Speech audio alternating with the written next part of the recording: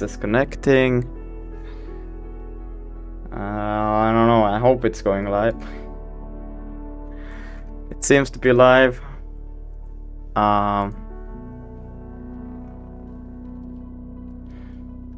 Oopsie daisy. Oh, I forgot the camera. No. How could I forget such a essential thing? How could this happen? There am I. Let's see where there it is. Video. Activate. Hell yeah. I hope that's an okay angle. Let's pop up. Pop out. Pop out. Same over here.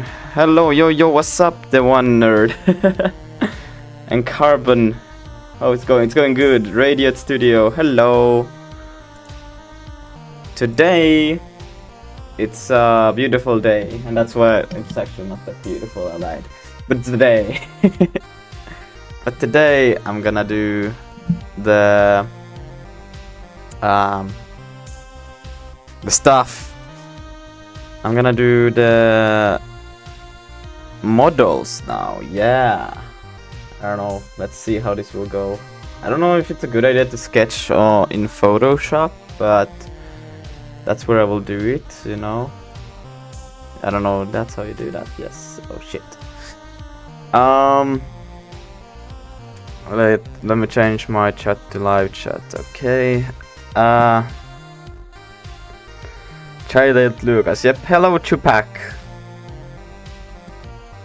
So basically, I think I'm just gonna go similar to Brute's IO's style. With the small legs, big upper body. Try to get something like that. I will draw with my beautiful hand. What is this? Yeah, okay, cool. Let's see how good this will go. This will go horrible, but that's okay. Okay, so basically, the Lucas 8 Lucas. Yep, kind of looks like Gang Beast. yeah, I guess. Let's see. I'll just sketch something. I'm not a good sketcher, but you know, it's gonna be something. You know, it's gonna be something like this. Yeah. It's really small legs. I don't know if I should have the legs like this, but I will just sketch them like this. Okay, that would be the legs. Maybe it will be the pants too, you know? Maybe it's both. And then they got like, I guess it's big pecs and lats, so it will be like this, and then go like that. Yes, it's okay. Beautiful. And then there should be like this will be the pec, right? Like that. Yes. It's man boobs now, and then there will be. I don't know if I will go for abs though, but we will put them there like that. Bam, boom. I'm so good at drawing. Just playing Counter-Strike Pump with 6. Cool. Big sketch. Yes. Oops.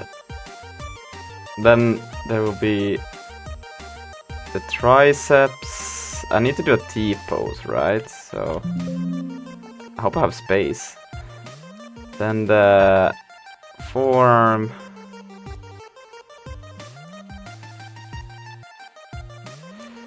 And then, I don't know, for hands I will just go with knuckles. How about that?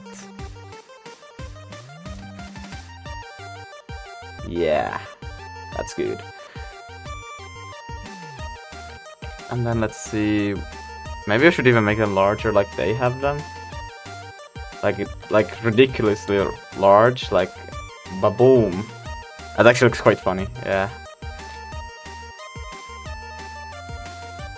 Yeah, like that. Rose, that's basically done in your game main character.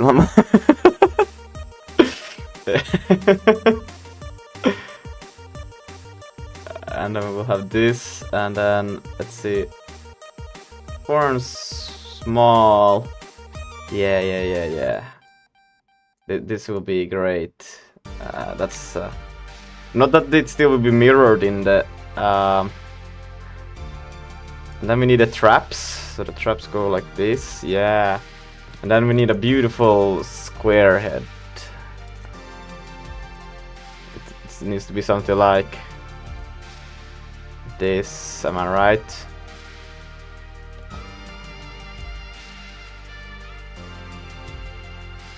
Yeah, I'm so good at drawing. And then we will put some eyes there, and then it looks so mean. I want it to be a bit more kind, but I don't know. What if I do like this? Oh, no. I think it was too squared, maybe. Is it too sharp? So if you do a little bit of...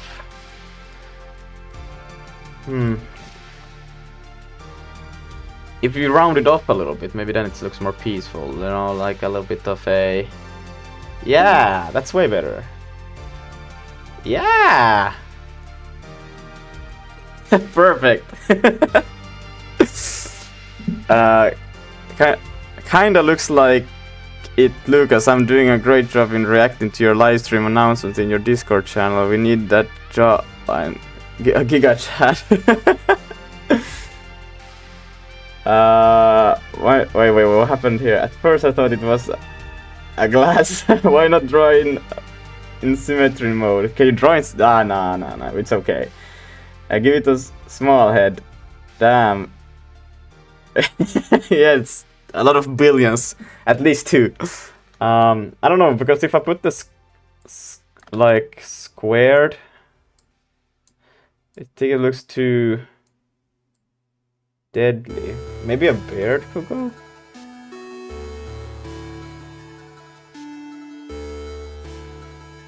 It's okay.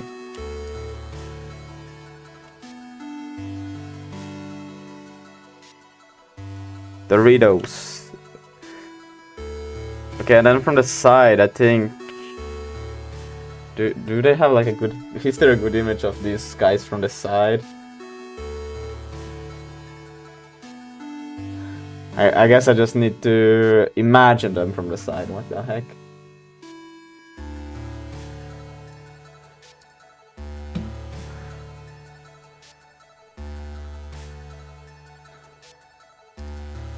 Well, I'm just imagining. I should just take a picture of myself. Am I right? Yo, T-Chef. Yeah, I'm gonna model in Blender. Let's do small feet. Well, that's really small feet. I guess that just makes it even funnier. The legs. And then I will have that. That's like almost should be, I don't know.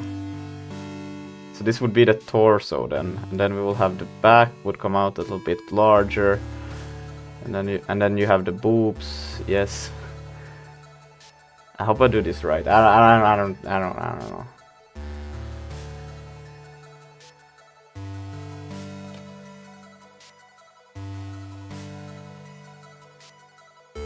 Then that would be the head over here. Not that it also needs to be a little bit... The head should actually be like...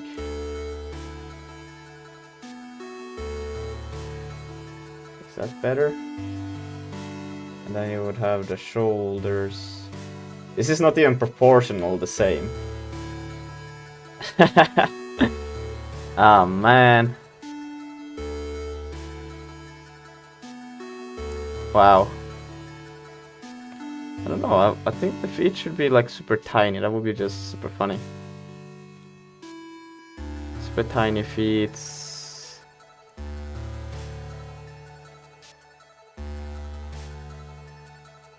Well, not that skinny though. Yeah, that's more like it. And then we put some... Yeah! Oh! It was so good! Ah!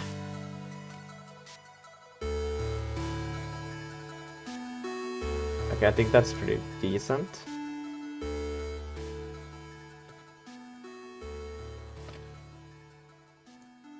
Should they have a butt? Should they have a butt?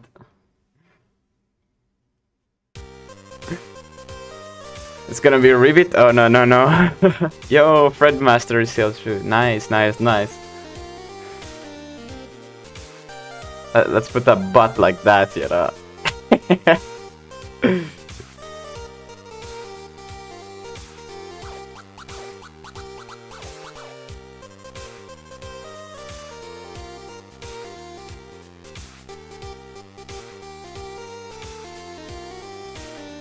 Yeah, oh shit, that was a pretty good head, but I think that's okay. Yeah, sexy booty over there, boom. And then this would basically be the arm. So, well, I guess if I put it like this, I don't really need to have it how it looks down. Yeah. Yeah, it would be something like this, and then there would be... Alright, I think that's good enough. A bit higher, I guess, would be better, but... I just need to somehow see it when I do it, you know, it's fine. I'm no artist, you know.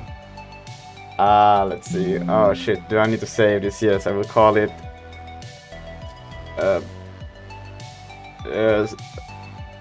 Big Chug. I don't know. It's called Big Chug now. This is dumb. Save it on the desktop. Let's go into Blender. I don't know, how do I get this image? I think it's... I have a good video that I'm trying to follow along. My finished face, but is used when I create a character. Go to Edit, Preferences, Add-ons, and search for Loop Tools, Rigify. Okay. Edit, Preferences.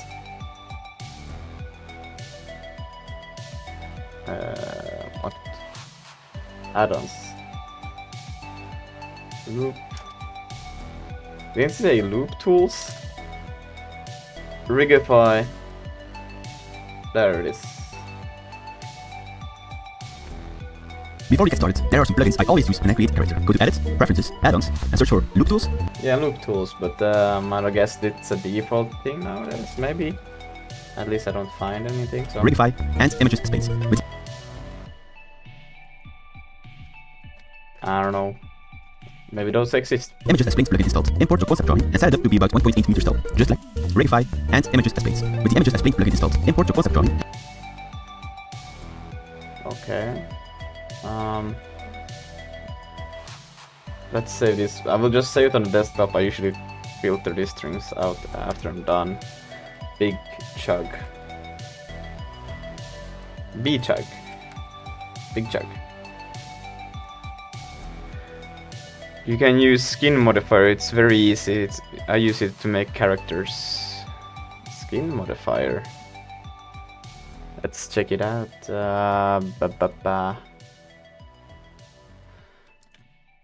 Blender skin modifier.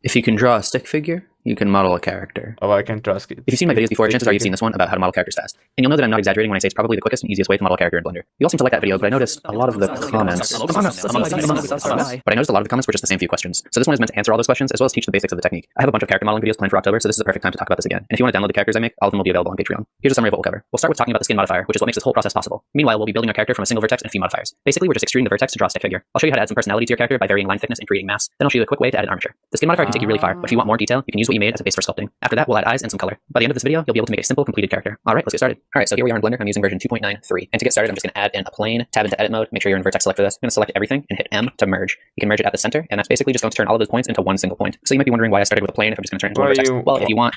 Why am I subbed? And why are you kind of cute? Thank you. Those are good questions. I don't know the answer to any of those. Yeah, no. Let's see. I wonder because I found this one they use pretty good also. Like this one is also, it uses the same thing. No. I made this one.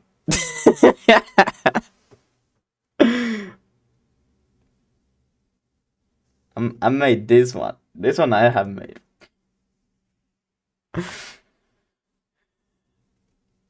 But torso. Then select the top. this is basically also like just modeling with the volume, I guess. I don't know what this is called, but it's art. Priceless. Yes.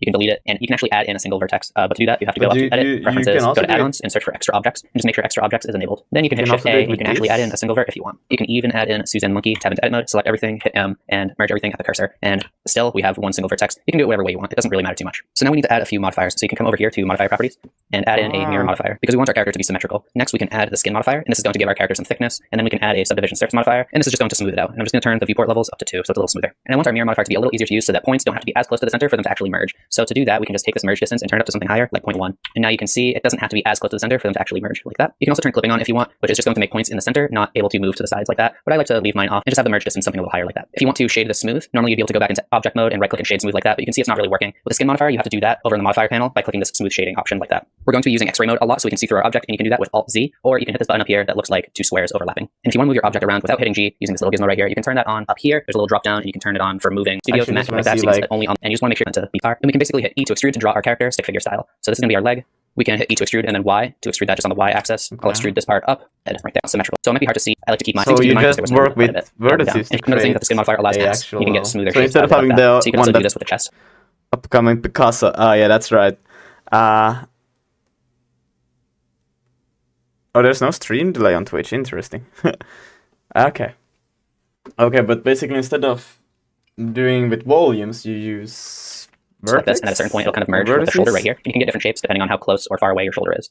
It's easier to demonstrate with a shape like this. You can see that when I scale the center point up, it'll slowly start to smooth out the shape, and you can see that it's kind of merging with the other points. If I scale it up high enough, it will just be one smooth shape connecting like kind of all of them. And this is a way to control like how much mass there is on certain parts of your character, and you can create like some more complex shapes this way. So I want our character to have skinnier neck, so I'll hit Control R to add a point in here, and I'll scale that down. And if you want the neck to be skinny and long, you can also bevel that one with Control Shift B like that. I'm going to scale the hips up with Control A until it kind of merges and we get a smoother shape. And if you want the torso to have a different shape, you can add a point in here with Control R, and you can scale that up too. So if you wanted to have like more bottom heavy or something like that, or a bigger chest, or you can use it to have like a slimmer waist or something like that. But I think I'll leave mine right here. So then you going for the wrist and the fingers pretty kind right here is all smoother, and then I'll move them to this little fix it. So this might be right here, like that. Just to make your character come out more, you can see that I have the mass like this. I Control Shift B. One, also something proportional editing. There's this circle too. I could have a see it's using proportional edit and touch the modifier, the vision surface, a smooth modifier, see model so far. So you don't really have to put in a ton of work to get as far as we got. And if you want your character to be more blocky, you can turn off the subdivision surface modifier, and you can see now we have this, it's like really low poly. Another thing you can do is change this to simple like that, and you can add in a smooth modifier like this, and this will let you control, I guess, like how blocky your character is if you want to be just a little smoother around the edges. So you have a few options. If you wanted your character to be asymmetrical, I'd recommend using a mirror modifier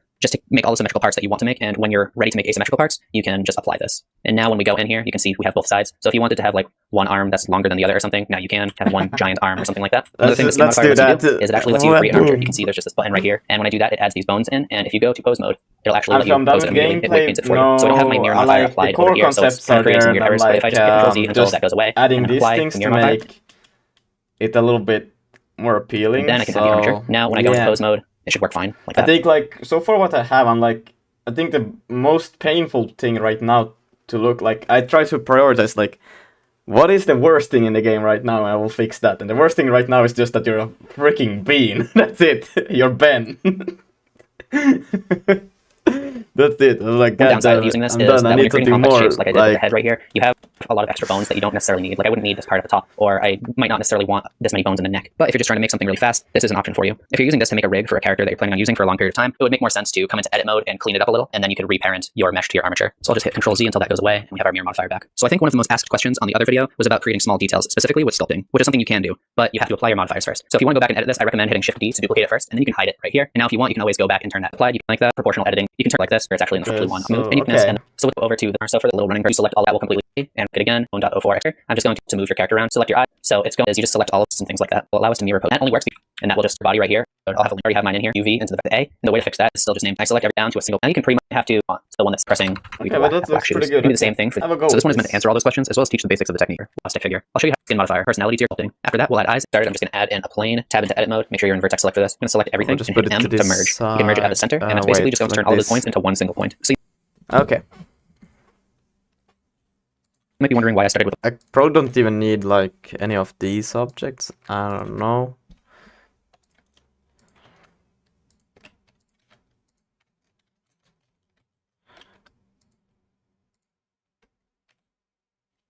With a plane and hit M to merge. You can merge it at the center, and that's basically just going to turn all of those points into one single point. So you might be wondering why I started with a plane if I'm just going to turn it into one vertex. M to merge? For sculpting. After that, we'll add eyes and some color. By the end of this video, you'll be able to make a simple, completed character. Alright, let's get started. Alright, so here we are in Blender. I'm using version 2.93. And to get started, I'm just going to add in a plane, tab into edit mode, make sure you're in vertex select for this, and select crazy. everything and hit M to merge. Thank you can you. merge it at the center, and that's basically just going to turn all of those points into one single point. So you might be wondering why I started with a plane if I'm just going to turn it into one vertex. Well, if you want, you can delete it, and you can actually add in a single vertex. But to do that, you have to go up to Edit, Preferences, go to Add-ons, and search for Extra Objects, and just make sure Extra Objects is enabled. Then you can hit Shift A, and you can actually add in a single vert if you want. You can even add in Suzanne Monkey, tab into Edit mode, select everything, hit M, and merge everything at the cursor. And still, we have one single vertex. You can do it whatever way you want. It doesn't really. Do you need a skin modifier as a add-on, or is it by default? Okay, I don't know. I just got here. really matter too much. So now we need to add a few modifiers. So you can come over here to Modify Properties and add in a mirror modifier because we want our character to be symmetrical.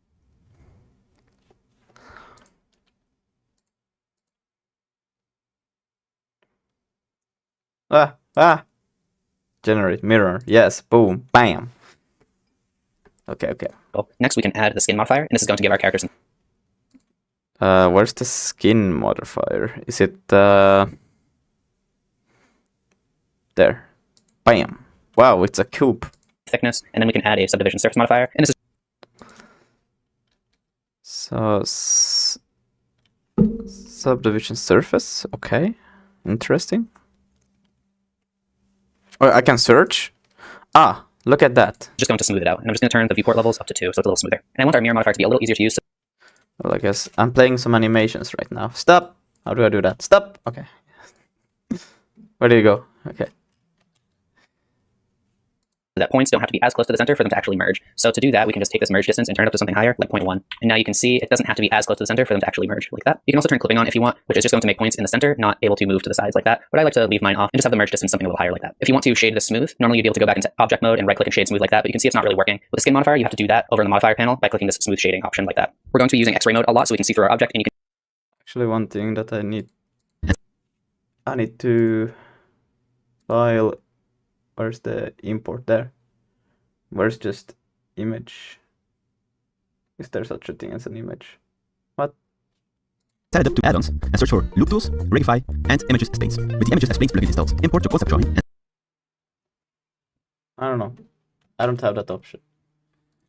File, import. Why is this Discord in here in the way? Oh no, cancel. How do I disable that? I don't want want that Discord to be in the way.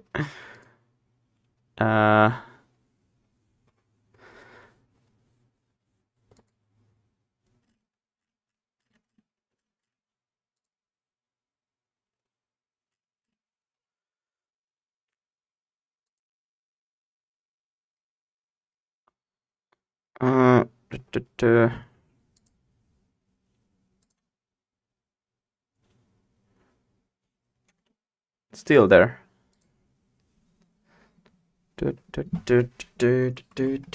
Okay, wait. Game overlay here. This one. Can I disable it? Like so? No, it's still there. What? Submit. I just don't want it on. Thank you. Okay.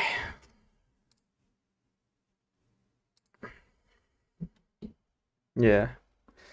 Okay, but I should be able to find in file import, and then there should be image as, what is that? Panes. Image as panes. But I don't seem to be able to find that images. Am I blind? I don't see it. Whatever. Can I maybe do this then? Desktop. And then we'll take big chunk. Can I just drag it in like this? No? Okay. Only be added at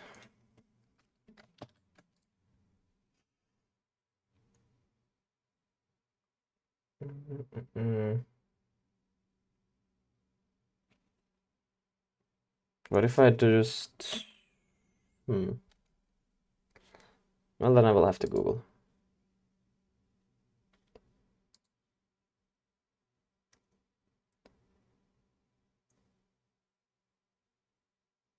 Image? There's like, what do you mean image and ref? Oh wait. In Blender, Shift A and then image. Ah. I don't even have such an option. Or maybe do you mean like this? Ah, okay, yeah.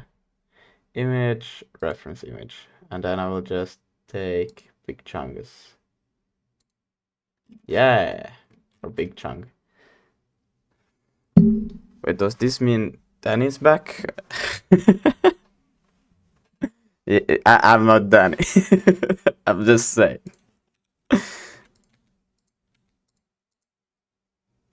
We need Bean. We don't have Bean. We have Ben. And set it up to be about 1.8 meters tall, just like me. Duplicate and rotate it to I need it to be, I guess. Let's do minus 180. And then, yeah, 90 here. And what is this? Oh, you can do like this. Interesting. And then I want to restrict it there. Put it about there. How is it the numpad that you do? Yeah. What side am I on? Where am I? How did I get here? Okay. Yeah, okay, I want it in the negatives. Then, okay. Yeah.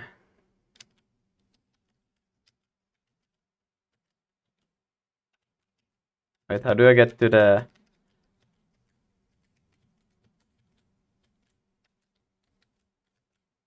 How do I get to the... I press 1. Am I in... Where am I?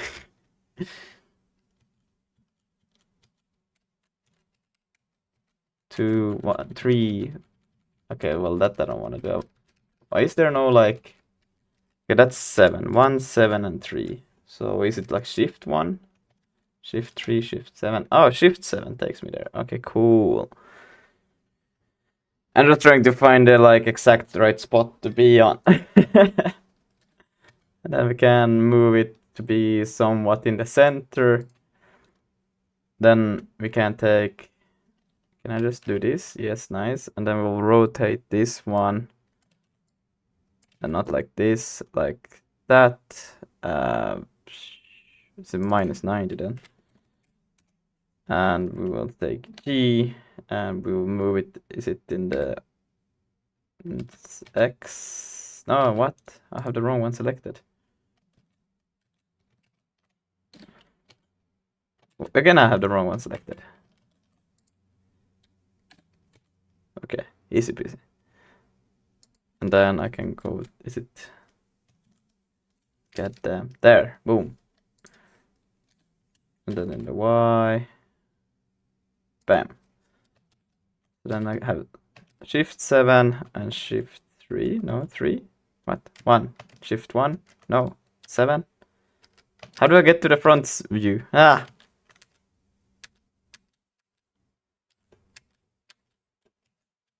Ah! Oh no. Ah, look at that. A little bit up.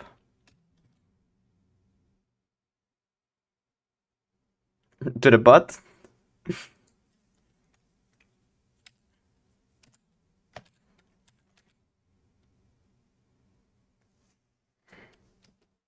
But like, why isn't there just an easy key to get to the front? Ah, control 1. And then 3, control 3. Okay, so control 1 and control 3. Yeah.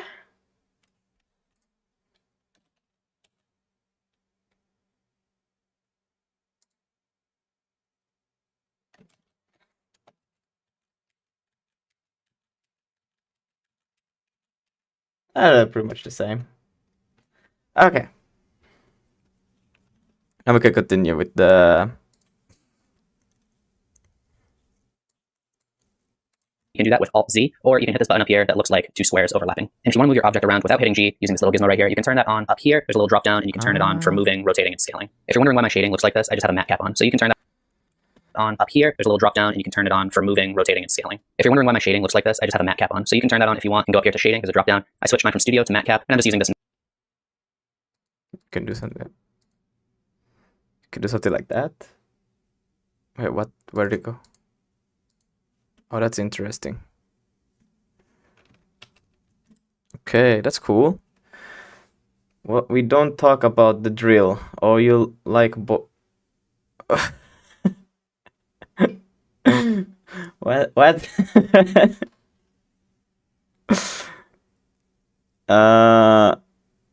Move the...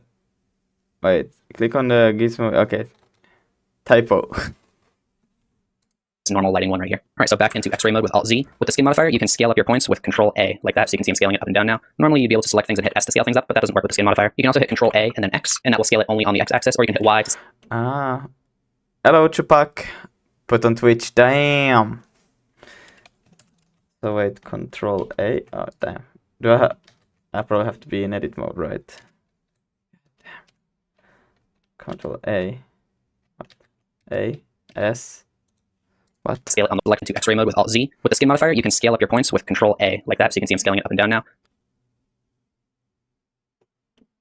Control-A. And then I can restrict it on the X or in the Z. I can't restrict it in the Z. Okay, cool. In the Y, we can make it super flat. Pretty cool, pretty cool. Okay. Normally, you'd be able to select things and hit S to scale things up, but that doesn't work with the skin modifier. You can also hit Control-A and then X, and that will scale it only on the X-axis, or you can hit Y to scale it on the Y-axis like that. If you don't want to use these shortcuts, you can hit N to open up the side panel right here, or there's a little arrow. Wait. Z. Why can I not scale on the Z? Control-A, Z. Do I have it restricted somehow?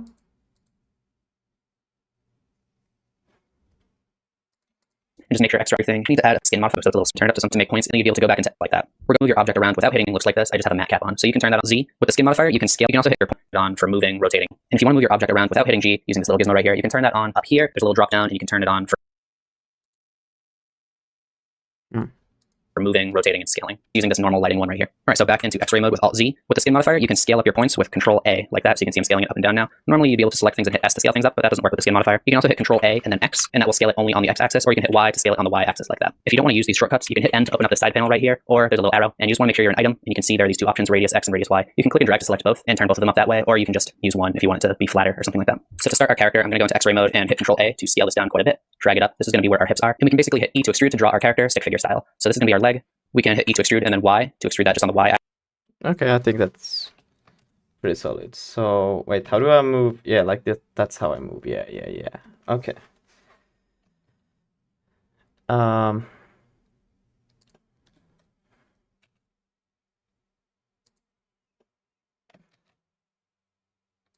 then I think, well, I guess it makes more sense if it's not like direct straight, it's just a little bit more like this. That's cursed. Why did it become small? What happened? Okay. Turn on X-ray. Axis. I'll extrude this part up. That will be our spine. Be our leg to scale this down quite a bit. Drag it up. This is going to be where our hips are. And we can basically hit E to extrude to draw our character stick figure style. So this is going to be our leg. We can hit E to extrude and then Y to extrude that just on the Y axis. I'll extrude this part up. That will be our spine. Why is it like not in the center of the, like, why is it at the edge? Skin, Oh, look at that. Bam, bam, bam. Pretty cool.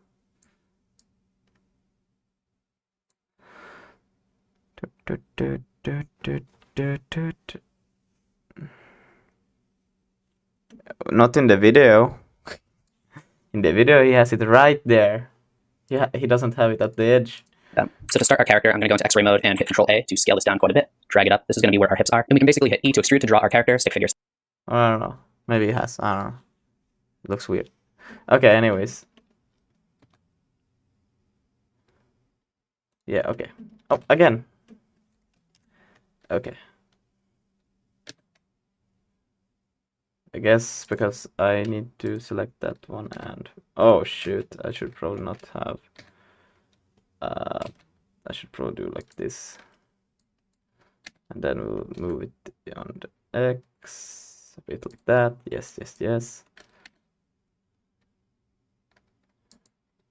And then feet goes like that. Yes. Style. So this is going to be our leg. We can hit E to extrude and then Y to extrude that just on the Y axis. I'll extrude this part up. That will be our spine. That can be our shoulder right there. And we'll have arms. This will be our neck and our head right there. And if we want, we can make our feet flatter. This is perfect.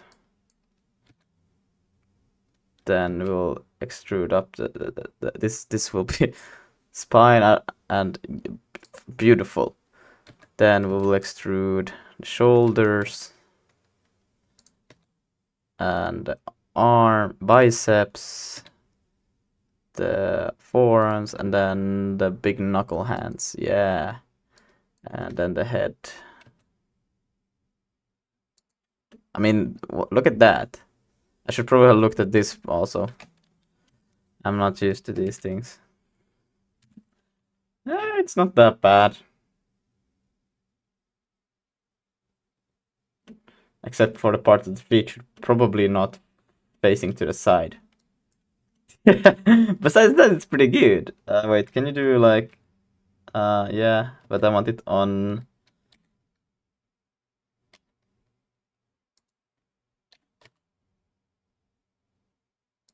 What if I delete? Can I delete them? Where is this? Ah, what the fuck?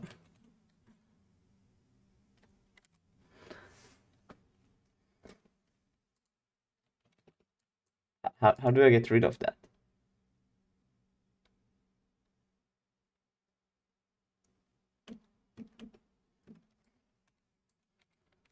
I don't know.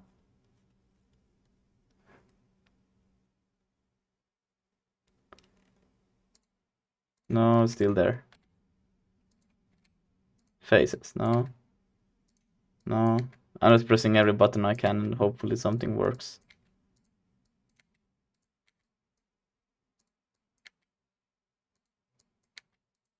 Yeah. Vertices deletes that whole thing, so that's not good. Or maybe we can. Maybe it works. Maybe just maybe.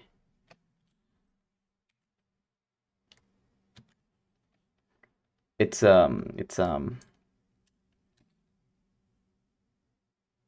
actually what I need to do, I just realized, is that this should be a bit higher, and then this should be like this, this should be like that, and then we should have an extrude like that. Yeah, that's way better. Look at that. It's horrible. Give it toes. No.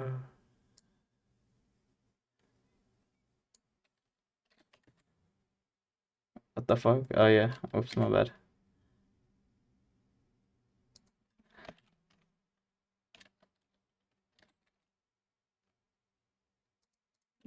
I think that's pretty cool.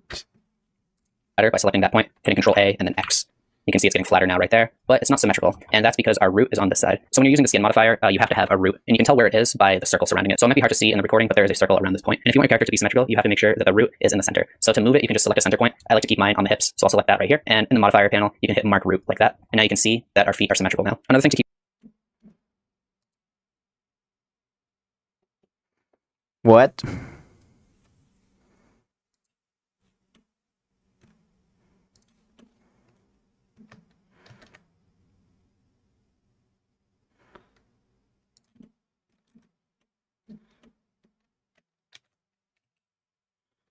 Why can I not scale it on the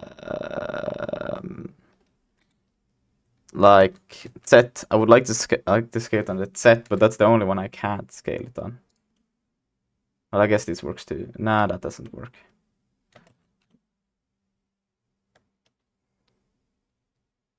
extra detail, you win. Yeah. Well, I guess then we'll just go with that. That looks cursed, but it's got the work. Beautiful feet. Keep in mind is that if you have any disconnected parts like this, you have to make sure that each separate portion has its own root. So if I add a root right here, now it's working, but before it wasn't because there was no root. All right, now we can start scaling some points up. So I'm going to start with the head. I'm going to hit Control R to add in a loop cut like that. Control A to scale that up quite a bit. I want this to be a little more spherical, so points up. So I'm going to start with the head. I'm going to hit Control R to add in a loop cut like that. Control A to scale that up quite a bit.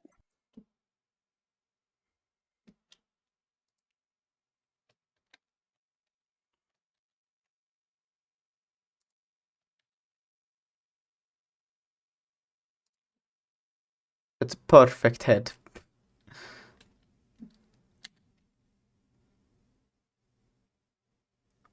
That looks actually quite funny. Should I just go with... Oh no. They look dumb as fuck. No, I don't know if I will go with that. We'll see. Please move me to your live channel Discord, please.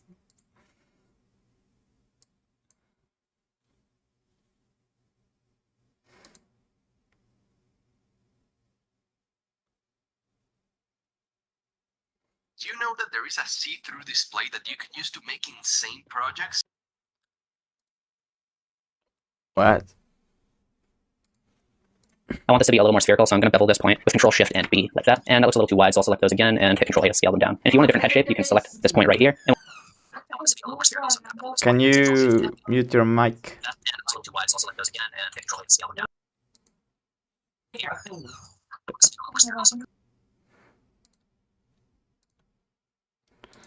Let's see.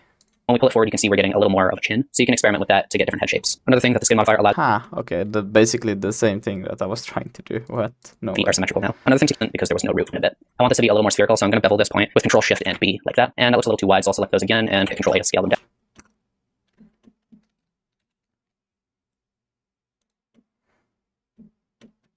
And it's to be a little more spherical, so I'm going to bevel this point with Control Shift and B like that. And that looks a little too wide, so I'll select those again.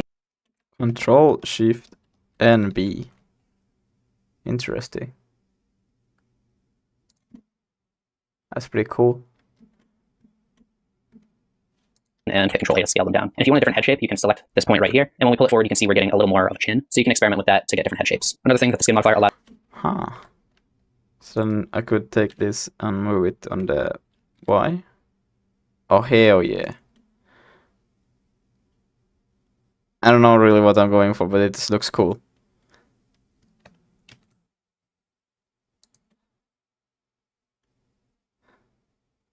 Yeah, sure, let's go for this. Allows you to do is if you scale points up that are close to each other, they'll kind of merge with each other like this. You can see they're merging, and they'll kind of share each other's mass. You can get smoother shapes out of it like that. Each other, they'll kind of merge, so you can experiment with that to get different head shapes. Another thing that the skin modifier allows you to do is if you scale points up that are close to each other, they'll kind of merge with each other like this. You can see they're merging, and they'll kind of share each other's mass. You can get smoother shapes out of it like that. So you can also do this with the chest like this, and at a certain point, it'll kind of merge with the shoulder right here. And you can get different shapes depending on how close or far away your shoulder is. It's easier to demonstrate with a shape like this. It will just be this way. So Control Shift B like that. So I'll hit Control R to add a point in here, and I'll scale that down. And if you want the neck to be skinny and long, you can also bevel that one with Control Shift B like that. I'm going to scale the hips up with Control A until it kind of Control Shift B. Why does the model look like Stickman from the mobile ads? Maybe should I make a mobile game like from those mobile ads? Oh man, those games actually look so goddamn addictive. Ugh. merges and we get a smoother shape. And if you want the torso to have a different shape, you can add a point in here with Control R, and you can scale that up too. So if you want Yes, the goody duck. The goody duck. Damn. to have like more bottom heavy or something like that, so bevel that one with Control Shift B like that. I'm going to scale the hips up with Control A until it kind of merges and we get a smoother shape. And if you want the torso to have a different shape, you can add a point in here with Control R, and you can scale that up too. So if you want it to have like more bottom heavy or something like that, or a bigger chest, or you can use it to have like a slimmer waist or something like that. You can also change the leg shape quite a bit by scaling up this point right here. If you turn it up high enough, you can have a character that's shaped like a Pixar mom or something. But I think I'll leave mine right here. So I'm going to select the wrist and pull it up slightly right here. And if you want to extrude this in the same direction that it's already going, I found the easiest way to do that is by hitting Control R to add in a loop cut like this. Then you can hit G twice, and that will slide the point along the loop like that. You can also select the point on the end, hit G twice the same way, and you can see it's not going further than it already was until you hold Alt, and then it'll allow you to go further like that as far as you want. So I'm just going to scale both of these down. This is going to be our wrist, and this is where we're going to start making our hands. So I'm going to hit 7 to look from the top, select this point right here, and the shape I found that works best for hands is just kind of extruding fingers from the center like this. So we'll have 3 right here, and we'll have a thumb I'll select all of those and scale them down so it's a little easier to see, and it's already kind of coming together like that. Then we can just select all of these points right here and extrude them at the same time with E, and we can do the same thing for our thumb. And the reason I add a wrist right here is so we can select this point and scale it up with Control A. And when you scale it up high enough, the mass will merge with the other points around it. And this point right here will keep the wrist small. So now you can move these points around with G or scale them apart for a more natural shape like that, or you can scale all of these points up where the knuckles are so that they merge together and have like a smoother shape. And if you're not happy with the amount of digits that I have right here, you can make as many as you want with this setup. So I'm just going to select these and hit Shift D to duplicate them, and then I'll just select this point and that point and hit F like that. You can just do that a few times like that. And then I'll select all of them and move them to the center. And you can see sometimes it'll get kind of broken and you have to move them around a little bit for them to start working correctly. But a lot of times just scaling this point up more will fix it. So this might be excessive, but it's just a way to show you that you can make as many fingers as you want. Personally, I like to stick with 4 digits on my hand. If you want to add some knuckles, you can just select all of these points right here and right click and subdivide. And I want to have more knuckles than this. So there's this little box that pops up when you subdivide it. You can just open that up and change the amount of cuts like that. So now you can see. Bruh.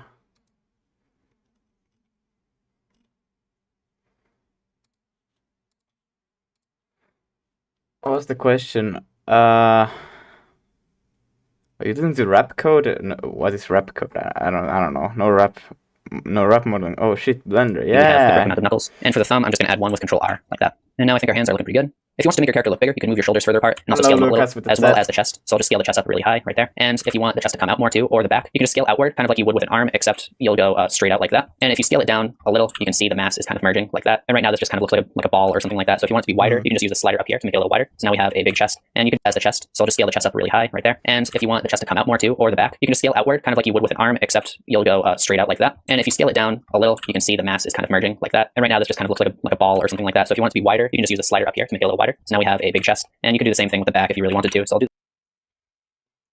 Okay. Let's go here.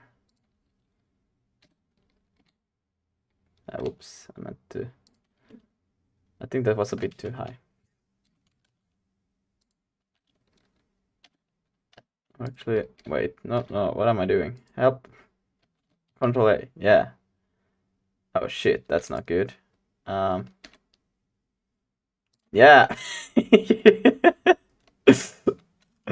What do I extrude to get like a? That's not what I intended to do. Do the same thing like that, straight out like that. And if you want the chest to come out more too, or the back, you can just scale outward, kind of like you would with an arm, except you'll go straight out like that. And if you scale it down a little, you can see the mass of the back. You can just scale outward, kind of like you would with an arm, except you'll go straight out. Scale outward, but that's wait. You press G and then Alt, and then he dragged it. I don't know. I can't do that shit. What if I do Control Shift B? Just to, and then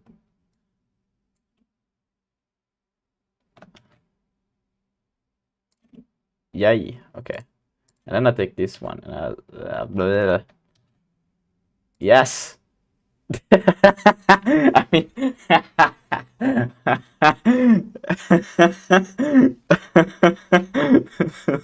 now we're talking.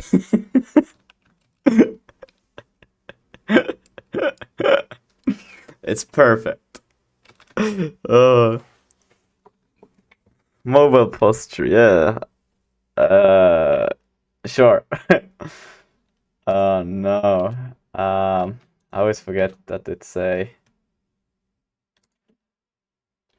I don't seem to be making it any better. Like it just seems to be getting worse the more I try to do stuff. Let's see. I'll try to do this, and then I will take this one, and I will. No, I don't want it to blend in. I just. How does he do it? Out like that. And if you scale it down, smooth out the shape, Control A to change the leg shape. So I'm going to select, then you can hit G twice, and that will slide the point along the loop in the same direction that it's already going. I found the easiest way to do that is by hitting Control R to add in a loop cut like this. Then you can hit G twice, and that will slide the point along the loop like that. You can also select the point on the end, hit G twice the same way, and you can see it's not going further than it already was until you hold Alt, and then it'll. Okay, so I press on this at G twice, and I hold Alt. But that's I'm just moving along the axis, not what? Check Discord through general. You can press 1, 2, 3, and 9 for flipping view to look around perfectly on identify to make it view on a. Yeah, okay, thanks. Discord general, what's happening there? food.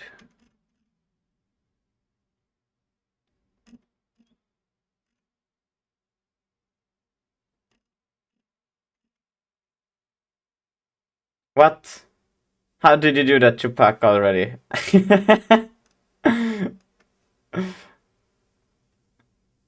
That's absolute fire. What the hell? How did you do that?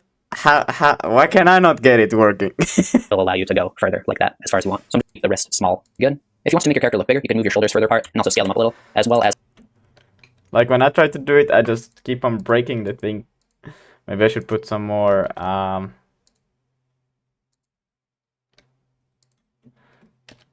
always forget it's. Okay, I see now. That's funny. Oh, look, I got it. I think. Boom.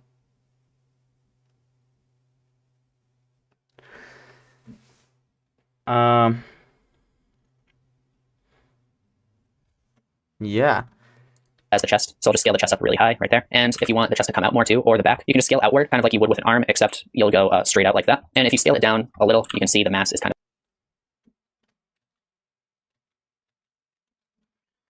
So let's take this one and just move it on the set down. Yes. Yes. Yes. And then if I do no, Control A, but then I want to scale in. I don't want it to scale like backwards. I just want it to scale forward. Do I have to do an extrude like this and scale that thing? What the fuck? Now it doesn't look at all like it's supposed to look. What is that?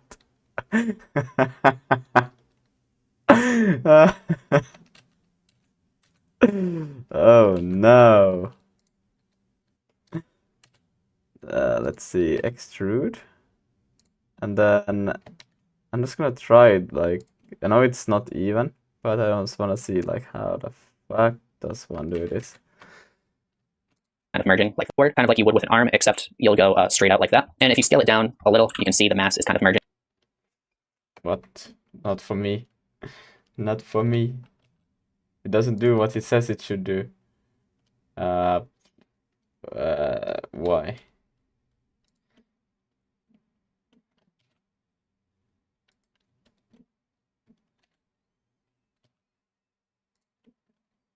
Can I rotate it somehow? This is weird.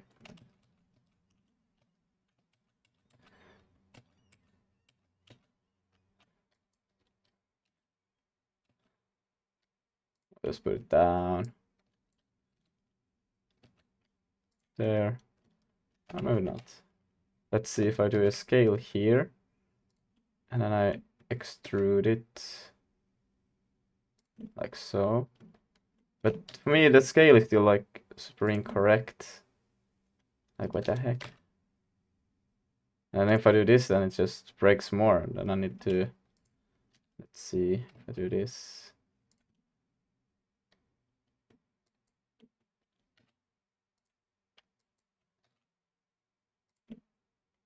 That's not correct either.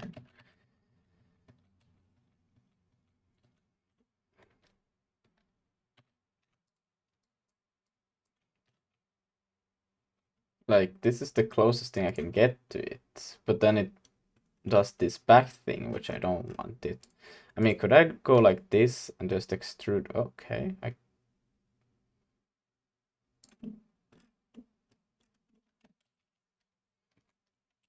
see on the Y. And just scale this one down as much as possible. Why did this one now get messed up? What the fuck? I will extrude then the other way around because it seemed to have the effect that I wanted on the opposite side. Well, now it doesn't. Why? Well, you know what? Let's leave it at this. I still like that this actually works kind of like traps somehow.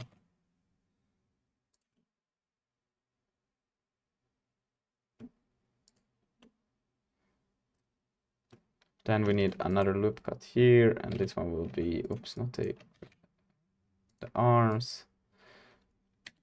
And we will move this one on the X. Then we'll move the, what? Like so. And then we need another loop cut here. Scale it a little bit like so. And then we're at the end. I think if I do this and then this. Ah shit, seems like we need another one. Extrude it a little bit.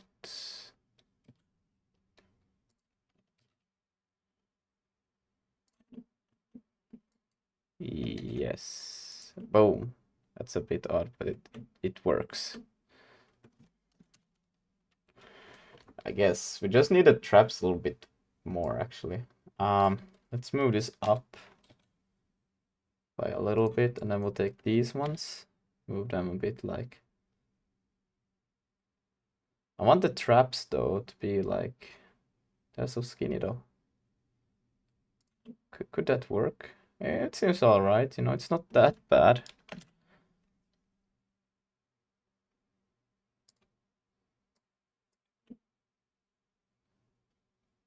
Meh. I think it's all right. You know, I could have done way worse.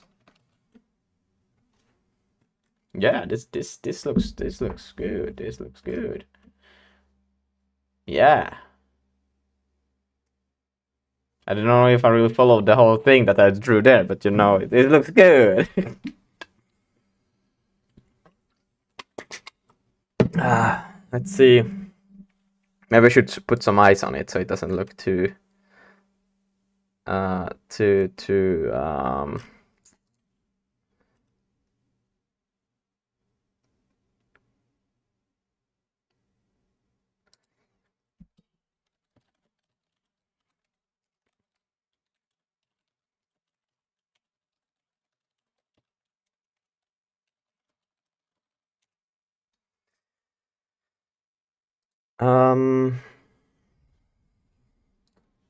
what are you saying? Okay. Oh, you sent another picture of the thingy. Damn. Okay. I think we can put the eyes in. Like that. And right now this just kind of looks like a ball or something like that. So if you want it to be wide a little, you might have to, we'll just add a point in between there. You can just do that with these right here. With Control-Shift-B, the one, I'll scale to something you can editing by hit circle now and kind of leveraging character like that and moving to the other points. If you don't have proportional editing on for this, you would have to scale them down each separately, and it just makes it easier when you're using proportional editing. Another thing you'll notice is that instead of following the chain, it will kind of scale everything down that's in the circle. So if you want to scale things down that are only connected and touch the connected parts first, there's actually an option for that in this drop down right here. You just have to check connected only, and then it'll try to see what's connected and scale that down first like that. You also have a bunch of different fall off shapes in here if you don't like the shape that it's producing. And now the big ton of work to get as far as we got. If you want your character to be more blocky, you can turn off the subdivision surface modifier, and you can see now with this. And this will, I'd recommend using a mirror modifier just to make all the symmetrical parts that you wanted to have like one degree in armature for you. So I don't have my mirror modifier applied over here. Now when I go into pose mode, I don't necessarily need, like I wouldn't need this part at the top, or I'm planning on using for a long period of time, it would make a mirror modifier back. So I think one of the most asked questions on the other video was about creating small details, specifically with sculpting, which is something you can do, but you have to apply your modifiers first. So if you want to go back and edit this, I recommend hitting Shift D to duplicate it first, and then you can hide it right here. And now if you want, you can always go back and turn that back on, and it still has all the modifiers there. But on this one, we can just apply this one, and you just want to start from the top and apply them going down like this. And Shift B, eh? That did nothing. now that everything, turn that back on and your modifiers first. So if you want to go back and edit this, I recommend hitting Shift D to duplicate it first, and you can hide it right here. And now if you want, you can always go back and turn that back on, and it still has all the modifiers there. Why doesn't mine look the same? Like what? He just copies the whole thing, and I'm like, yeah, no, not happened. What? Shift D. I don't know. Doesn't do anything. Or like it does the wrong thing. That's what it does. Control D? No. What if I just Control C, Control V? Yeah, that's more like it. And then if I'm... What mode am I in? Yeah, and if I put it here, we can see that it's the same. Yeah. So then I can hide that one, or actually, yeah. Yeah. On this one, we can just apply this one, and you just want to start from the top and apply them going down like this. And now that everything is applied, you can tab into edit mode, and you can edit this. I recommend hitting Shift D to duplicate it first, and then you can hide it right here. And now if you want, you can always go back and turn that back on, and it still has all the modifiers there. But on this one, we can just apply this one, and you just want to start from the top and apply them going down like this. And now that everything is applied, you can tab. So apply, and apply. Add into edit mode, and you can actually move this around however you want. For instance, you could come in here and bevel this and create a nose or something like that. And if you wanted to smooth it back out, you could add another subdivision surface modifier in here like that, and I'll shade that smooth also. So now we have a little nose. You could also use proportional editing in here too. Or if you want, you can go into the sculpting tab up here, and you can start sculpting on your character however you like. If you want more fine details and you're not worried about the topology, you can turn on dynamic topology up here, and this will allow you to create more fine details like this. So next I'll add in some eyes with Shift A, and I'll choose a UV sphere like this. I'll rotate that on the X by 90 degrees. Look from the front, scale it down a little first. I'm just lining up one side right here. And then you just want to make sure it's actually in the front, not inside the head too much. Yeah. Wait. Shift A. So I'm also gonna do a isosphere. Nah, well, I guess I will just go with the UV sphere. Wow, look at that. Scale it down, move it up, and then is it Y? Yeah. And we can add a mirror modifier to this over here. And for the mirror object, we can select our body right here, and that will make it so that there's actually one on the other side. So when you have this where you want, I recommend hitting Control A to apply the rotation and apply the scale. Select this, right click, and shade smooth. And you can use the same method to add some eyebrows too if you want. So for the eyebrows, I just used a plane and use a mirror modifier to bring it to the other side, a solidify to give it some thickness, and Whoa. Okay.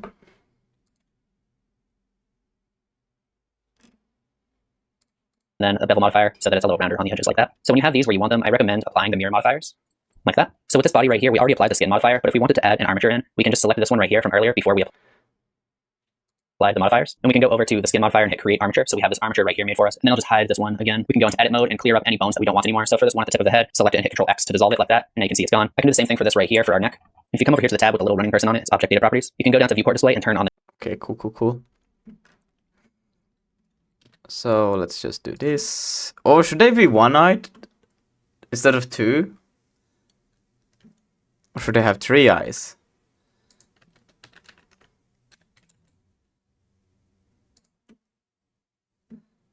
Yeah, Cyclops. I think the 2 eyes makes a lot of sense still though.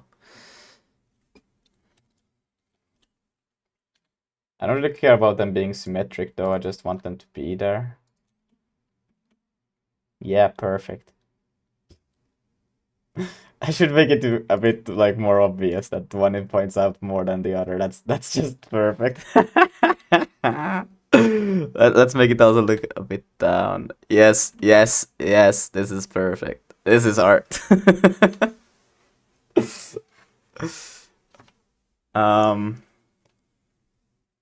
okay.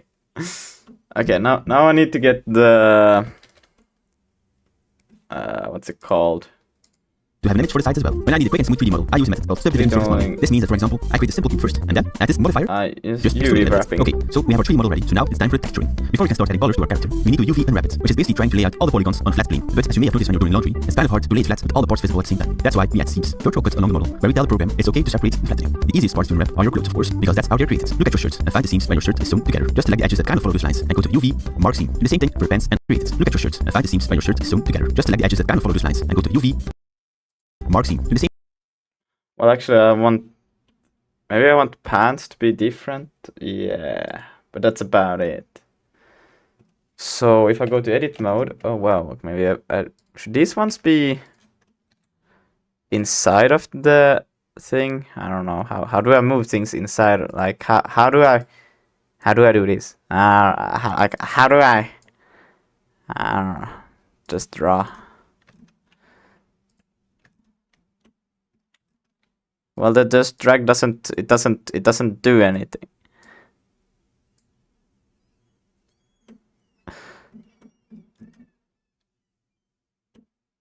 Okay. But if I go back to it, oh yeah, I need to select this one. Plane, okay. So was it Alt? Shift Alt, right? So now I have these ones. Same thing for pants and arms. Try to find a line where you take your virtual scissors, and after your cuts, the skin will just lay flat. Kind of like an E mark seam. Do the same thing, because that's how they're created. Look at your shirts and find the seams when your shirt is sewn together. Just select the edges that kind of follow those lines and go to UV mark seam. Do the same thing. UV mark seam. Did I do it right? I hope I did. Like everything else will be the same color. I just want this one to be different. Yeah. Control P. So wait, select. Okay, well, select one eye first, then shift select the body and press Control. Make sure you're in the object mode.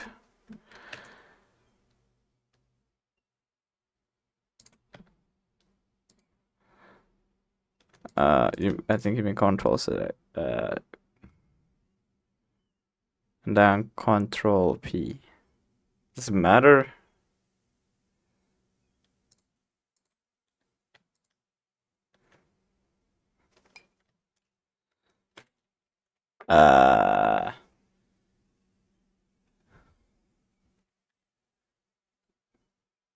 Object. Okie dokie. Like so. Pretty cool.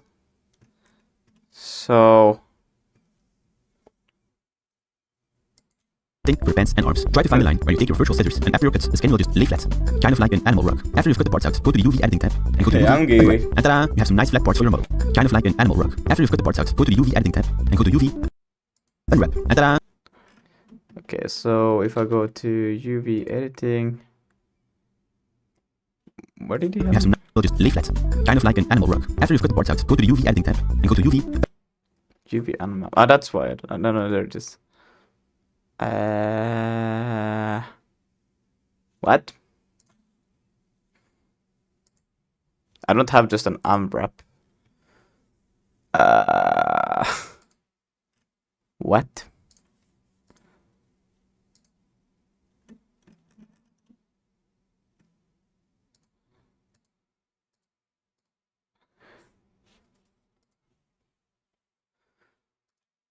We'll see what happens if I press this thing. Nothing happened. I don't know.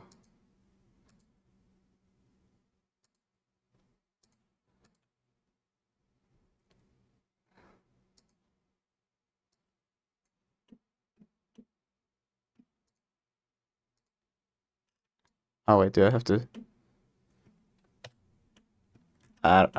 Why is this eye not selected in the? Like, it is still part of it, but it's like somehow not included. What?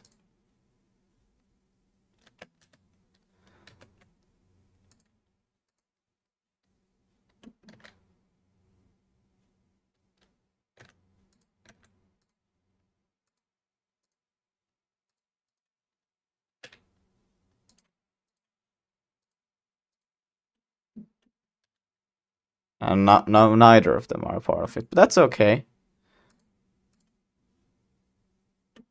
Well, that's super cursed. But I guess it's okay.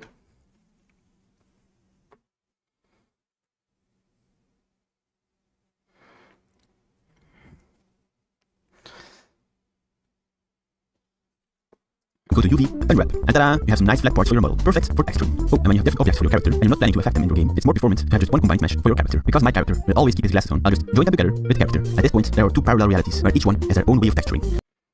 Oh, you can join them also, that's good. With the character. At this point, there are two parallel realities. Some nice flat parts for your model, perfect for texturing. Oh, and when you have different objects for your character, and you're not planning to affect them in your game, it's more performant to have just one combined mesh for your character. Because my character will always. I guess I could also do that. Oh, whoa, what happened? Oh, whoa. Oh, wow. So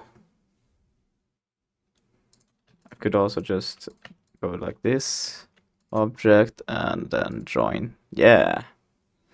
Why do you, doesn't matter what the name got. There's just one tiny difference, that one thing I need to do. I should probably have thought about this before, because now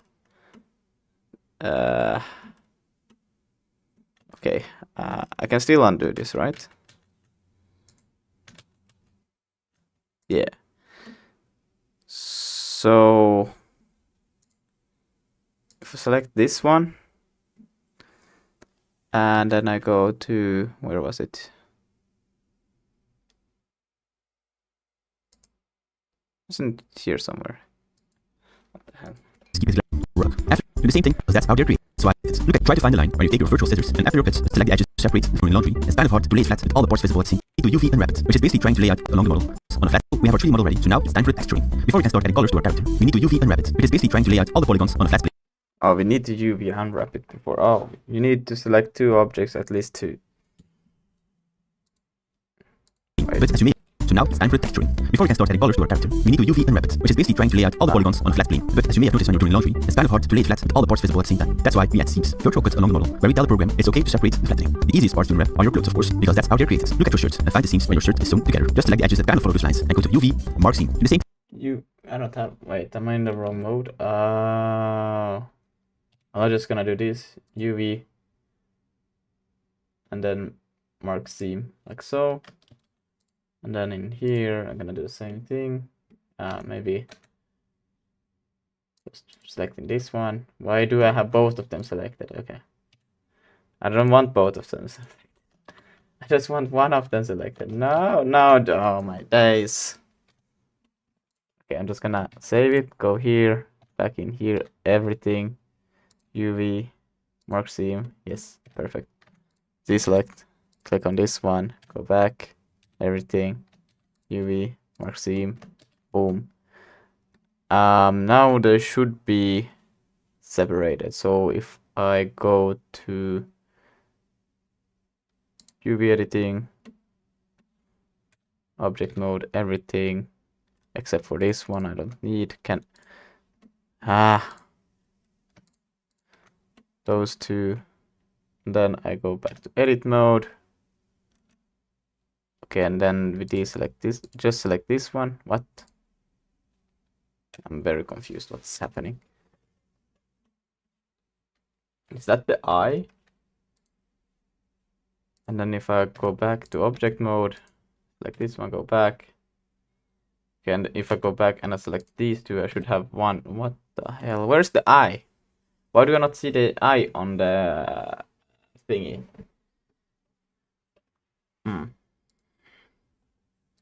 Thing for pants and arms. Try to find the line where you take your virtual scissors and after your cuts, the skin will just with the character. At this mesh for your character. Because my character will always keep his glasses on, I'll just join them together with the character. At this point, there are 2 parallel realities, where each one has their own way of texturing. There is the easy and fast, but less artistic way, and the longer, but more freedom way. The easiest way to texture a character is by creating a color palette and importing it into your material in Shading tab. Move all your UV islands out of the way and place them one by one to the correct color. And you're done. Super quick and easy. However, I like to have some more control of the materials. Yeah, I think that is what I will go for. I will just go. I will create a new one. Let's do it 1,000 by 1,000 because we need the eyes in there here too, I guess. So we'll do like this. Take about like that, yeah. But make it another color, like white. Yeah. Oh shit. And then we will just take okay.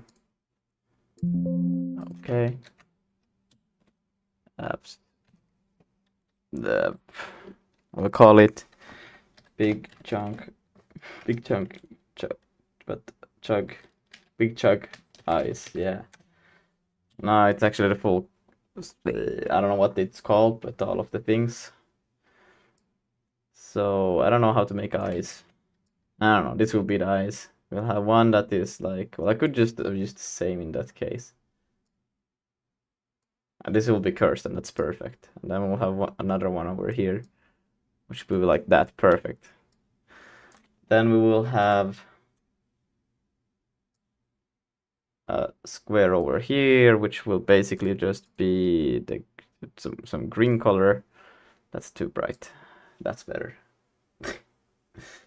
And then we'll put another one over here, which will be brown for pants, because pants are brown. How do I get brown color?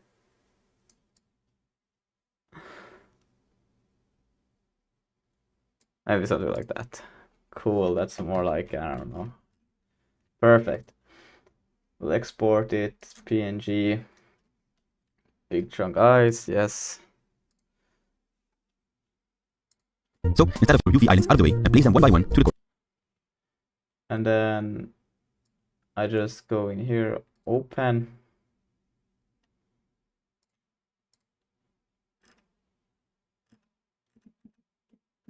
Am I even run like, oh yeah. I don't know, it doesn't really seem to apply anything. Oh wait, do I need to put also, oh shit, I pressed that one, should I press this one? Oh, I can hear the computer going crazy. Oh no. It was too much. Yeah, my Blender froze. Amazing. All right, I will see some Discord. Okay, never mind. It's back. That doesn't look all right at all. Oh yeah, because I don't have any form of light. But that should still. But I should still see like colors, because something is on colors here. Like what the fuck?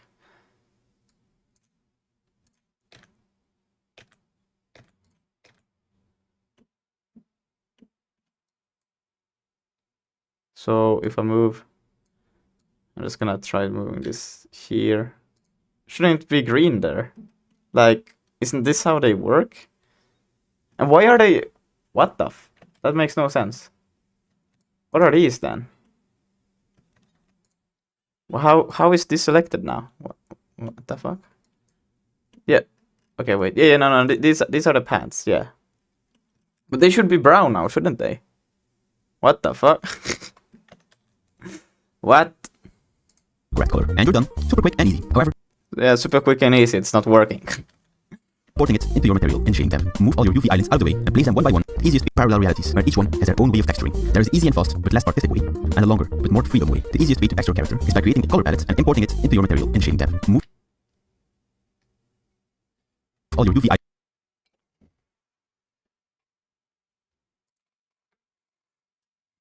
Quick and easy, islands out of the way and place them one by one to the correct color. And you're done. Super quick and easy. However, I don't think so. Let's see. Do I have to do something here still?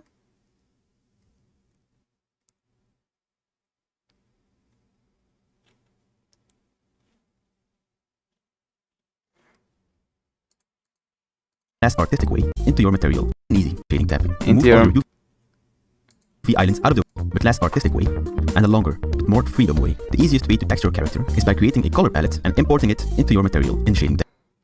Into your material. Okay, so I just need to create a new material. I will call it, as soon as it starts loading, I will call it something. Okay, I will call it chunk material. Yeah, chunk material.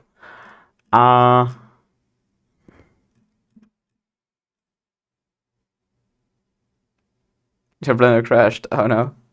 That's good to remind me that I should always be saving. Now, how do I open that menu? There's some settings, but not what I'm...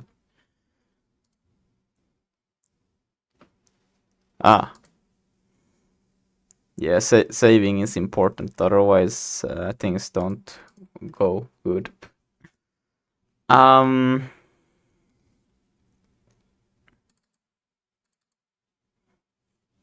How does that person open that edit menu? Like I don't get it. How is it being done?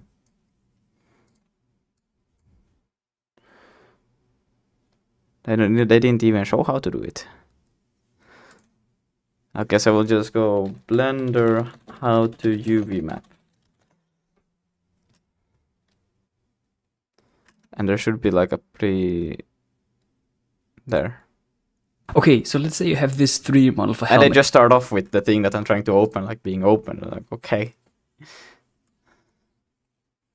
Here's how to UV map anything in Blender 4.0, including previous 3.x versions. I'm using vanilla Blender here with no extra UV mapping add-ons or plugins. Also, stick around to the end where I summarize a bunch of tips in less than a minute. The XYZ coordinate system and converting it to a 2D coordinate system. UV mapping involves cutting seams as natural seams are. Of course, you have objects that just don't. Practices involve placing. You don't see any noticeable seams, and you shouldn't try to battle that whole process.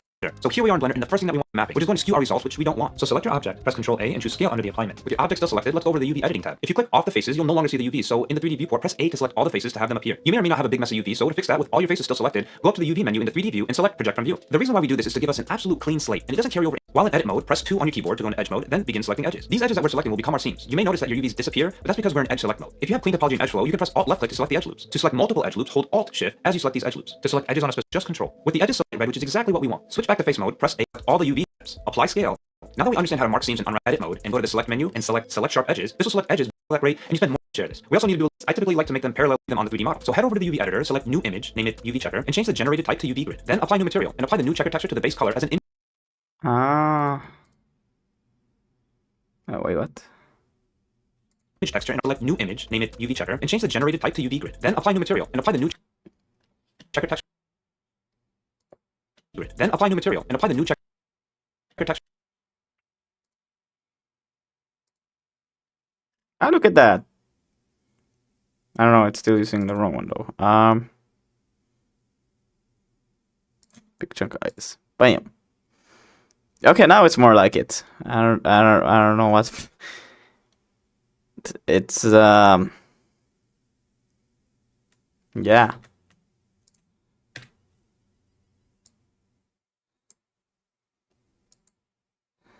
Well, actually, this one is supposed to be here, but this one is not supposed to be here. It's supposed to be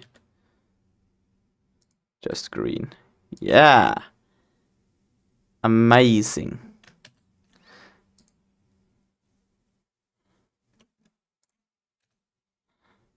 And then I can select all of these. Object. Can I just do a join like this? Where is it? There. Boom. Let's see what happens. And then if I select a eye, whoopsie daisy. What happens actually if I do this? Edit mode. Go back to edit. Why can't I go to edit mode? What the fuck is happening? Okay, like this. Okay. Now I would like to. Where did the eye go? The eye oh yeah, it's part of this thing, right?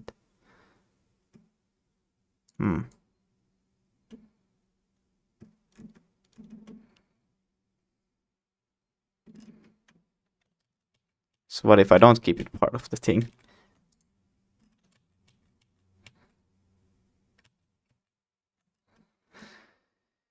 And let's see, can I still?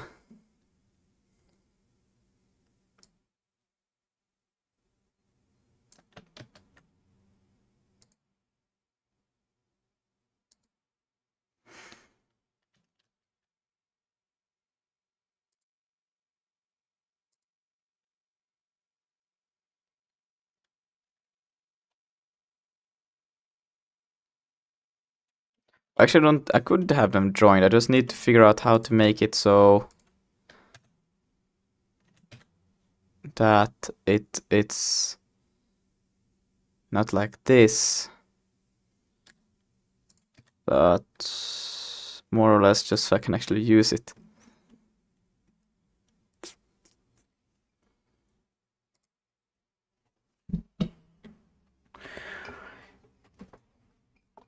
What? Well, what? It's correct now. Zombie, it joined. Yay.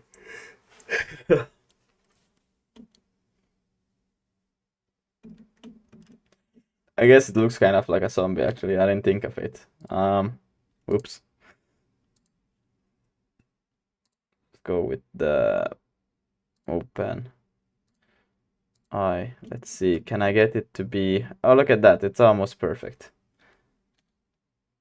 Just a bit more like that. Yes. It's like almost perfect.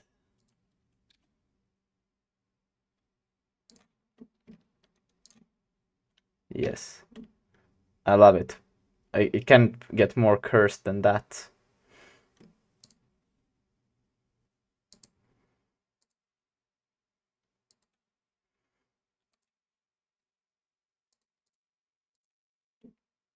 Oh, it's like almost perfect. I should just leave it like that. Oh, days, that's good.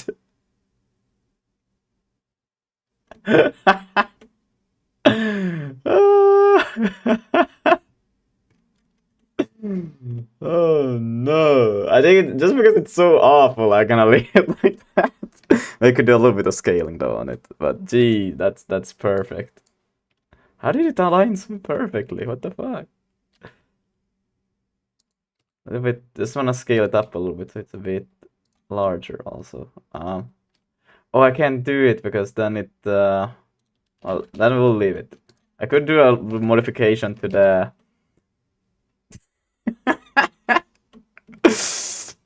To the actual image, but I think that's just so horrific that I'm just gonna use it. No, maybe should I maybe use the green same color for it?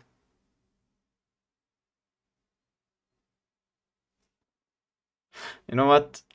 I can still do it. Cancel. That's so good. Let's do it like this. We'll take that and then we'll put this one over here. And I will take one also from here and put it here. Yes. Let's save that and export it.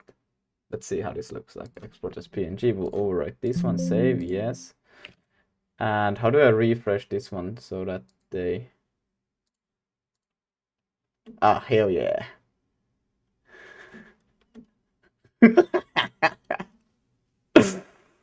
Oh, yes.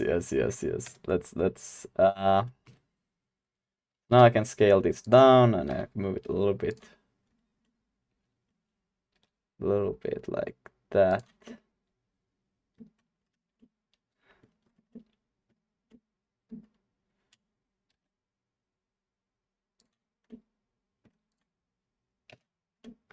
It looks like a ninja. This monstrosity. Yes. It's perfect. A bit more maybe it's like this. Can I? It seems that it's cutting off over there, so I'm a bit screwed if I actually leave it as that. Damn it! I was thinking I could avoid it, but maybe I have to scale it a little bit down. Let's see how does that look like? Oh, that's not good. I need it to be. Actually, wait, what? I'm tripping.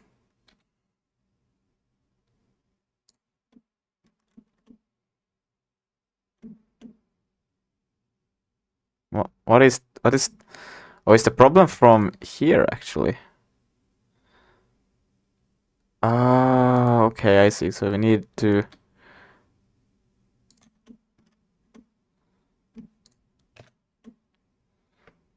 But now they're the same size. That's not good. That we can't have.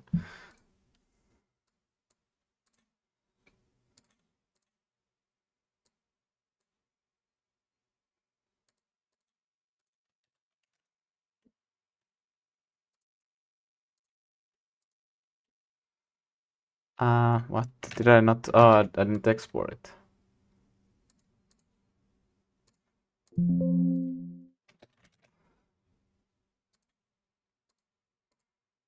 Yes, perfect. So now I go in here, I can select all of it, can scale it, and we can position it like that. I think that's horrific. Perfect. I love it. It's doesn't get better than this. Yes. Yeah, that looks dumb. On the names, you can see that. Okay. Tab. Move all your UV islands out of the way and place them one by one to the correct color. And you're done. Super quick and easy. However, I like to have some more control over the materials. So instead of using just one material with different, because we've already at the disadvantage of this madness values. Actions in the glass, the frame. Because it's hard and time consuming material on a duplicated set of polymile. After we have a whole lot right now. Luckily, there's a thing called texture baking, which means that we place different textures onto a single image, according to the UV map we made earlier, and that's for each property. So in this case, the color and the roughness texture. So the shirt texture, for example, will be baked on a texture, but only on the parts where the shirt's polygons are. We can bake textures by adding an empty image texture on each material you want to bake. Be sure to select the size as a power of 2, to squeeze out some extra FPS, and then changing the renderer to cycles and select the bake menu. There, you can select which property you want to bake. So we'll start with the diffuse channel, which is color, and deselect different colors. Bake something else. You can also add texture and drag your recently baked materials in, also known as a rig. Because we've activated the Rigify add-on, we can just insert a human rig ready to be used.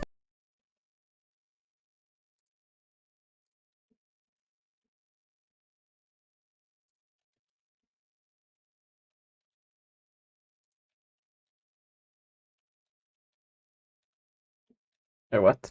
Another button to make him move, also known as a rake, because we've activated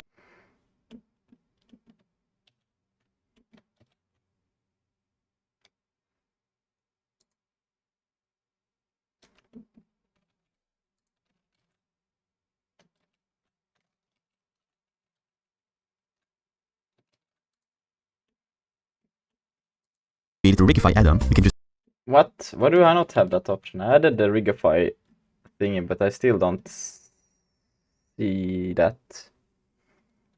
What the fuck? It's perfect. Add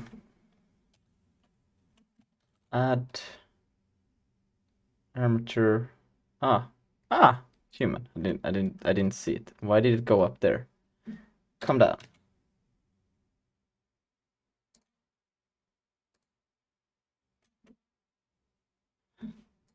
just insert a human rig ready to be used. Another performance tip is to use as few bones as possible, so just delete all the bones you don't need. All the face bones can just go boop, and also you won't need that many fingers. Now that you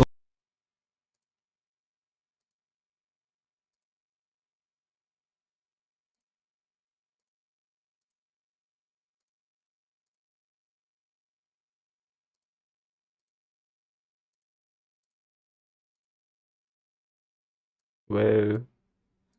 Okay.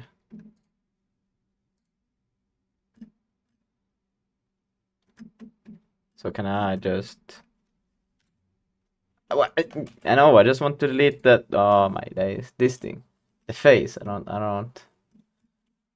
want the face. Or do I want the face? I don't think I want the face. I can delete the face. Oh, damn. Just... Why does it select the whole only thing? have as possible. So, because we've activated the Rigify add-on, we can just insert a human rig ready to be used. Another performance tip is to use as few bones as possible. So, just delete all the bones you don't need. All the face bones can just go boop, and all... What? Okay, how do you delete the bones? What? Let's do a rotate though on the... And can I do by, like... So I will get it... I don't know, I don't think I got it right, did I? No. Minus 90. Boom.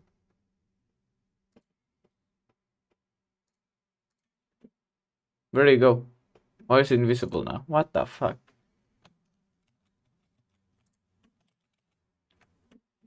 Oh, 0.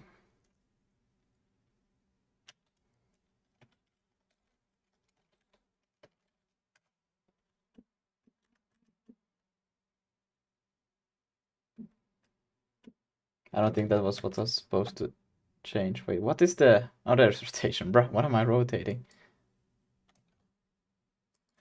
So 180. Bam.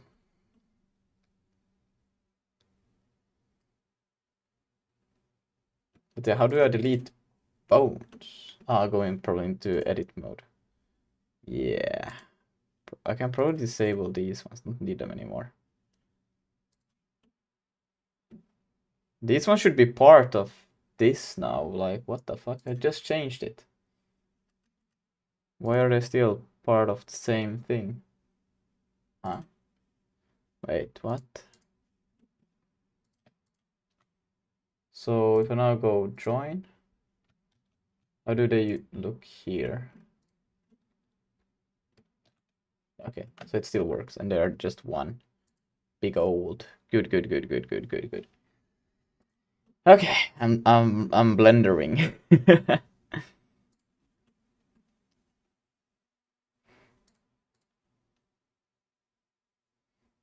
Let's just for now go into. Yeah, I need to select this thing.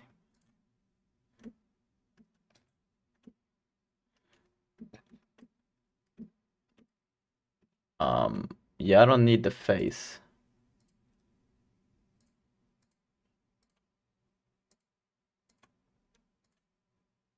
So can I just say like delete this? Delete it! Go away! Bones. But you what the fuck?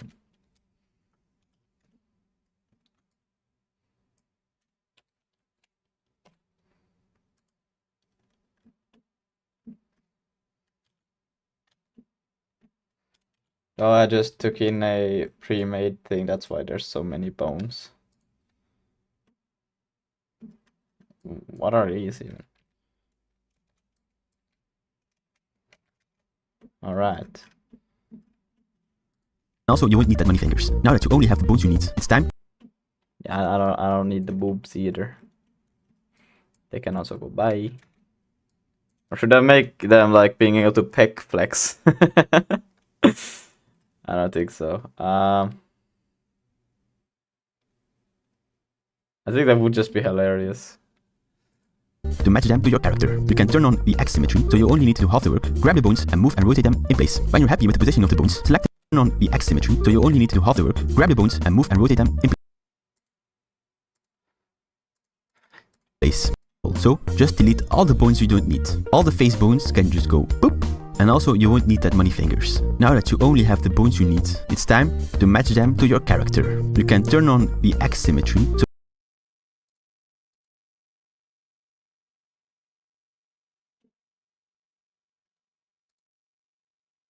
Was I working on a wrong thing? No way I was. No, this is the right one. Yeah.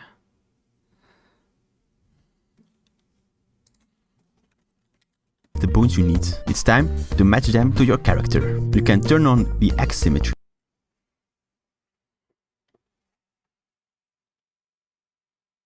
X symmetry? What is he talking about? I don't have it, such an option even. Oh wait. Oh, there it is. Ah, okay.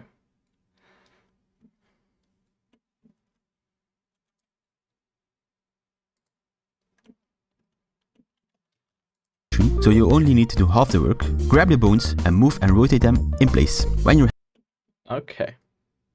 I guess I could put this one back on then in that case.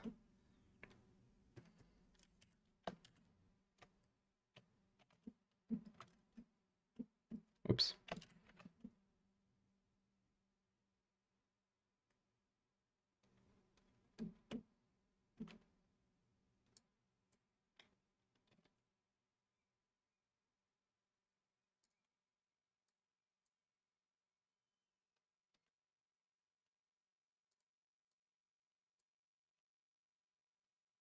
Should probably keep well, half the work and then I still do it on all of them.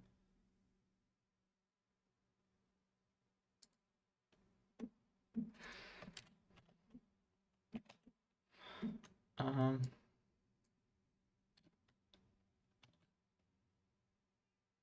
I guess this is kind of how it will be.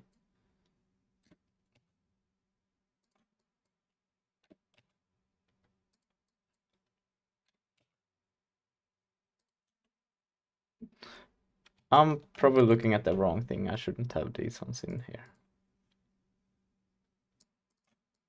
Yeah.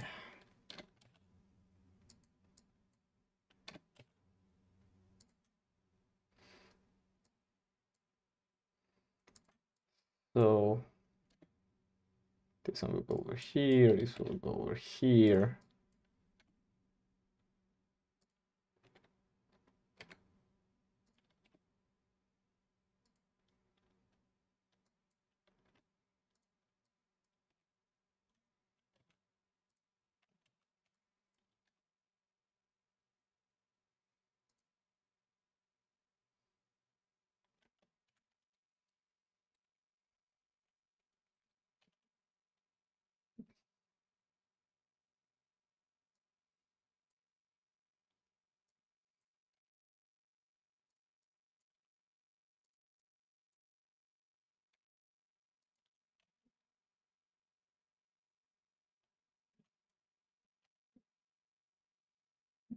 Yeah.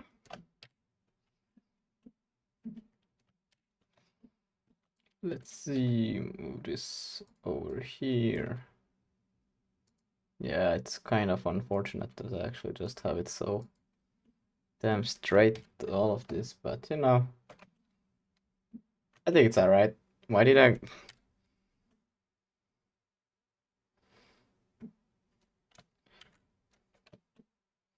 Could take this a bit higher though. That's it. So bam. That's pretty good. Save it. If you're happy with the positioning of the bones, select the mesh, then shift select the rig and press Ctrl P to parent the mesh to the bones with automatic weights.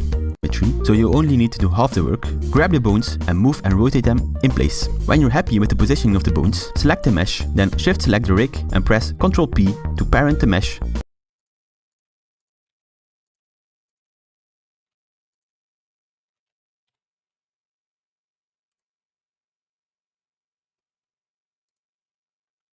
to the bones with automatic weights. If you did it right, your character should now be linked to the rig. Go into the pose mode and test it out. If there are any parts that move Pose mode? There's such a thing? Oh, look at that. And then if I... Well, that... Nothing seems to be happening. They should be moving along. Why are they not moving along? What the fuck? Am I doing it wrong? a little weird, you can always tweak into the pose mode and test. If you did it right, your character should now be linked to the rig. Go into the pose mode and test. What? Am I doing it wrong? How do you get those editing tools up? Oh, like that. Yeah, no, mine is not going with it. Test it out. If there are any parts that move a little weird, you can always tweak the bones in edit mode. And if there are parts on the mesh I'm not in edit mode. that move too much or not enough, you can select your rig first and then your mesh as well and go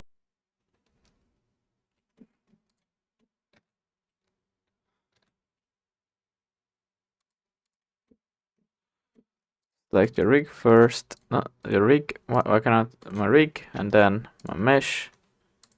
into the weight paint mode. Weight bin mode. Okay.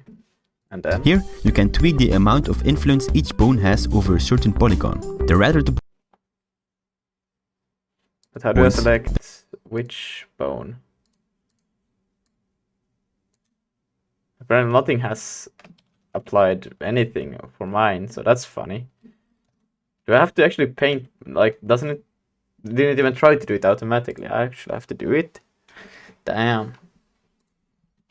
But how do I select the bone? the more it is influenced by the selected bone. You can check by shift selecting a certain bone. Be sure Shift selecting a certain bone. Well, I don't even see any bones.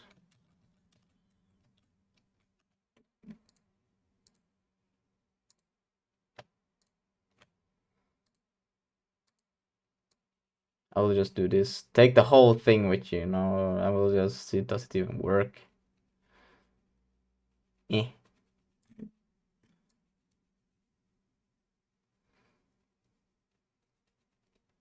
I don't know what bone or what am I doing, but let's find out. Where's pose? Oh yeah, I need to deselect. Where did the pose mode go? What the fuck? Do I have to do this and then pose? And now if I do this, still nothing. So what's the point of doing this?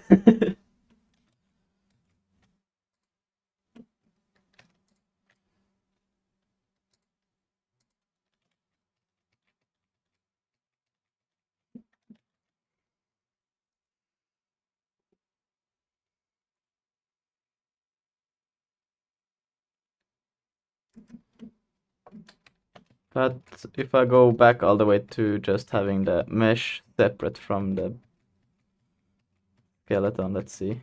Can I get there? I can't even go that far back. Why are you even using MetaRig? I don't know, the tutorial showed how to do it with that, so I did it with that too.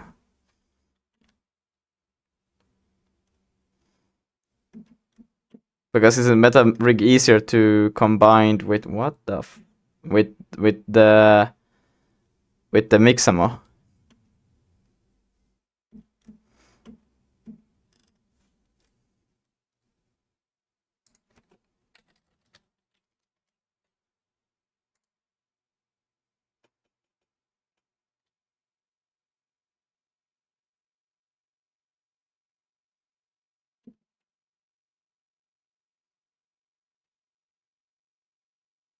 Hmm. Hmm. Hmm.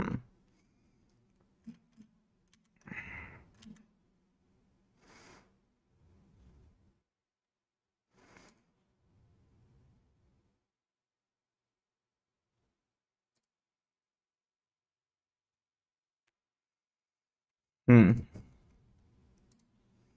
Sure to turn on auto normalize to make sure every point acts.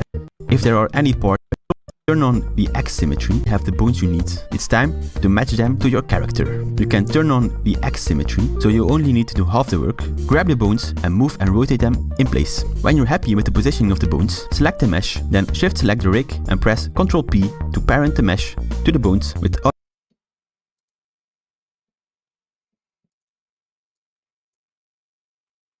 Well, I guess I could do that also. Wait. Put it in collection, but outside of the... No, fuck you. I'll just delete it. What?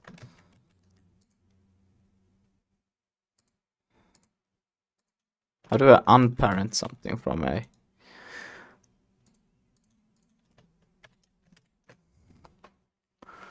automatic weights. If you did it right, your character should now be linked to the rig. Go into the pose mode and test it out.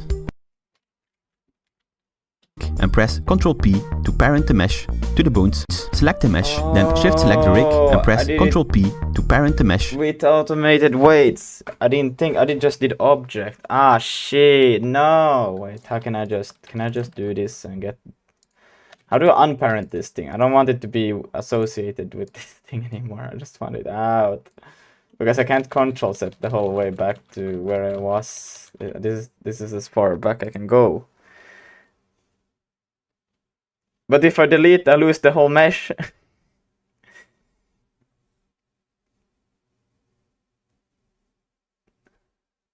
Well, I got this one left, but I think that one is too many steps behind. Blender unparent armature, yes. How to unparent a rig from mesh?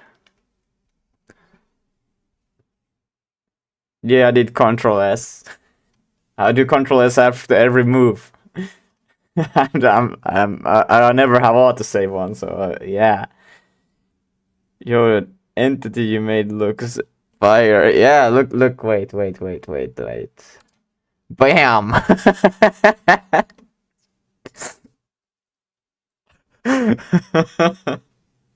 It's perfect.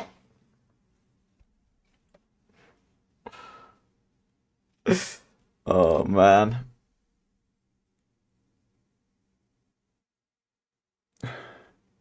Just like Ribbit. Oh, I should have done it right. Yeah. Let's see. Let's see. Control P clears apparent. What? Does it? No, it does not. Ah.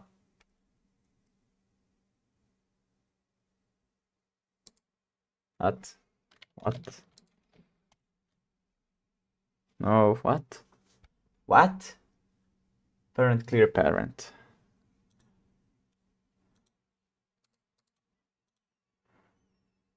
Parent clear parent. What? What? Or do I just select this one and go parent clear parent? Oh, how about that? Easy peasy. We are learning people. We are big learners. We do stuff. Alt P. Ah. So now if we select first this one and then shift select this, Control P, and then with auto weights, bam. They didn't say that you needed to do it like that. And then if one selects this one, we go to pose. Yeah, look at that. Nice. I think it's pretty all right. Like I'm no professional. That's the thing. So, you know, who cares?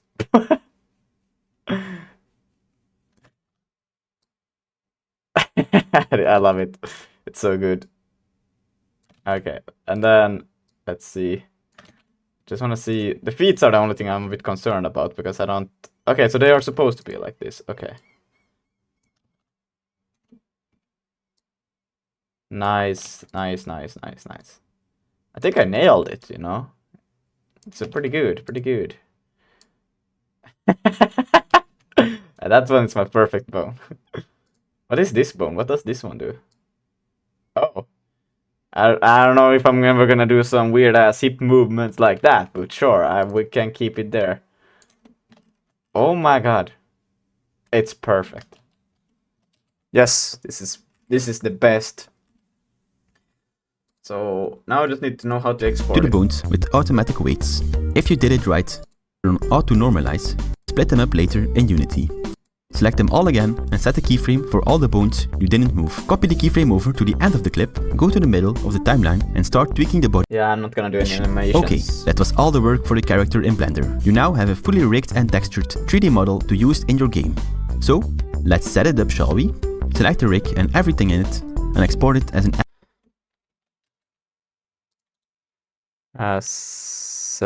select hierarchy. So, wait, what the fuck? FBX. So, let's set it up, shall we? Select the rig and everything in it. Okay, so it's select hierarchy for everything in it. Select hierarchy. Do I need to apply the... I don't know. And export it as an FBX. Export FBX. Okay. FBX. Bam. Open up a new Unity project. Okay, just like that. There was nothing else. Let's just put it on the desktop for now. Do I need to be concerned about any of these?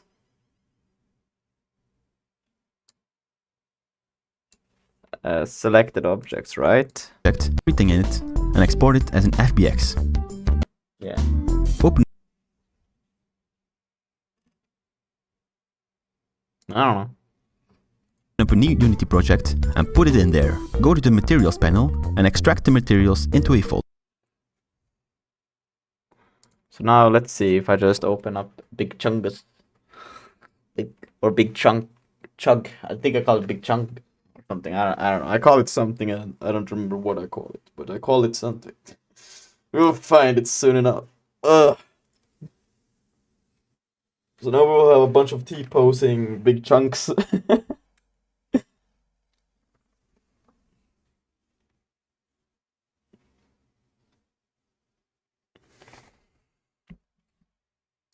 Projects, I guess resources, yeah. Well, I don't have anything else really, so I can just directly put it here.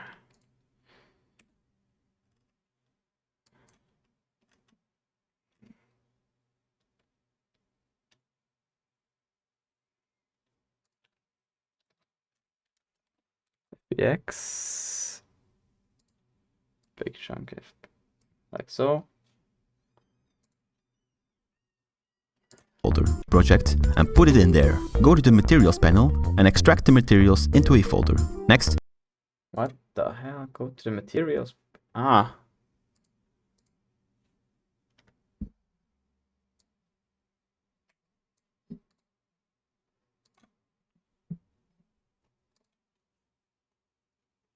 What?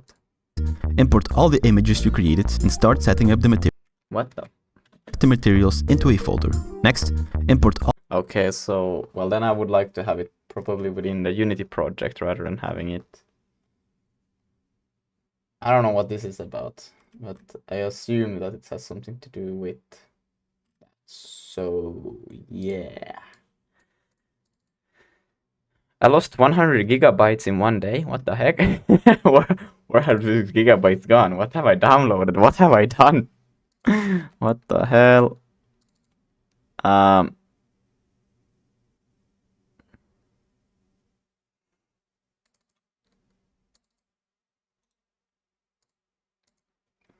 call it big chunk mat.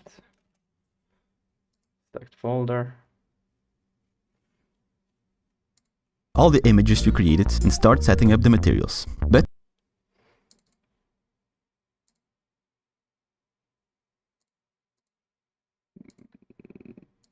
I don't know what happened to these materials, but they got fucked. Apparently. as you can see, there is no way to place a roughness map anywhere. If you're using the standard renderer, you will have to make it as an alpha texture of your color map. You can do this in the image editor of your... Where's the big chunk? Eyes there. Boom. That's literally what they have called. Your choice. I use Affinity Photo. Invert the roughness texture so it will become its inverse, also known as a smoothness texture, and convert the grayscale image to a mask. Apply the mask to the color texture and export it back into Unity. Put it in the albedo channel and select albedo alpha as the source of your smoothness. And put in the occlusion texture to finish things off. And tada! Your very own textured character in Unity. Now go back to the tree. So, wait, what? What? It's inverse. But as you can see, there is no way to. There should be a source. Oh, there. What? What? What? Wait. Oh, no. All I care about is... Well, I guess all of these will have the same. Yeah. Place a rough. Open up a new Unity project. Next, import all the images you created and start setting up the materials. But as you can see, there is no way to place a roughness map anywhere. If you're using the standard renderer, why do I just put the source, like, the actual thing? Like this?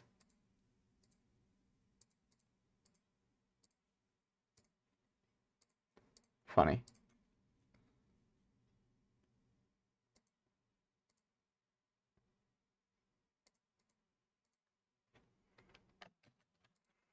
you will have to make it as an alpha texture of your color map. You can do this in the image editor of your choice. I use Affinity Photo. Name them a time is your own textured character. So actually, oh no. There, boom, look, we got our own little skibidi dude. It's perfect. Like the sound, I don't know what it looks like when we say something like fuck. Oh, it's perfect. It's so perfect.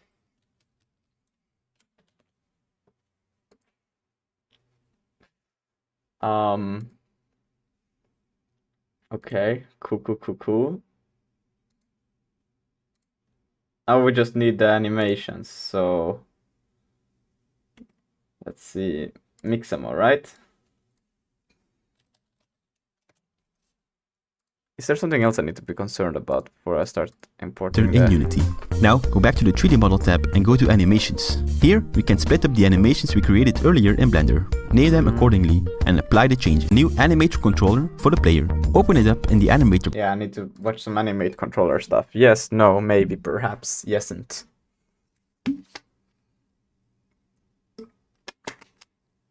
Now the question is, so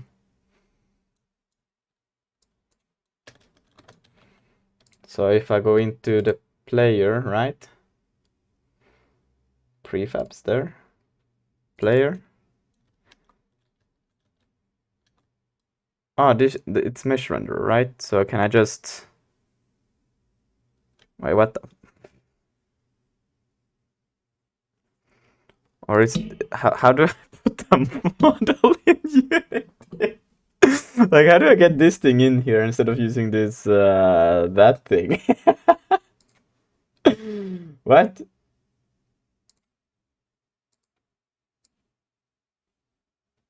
Ah. Okay, so can I just remove this capsule thing and I still have like, I'm still a player, right? I can still walk around and do stuff, right?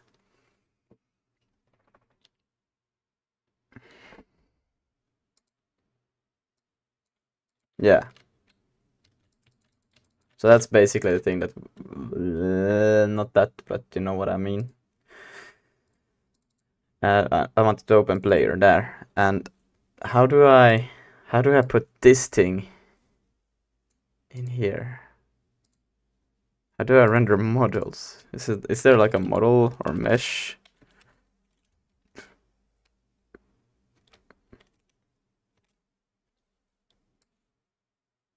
Like, how do what is that?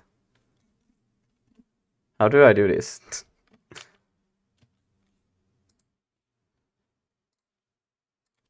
panel and drag the 3 clips into it. We need 2 parameters to clear. Open it up in the animator panel.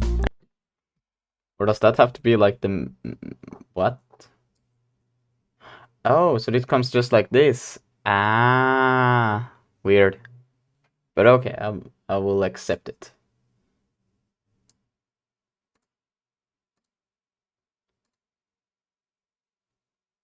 Cursed as hell, but sure. Let's roll with it.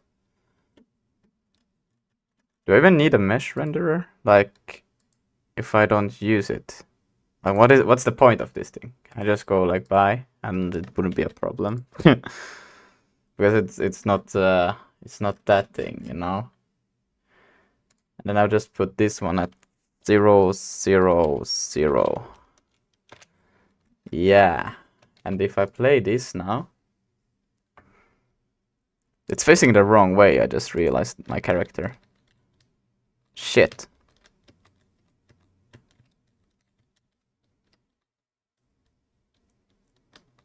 So I probably exported it in the wrong. Can I change it like somehow properties? Like re-import it with a different orientation or something like that?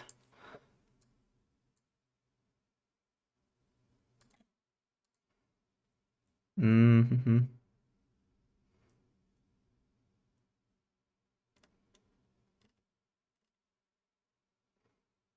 I know you can in Unreal, but I don't know how you do it in Unity.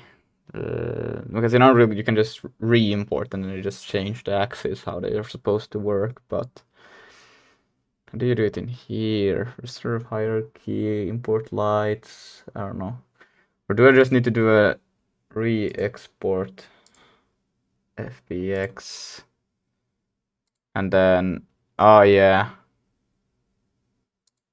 this is how it should have been. Ah, whatever. I'll just override it and fix it. No biggie.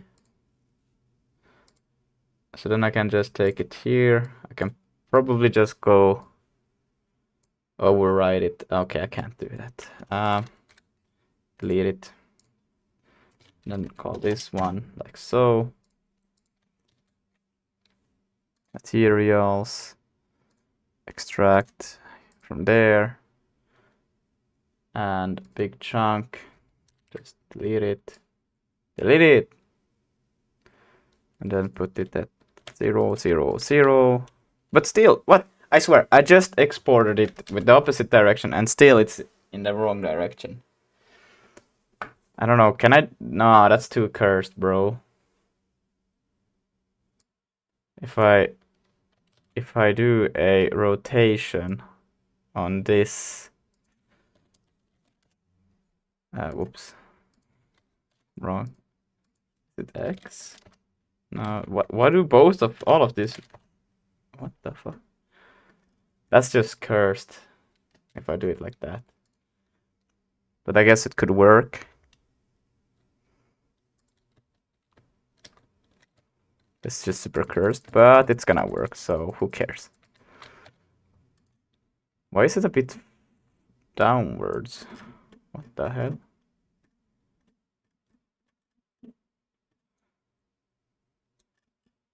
Or is it? Am I blind? Oh no, yeah, it's not. Prefabs, player. Oops. I just want this thing.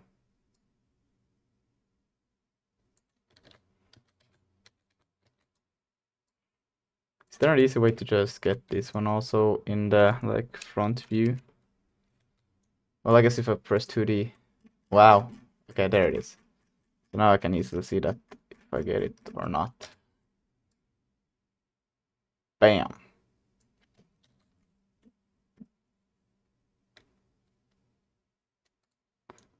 And then for some reason my player, why is it in the floor? I didn't move the whole thing, I just moved this thing. Oh no, I did move the whole thing. What?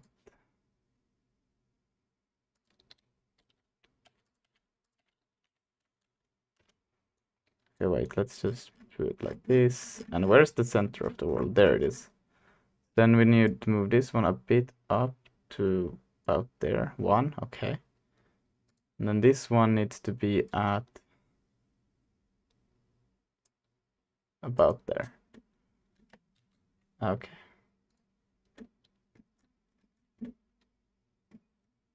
Yeah, I think that's okay.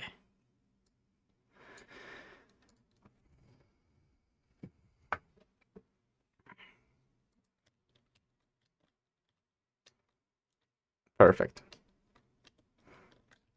Now you can at least see which way you're facing. that has been a problem. Board games. Oh my god, board gamer on Inya's low taper fade is massive, but you know what else is massive? Lucas headphone. Hey! Hey! It's because. Hey! Bro.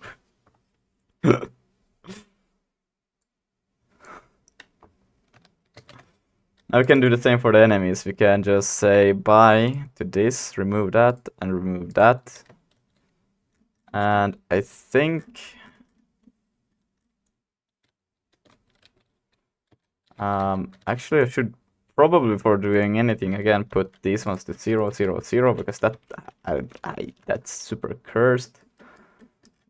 And then go in 2D and just go, is it, wait, where's the center? Okay, there it is.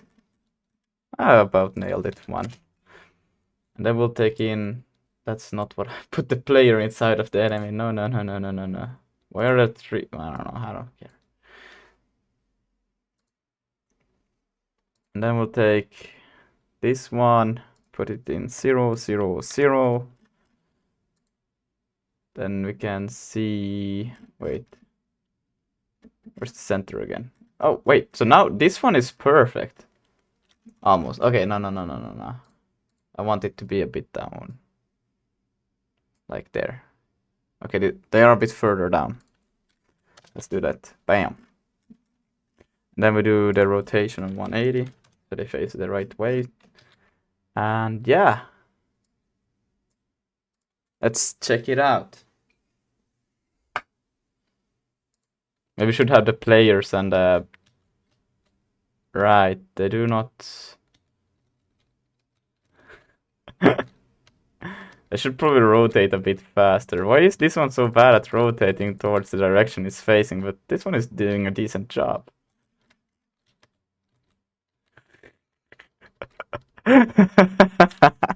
Just a bunch of T-posing guys. They're coming to take me.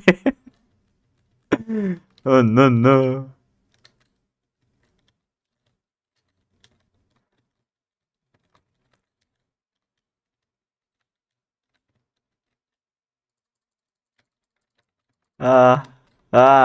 You should have more attack speed when you're smaller also. Then when you get bigger you get less or something like that, I guess. That would make sense. Oh, this is... Oh, no, never mind. They stole my food. Should make it more easier to see. I died.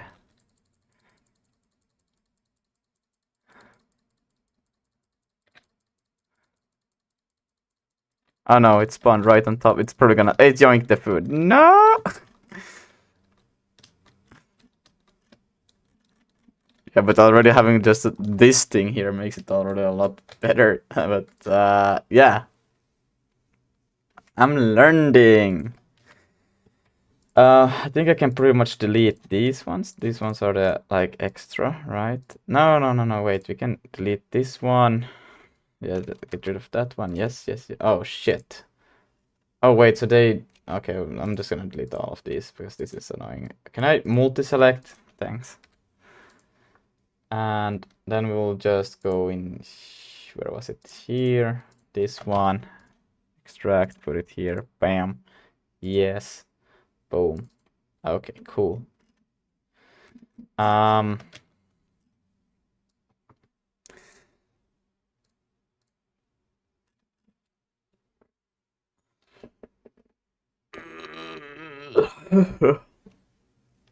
Then what we can do is to get those animations, right? So go in here. We can make our style. Done. Make animations. Ixamo. And we need a walking and idle. But let's see if I upload characters. Okay, wait, but how does it know to use it doesn't get texture select? Okay, I need to check out the video on this thing.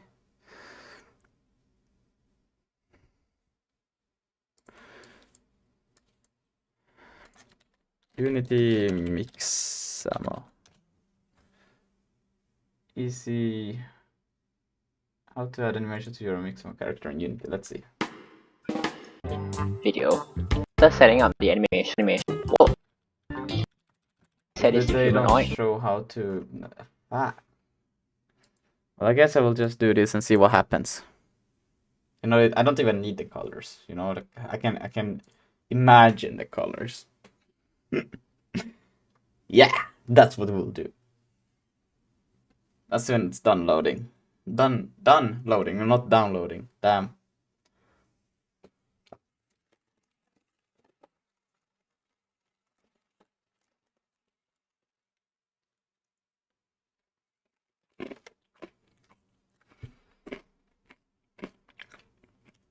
What?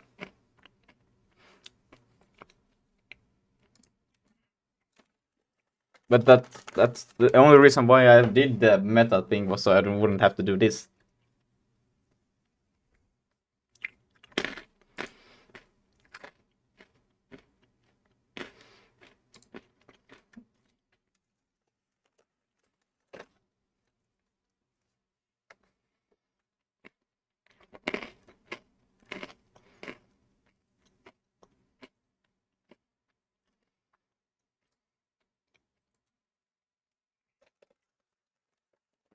Do I have to do my own animations then?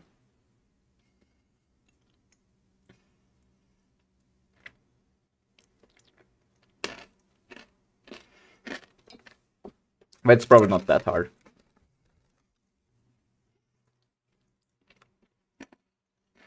I can do that.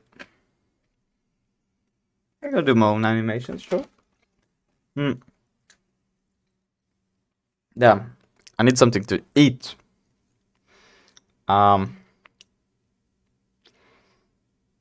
Yeah.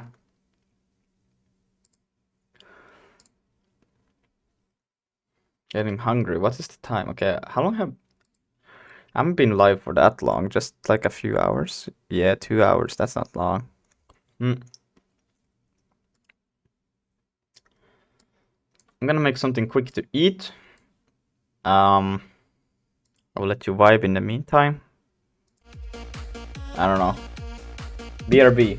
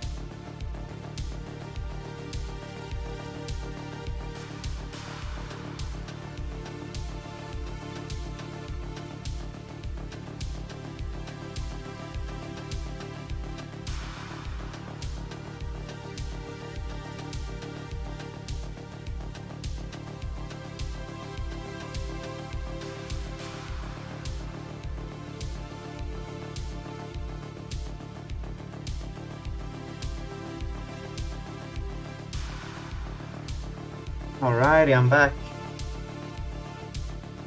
What did I miss? Eat that nasty Dubai what chocolate?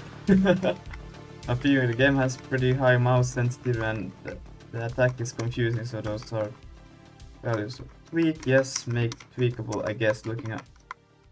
Be really nice too. Ah, okay. Yeah, that sounds like great ideas. Actually, yeah.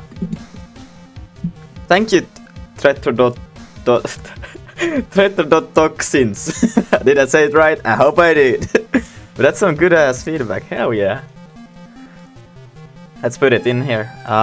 So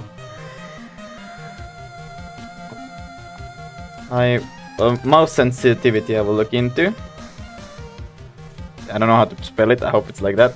Not like that. It's like this. Boom. Mouse sensitivity.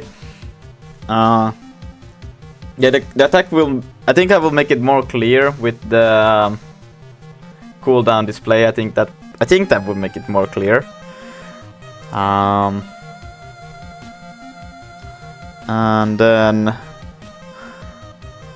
look up and down. I will look into the look up and down. But something more like, I guess, visibility-wise would be nice. Yeah, yeah.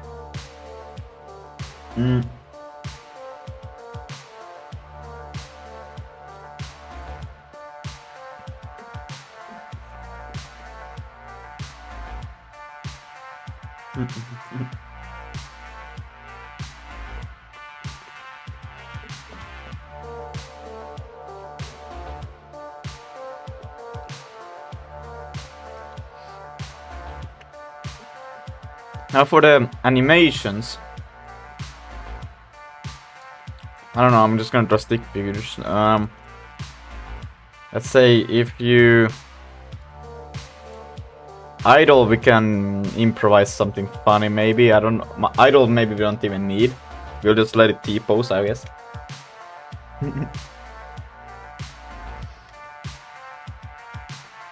But let's see.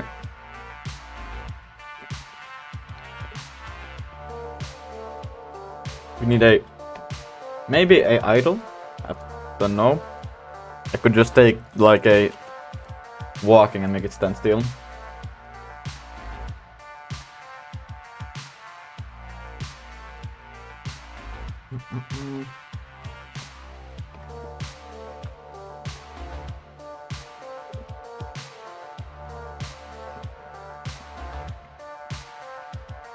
And then attack. Could maybe have something like block, but that's just not for now.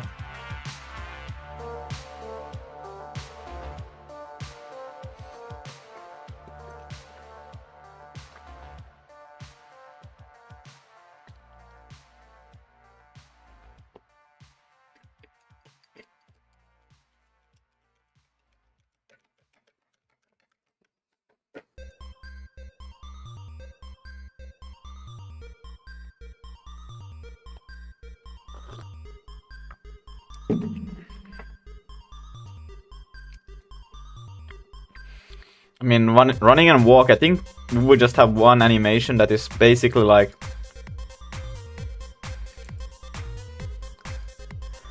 That's not how you do it, that's... yeah. Which, just the more speed you have, the faster it plays the animation. And then the attack... I think I should make one, like the right hand or something like that, a bit larger. Because I think, like, okay, you start like this. And then it goes like up, and it would be like a big slam, you know, with the hand. That's not what I meant to do. And it would be like kapam.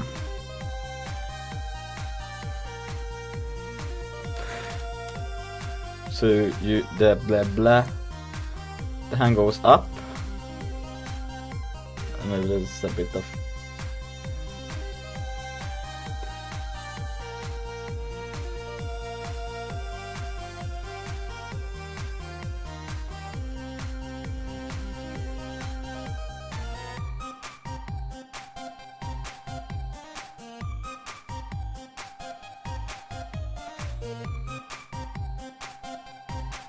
I don't know. A little bit of like, I need to exaggerate. Exaggerate.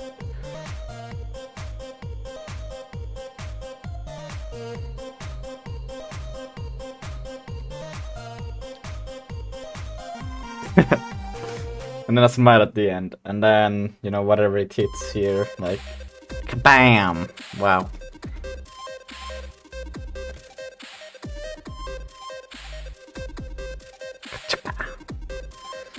It's like it looks like it's about to tap the ground, but you get the idea basically what that would be.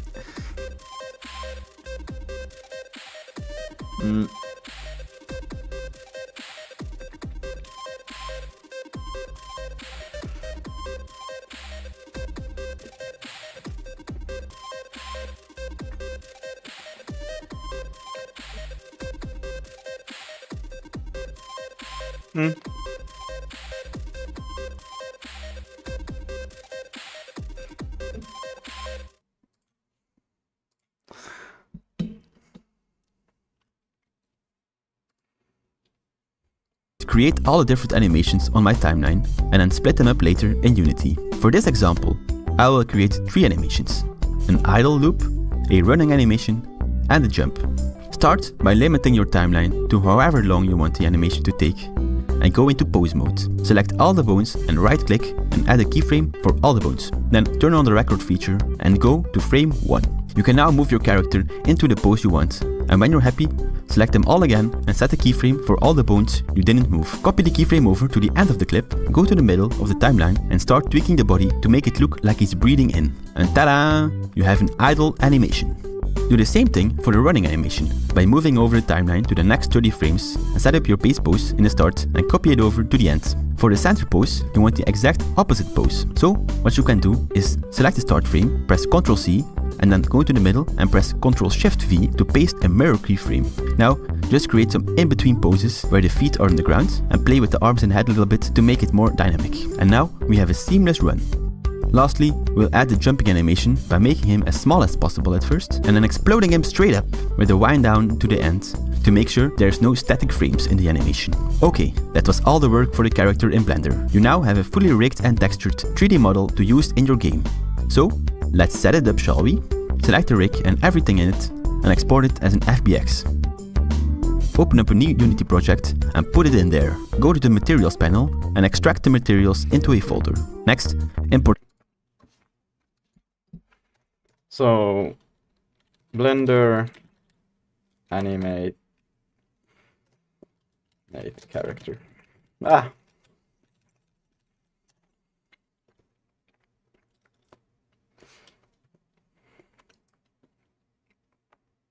guess just walking.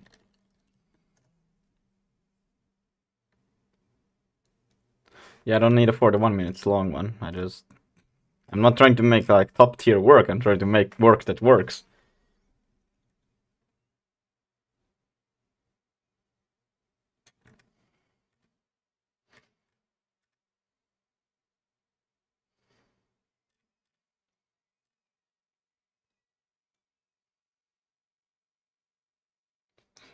For lazy people, yes.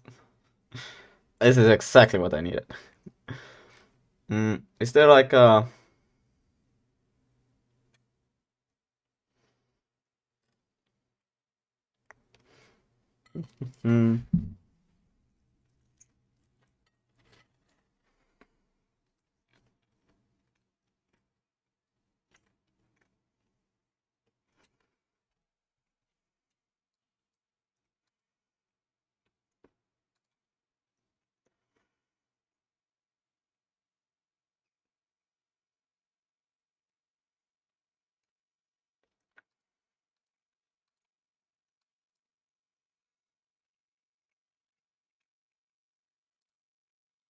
Hi everyone, in this video we're going to be creating a simple walk animation for our character.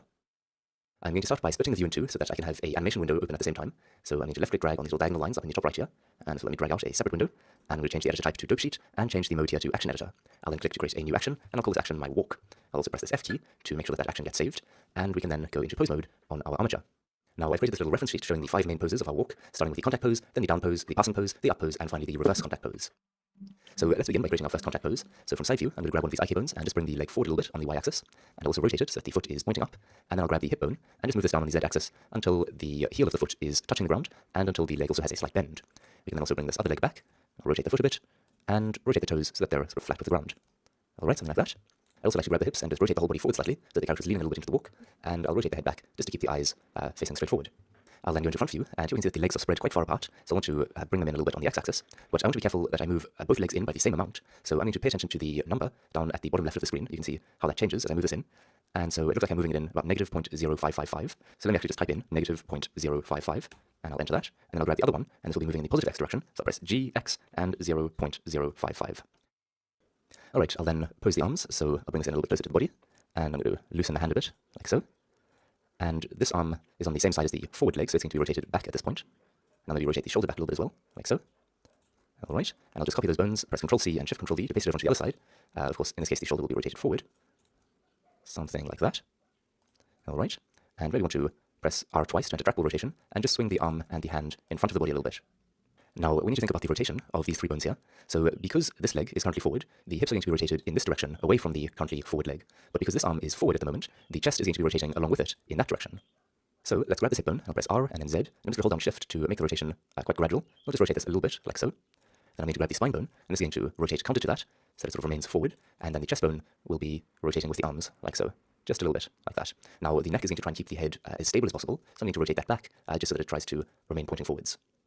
Alright, all of that rotation has changed the arms a little bit, so I'm just going to tweak the pose slightly, bring it a little bit further away from the body. Something like that, I think, is fairly good for our first pose. So I'm going to select all of the bones, then I just want to make sure that the playhead, which is this green line here, is on the first frame, so I can press Shift left arrow to jump to frame 1, and then with the cursor over the 3D view, I'm going to press I to bring up the Insert Keyframe menu, and I'm going to insert keyframes for the location and rotation of all of the selected bones. Now, to save having to deal with that pop-up menu every time, we can just set our keyframe type here to location and rotation, and then when we press I, it will automatically insert frames for location and rotation.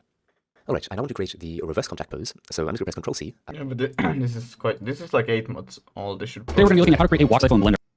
Open the leg walk cycle start file so that you can follow along with this keyframes there. Up here, we're going to grab the torso bone.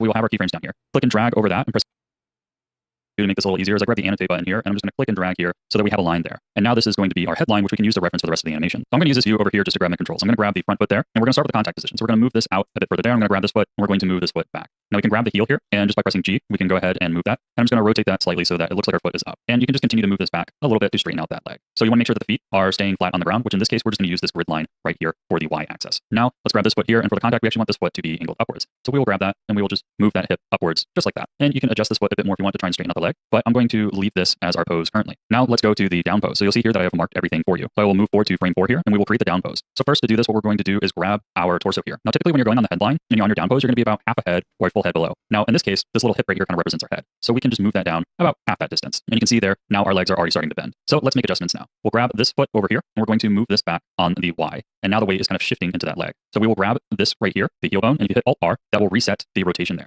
And you can just make sure that that foot is just sitting flat right there. So that's kind of the pose we're looking for on that front leg. Now this back leg here, we want the heel to be lifting a bit more as it's kind of starting to come off the ground. It can kind of keep its position here, but we will grab this leg here, and I'm just going to press G there and just rotate that so that knee is starting to come in a bit more. So you can see from this frame to this frame. This came out the day ago. It's perfect.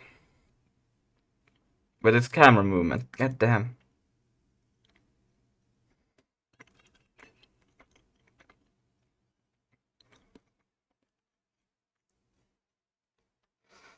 No, it's okay, Codcraft. Nothing much have happened except for me learning Blender and stuff.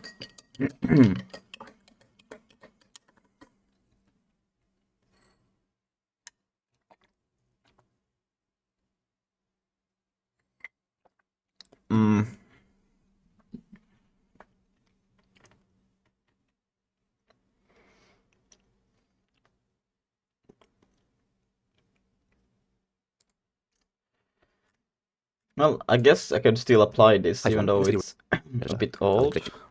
I don't know, maybe.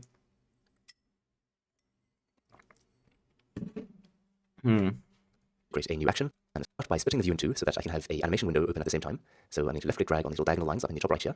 And Okay.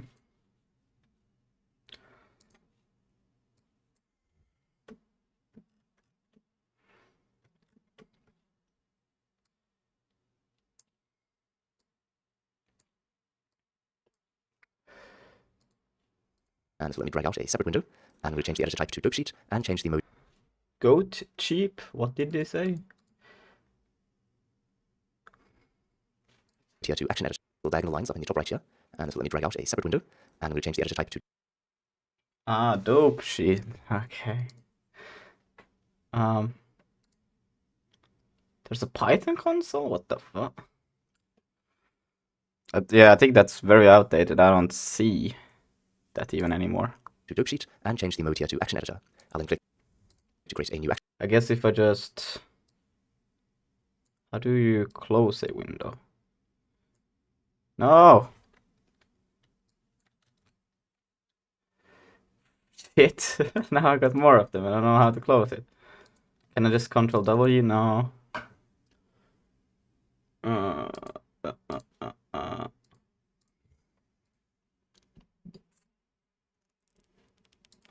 Action, and I'll call this action my walk. I'll also press this F key to make sure. Garden of Banana character. It's a beautiful character. Just look at this. Boom.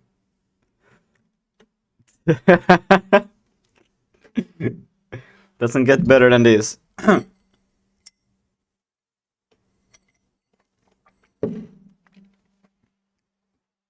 out of 10.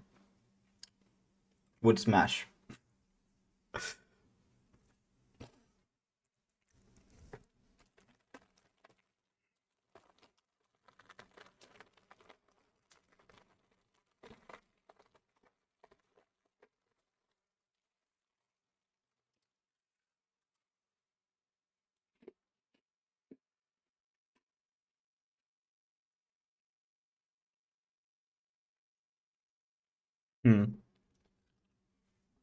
Uh,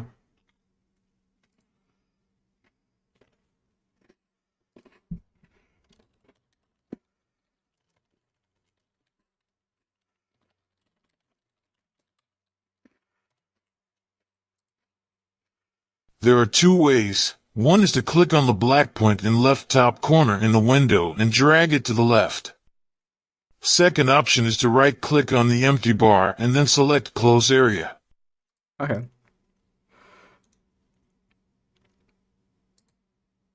No! What?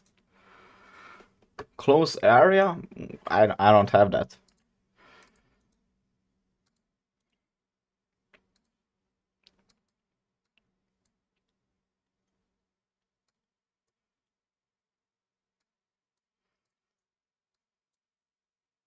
Yeah.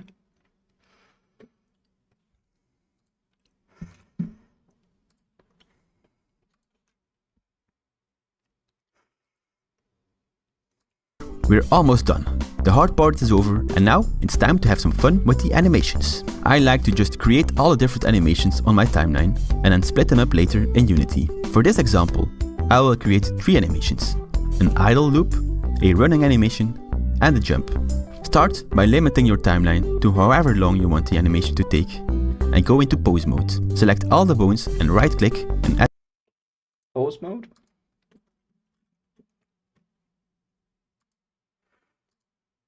How do I select all of the bones? Ah.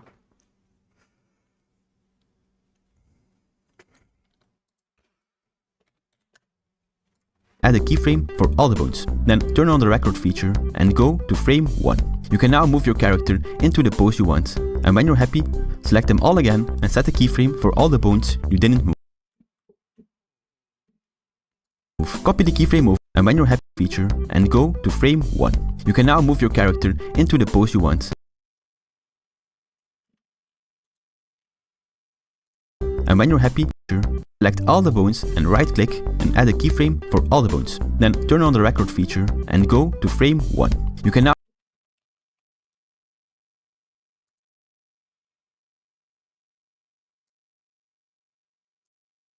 move your character for all the bones. Then turn on the record feature and go to frame 1. You can now move your character into the pose you want.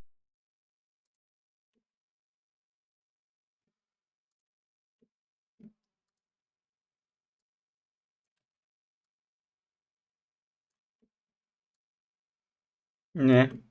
It's pretty good. Doesn't even have to be yeah. Maybe that's a bit odd actually.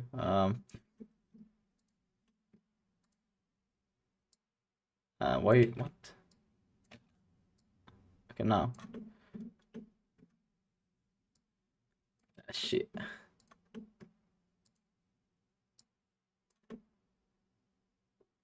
I should have made wider shoulders. Well, whatever.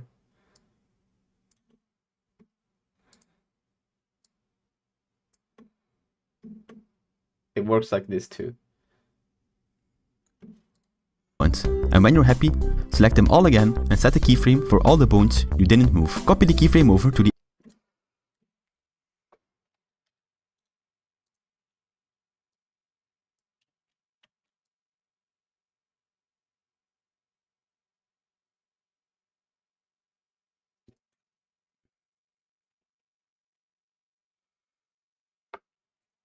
end of the clip, go to the middle of the timeline and start tweaking the body to make it look like he's breathing in. And ta-da! You have an idle animation.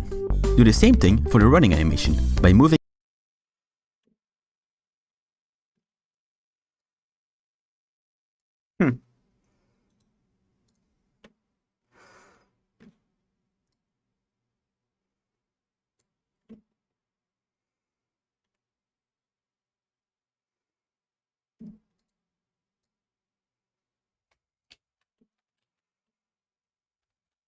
Can one move like the...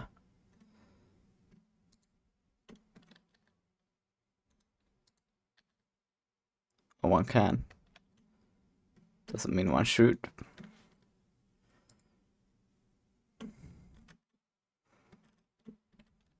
But it's interesting, you can also just use G to...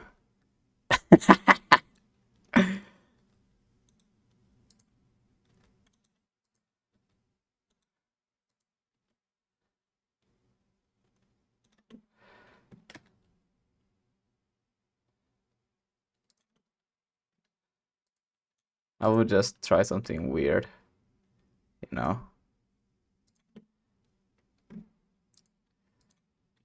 I'm making the idle animation right now. Yeah, perfect. And then I will just... that's yeah.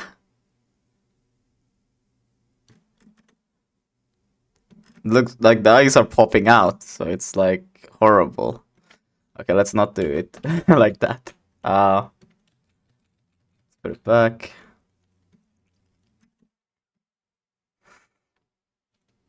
Let's do like this. Oops.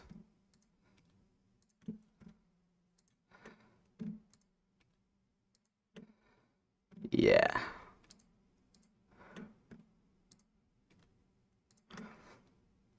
Yeah. Perfect.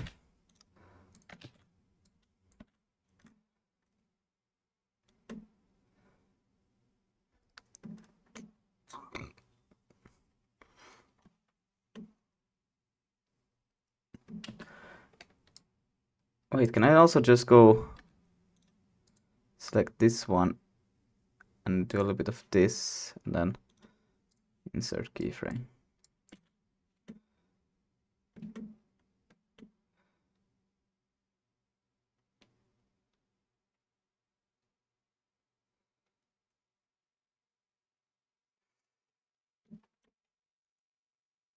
A bit dramatic, but I like it. moving over the timeline to the next 30 frames and set up your base pose in the start and copy it over to the end. For the center pose, you want the exact opposite pose. Your models suck. super ultra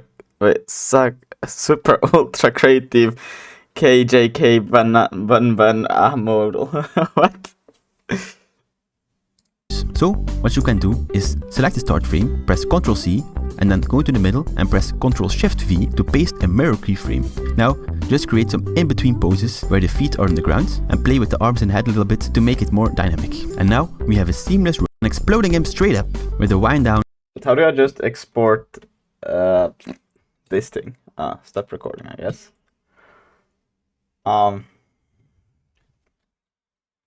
Dead rails model. What is a dead rails? Dead rails. Not rolls, rails. Wikipedia. Okay, sure. Oh, it's some Roblox thingy? Damn. I'm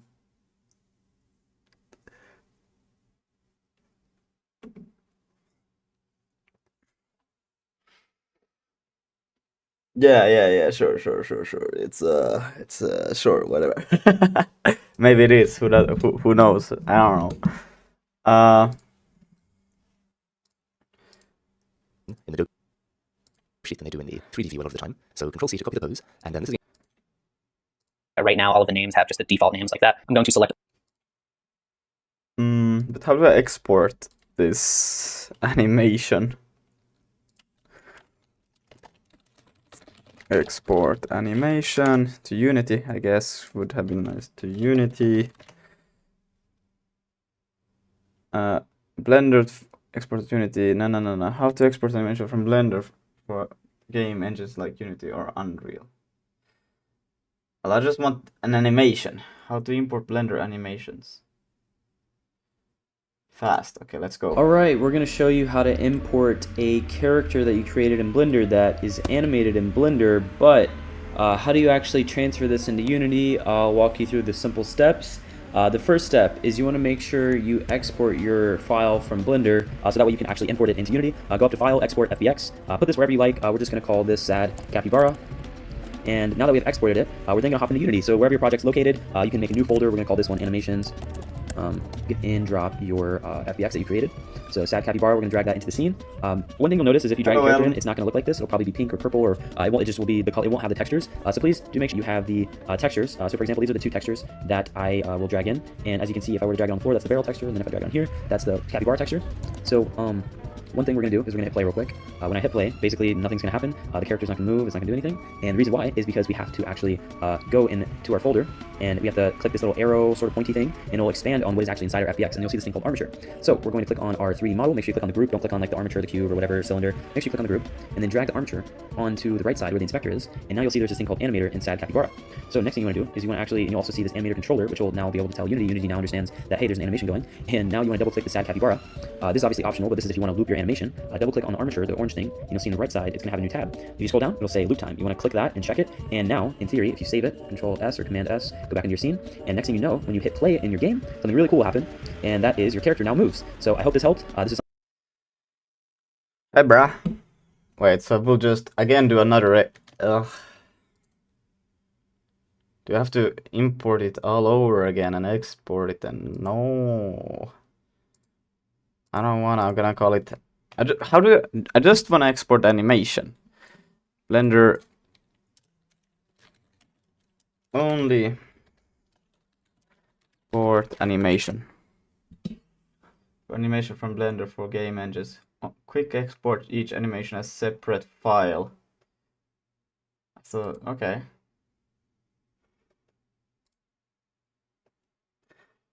Select armature only.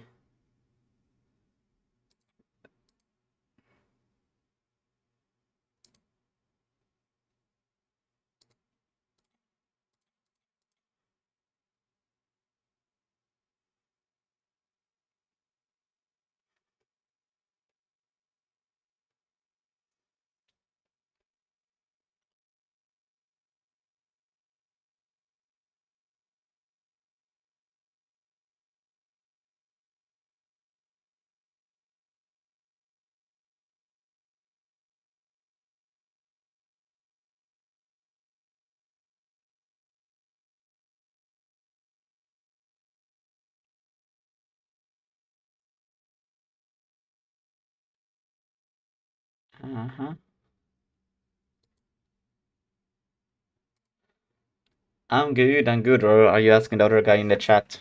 Can I still see, like, if I open this one up? Oh, so what is this thing anyways? A sphere? What?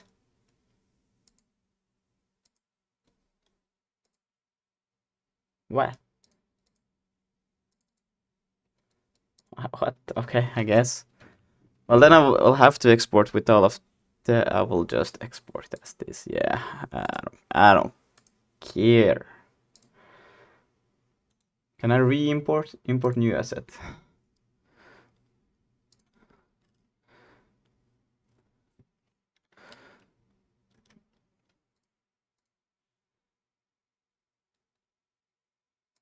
But I want to. No.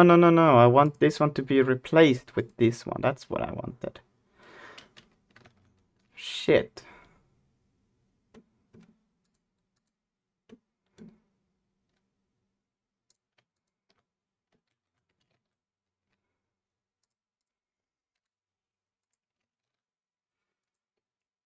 Let's try again. Export FBX. Yep.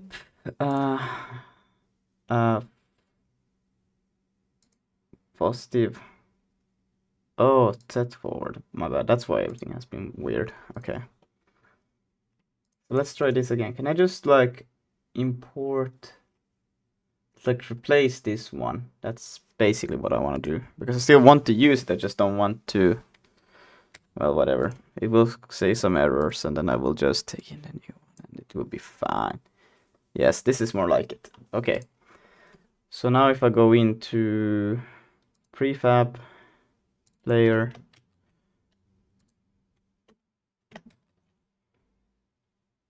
okay, I think it's fine, right? Just gonna check quickly.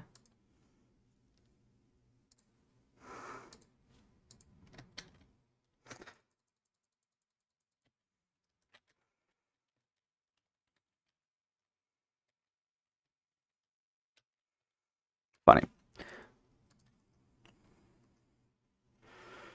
All right, we're gonna.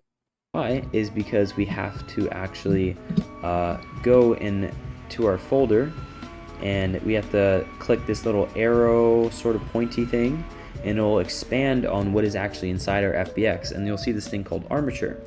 So we're going to click on our 3D model. Make sure you click on the group. Don't click on like the armature, the cube, or whatever cylinder. Make sure you click on the group, and then drag the armature onto the right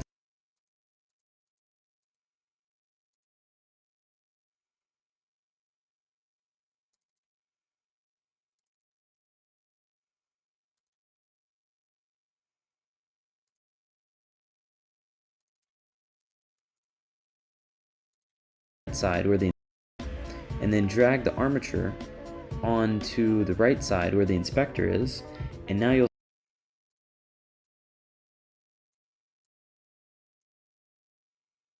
see there's this thing called animator and sad capybara. So next thing you want to do is you want to actually, and you'll also see this animator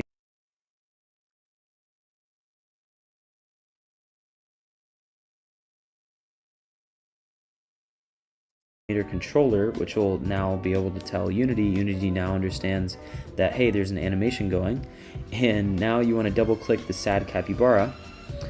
This is obviously optional, but this is if you want to loop your animation. Double click on the armature, the orange thing, and you'll see in the right side it's going to have a new tab. If you scroll down, it'll say loop time. You want to click that and check it. And what? If you scroll down,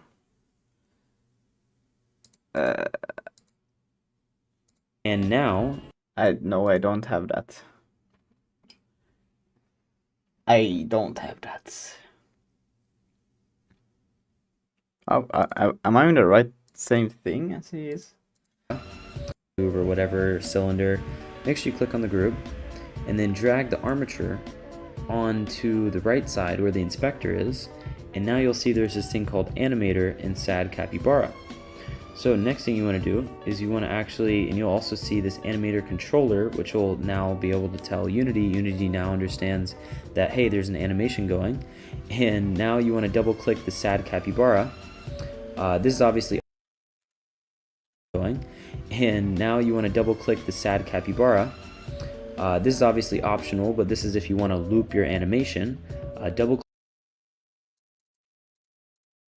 Okay. Bruh. click on the armature, the orange thing, and you'll see in the right side it's going to have a new tab. If you scroll down, it'll say loop time. You want to click that and check it, and now in theory, if you save it, Control S or Command S, go back into your scene, and next thing you know, when you hit play in your game, something really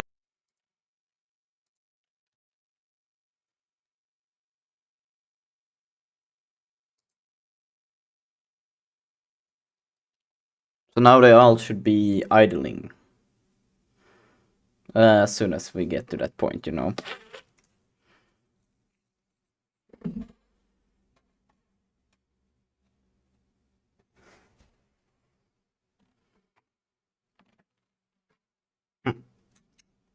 It's just freezing a little bit.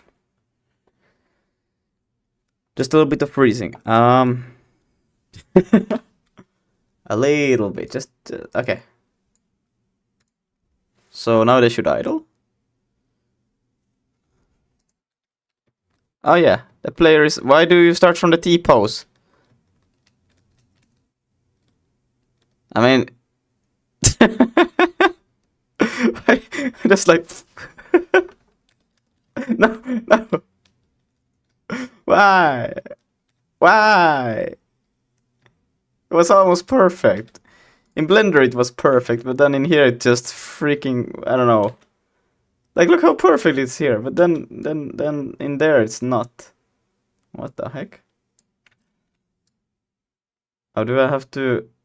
Wait, is there a keyframe? Like, how does that work?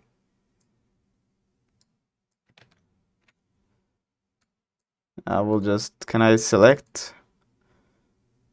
Start one?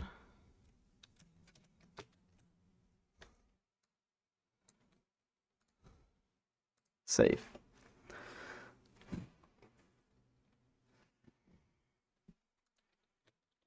Still jumps from there. What if I put start 10?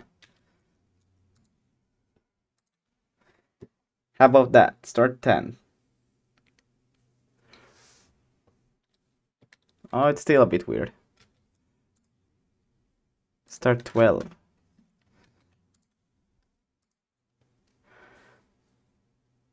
Oh, wait, I don't even have to... I can just watch the preview down there. Okay, but 12 seems to be good. There's a preview down. How is it I didn't know that?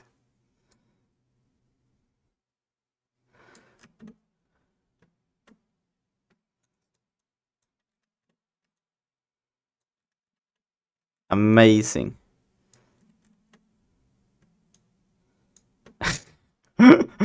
It's perfect.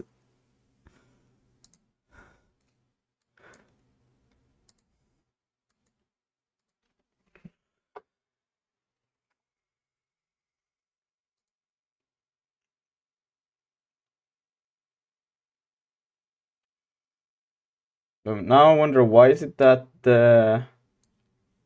oh yeah, so if I go in here, I go prefab enemies, and I also put that on them, so they also get that. Oh my god. Oh, nice. Boom.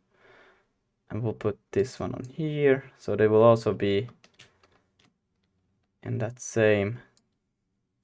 So now everybody should be idling, right? Right? Yeah, everybody is just chilling.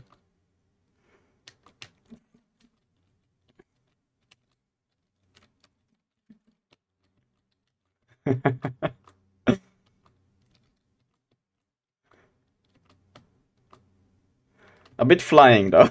Everybody's flying also a little bit, so it's a bit funny. It stole my food.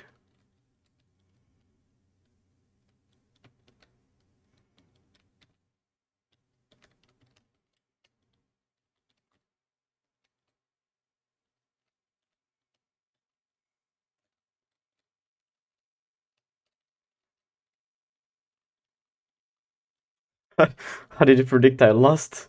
Ah.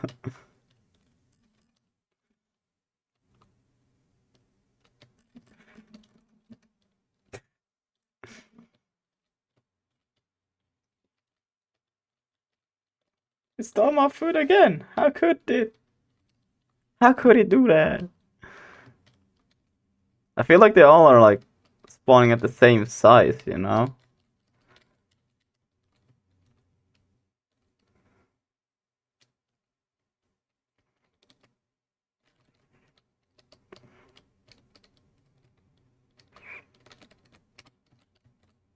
Why am I not being able to catch any of those food things? Well, that's a smaller problem for later.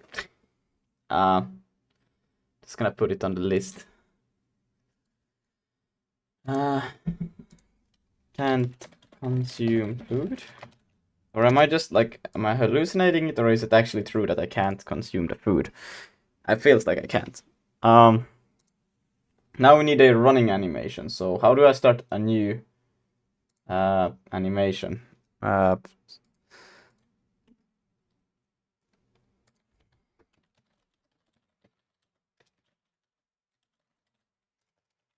Animation.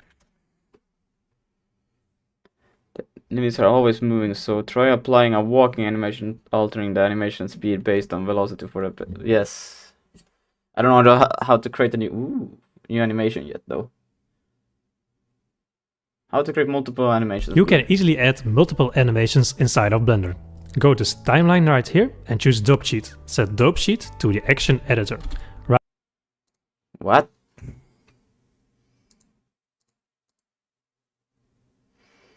Ah. Dope sheet. Right now you can line right here and choose dope sheet. Set dope sheet to the action editor. Right now you can drag this off, give it a fitting name, hit the shield icon to save your work, and then you can create a new action. So for example, Well, mine doesn't look like that. Well, I guess I would just press new. Oh, okay.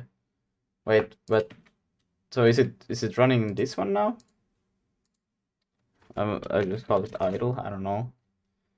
Save it, and then if I press new again, where did it go? Ah! Animate however you would like to save your work, and then you can create a new action. So for example, animate however you would like, and when you're done with your work, give this another name. Hit. So okay, this is the name. Running. Okay, I don't know what's happening anymore. Action.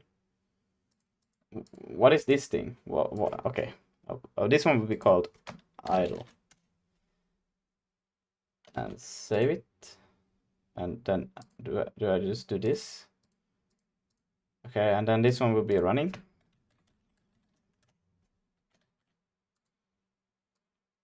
Okay, so how do I choose which one I wanna play? What? How do I even see the dots? There's just questions. There's no answers. What the heck? It doesn't look the same at all for me as it does for him. And now let's look. When I look at this icon, you can see the previous animations that I worked on. This is how you can create multiple animations inside of Blender, but for organizing I also drag a new tab out of this, click this icon and go to nonlinear animation. That way you can push your animation down, give it a name, and you can work on them. For example, right click, start editing the stashed actions. Once you're done, right click, stop editing them. And when you go to export, file export as FBX, you can take all these values, but in bake animation, you can choose to leave the NLA strips on, which are these ones, but if you don't use that method and just the action editor, you can just leave it as this. So I hope that helped and you can now make multiple animations inside of Blender, and remember to have a great day. Okay, so wait, am I now modifying the running if I just select it? Is that how it works? Where are the keyframes? How do I delete keyframes? Because I would like this one to start off with just... Well, I guess I can just do this. And selecting that. Ah, okay. Can I... Wait, this is just summary. Okay. Oh, okay. I'm starting to see. So can I just delete that? What? What happened? Why didn't I delete them? But why does it select all of them? What?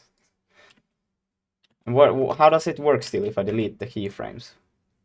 Man, yeah, I'm just getting more and more questions. This is nothing starts to make sense anymore.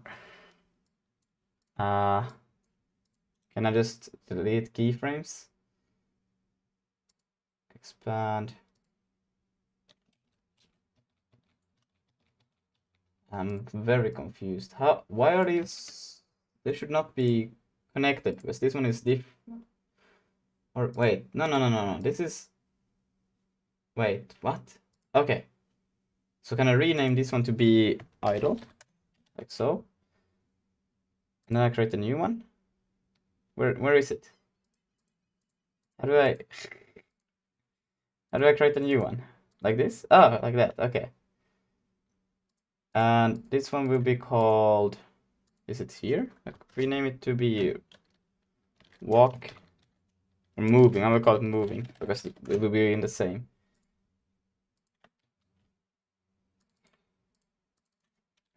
Okay, I don't know. I will just animation or chunk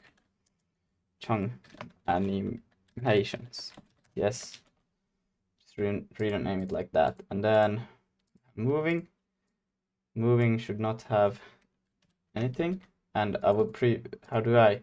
Am I previewing moving now? No, I'm previewing. I don't know what I'm doing.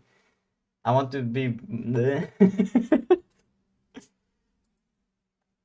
It's this one I want to work with now. I don't wanna pose.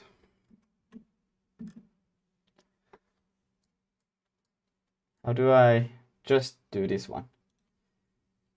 Expand.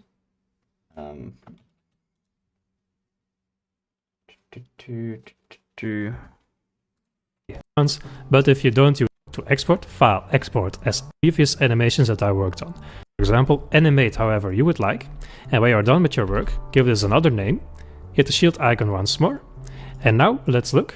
When I look at this icon, you can see the previous animations that I worked on. This is how you can create multiple animations inside of Blender, but for organizing I also drag a new tab out of this. Okay, now I don't know what are all these, because now I have multiple ones of these, and what are the other ones then? Can I delete these ones then? Like, how does this work? So these are the animations. What are these things then? What? I'm just gonna, can I delete? And then I go delete. Yeah, but I wanted to. How do I delete the whole thing itself?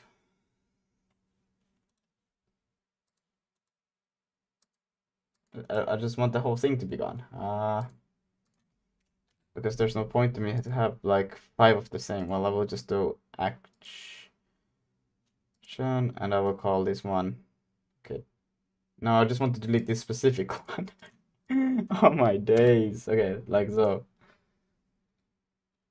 I don't know. Wait, what? What is that? Okay, now this is. Okay, we'll call this idle. Idle. No, just idle. Boom. And if I play this thing, nothing happens.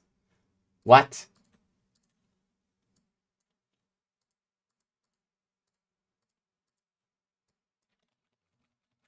So how far back do I have to go? Let's see how far back I can go. Okay. So I will just go here. This one will be called my idle. And now everything is broken again. What? It has nothing to do with it. And I broke everything. What the hell? Okay. This one. Oh, this one doesn't move. This one. And this one lost everything. Okay, so is it chunk? This one works. This one doesn't work. But if I go to this one. Okay, this one works. So this one will just remove this thing. Yeah. And then it doesn't work anymore. What? Huh? But there's no keyframes on this one. I don't understand what makes it. Okay, this one will be my.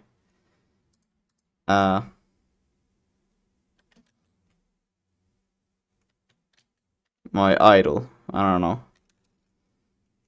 I will just call it idle like this. Boom. Okay. Then I got this one that I would like to delete. But I don't know if you can't. Really? Can't you just delete a specific one? Let's see. Blender. What is this thing called? Delete animation.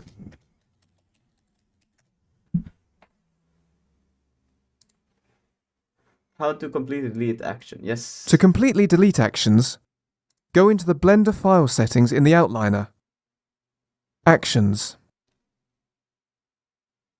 To select multiple actions, hold Shift.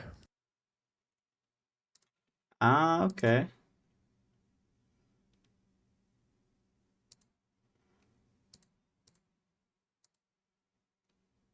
What?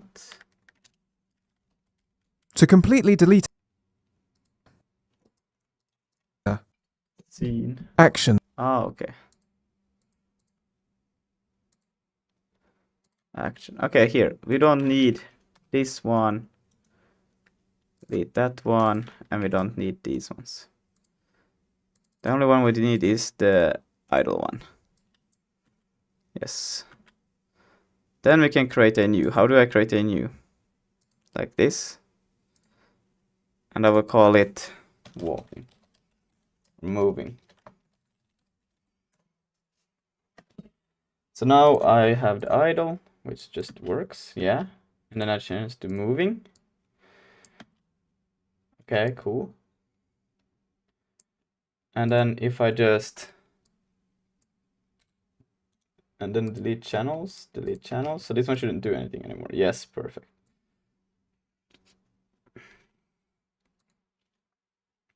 Then I can try the animation thingy. Or walking. It's going to be a 12-frame walk animation, so I need to skip ahead 12 frames to frame 13, and I'll press Shift-Control-V to paste the flip pose, and press I to action get saved, and we can then go into pose mode on our armature. Now, I've created this little reference sheet showing the 5 main poses of our walk, starting with the contact pose, then the down pose, the passing pose, the up pose, and finally the reverse contact pose. So let's begin by creating our first contact pose. So from side view, I'm going to grab one of these IK bones and just bring the leg forward a little bit on the Y-axis, and also rotate it so that the foot is pointing up, and then I'll grab the hip bone and just move this down on the Z-axis until the heel of the foot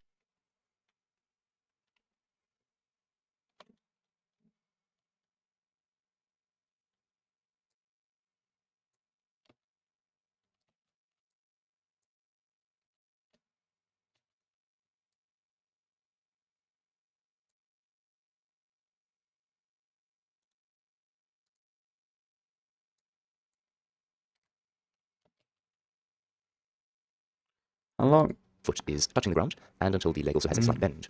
We can then also bring this other leg back, rotate the foot a bit, and rotate the toes so that they're sort of flat with the ground. Alright, something like that. I'll also like to grab the hips and just rotate the whole body forward slightly, so the character is leaning a little bit into the walk, and I'll rotate the head back just to keep the eyes facing straight forward. I'll then go into front view, and you can see that the legs are spread quite far apart, so I want to bring them in a little bit on the x-axis, but I want to be careful that I move both legs in by the same amount, so I'm going to pay attention to the number down at the bottom left of the screen. You can see how that changes as I move this in, and so it looks like I'm moving it in about negative 0.0555, so let me actually just type in negative 0.055, and I'll enter that, and then I'll grab the other one, and this will be moving in the positive x direction, so I'll press G, X, and 0.055. Alright, I'll then pose the arms, so I'll bring this in a little bit closer to the body, and I'm going to loosen the hand a bit, like so. And this arm is on the same side as the forward leg, so it's going to be rotated back at this point. And I'll maybe rotate the shoulder back a little bit as well, like so. Alright, and I'll just copy those bones, press Ctrl-C and Shift-Control-V to paste it over onto the other side. Of course, in this case, the shoulder will be rotated forward. Something like that. Alright, and maybe want to press R twice to enter trackball rotation, and just swing the arm and the hand in front of the body a little bit. Now, we need to think about the rotation of these 3 bones here. So, because this leg is currently best is going to be quite gradual forward, the head is jump to frame all of the selected bones. Now, to save having to deal with that pop-up menu every time, we can just set our keyframe type here to location and rotation, and then when we press I, it will auto scan with the mouse a 3D view a lot of the time. It's only 13 frames long. Let's zoom in a little bit here, so you can use the mouse wheel to zoom, and middle mouse drag to move the view around. Alright, so that's a little bit better. And we can scroll through here to get a feel for animation, or we can just press Alt-A to actually play it. Now, currently it doesn't look terribly interesting, so let's... Okay.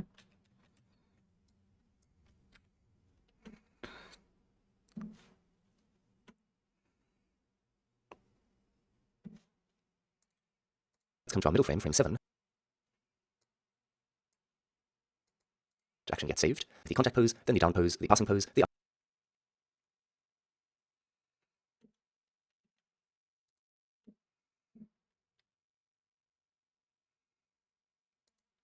Alright, it's probably better to do like this. Wow!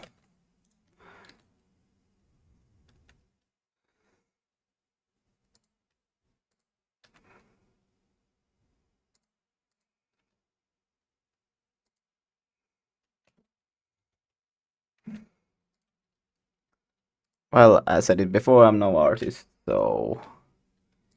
Yeah, we're just gonna make something that looks somewhat good.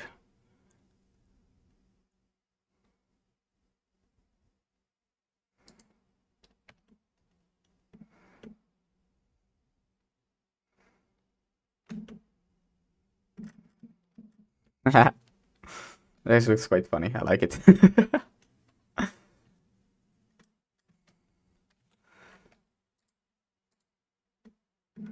I'm very bad at selecting when I'm supposed to be selecting. Wow.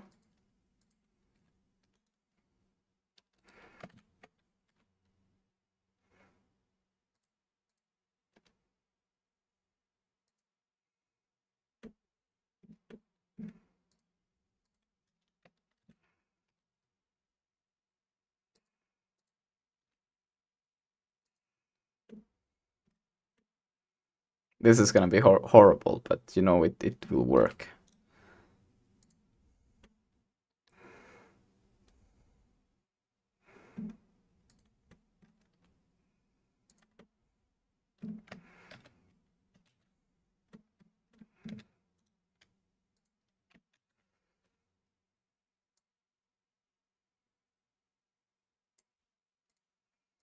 Negative point.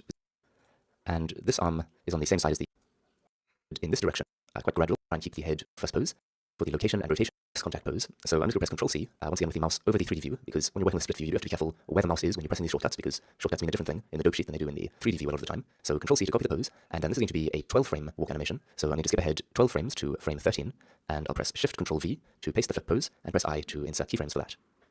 Since our animation... What happened?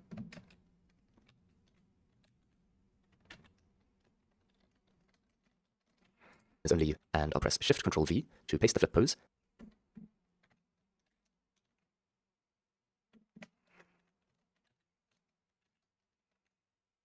And press I to insert keyframes for that.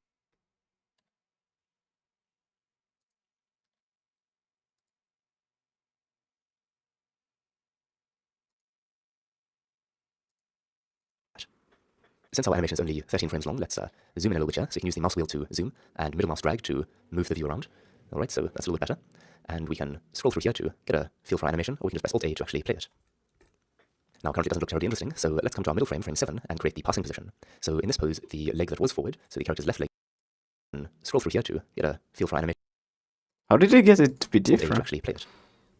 You do have to be careful where the mouse is when you're pressing these shortcuts, because shortcuts mean a different thing in the dope sheet than they do in the 3D view a lot of the time. So Control C to copy the pose, and then this is going to be a 12 frame walk animation. So I'm going to skip ahead 12 frames to frame 13, and I'll press Shift Control V to paste the flip pose, and press I to insert keyframes for that. Since our animation is only 13 frames long, let's zoom in a little bit here, so you can use the mouse wheel to zoom, and middle mouse drag to move the view around. Alright, so that's a little bit better. And we can scroll through here to get a feel for our animation, or we can just press Alt-A to actually... But how does his... Like, what? What?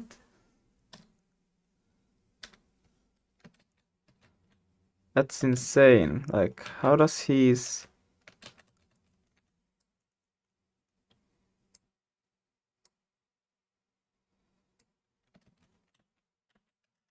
How does it... For him it starts to play like already an animation. Like, how is that possible? Like, what the fuck?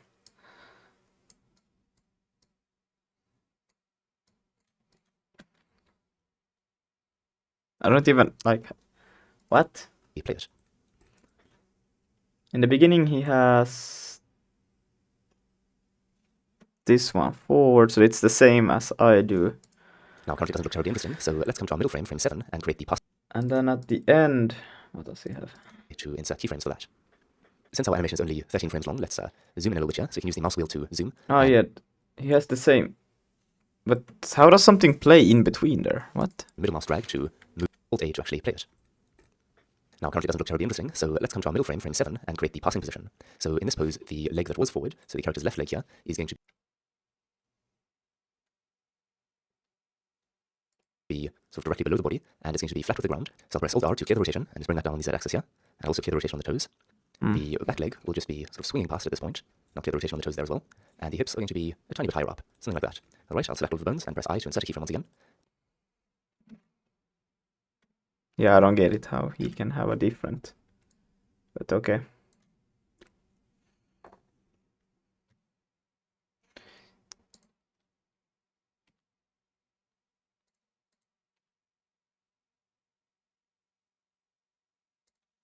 And also going to be a middle frame, frame 7, and create the passing position. So in this pose, the leg that was forward, so the character's left leg here, is going to be sort of directly below the body, and it's going to be flat with the ground. So I'll press Alt-R to clear the rotation, and just bring that down on the Z-axis here, and also clear the rotation on the toes. The back leg will just be sort of swinging past at this point. I'll clear the rotation on the toes there as well. So the back leg will be swinging fast. So how is that possible? What the heck?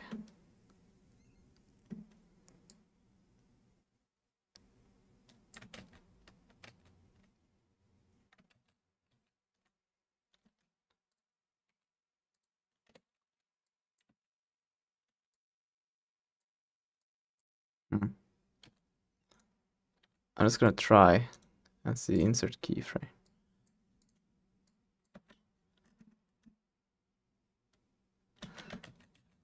I don't get it how we can have such different like behavior from the same shortcuts. And the hips are going to be a tiny bit higher up, something like that. Alright, I'll select all of the time, so it sort of remains forward, and then the chest bone will be rotating with the arms, like so.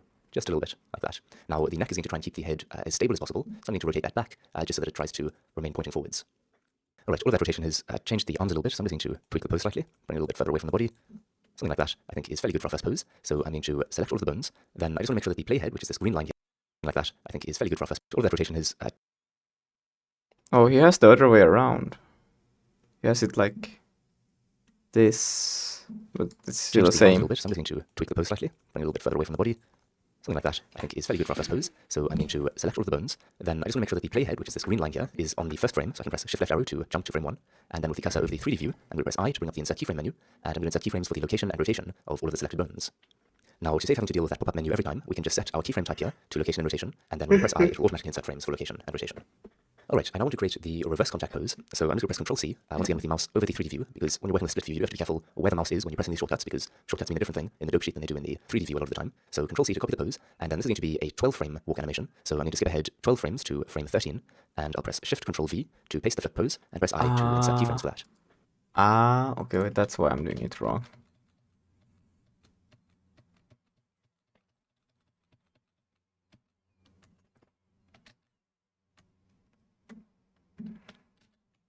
So, insert there. Move this one to 12.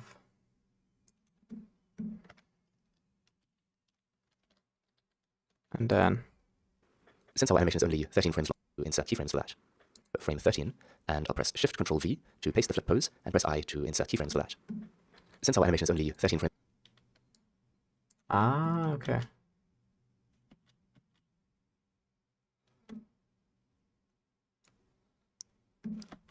long, let's zoom in a little bit here, so you can use the mouse wheel to press I to insert keyframes for that.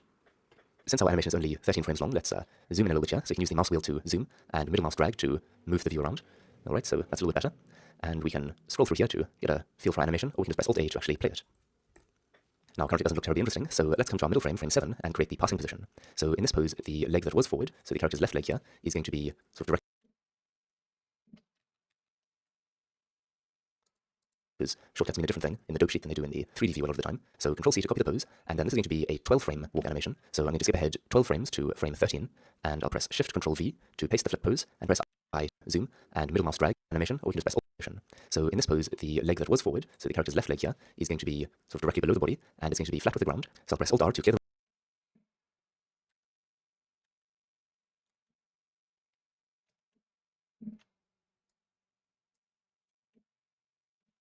rotation, and just bring that down. So in this pose, the leg... Since our animation is only 13 frames long, let's zoom in a little bit here, so you can use the mouse wheel to zoom, and middle mouse drag to move the view around. Alright, so that's a little bit better. And we can scroll through here to get a feel for animation, or we can just press Alt-A to actually play it. Now, currently it doesn't look terribly interesting, so let's come to our middle frame, frame 7, and create the passing position. So in this pose, the leg that was forward, so the character's left leg here, is going to be sort of directly below the body, and it's going to be flat with the ground. The leg that was forward, so it's right leg for me.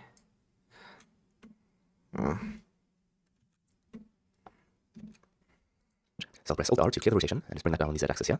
And Alt-R? You can do something like that? What?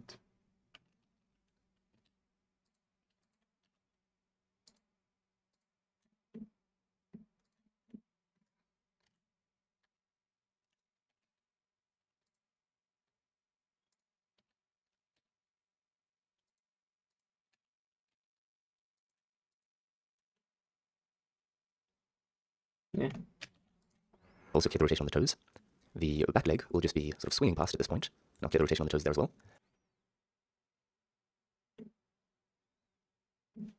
And the rotation on the toes. The back leg will just be sort of swinging past at this point.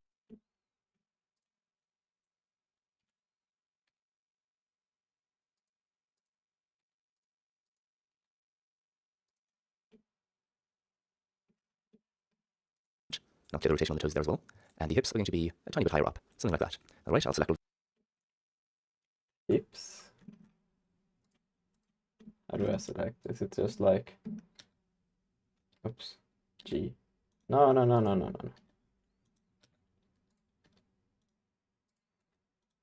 Well, that's the only thing I have. I don't want to move the whole body. I just want to move the... Yeah. What the fuck? I don't know. both buttons and press I to insert a keyframe once again. About Dream versus Daquavia PvP4. No, I don't know about that. I don't know. I only know Dream of that. I don't know who's the other guy. And what is $100,000 thing?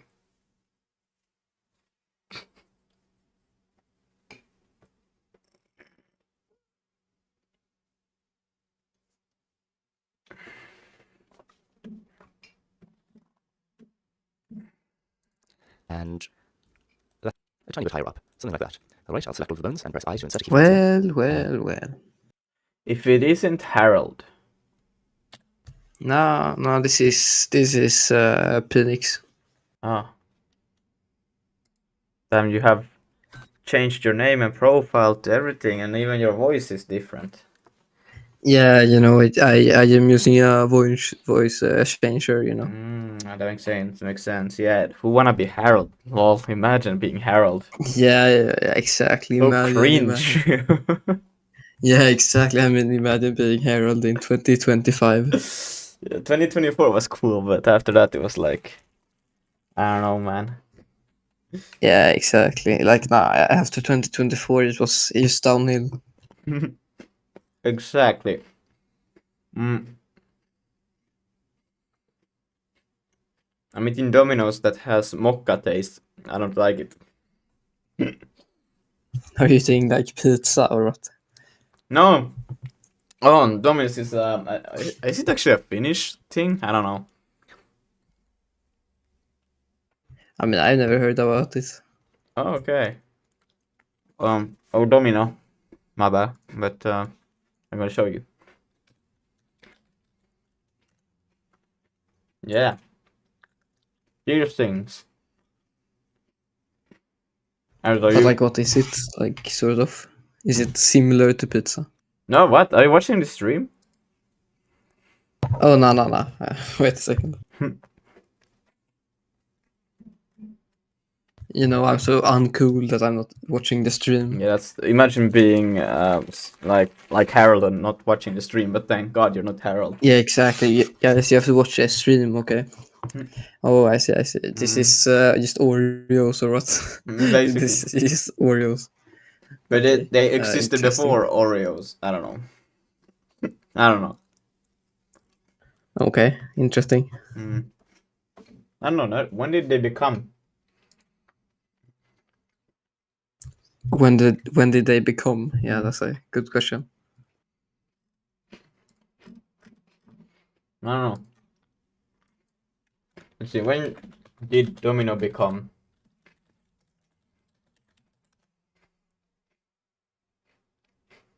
No, that's probably the Domino's. Oh no, not that Domino's. Damn it! Yo, hi, Tishoff. Hello. Lucas is showing all of his Finnish Oreos. I only saw it in the stream, like making the ultimate ribbit model. It was created in 1953. Dang, that's old. When did Oreo become? No, Like, yeah, I think it's 1919 or something like that. No, just become. When did Oreo become? The first one was sold on Oh, what? It's actually before. Okay, I was. Yeah, bro, but you should actually. There was one before Oreo. What were they called? Like something like it's like it sounds like chemical thing. It's like hexoporios or something. I don't know. It might have been Domino. Oh yeah, right. Well, I can try to find them. Okay, from now on, I'm not gonna watch when was something released. I'm just gonna go when did something become. Instead of when did Lucas create his YouTube channel, it's like when did Lucas become. Oh, nice. It sounds like philosophical. Philosophical. I don't know. Yeah. But Oreos are already a copy of thing called Hydrox. Oh yeah, that was the thing that I was talking about. Yeah. And you know, your Domino is just a copy of Oreo, so you know. I thought like, ooh, I would like. What are these Oreos? Damn. Dang, that's some thick Oreos. Thick Oreos. Damn. Damn. I thought like legit like when Oreos came to Finland, I was like, whoa, this is like must have been created like then or something like that. Like, oh, it was crazy. But yeah, Right. That's a little bit more interesting. We'll now go on to frame 4. I'm which is working halfway on between animations our or pose something. and the passing position, and here we'll have our down pose. So in this pose, the front foot is going to be down on the ground. I don't know if I wanted Is that to. a ribbit? Can I just like? Hips are going to be at their lowest point in the walk, something like that maybe. And this leg is going to be still back. Why are you animating him though? You can just like use are selected as well. there's like a like an animation thingy website. I can't you can use upload it. your model. I can't use it because my model is not like humanoid enough. It's cursed. So it's like. What do you mean though? But it's okay. I will just suffer. You know, it's not that bad. You know, I can just do it. You know, learning. I'm learning. Light is white. Yeah, just telling you, I've never touched skeletal animations because it's just too annoying. Is just have this front foot sort of But slow yeah, down good a luck. little bit faster to help Thank us you. character. And insert a keyframe. In the past, I did like some Minecraft animation, and I know with pain that it takes so long. It's crazy. Put my playhead on frame 13 and shift control V. Yeah, that's why I download assets online and then I just use them and pretend that I made them. Crazy stuff. So I Yeah, it's take my crazy. second step back. So I need to press A to select all of the keyframes here. I'll hover over the dope sheet summary and press A to select all of those, and then Control C, put my playhead on frame 13 and shift Control V, and let's now play this. Wait, what? So A, Control C, Control V, and what the fuck? What did? All right. So I want to go ahead and get my second step back. So I need to press A to select all of the keyframes here. I'll hover over the dope sheet summary and press A to select all of those. So I need to do like this and this. Ah. And then Control C, put my playhead on frame 13 and shift Control V. Okay. But why do I get like that extra? Why does it start from here? No, I don't know. I don't think anything breaks from deleting that. Boom. Why? That was a very cursed. I don't think it's supposed to look like that. We're only making changes to the first half. With the mouse over the dope sheet view, I'll press Control C to copy all of those keyframes, and then when we paste them, it's going to paste around the playhead. So I'll make sure the playhead is here on frame 13, and then I'll press Shift Control V, and it's now pasted in all of the reverse keyframes. So our animation now ends on frame 25, but frame 25 is of course just the same as frame 1. So we actually want our animation to end on frame 24, and then loop back to frame 1. So I need to set the end frame here to 24, and I can then press Alt A to play the animation. And here we can see our chap walking. I'll go to side view.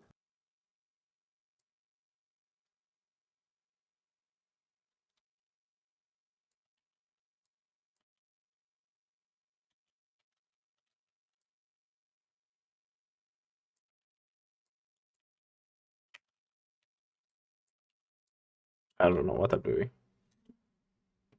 Why does that? Ah, because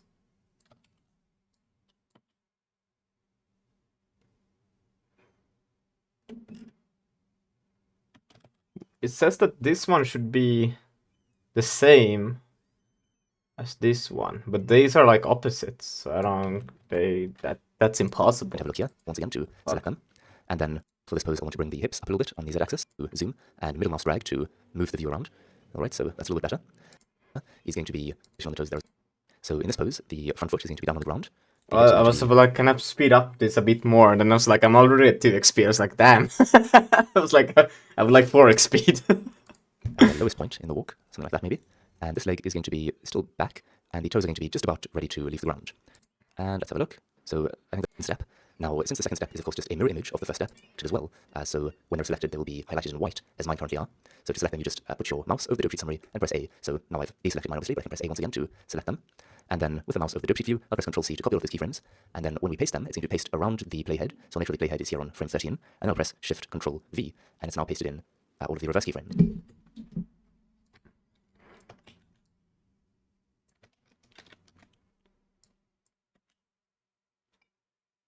Ah, okay. I see. So our animation now ends on frame 25, but frame 25 is of course just the same as frame 1, so we actually want our animation to end on frame 24 and then loop back to frame 1. So I'm going to set the end frame here to 24, and I can then press. How do I change the duration of this? Ugh.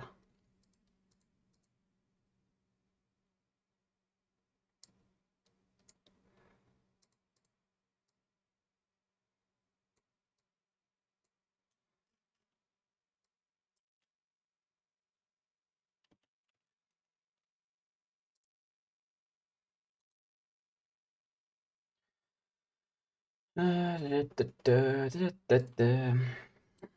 feel stupid. Därför... Let's see. Blender change, because he uses Blender like 3 or something like that. Blender change. Add B-hop. Oh, no, no. Blender change. Animation. Frame duration.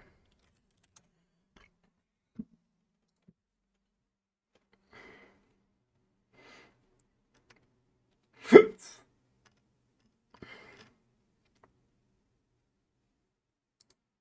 animate inside edit mode, select the object, go to edit mode, select the face you want to animate, click Ctrl H, hook to new object, change to object mode, select empty object, go to transform setting, right click on location. That's what I wanted. But come on. Really? Press Alt A to play the animation.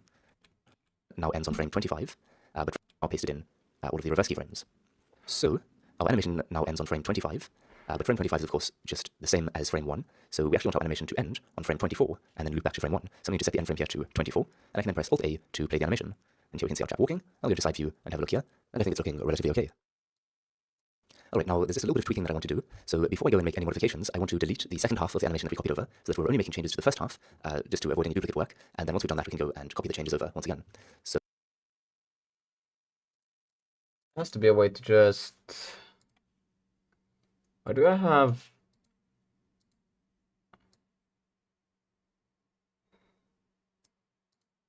In the moving, why do I have an idle?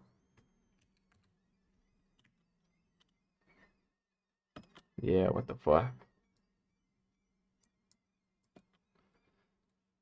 Okay, anyways, how do I change then the... Key handle type, interpolate.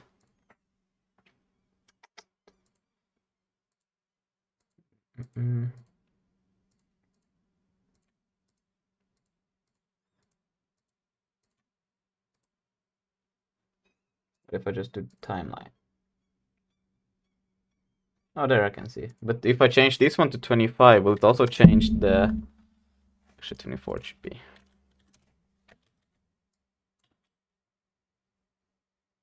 Okay, it should be 23.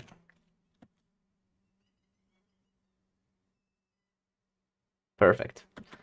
But now if I go back to Oopsie Daisy Dope Sheet. Yeah, but now this one is fucked. Because I want this one to be... Ah, no.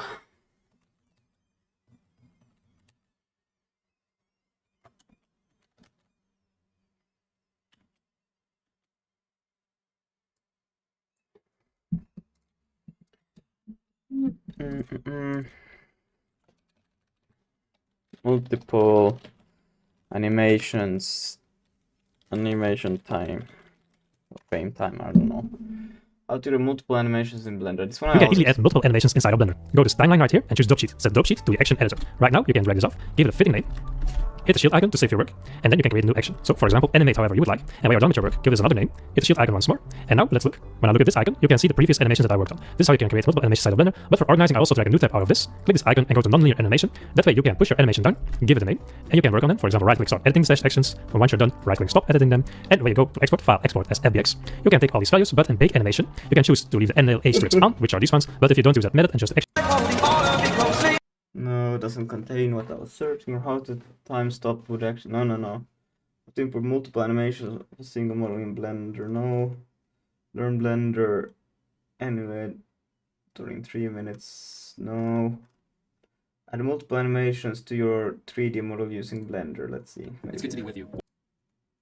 Before adding any mixamo all lined up, we need to set the armature's parent to mesh. To do this, just click on the mesh, then hold shift and click the armature. Now, right-click and press parent. Then choose with automatic select pose, apply from the dropdown. The current action is our T-pose. It looks like Mixamo gave it this funny name. We can rename it so that it's easier to see later. Next, we're going to open up an additional Blender panel. To do this, go to the corner of the viewport so that the mouse turns into a little plus sign. Click, hold, and drag to the left. In this new panel, open the nonlinear animation panel. Here, we'll see any available armatures in the actions or animations that they possess. It looks like in there, it names. If we select an armature that we know, like...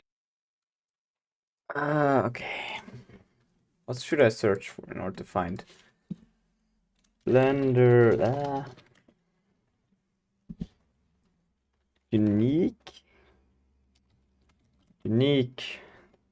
animation time per animation. Animation for beginners. Yes. How to animate Blender? No. How long does it take to make up? No. How long does it take make? Why can I not just do something like this and be like, view?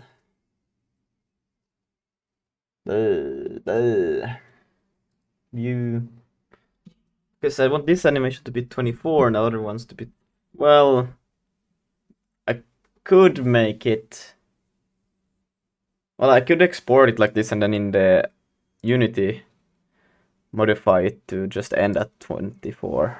Yeah. Okay. Sure. But that's so sus. So sus. But it could work. Or another way to go about it would be to wait, I have idle. I got moving. So I could also just move like this, make it a bit slower, and then I could follow the same. I mean, it could work. I think it might even be better to go like this. Yeah, sure. Export. And I'm just gonna do this because I don't know a better way of doing this. Can I just export the actual? Nah,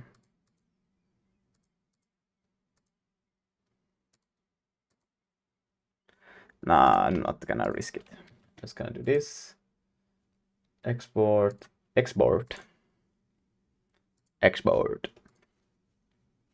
And then inside of Unity, gonna take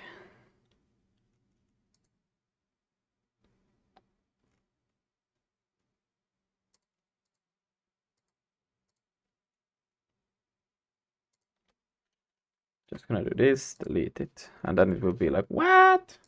And I'm gonna be like, yes, exactly. Then I'm gonna drag it back in, and it will, shit. Well, no, this is fine. I can actually just delete this thing because it should still be understanding of, there's an exit, but then there's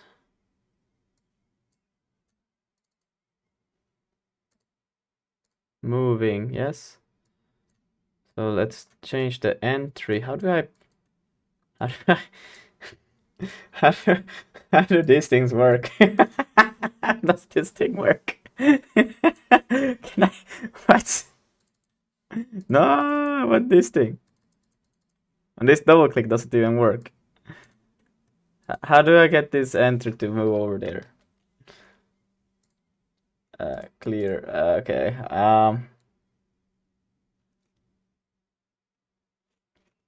Let's see. Prefab player. Yeah, it understands, and it also understands that there. This what? Wait. Player. Oh yeah, I need to click there, and then enemy. Missing runtime controller. Oh wait, do I need to put?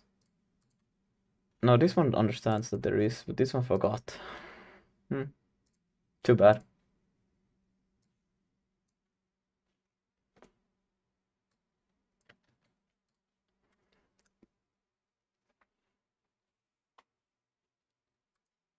But now it's not playing at all. It's gonna boop. Oh, nice. That's how these things work. Yeah. Oh, I don't have it on loop.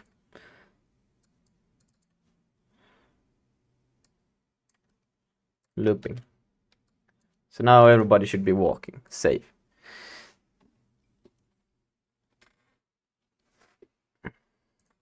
Yeah.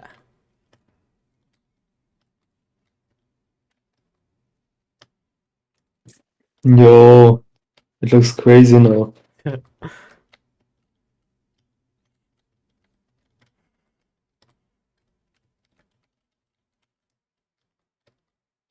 It does look crazy. Crazy.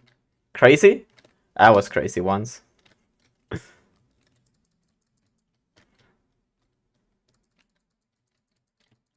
No. Look, I'm gonna beat. No. No, they stole the food. No. Oh shit. It's like I'm trying to bully some kids here, and then the big guys comes in like, no, you don't.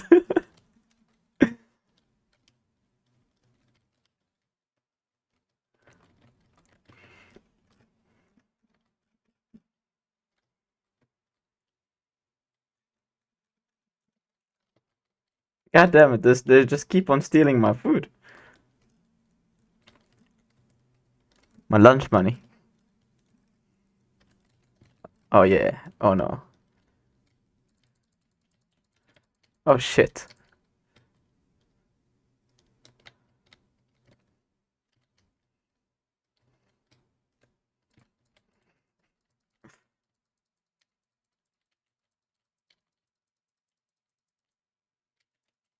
Oh fuck, they actually no. I wanted that food, man. There's a small kid.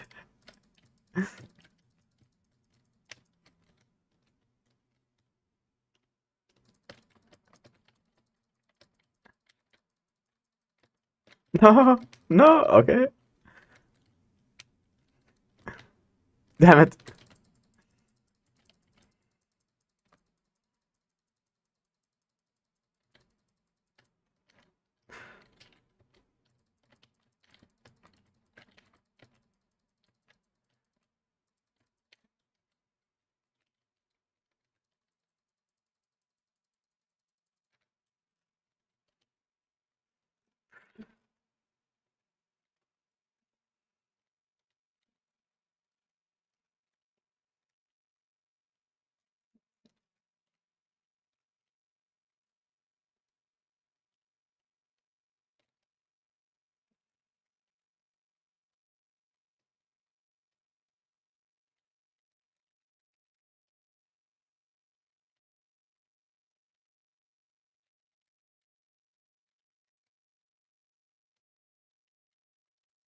That's a small guy. Oh, because the game reset, I lost. That's why I was like, what? How did that guy spawn in? So small. Okay. So I don't know how to change the timeline of a single animation, but that's okay. Now we'll make an attack animation.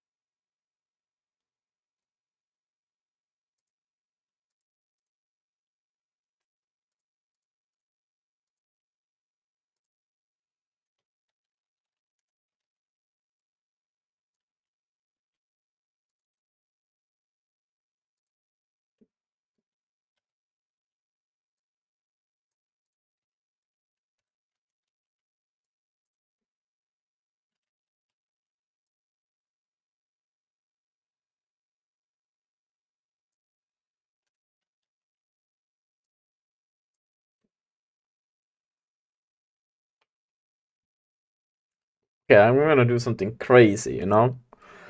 I think I'm getting a hold of how this should be, so I'm learning how this should go. Like, so we got this, and maybe we should take actually a bit. Shit, I can do that. But this one I can, for some reason, move like that. That's crazy. Okay, cool. It works. Cool. All of these, insert keyframe, and then I guess I would like to end like it's the attack, and then it goes back to this position when it's done. Yeah, so then we'll also insert keyframes here, and oops. Let's do this. We'll take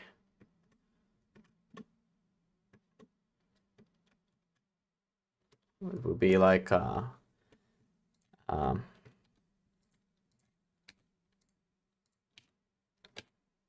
yeah.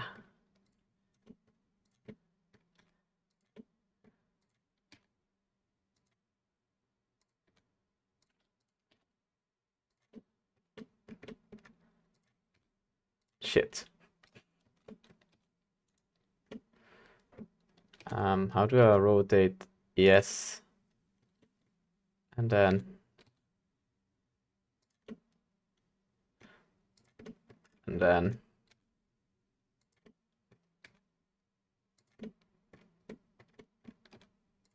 yes.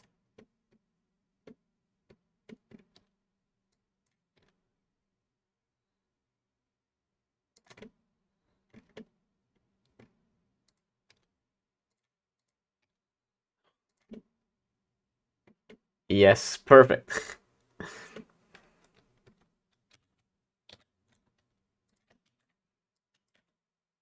That's like it looks like I'm about to hit you, but maybe you don't need.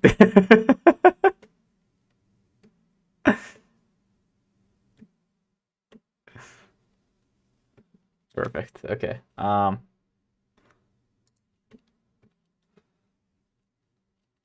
I will go so it goes fast. Is it too fast? A bit too fast it is. Maybe a bit slower. And then we'll go phew, fast here. Bam! There it should hit. So then we'll take first off the torso.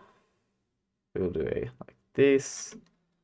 Then we'll take on the X axis and a little bit set like that. It would be a mega. Yeah, I don't know really how do people punch, but this is how this one will punch.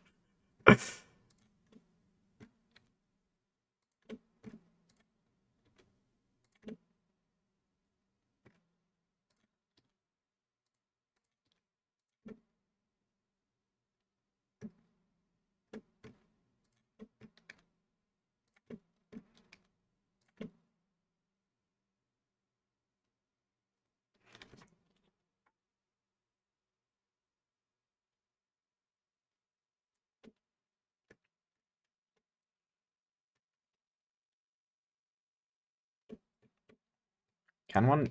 Does it make sense to do this? Okay, we'll just quickly see how this looks like. Oh, I can just press I for that. Doesn't look too bad, actually.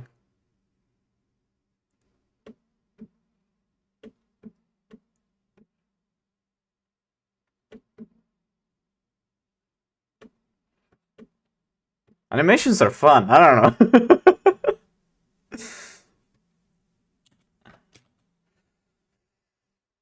And we will save that.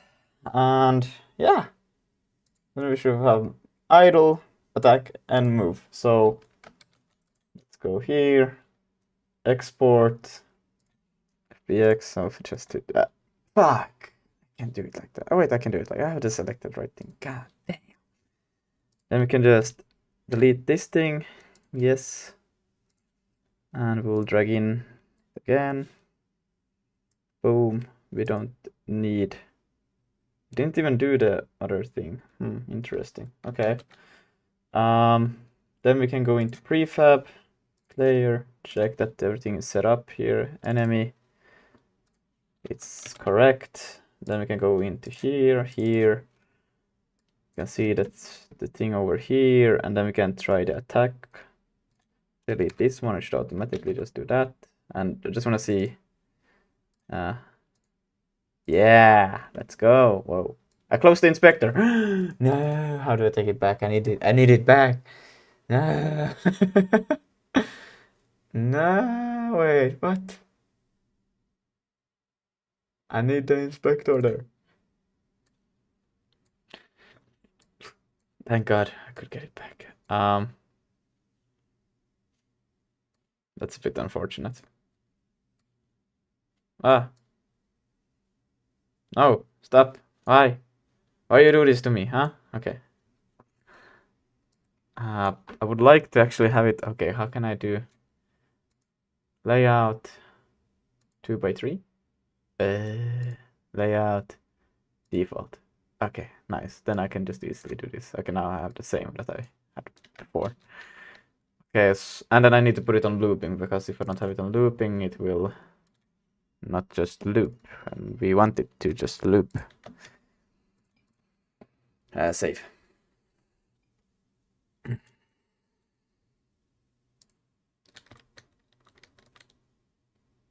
Yeah, now it looks like everybody is mad.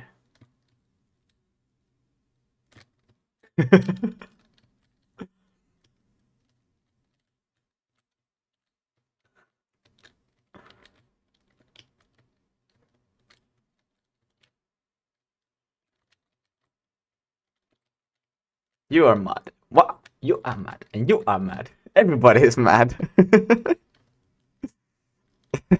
I don't know. This is so dumb.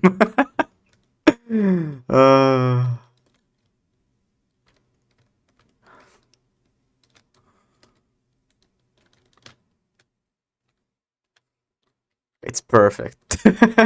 It's Picasso. I don't know, animation has actually been the most fun thing I have done so far. Like, even though it's so silly, but it's so good.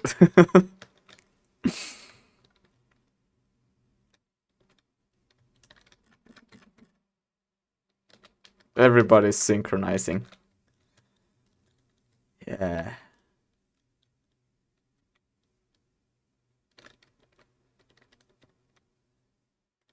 I actually need to figure out how I make a animation thing 3 or whatever they are called.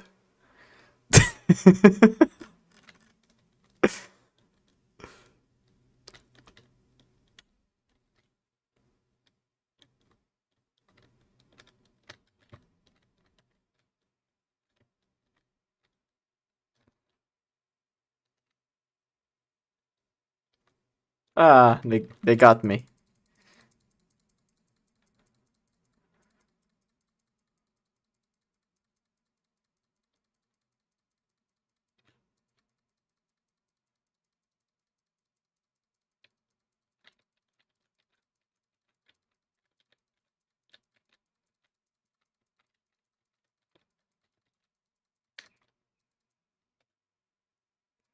Okay.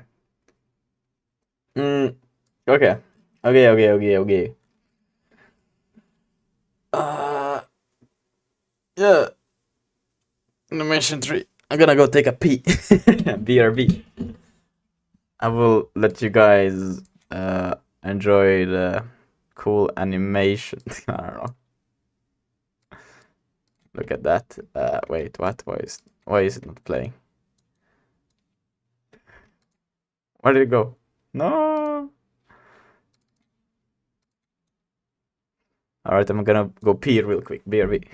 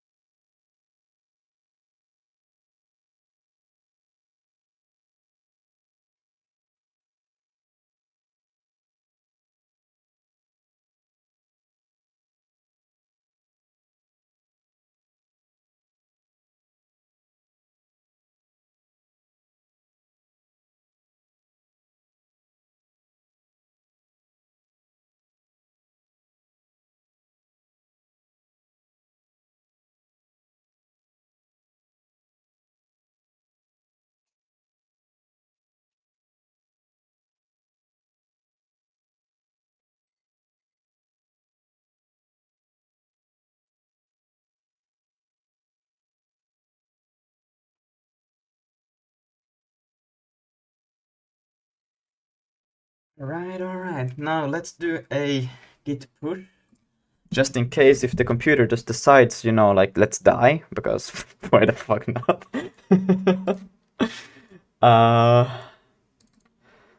Just gonna open a random ass script and fix that.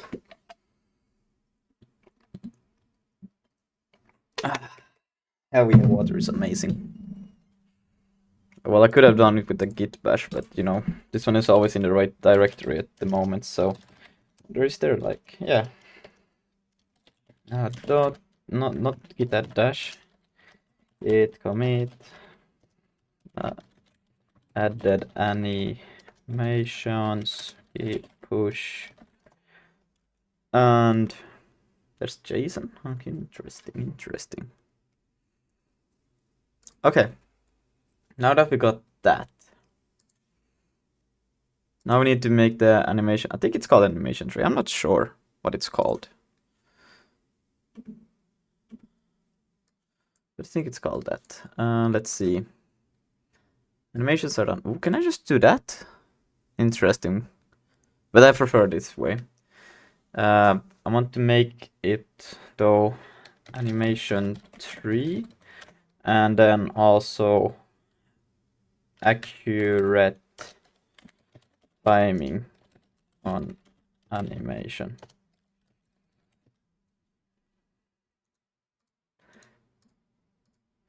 I think also that menu is probably more important than any of those things. Just so you don't start immediately, you can just, well, it would be literally just play game, but is menu important? We'll leave it there for now. I will select a priority after that. For now, I just know that these are the priorities, because otherwise these animations are pointless. So now I need to figure out how to make an animation tree. How does this thing even work? How does the animator work? What the fuck? I think there was the part in one of the videos that I watched earlier, how they work. Yes, here. On to the end. Let's set it up, shall we?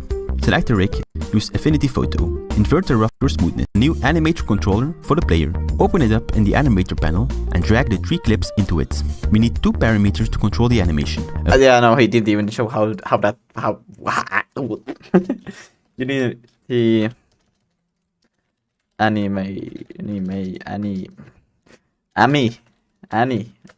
animator. Do I want to watch a full tutorial on it? I don't know. How to animate characters in... let's see, that might be that. But that's like 4 years ago. If I want with the new input system, I probably should take something that is... Don't use Unity Animator, use code instead. You can do that.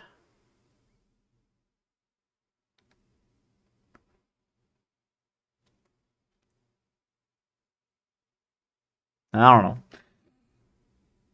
How to create 2 years ago?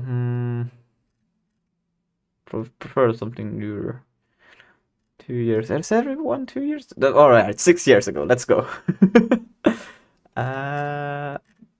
Do they have any good documentation perhaps on it?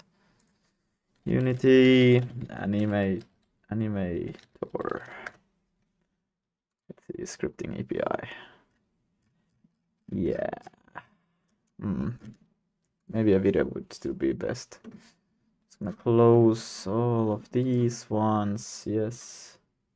This one I can still keep because it's like a pretty good one. Well, actually, animator. New. Let's see. New. Escape unit animator. Hell, you can escape it. Well, let's see. Hi guys. In this video, we add more capabilities to our player. Transition from one animation to another. Is set to false. We have this script attached to the character. It keeps track of whether we're in the idle or walking state based on player input, and it sets the animator parameter accordingly. Now we're going to change this to make use of the crossfade in fixed time method. Instead of setting the parameter to true, we'll crossfade to the walking animator state. Oh, so you can literally We need to give it the name of the state. We can also provide the transition time. We'll set this to 0.2 seconds. Then we'll do the same for transitioning back to idle. Oh, so you can do it in code. And that's it. Now we can go back to Unity and delete the transitions in the animator. Let's press play to make sure it still works. The animation still changed based on the player input. We can apply this same technique for the more complicated animator to get away from the confusing mess of transitions.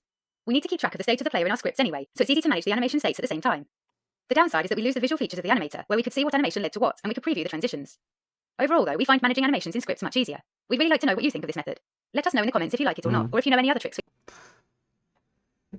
But the thing is, either like, because I did it in such a dumb way, I should just have a player controller script. But I did a player attack script, a player movement script, a player row. Some other. I should just have done it in a player controller script and would have everything there now. Well, for next time, it's fine. I have started a project like this, and I'm not too concerned about polishing everything to the greatest detail. I'm just learning how what the fuck this is. But now I wonder. It would be pretty cool to do it in code instead, but also I'm a bit curious to know how this animator works. Let's watch some more. See how does it work in like, but not like these old ones. Well, it's a beginner tutorial. Hello, this is a new one for Unity, and then I will show you how to control an animation using C#. Here's the project from the previous part with an animator controller. Create a new state, empty, and then I right click and choose Set as Layer Default. Okay, then I set the name of the open close state to open because I want to activate it for playing the open animation. And then I copy and paste it, press Ctrl C and Ctrl V, and the name of this one is set to close. Because you can use it to play the close animation, and set the speed to -1 so that it is played reversed.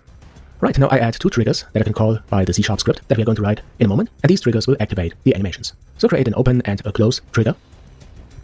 And then I have to add transitions to the open and close states, first for the open. And the condition for this transition to be open and close states, first for the open. Okay, make transition. And the condition for this transition to be activated are set to the open trigger. And the same I do for the close state, make a transition, and set the condition to the close trigger. Okay, this is the setup for the animator controller. Now I go ahead and add a C# script. Right click in this folder and choose Create C# script. And I set the name to Open Close, for example. Now double click it and my editor, Visual Studio 2019, is opened. And now we can code the script. First we need a variable for the animator controller, a private member of type animator, I call it mAnimator. And in the start method that is called when the game is started, I get the component of type animator and assign it to the mAnimator variable. Okay, now we have a reference to the animator controller that is assigned to the game object, and now we can use it to call the triggers. First I check if the animator controller is really attached. If it is not, null. And then I prove if a certain key is pressed, for example the O key, and in this case I call the trigger TR_open. Simple, right? And if the user presses a different key, for example the C key, I set the trigger TR_close, and the close animation is played. And that's it. Now I can start the game to test it. First you can see on the right side the empty state is played when the game is started. And then I press the O key to play the open animation, and C to play the close animation. So see, that is no rocket science, it's very simple, but if you have any questions... Okay. I mean, so then we could basically... Well, if you just get it for the player working first, don't have to think about all of the other ones. I should probably have done this a bit smarter, but it's okay. Meta rig attack, meta rig idle, and mega rig, yes. Can I just make transition to there, and how do I delete a transition? I want to delete it. Delete it. Okay. Why is there 3 dots going to this one now? I don't know. Let's keep that track there. So wait, now they should all be idle. All right. Yeah. They can still attack though, but.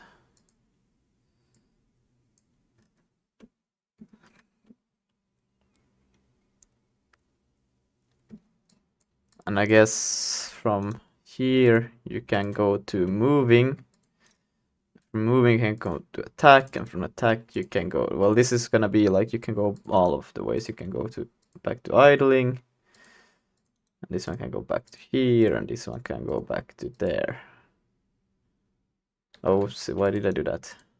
So now you can go from idle to moving, or from to attacking, and then you can go from both, and then you can, yeah. I don't know what these 3 arrow dots things means, but oh, okay, I don't know. Okay. Then just, oh no, not new layer, shit. How do I have parameters? Ah, there. Bool. Trigger. Attacking. Should do is attacking.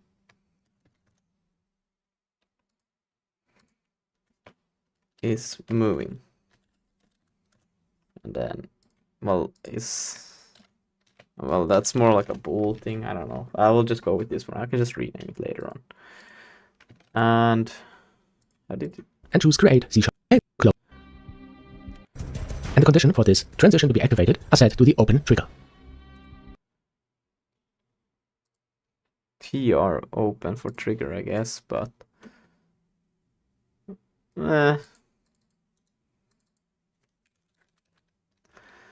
see, attack, move, idle. And for this one to move to here, so wait, can I just say, there, conditions. Wow, it's perfect. And the same goes for this one, condition, yeah, if you attack.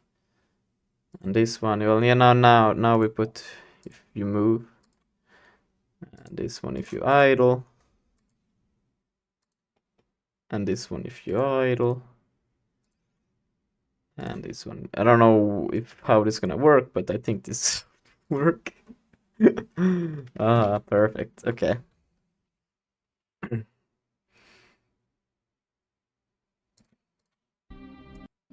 set the name to open. Game is started. I get the component of type animator. If a certain key is pressed, for example the O key, you can start the game to test it. I just said trigger. Okay. So in the player scripts now, that's kinda sad that I did. Imagine if there was... Ooh, I guess observer pattern would make sense in this case. You could just have it like, yeah, so it could be listening, anything could register to this one, and it could just be like, okay, so now this thing happened, and then you change. So somebody else could even force you to attack, basically. Well, then you would have like a player controller. And then a player controller would make a lot of sense, because then you could just have that as the observer pattern, and then it could do both the action, animation, and the actual thing that happens. How cool wouldn't that be, though? Or you wouldn't even have, you could just, okay, that's why Unreal has it as they have it. It's that you can have a controller that controls a pawn. That's pretty cool.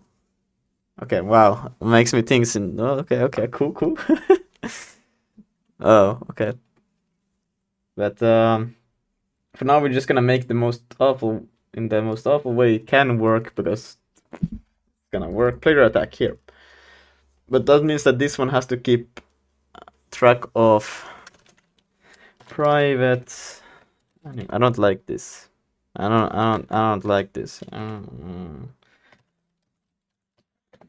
Animator, and then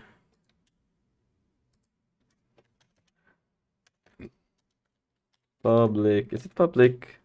Start. Animator is equal get component.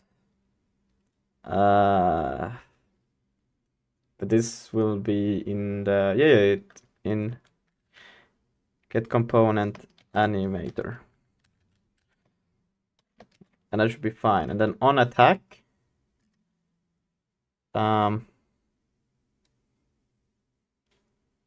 this should, either way you should find an enemy or not to attack, this should be true. Let's see. Animator, set, trigger. Yeah, but how do I make this actually, because this will not synchronize with the, doesn't matter. Attack.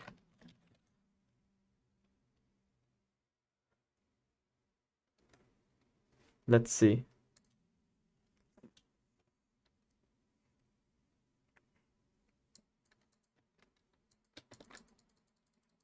Nah, okay, I don't know, man. Let's run in debug and see what happens. I probably don't get the components. That's my guess. Yes. Can you also run to see, like, if someone, like, inspect a person that has this and see, I don't know.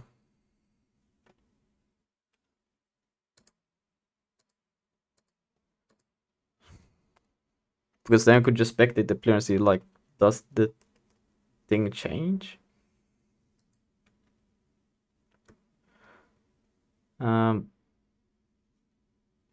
Wait, so is this actually okay, so it didn't get it. Or did it get it? Enable exception of Unity game object type. What? Type what? Type what? Ah. Was thrown game object exception type of Unity missing component exception. Okay, so yeah, it doesn't get it. That's why. Okay. Interesting. So if I go to player,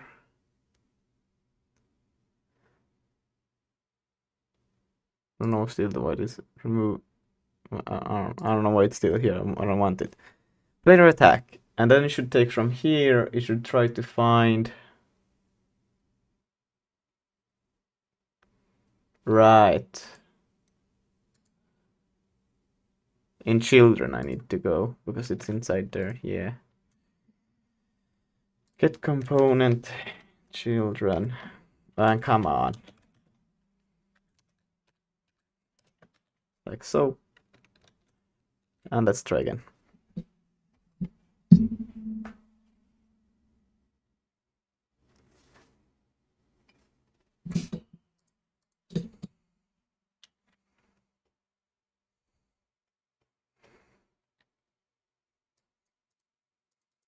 Oh, look at that. It works.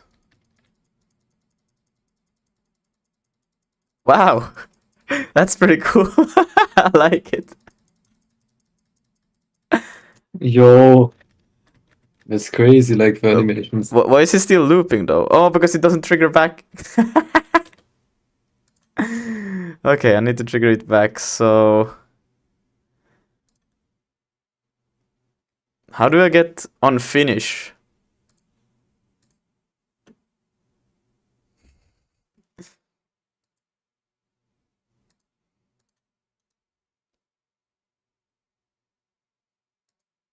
What is that? Okay, I don't know.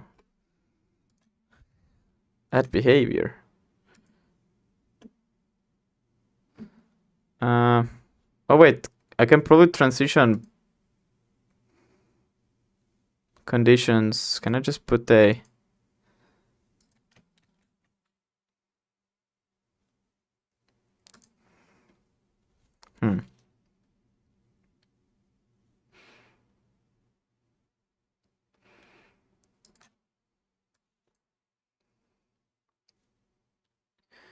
Unity animator on finish. There has to be something. Escape Unity. No. Using animator event to finish an attack multi-weapon. 11 Our goal for minutes. today is to detect when the weapon's animation is finished, so that our player's final state machine can take over again. We're going to accomplish this by using an animation event at the end of each base animation. So welcome to Barton. My name is Heinrich, and let's get into it. The empty one doesn't matter. So in our sort attack 1, what we're going to do is come to the end of the animation, so over here, and then click this Add Animation Event button. So you can see that adds a little icon over here, and then in our inspector it gives us this function dropdown where we can select a function to call when this animation event occurs. But as you can see, there's no functions for us to select, and that's because we can only select functions from scripts on the same game object as the animator. So what we need to do is create an animation event handler that's going to sit on our base game object. So let's come to our editor, then let's come to our weapons folder. Let's just go ahead and create a new Unity script. So again, this is the same as just creating a script in Unity itself, but in this case it's going to add my namespace for me, and I'm just going to call it Animation Event Handler. Now, if I want, I could be more specific and call it Weapon Animation Event Handler, but in this case, because I have this in my Barton.weapons namespace, if I need to create animation event handlers for other parts of the project, I won't get confused because I know this one is specifically for the weapons. Okay, so in here we can start by creating a private void function just called animation finished trigger. So with this function created, let's quickly jump back into Unity, and then let's come to our base game object and hit add component, and we want our animation event handler like that. Now again, this isn't part of our prefab yet, so I think we can right click on it, and over here where it says add component, we can also apply to prefab from here. So instead of having to click on primary weapon and then coming to overrides, we can just do it straight from here. So right click on that, add component, apply to prefab. So now we should have it on our secondary weapon base as well. Yep, there we go. And then if we were to come to our sort attack 1 animation again and click on the animation event, you can see now this animation finish trigger is in the functions dropdown. So let's just go ahead and select that. And before we forget, let's go ahead and just do it for our attack 2 and our attack 3 as well. Now our animations are able to call this animation event function. So what do we want to do inside of this function? We want to inform our weapon that the animation is finished, so that it can inform the player attack state that the attack is finished, and then our attack state can say, okay, we can transition to another state now. So one option is to create a reference to our weapon in our animation event handler, and then create a function in our weapon class that handles the finish trigger, but that's not our best option. We're going to have quite a few animation events, like our action event, which is when our weapon has to do damage and things like that. Our weapon doesn't care about that event. Our weapon components care about those events. So instead of making our animation event handler responsible for telling other classes that something has happened, let's just turn our animation event handler into a broadcaster that simply rebroadcasts these events, and then whatever cares about those events can come and listen to them. So along with our animation finish trigger, we need to create a event. It is going to be a public event, and we're going to make use of the action delegate in the system namespace. And we don't have to provide it a type because it is going to be return type void and 0 input parameters. And I'm just going to call this event on finished. So now all we have to do in our animation finish trigger is simply say on finish and then question mark full stop invoke. And just a reminder that adding the question mark over here is essentially doing a null check before we call invoke. So if this is null, we won't get an error. Let's also go ahead and just turn this into an expression body like that instead of statement body. And that is it for the animation event handler. Next, we can go ahead and come back to our weapon script. And in here, we need to create a reference to our animation event handler. So just go ahead and say private animation event handler, and I'm just going to call it event handler. And then we can come down to our awake function and just set the reference here. So we can say event handler equals base game object dot get component. And the component that we're looking for is our animation event handler. But with this reference set, what we need to do next is create a function to handle our onFinish event. And what this function needs to do is it needs to inform our weapon script that the animation is finished. So underneath our public void enter function, let's go ahead and create a private void, this time, function called exit. Now this exit function is what we're going to subscribe to our onFinished event. So after our awake function, let's go ahead and quickly create our onEnable function. And in here, all we're going to say is event handler dot onFinish plus equals exit. So after the awake function is called, the onEnable function is called, and the event will be subscribed to. And then we also just need to make sure we remember to unsubscribe from the event in the onDisable function. So private void, onDisable, and then in here just event handler dot onFinish minus equals exit. So now in our exit function, we need to inform our player attack state that the attack is finished, but I don't want to tie my weapon to the player attack state. Maybe in the future we want to make it so that our enemies can also use this weapon, and maybe they have a different state that kind of takes care of that. So instead of referencing the player attack state in our weapon, let's just do the same thing we just did and create a event that is going to be broadcast when the weapon's attack is finished. And because our player attack state already knows about our weapon, it can subscribe to that event to handle whatever happens when the attack is finished. So above our animator variable, let's go ahead and declare a public event. I'm going to make use of the action delegate again, and we'll just call this on exit. We can then come to our exit function and just say on exit, question mark, full stop. I forget what this operator is called. I think it's null coalescing operator, and then we just say invoke. So we're kind of just chaining events together. When the event handler gets the onFinish animation event, it's going to call the exit function, and then the exit function is going to call whatever functions are stored within this delegate. So this means then we can now come to our player attack state like that, and then let's create a function to handle this onExit event. So it's going to be a private void, and I'm just going to call it exit handler. Before we put any logic in this function, let's just go ahead and subscribe to that onExit event. So over here in our constructor is where we set our weapon reference.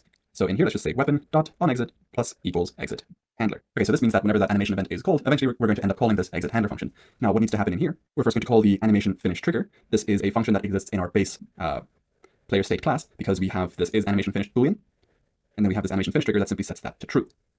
So back in our player attack state, after we call this animation finish trigger, we need to go ahead and say is ability done equals true. Now this is ability done is a variable that exists in our player ability state, and that is what is responsible for determining when we are allowed to transition to a new state. So this sounds like a pretty viable way of doing it. Let's see, is there maybe through a game Unity animator on finish? Why did it show different results now? Total fixed unit loop animation. How old was that video anyways? 2 years ago. Okay, so not that old, I guess. How to use animation event in Unity. Isn't that kind of the same thing?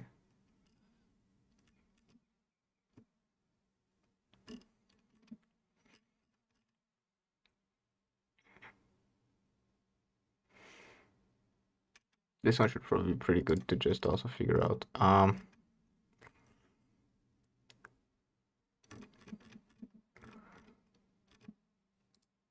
Last week, I got a question on Discord. How can if you're using I make an enemy instantiate or throw an object at 50th second of the 100-second animation time? And although I answered it on Discord, I decided to make a video about it as well because it can be very useful. So the problem that I'm going to be solving is a little bit different than what I got for the request. So let me first show you what I have for it right now. Okay, I got a character right here, and once I get close to some resource, I can press E, and the character starts mining. But you can see that I get the resource right at the beginning of the mining, and I would want the resource to be actually harvested only once that pickaxe actually hits that rock. Several ways you can approach this problem actually. You can create a collision and work with triggers and see when the pickaxe actually hits the resource and give the resources like that. Or you can time the animation and make a timer to wait before you give the resource for a certain time. But the approach that I'm going to be showing in this video is how to actually create an event on the animation itself. Let me open the window with the animations. And currently I have idle, jump, run, and mining animation. So the one that I'm interested in is mining. Click that, and if we click play, you can see the animation play. So if I want to trigger something right at this point, so you can see that that's where the pickaxe is on its lowest point, then you would want to add an event. And their option for adding event is right here, but currently it's actually grayed out because the animation is read-only. The reason why it's read-only is because it's part of this import. You can actually add the event in the import as well. If you select the import and under animation settings, we can go and there is an event option. You can click add event and then move it to where you want that event to be at. So there is an option to add the event on the import, but the other way of doing it is actually getting this animation out of this import. And the way you can do it is select it, Control D to duplicate it, and that creates a copy of that animation outside of the import. Now be sure to go to your animator and switch to use this mining instead. Otherwise, any changes that you make here are not going to be actually doing anything. Let's go back to my character, open the animation window again. There's a shortcut, Control 6 to open that. And now if I select the mining animation, the events actually are no longer grayed out. So I can go back to the point where I want that event to be added. So let's add it right here. You can switch to frames if you want instead of seconds. So it's 26th frame right here. Click add event. And now since I do have the character selected, and if I select the event, it gives me the option of selecting the function. In this dropdown, you'll see a lot of options. And if you're trying to trigger it with your C# script, you can find the public function that you have on this character to trigger that script. But I'll be showing how you can do it with visual scripting. So for visual scripting, there is this trigger animation event option. So that is added if you have a script machine added to the character. I do have 2 script machines on my character, so I have that option. And once you select that function, you get options for sending data. You can send float, int, string, or object. What I'm going to do is actually set the string option here, and I'll just say hit. And that's going to help us out to find that animation event in our script. So let's go to our script. Here I have a movement script, and here is the interaction script. So let's add a graph. And here I currently have the on keyboard input E event. I trigger the animation, and then if it's up, I disable that animation. Now this part right here is what actually tries to get that resource. And currently I'm just listening for the E down event as well. Like I said, one of the options you can create a delay and trigger that after delay. But what we're looking at right now is using the animation events. So let's look for a node animation. And here we have 2 options. So we have animation event and named animation event. Okay. using the Unity animator for your AI or your player, you've probably run into a situation where the responsiveness of those animations just wasn't as snappy as you wanted them to be. Or maybe even animations are totally skipped whenever the player tries to input things too quickly. In this video, I'm going to go in-depth in the animator state transition interrupts to help you understand exactly how those work, why you might be missing transitions, and provide some high-level guidance on how you can avoid running into those circumstances. Hey, Chris here from Mom Academy, here to help you. Who? Me? Yes, you. If you're looking for the basics of how to use a situation where you don't really think too much about this, they might try bugging. Transition time's a lot longer. That just handles these attacks. The default state here is empty. There's no motion attached to the state, so that way it doesn't do anything until we're ready to do an attack. Then I've got this any state that will transition to any of the attacks. This transition duration is very short, and that's part of why it was really hard for me to identify this, because only in the cases where the AI wanted to go and do one attack and then another attack in 0.1 seconds or less would I run into this problem. So to make it easier to trigger, I'm going to just increase the transition duration. Before we go too deep into the different examples, I think this blog post is a really good place to start off. So they do a really good job of explaining it, and I'll link to this in the description, and there'll be a card on the screen right now as well. The key thing is, by default with interruption source of none, that you cannot be interrupted. So once we start this transition, there's no way to be interrupted. We're going to go all the way to that next state, and then a transition from there can occur. That's where we'll get that sluggish behavior if you don't provide the interrupt source as something. Because we'll have to transition all the way, in this case for potentially half a second, to a new state before we'll start doing a new transition. You can see if I click these 3 attack combo and then full combo that the animator's not responding as quickly as we'd like it to, because we have to transition all the way to the next state, which is taking half a second. So maybe still a bit fast to see, so let me up that all to 1. So we can see that's really a slow transition, and it feels really sluggish when we're trying to get them to use the next attack. In my experience, at least with this kind of animator setup, generally speaking, we want the interruption source to be current state. What this means is anytime that we're trying to transition again while we're in the middle of a transition, we can cancel that and start going to a different state that is defined on this state. So in this case, we have the any state, and that's why it's important for me that it's current state. So if we're transitioning from any state to any other state in this layer, we can interrupt that and start going to a different state. The caveat there is if we have ordered interruption turned on, the transition hierarchy we have here is very important. The ones that are higher up on there are then higher priority. So if you watch closely here, if I try to transition from attack to hit combo to attack to hit combo to grab bite, you'll notice that I fully transition to attack to hit combo and then to attack to hit combo to grab bite, because that second transition is lower on our priority list defined on the any state transition than attack to hit combo. So even with current state interruption source with ordered interruption on, I will not interrupt that transition because it's a lower priority transition. For my game, I wanted them to immediately start that next attack. So let's look at how we can do that by setting ordered interruption to be false. Did I? No.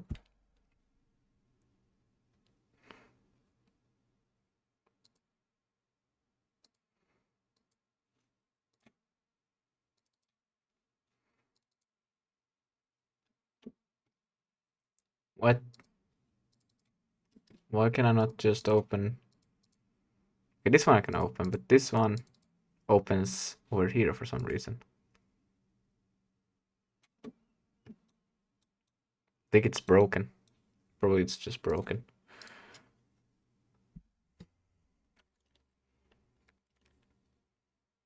I'll just add it back in again. Oh no. Whatever. Yeah, okay, now it seems to be right.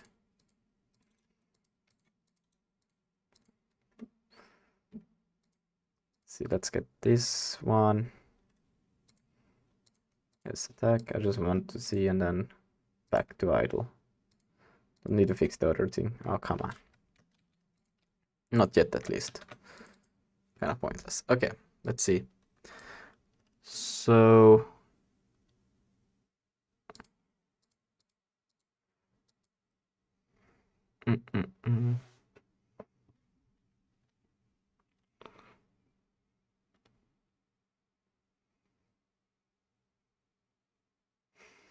Start, loop, pause, events. Can you just...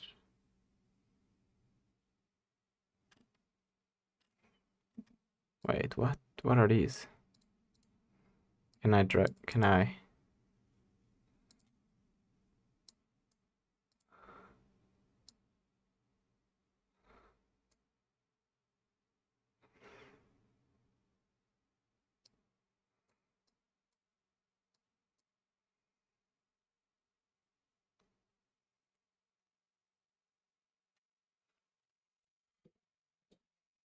Can I just say attack done? How does this work? Where do I find it then?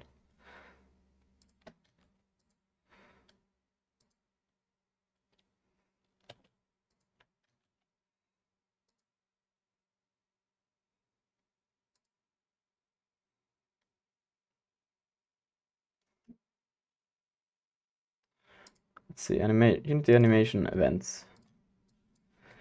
Unity. What does it do? What the hell?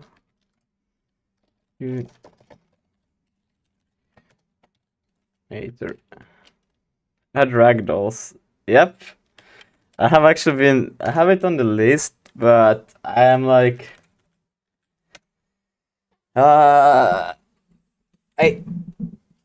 Ooh, well, I guess I could do it now once I actually have this. Like, it would be funny just to see them dying and just be up, you know?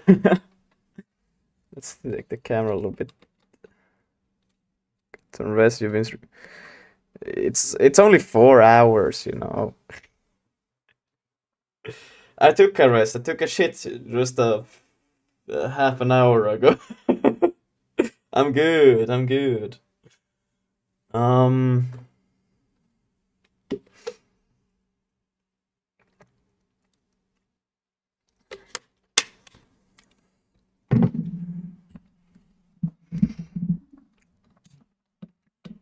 The ragdolls would be fun, but it's not a priority. I need to get this animation thing working.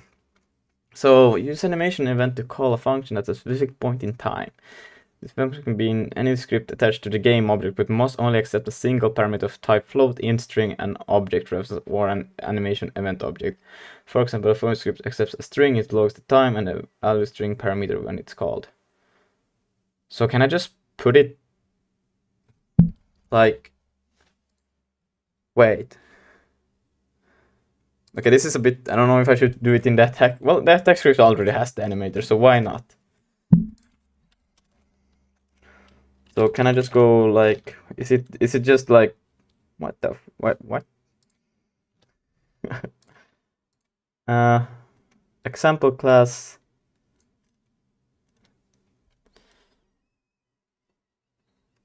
Example string...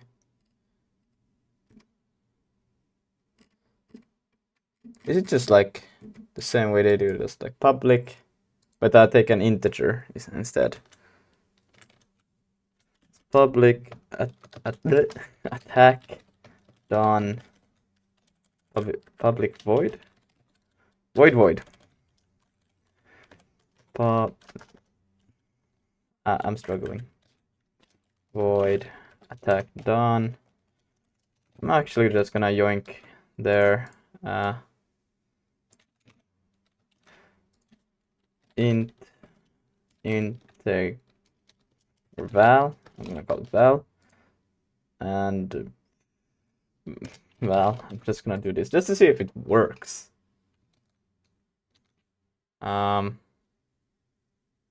Yeah. But that it's not on the game it's on the parent game object. It's not even on the so it might not work.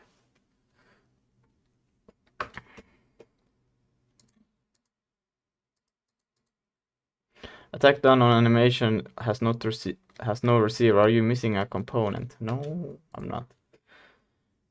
Parameter speed magnitude does not exist. What? Or do I call? I never call that such a... What? Yeah, this is not my stuff. Navigate to target action. Okay, so that's why they... Okay, then... Okay, yeah, but that's the point. It shouldn't exist. Yet. I'm working on the player first. Big chunk.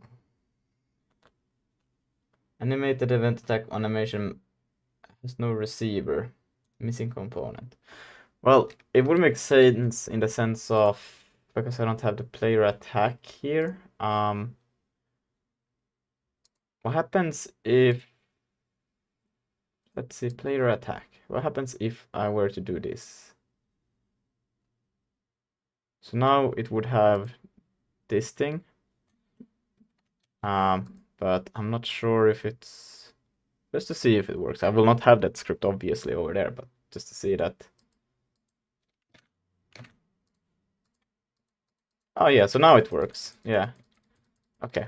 So yeah, I need a script there that takes care of it. Remove component. Damn it. I should have made this actually like the root object. Maybe, I don't know, is that stupid or not? I don't know. I just got here. Okay, so... I guess I could have a script on the thing to be called big chunk. Like I don't have a consistent name even for this, but I will just go new folder. This one will be called animations. Yeah, okay. Create script, and I will call it big chunk animation. Yeah. And inside this one, we'll put that call. But I don't know how to handle it from there. Okay, so now basically it's just like, yeah. I guess we could check like what is the speed of the object or something like that, but that's still kind of dumb because I don't have a universal. Oh, I should have had like some similar class or something like that for the enemies and the player to have, because then I could have just velocity on the class, entity class. I don't know, maybe I can get velocity. Probably not. Because I don't have a rig body. I have a controller.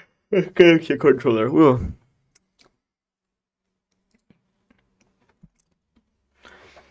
Can close these ones. Yeah, I don't know really what I was thinking with this now, because whoa.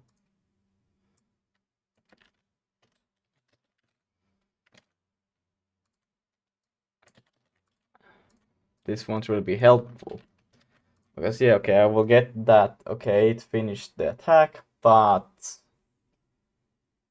what about it? There's not really anything I can do. Well, big chunk animation. If I take the player, for example, I can, I could,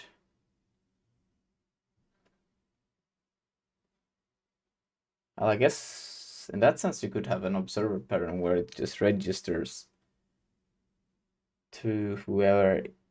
And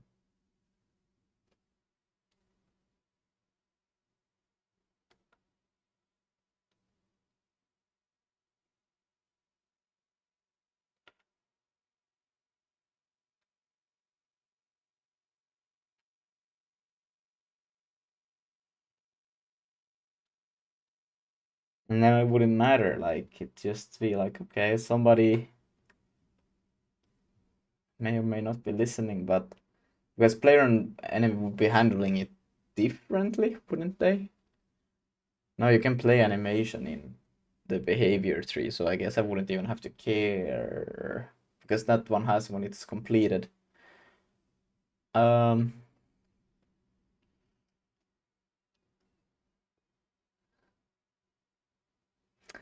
Hello, Chupak. The progress is pretty cool. I think I will just do this, okay? I'll just assume now that this is just the player. I will not think about the enemy at all.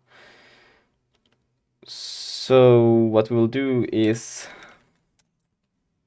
private animator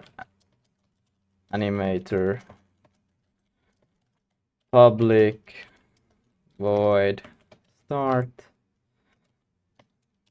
animators equal get component animator. This one should have this directly here, should be a problem. And then we can just say animator dot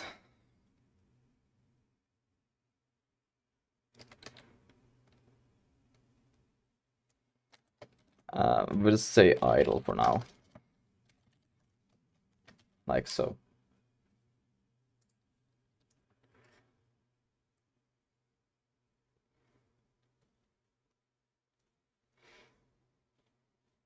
And let's see, big chunk. It should just be here. Oh shit, I should not do it in here. I should do it in the prefab. Well, wait, can you just, if I have script this, can I add component over in prefab player? Yes. So does that mean that now the player prefab also has it? Okay. Cool.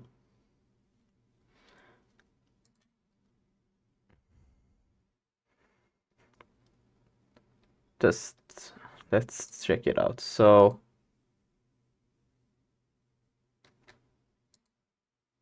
I don't know. There's the attack.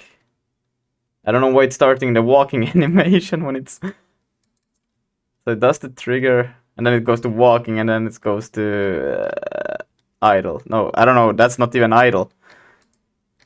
I don't know. It goes to walking. Oh yeah, I messed up. Hello, how are you? I have a problem with my headphones, so I can't hear you. Can you reply to me in the chat? I would really appreciate it. Why? There seems to be a lot of people who come in here without working headphones. Yeah, it's because we use Linux and the headphones just don't work okay. Ah, that makes sense.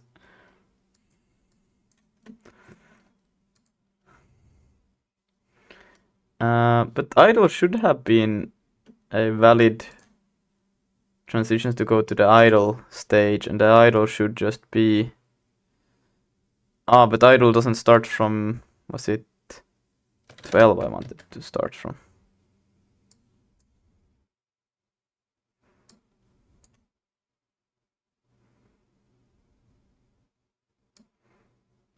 Yeah, why does it go to moving though? If I say trigger clear, oops, not pause, play.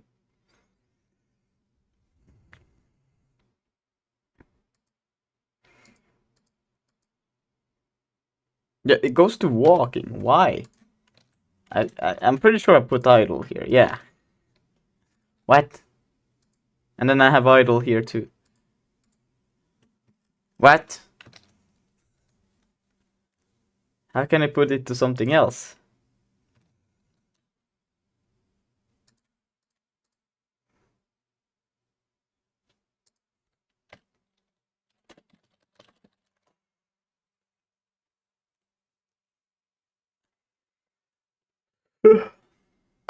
I don't call set trigger or anything like that anywhere else, so it's kind of interesting that it actually does that. Set trigger attack, set... Oh wait, but can you have multiple triggers on at the same time? Oh, so do I need to...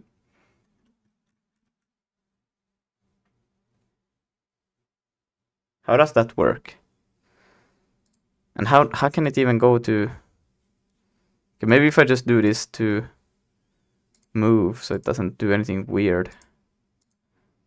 And attack, yeah. Everything else should be fine, yeah.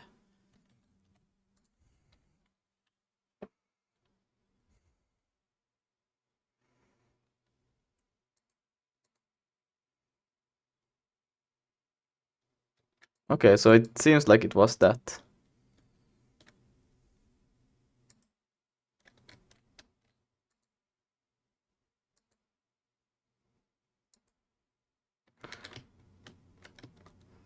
The problem is that it deals damage before the attack is done. So I need to fix that. Okay, man, sure, don't spawn enemies. I just need to figure this shit out.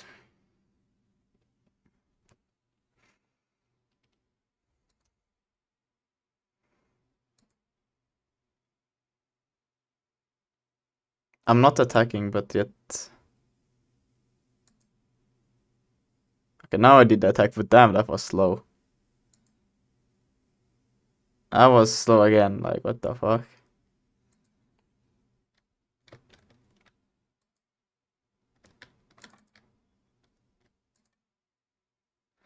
Oh, so it somehow stores that it should play the attack, even if it's like... Oh, okay. What am I doing wrong? Let's see. Player attack.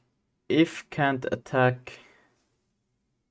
Return. But here it should only play the animation if it can attack, so I don't get it how it's... It seems like it is still playing this. Do you have to set trigger false?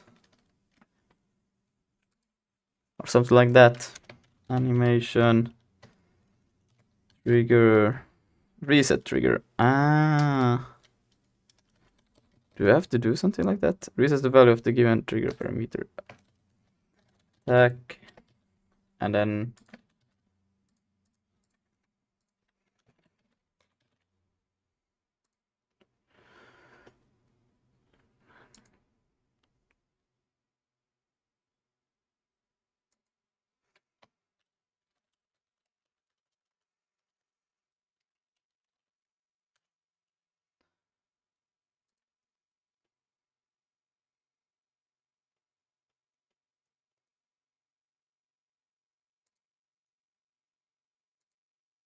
No, still can trigger it.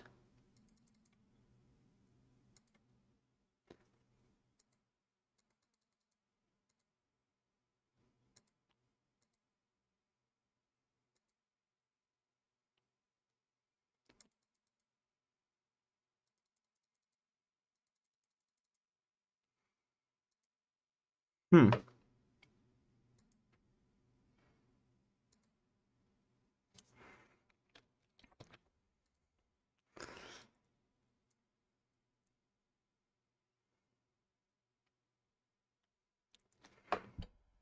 Wait, so do I need to trigger another event for the attack? So I wouldn't have the... bye. So there would be one event for when the animation is in such a position where you do the attack, and another event for when it's completed. Because I need one event to register that, yeah, by the way, now you're in the moment where you can attack. Yeah, okay. I don't know, probably there's a right way of doing this and I'm doing it the wrong way. But... let's see, attack here, and let's check it out. We'll take another one. Another. Events. How do I... So at frame 16, I would say is like, or maybe 15. 13? 13. There.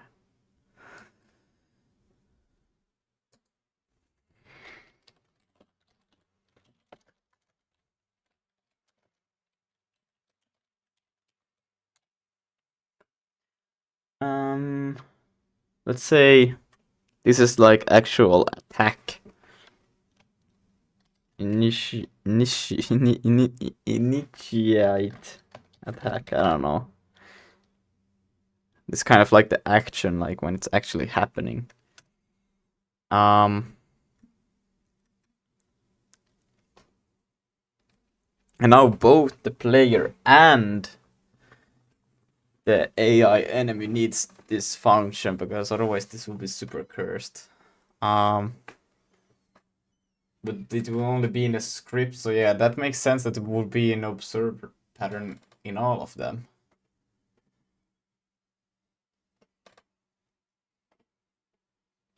Damn.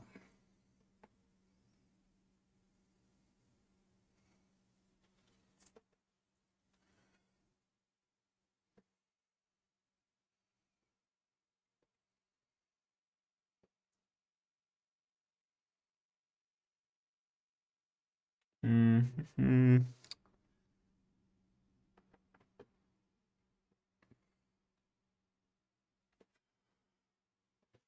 I don't understand. The camera feels like it's... I don't know. Boom.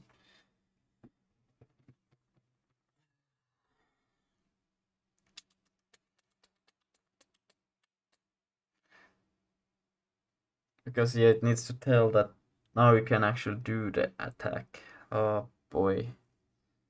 In that case, I would need the same attack script for both the player and the enemy, because then what they're trying to find as a parameter. That could work. It would just write an attack script. And instead of calling player attack, then it would have been nice with the player controller script. Why did I do it like this? It's okay. I can do some duplicated code too. Can you do inheritance in... yeah, you can. Yes, sadly you can. Sadly you can. Scripts. Because I got the player at... yeah, save. Player attack.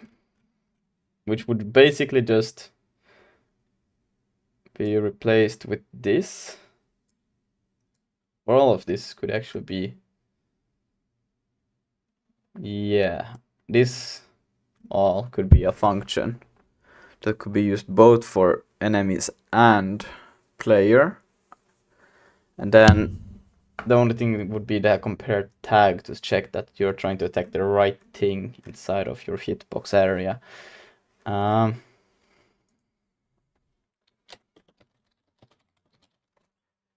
am I not typing?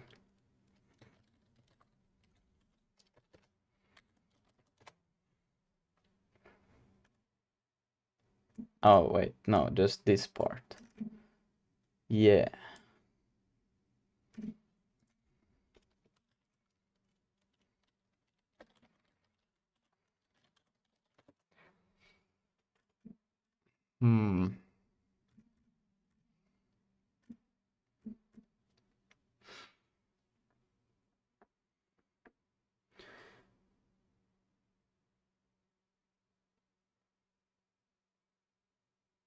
I will just write it as an attack script. Because I can then use the same one in the behavior tree.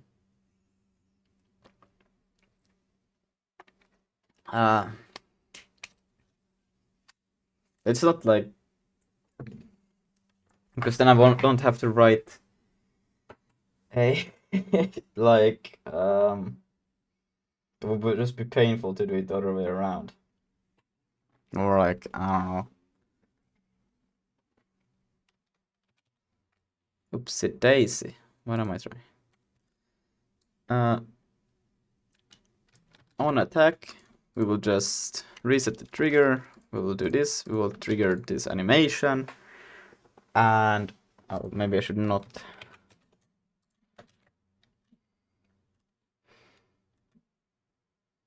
Yeah. I don't know. I will just.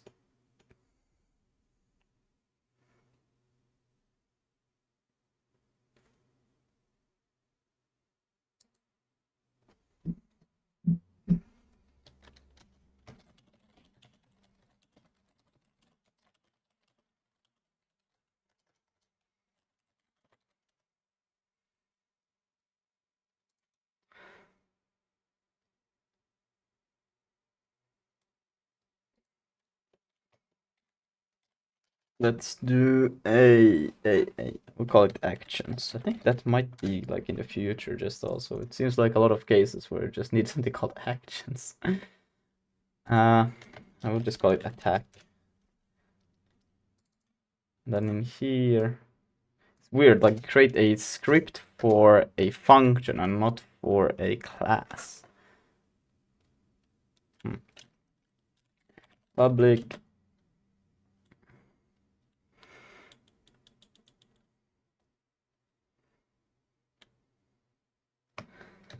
attack by tag. What else do you need? You need the hitbox scale and position. And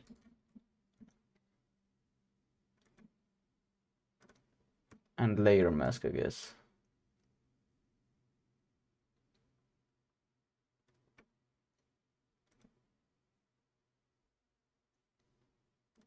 Well, I can just put the default layer mask. I don't care really about that so far. Attack by tag at position. Attack by tag at position.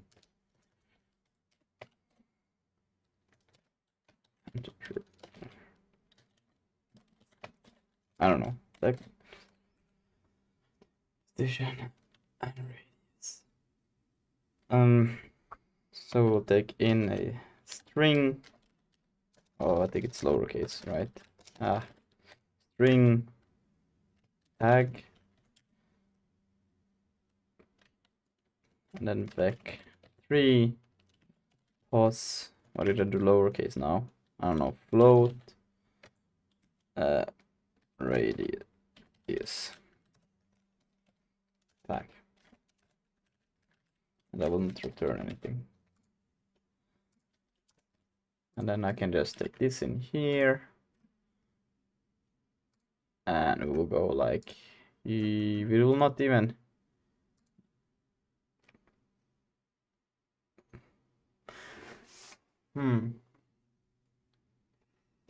we could just have attack by tag, and then we can still do the same.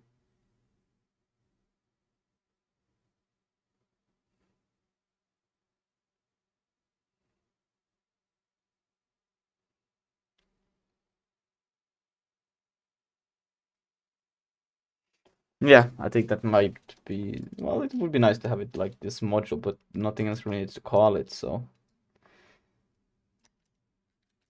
Attack by tag, and then you pass in the tag. And then, still this thing doesn't work, what the fuck? Import, that's not, or is it what I want? Yeah. And then here we'll just put layer mask. Layer mask. Let's see, what can we find? Get mask default. And then we pass tag in here. But yeah, how are we supposed to know by tag? You can't.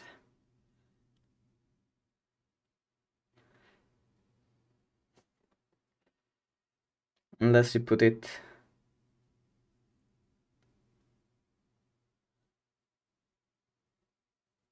Okay, we'll change it. We'll take this. We'll take layer mask from here. We'll put it here. And then we will keep a string tag.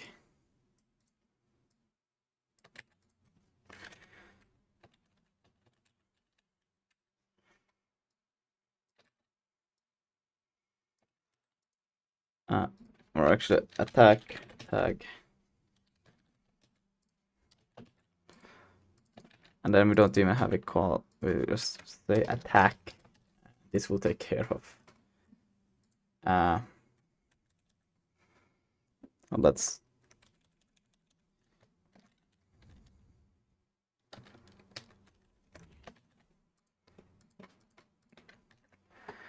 Wait, Harold, you need to watch my stream.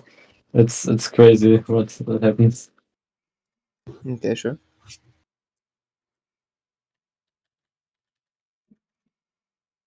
Okay, as a little backstory, I wanted like to make a little snake game just for fun, and now watch this cool feature.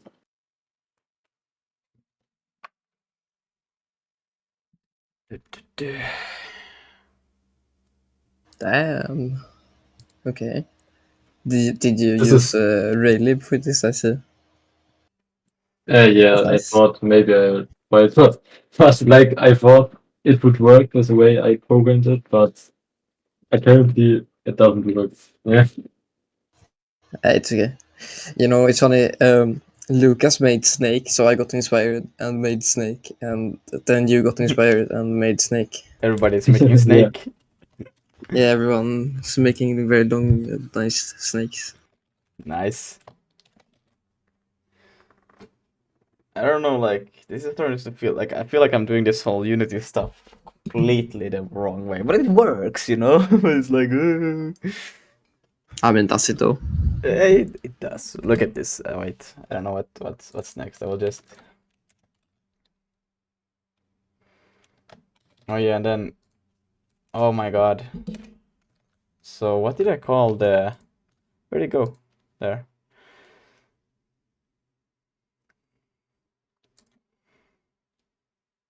I called it events. Here I call it initiate attack. So it's the same thing as what the fuck? Public void initiate attack int. I don't need the val, but I take it anyways. And then we'll go underscore attack dot initiate attack. So however you decide to do it, you just do it and it will take care of itself.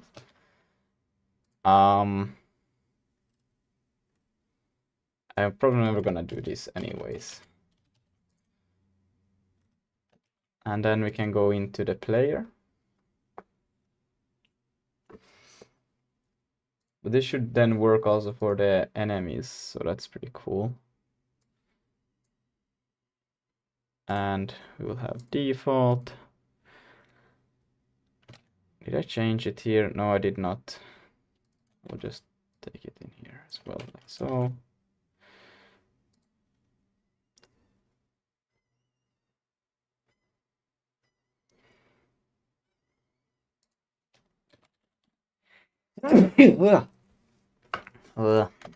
Okay, let's see if it even finds the...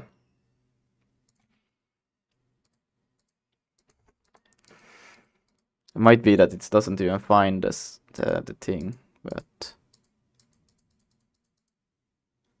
Okay, it didn't. So that means this thing failed.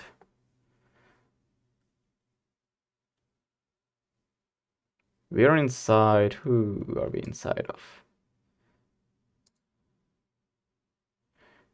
Big chunk. Player big chunk. Okay, yeah, so that means that it failed to get that, and that makes sense because this one is... We're trying to get from here, but we need to be getting from here. Or can we put this attack script? Oh, actually, we could put it. Yeah, it doesn't have to be inside of the player. Wait, I'm back in a second.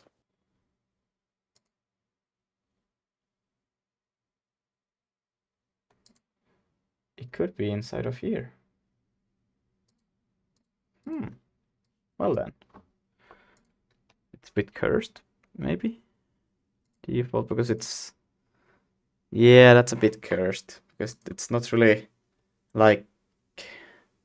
I should have made this the root object.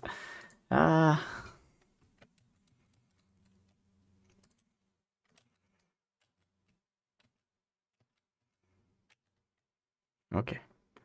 So what we'll do instead is we'll go... Game object dot transform, whoa, root, get components. Then we are in here, and yeah, that should retrieve it for us.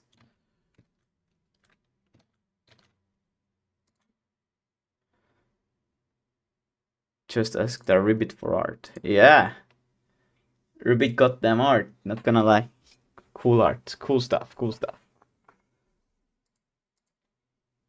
Yeah, now it works again.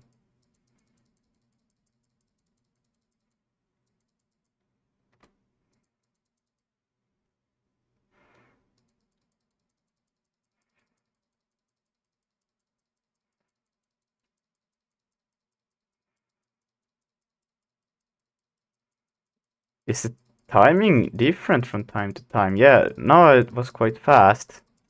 Then it was slow. That was also a slow one. Slow. Slow. Super slow. Slow. Slow. A bit faster. Same. Super slow. Fast. I feel like there's a different timer for every single time. What the fuck?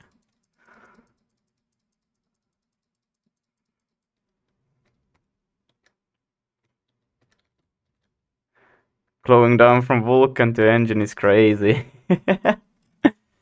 Yeah.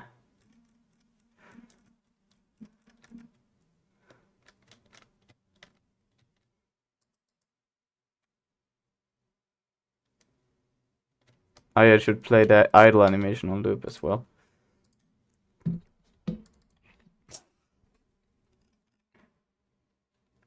No.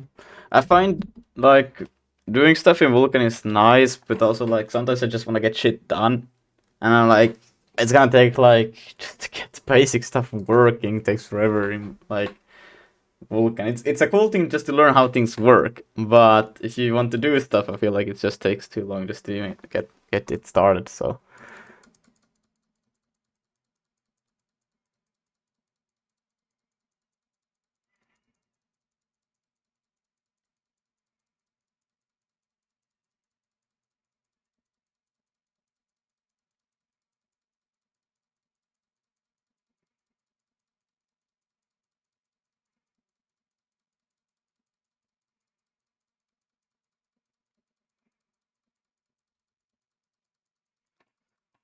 Hello Triangle took me... I don't even remember how long it took me, to be honest. I have the recordings and the date still, so, but...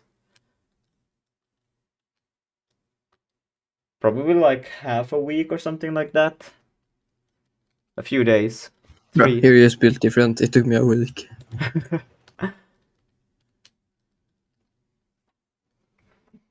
But I spent like... I was like... Since I woke up, I just started reading and coding, and then until I went to bed. Just to do it. Yeah, right. I did it kind of different. I just watched a YouTube tutorial for like 70 hours, which I used to spend like all my free time after school doing Vulkan for like a week. So like 6 hours a day maybe. But I don't know. Okay, wait, so there's like 1 bar, and then it went to it, and then there's 1, 2 iterations, and then there's 1. Yeah, so every order is faster than the previous one. Why? I don't get it. What makes it... There's nothing that makes sense for it to be like that.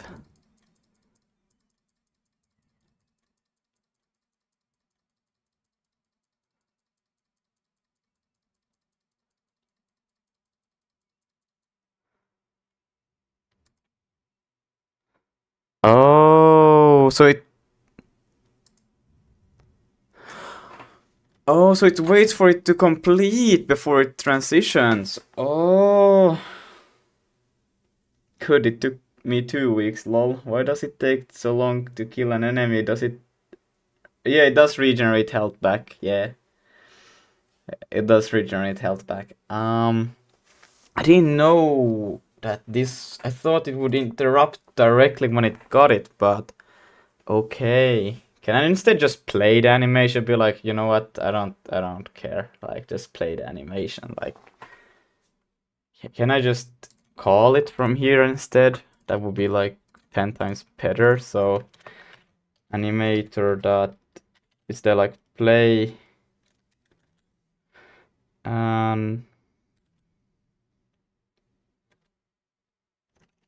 Start play. Can I just play? Like, that should be possible, right? Because this is just horrible. I don't want to do this like this anymore.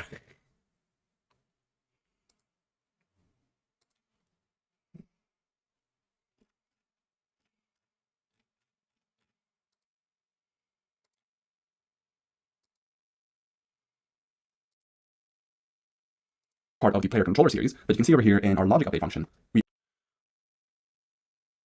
We're keeping this where we're going to fix it. Perhaps my last question, Lol. I don't want to distract you. What do you mean are you keeping it this where I'm going to fix it? Are you talking about Vulcan stuff, or are you talking about the game, or are you specifically the health regen thingy? What do you mean by fix it?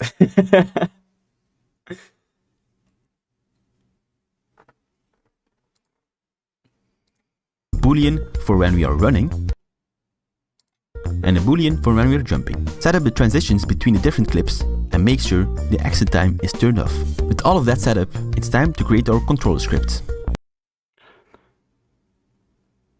Oh yeah, it's a balancing thing, I guess. So no, I have intentionally made it so it regens health back. Yeah. Welcome.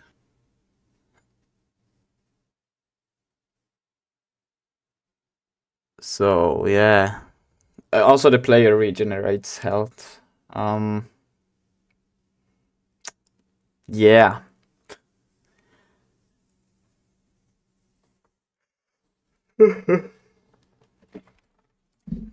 Let's see. Unity animator code.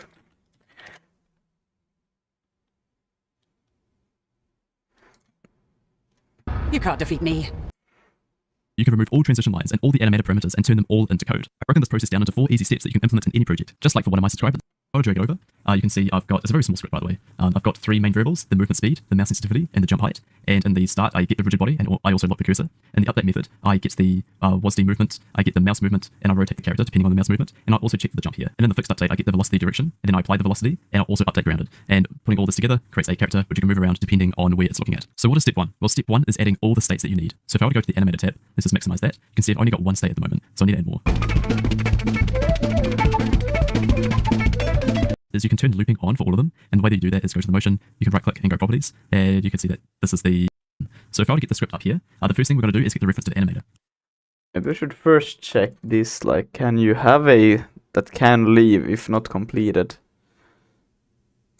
Why can't alters be quick, Lama? We don't need the intro, yeah.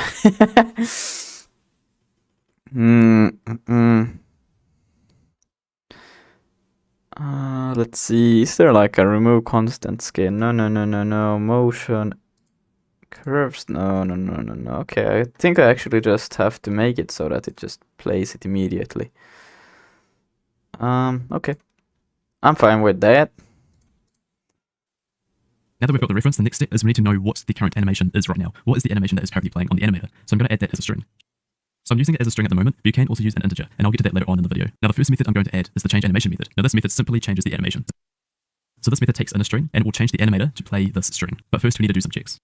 First we need to check if the animation that we want to play isn't actually the one that's already playing. So we check if the current animation is not equal to the target animation. Now to play the animation, I'm not going to use animator.play because that has no transition. I'm going to instead use animator.crossfade. And what crossfade does is it slowly transitions from the current animation to the next animation. So crossfade takes in 2 main things, the state name and the transition duration. So I'm going to put both of those in. So I've just put an optional variable in here and set it to 0.2 because I think 0.2 is a pretty good number when it comes to crossfade. So I'm going to put that in this parameter here. And we're missing one thing, and that is we need to set the current animation to the animation. So we're updating the current animation here, and we're playing the new animation. So we can test this out. Let's say I want to change it to the punch animation. So I'm going to go over here under my start method and go change animation, and I want it to change to the punch animation when you start. So I'm going to go back to the Unity editor and test this out. Now if I click play, you can see that our character starts punching, and I can walk around and he just keeps on punching. So this is where step 3 comes in. We need to play the animations, but how do we know which animations to play? Well, I'm going to add a new method called check animation. And what this one does is it's called every single frame, and it'll check which animation to play depending on the current circumstance. So let's go through the list. So we've got movement, right? Now what is our movement variable? Well, movement is set up here every single frame, and it gets the horizontal axis and the vertical axis. So essentially it grabs WASD or the arrow keys. So what does this mean? Well, let's make our first check to be what if movement.y equals 1. Again, I should have had a player controller. That either the W key is pressed or the up arrow key is pressed. And in simple terms, you are moving forward, right? At this point, I'm also considering it. Well, we want to change the animation to be run forward. Now keep in mind that when I'm doing this, when I put in run forward, I'm making sure that it matches exactly what this word is, right? I have to get it exactly right. Now let's move on to the next one. Let's go else if, what if the movement.y is equal to -1? Well, that way we'll be moving backwards. So I'm going to change the animation to be run backwards. And then for running left and running right, I'm going to check the X movement. So now we've done all the running animations, but there's one thing left out. What if the Y and the X movement is equal to 0? Well, then none of these checks are going to work. So if none of them work, then I want to change the animation to be the first idle animation. So if I were to click play now and move around, it doesn't seem to work. Oh, okay, here we go. So check animation isn't actually called anywhere. So in the update function at the very bottom, I'm going to check the animation. So now I can move around, I can run forward, I can run backwards, I can run side to side, and that all works just fine. But if I were to go to the animator pane, you can see I've got a bunch of idle animations that I can choose from. At the moment, I'm just going to idle 1, and that's it. But I'm going to show you a functionality that you can only do via script that's very hard to do with the animator panel. So what I'm going to do is I'm going to have it cycle through these idle animations. And to do that, I'm going to go into here, and I'm going to get the current idle animation. So we're keeping track of which idle animation we're currently at. And then in the start method, I'm going to add a coroutine. So I'm going to start this coroutine, and in this coroutine, I'm going to have a while true in here. So it will start in the start method and continue forever. Now I'm going to make it wait 2 seconds, and then I'm going to increase the... Just watched a few of your videos. You have a YouTube style like Dani Jam had before he disappeared into Carlson. Yeah. Yeah, who's Dani? No, I'm a big fan of Dani. I love his content, and yeah. Lydia Rainfall. Yeah, Lucas, just one thing. Just be worried because you're using Unity. So don't start any big projects in there because then you will make something like Carlson and then you will get a bunch of fans. And then they will send death threats to you and then you will leave YouTube and you will never come back and you will just remove all your social media. So I will send I will send death threats back to Oh nice, okay. Well then it's fine, then it's fine. Oh no. Oh no. No. Yeah, I'm doing a little bit of both, like high level and low level stuff. I'm just trying shit out, you know. I don't know really where I will stick, but I like a bit of everything.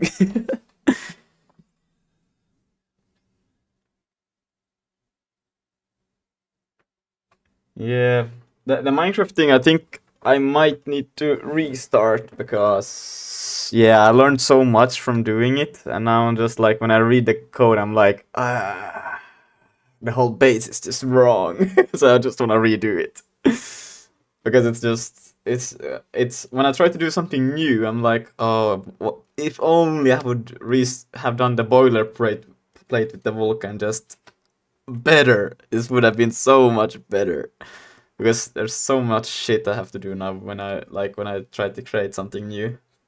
But it's also like things you learn because you don't know that you need those things in the future when you don't know. It's just the game development course. I restarted my cooking game 3 times because of same reason. Yeah. Cooking game, eh? That sounds pretty cool. I don't cook much, but food. What? I didn't ask what sort of cooking game is it. Current idle by 1, and then if the current idle exceeds 7, or is 7, then I'm going to set it back to 0 again. So how does this benefit us? Well, if I go down to here, currently we're just setting it to idle 1, but I'm going to add a new method in here. So now instead of just hard coding it to the first idle animation, I'm going to run this method which will check the idle. So I'm going to put a switch in here, and I'm going to put the current idle variable as what we're looking at. Alright, so what this does is it checks the current idle variable. If it's 0, it will play the first idle animation. If it's 1, it will play the second. And if it's 2, it will play the third, and so on. So it very much depends on what the current idle is at the moment. Now, if I don't do anything, you should see that it will start to cycle through these animations. And I'm not doing anything at the moment. If I have a look at the animated pane, you can see exactly what's going on. Is every 2 seconds, it is crossfading to the next one. Now you can see exactly what crossfading is, because you can see that one is playing, but then the other starts playing at the same time, and this happens for 0.2 of a second. So you're in complete control of the crossfade. If I start running, you can see all these different animations start playing with a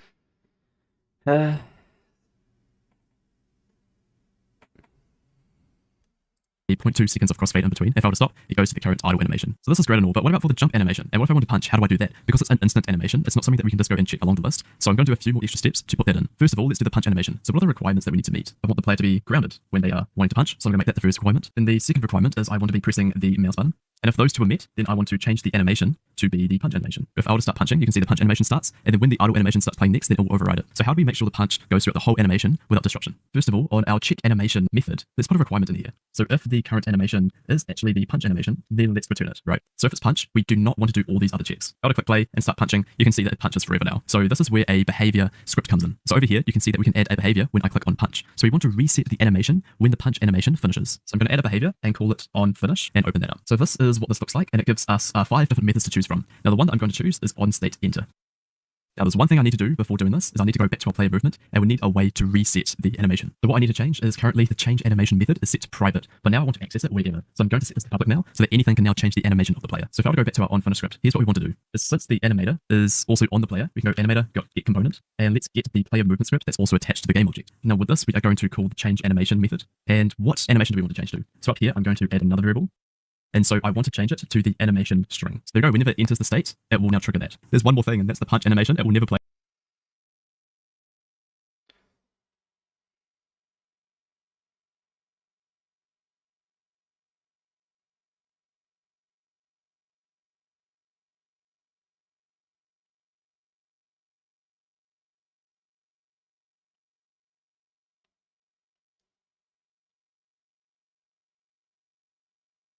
Damn.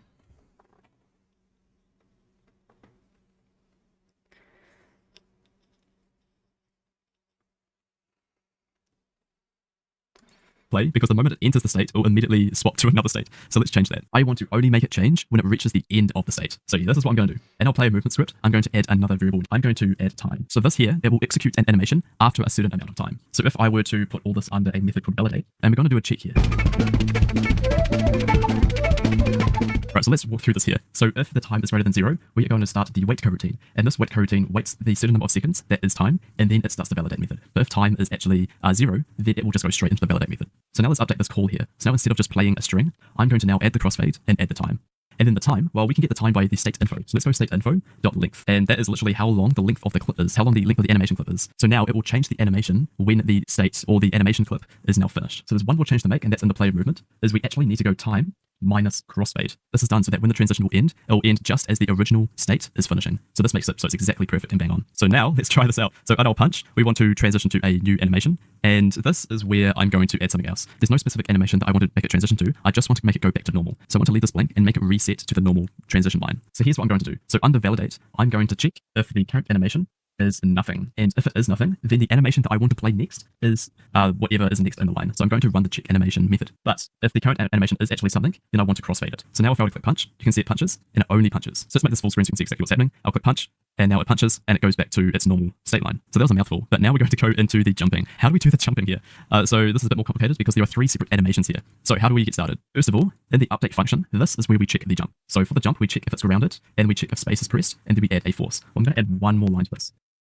So now we'll run this animation whenever we start the jump, and just like the punch last time, if the current animation is jump start, we do not want to run any of these other animations. Right, so there we go. So now we have the animation jump start play when we start the jump, and now it cannot transition to anything else when we press jump. So now let's go back over to Unity, and we want to make it so whenever jump start finishes, we want to transition to jump air. Put the on finish script on, and the animation I want to transition to is jump air.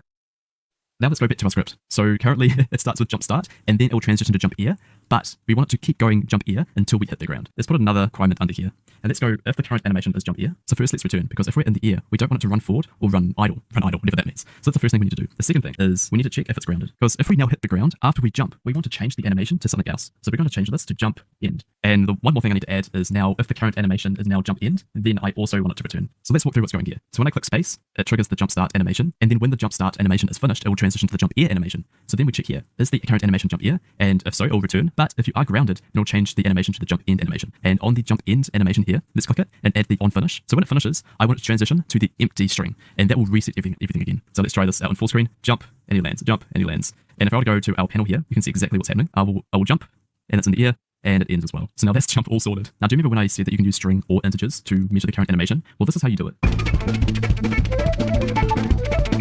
So putting in integers is a lot quicker than putting in strings. So what we can do is we can put it as a constant. So what I'm going to do is I'm going to call animator.string to hash, and I'm going to put in the exact string for the animation, and I'm going to make that equal a variable, so idle, and then do the exact same thing for all of them. Let's go to our start method. Let's just do a bit of play around. So if I would go animator.crossfade, so now instead of putting in a string, I'm going to put in the integer, and I'm going to put in the transition, and that accepts it just fine. Instead of putting in a string and taking in a string, you instead take in an integer. And if I were to do that, you can see all these 2 things break. But this method here, that stays the same. So you can have a bit of fun in changing that all around. There we go. I hope that brings more clarity of how to animate like a programmer. I actually use this technique in one of my videos where I talk about everything you need to know.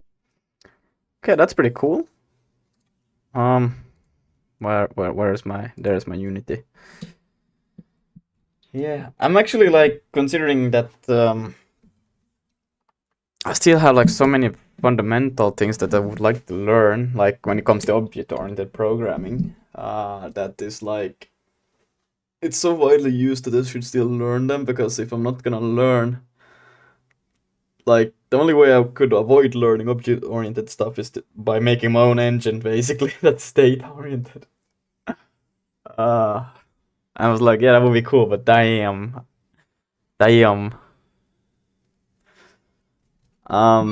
But yeah, let's see.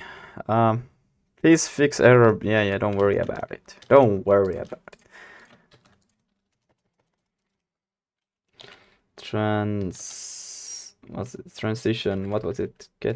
What was it? Get animation transition. No. What's the transition? Crossfade. Ah, my bad. Crossfade. There, boom. And we will crossfade it to attack by 0.2 f. That's not a point. Okay. And I will not do these ones anymore. I will completely ignore the triggers. Like, I don't care anymore. Idle. And then initiate attack. Yes, this is fine. So on attack, it will just do this, and then when it's done, we'll just do that. And let's see how many things do I have open.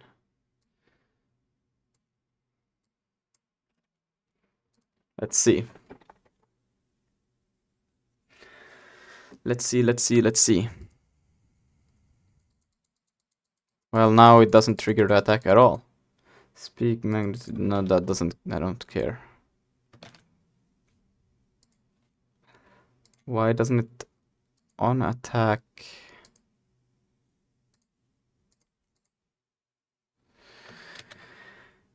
Lakon, hello buddy. I'm also a streamer and love your content. Would it be awesome to team up for a game sometime. My Discord. Aha.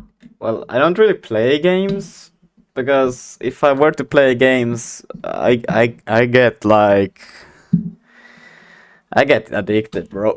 I try to avoid playing games.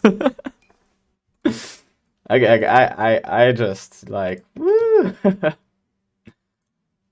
Why doesn't it play it though? It should. Oh, because it's not called attack. It's called this beautiful thing. Yeah, let's change that.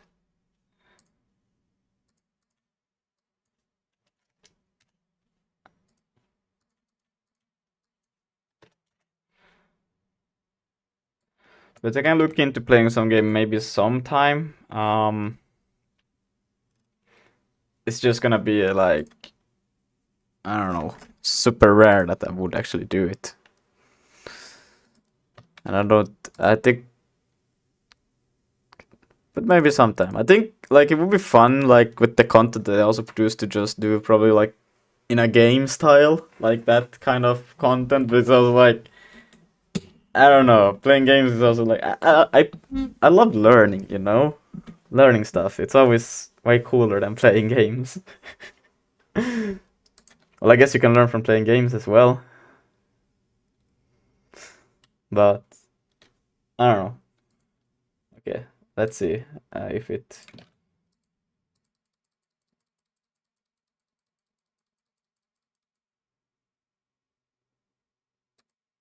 Yeah, this is better. So now I can do it in the middle of A. And I think it's a good timing.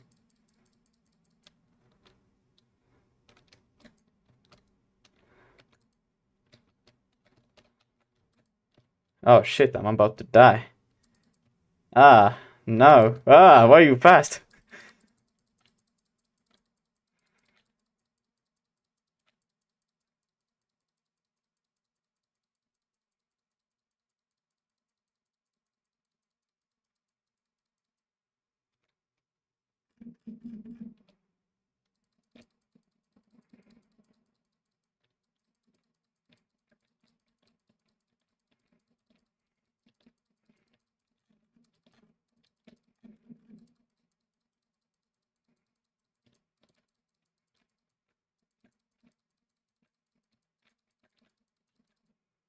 Yeah, get fucked.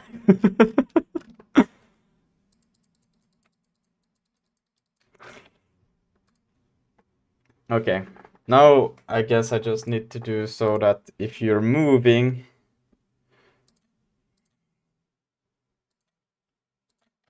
let's see. Animation, I guess, how can I know if one is moving?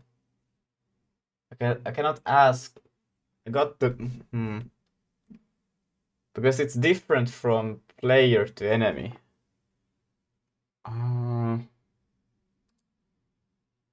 So, yeah. That's painful.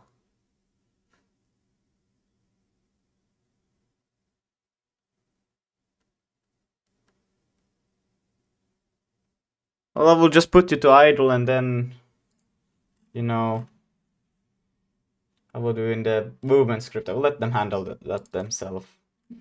Player movement. I don't know, this is the only reason I cannot see, like, in Unreal what I would have done is just have a base object, game object that is like an entity, and then have that one contain the stuff that are shared between enemies and players, just to use inheritance than to manipulate. But I don't know how you do that in Unity. Like,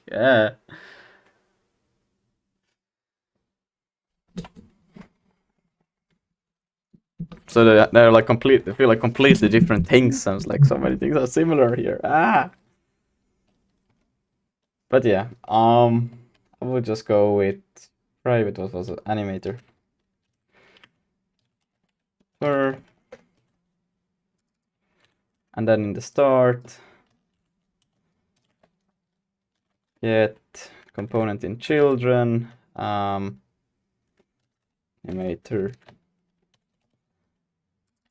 And then here on move, probably not on the, well, fixed update. Well, yeah, because if I stop moving, I will never call on move. And how am I supposed to know then to update that? So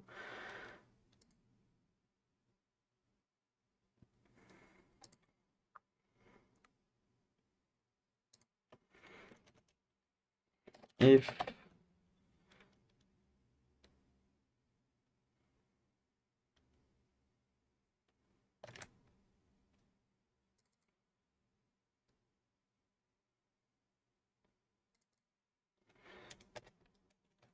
movement X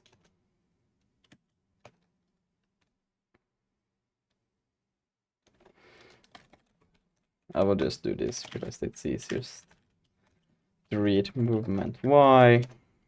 I could have done like a or and then not it, and it would have been a lot more compact, but hey.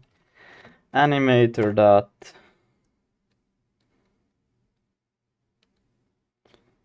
fade crossfade moving. Was it moving? I called it moving, yeah. Moving. Wow. This will probably just restart the thing as soon as moving. Soon as no, what am I doing? Moving like that. But I just want to see that it works even. That's the thing I'm concerned with. Like, is this even gonna work? Let's see. Oh wait, that should be idle. Damn it. Yeah, but it works.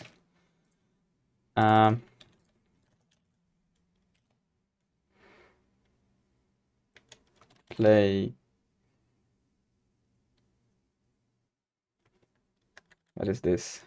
Probably it sets the playback position in recording.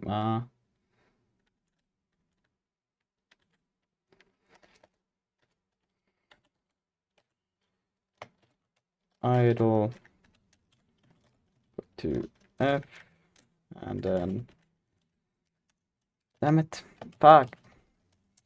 Else we'll do that. So then it's idle, else it will be moving. But now I don't want to play this like interrupting what is already playing. That's the thing. Or do I?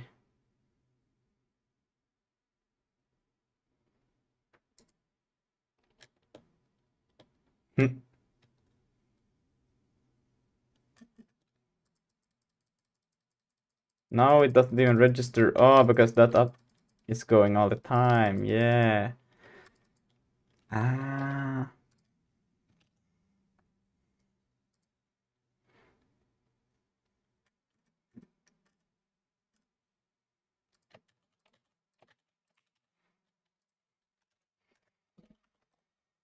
If animation dot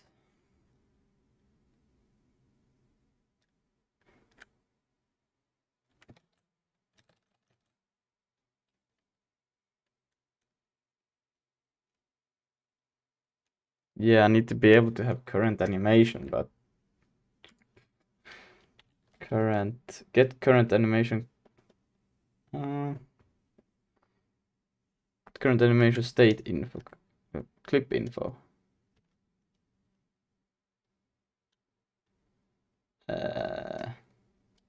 Return an array of all the animator clips in the current state of the given layer.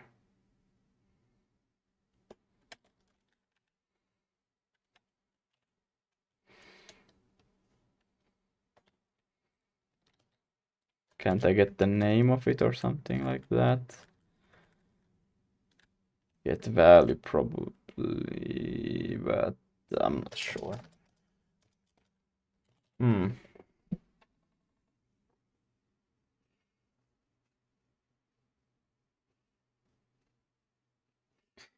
I check if animation not finished?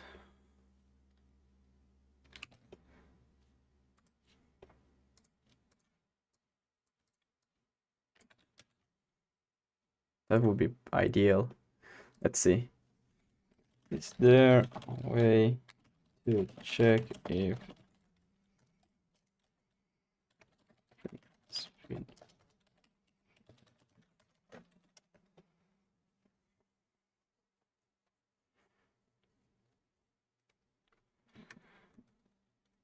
Ooh, animation, string animation name. Okay. If animation get current animation state info is name, and animation get time is turn true. Oh, okay, you can do that. It's idle. Okay. Interesting. Wait, so that means, okay, let's try it. Okay, so it actually works like that. Okay. This is so weird for me. Like, does it actually take the reference object? That's crazy. You don't even, like, I prefer C, where you can actually see. I prefer C where you can actually see that it passed the reference. This is like, I don't like it.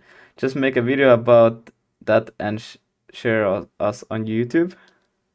Wait, are you talking to Lydia? Or who? Who?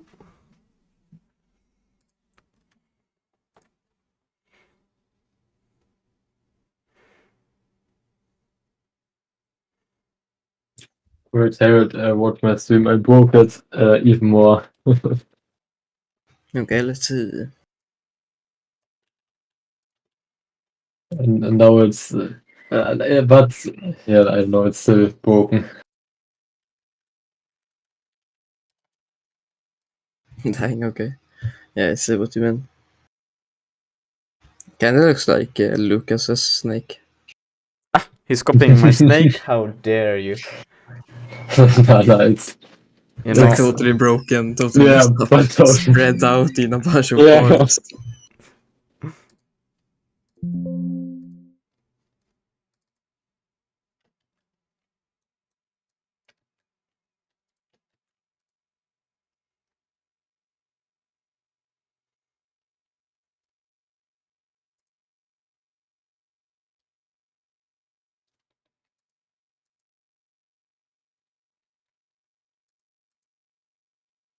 I don't know, it seems to be like starting the idle. Okay, so now it goes to moving back to idle. Idle, moving, idle, moving. Okay, maybe I got the logic wrong. Wait, if get current. Oh. No. Yeah, that's right. It should not be getting in here because that should be.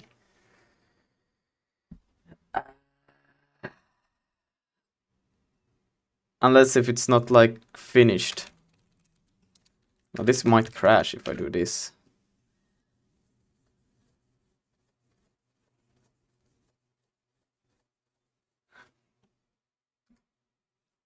Well, let's find out.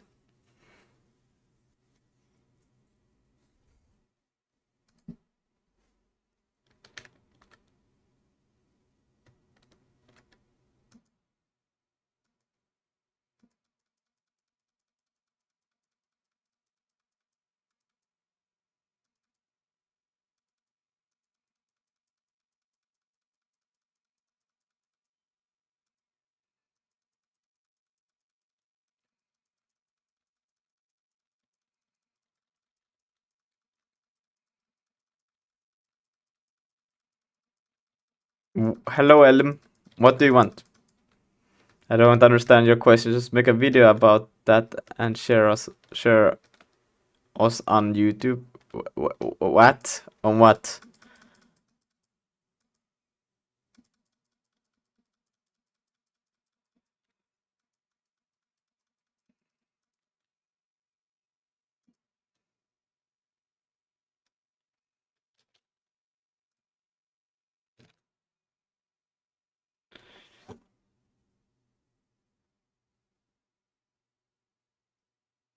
You can simply use float animation parameter to control the movement.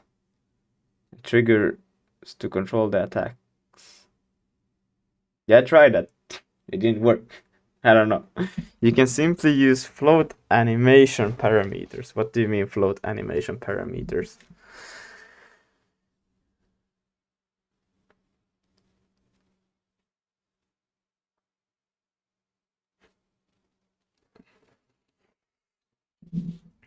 Float animation parameters. The float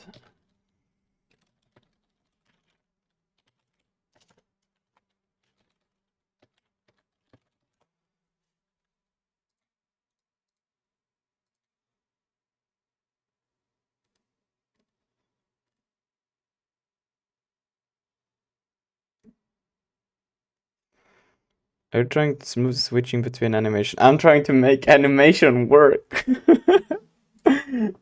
I just got them, but I'm like, I don't know how I'll make these things work. They just don't wanna work.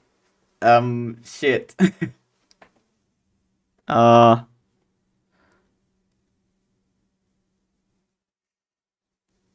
Yeah. It's weird. I don't really understand how this animation thing work. I was like,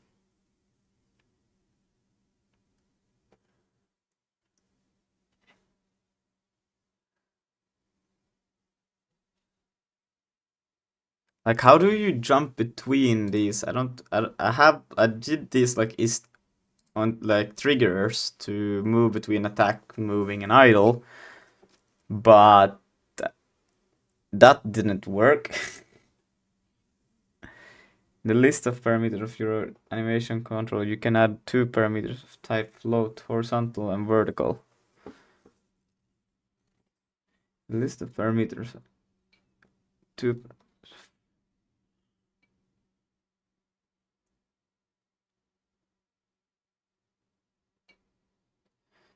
The list of parameters of your animation controller.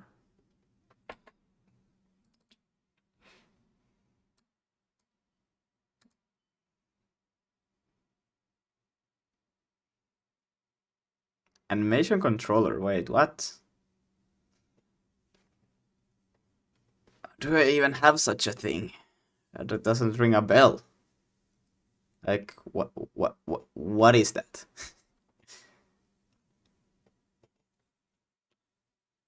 I do? Where? Or is it this thing? Nah. Or is it? Nah. Is it?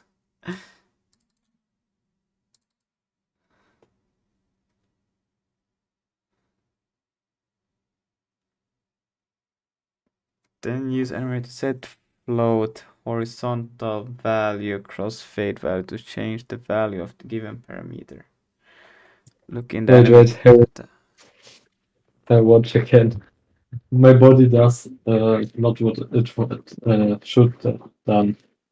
Should what? My body, it's my snake body. It's crazy. Ah. You can watch my stream because it does not end well. Wait. This is the okay. Wait. In list of parameters of your animators, you can add 2 parameters of type float, horizontal and vertical. Then you can use set float value crossfade to change the value of the given parameter. Oh, okay. Wait. The float, and let's just call it. Wait, but what would I?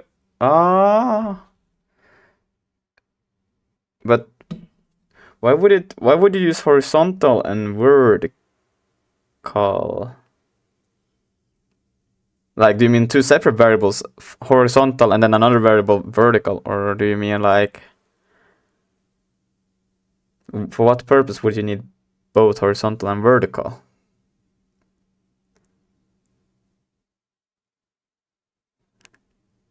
Or do you mean like 2 separate variables? Type float.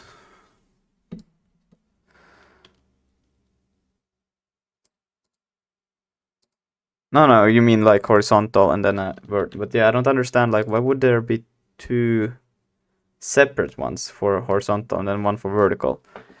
You set float horizontal to change the value of the given parameter.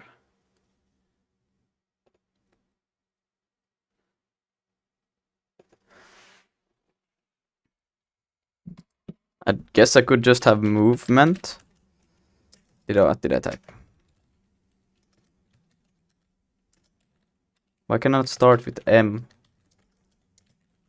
Why can you not put M inside of these? What is wrong with? Oh wait, I'm. Oh my god. We don't talk about that. God damn it. Oh boy. Just click on the plus button. You can simply use vec2 to save the two values. These values correspond to the movement input. Well, I guess. Yeah. Horizontal. And then another vertical. And then inside of here,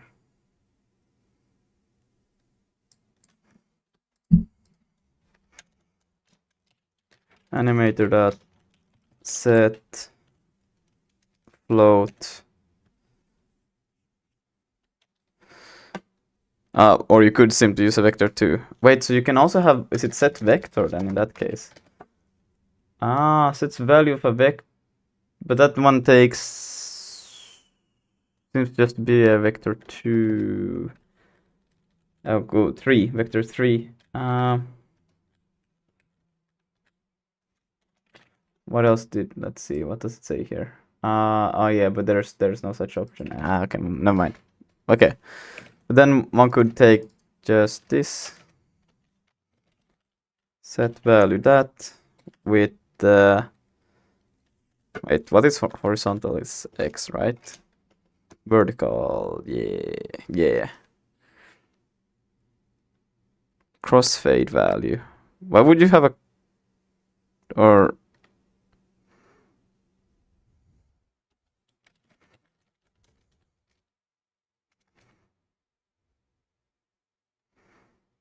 send the float value to an animator to affect transition?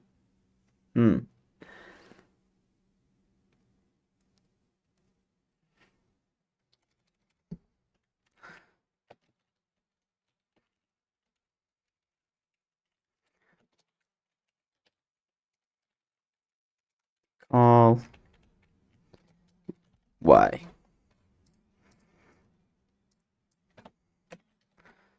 And then with these ones, oh, Jesus.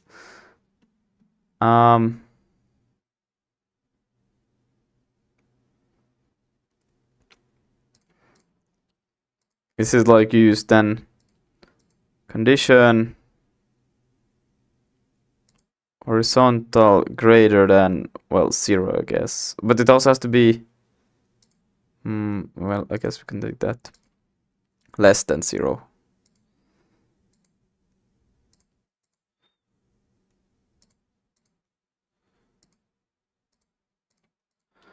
Like so. And then transition back if. But how do I make that it's exactly 0 then?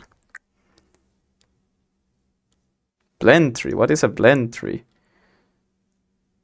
Create current.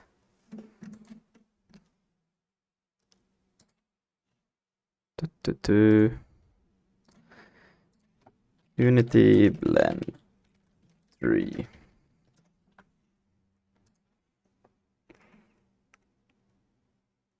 Created from new blend tree from context menu.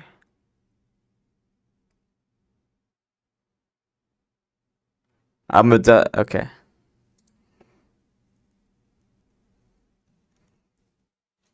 Right click on empty space on the animator controller, select create stage from new blend tree.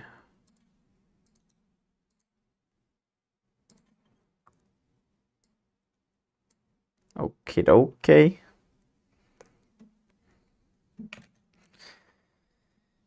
enemy the window display a graph of entire blend tree while the inspector shows the currently selected node and its children. Oh, I think this is actually quite whoopsie daisy. How do I get back there? Boom.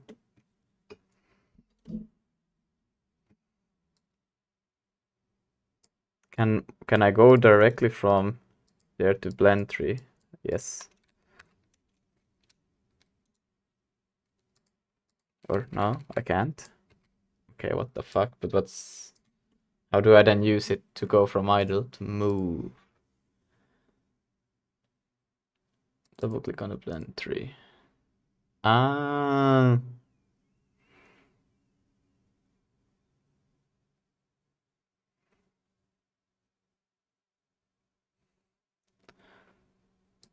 Parameter motion. And do I put in here the animations that it should play? What are these? Add motion field. The inspector you can add the animations. Ah, wait, so here I can do the idle, and then I can do the moving. Ah, okay. How do I move them? I can't move them. Okay.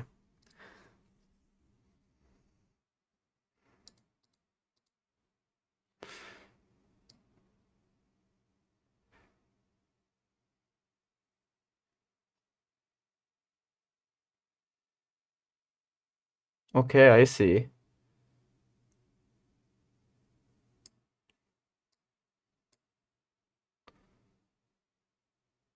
And can I also then add like more like wait, how the fuck does this for that to make it? Yeah, that could be nice. Oh, here, vertical. Okay, like this. So okay, so if both are here, I don't know, how do I make it so that two or more of the position are too close to it?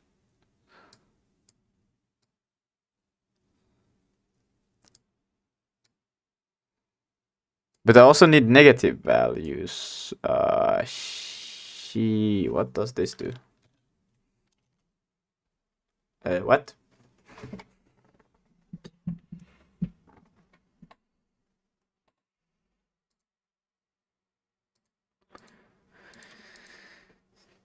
Well, minus. Yeah, I don't know. That would be nice to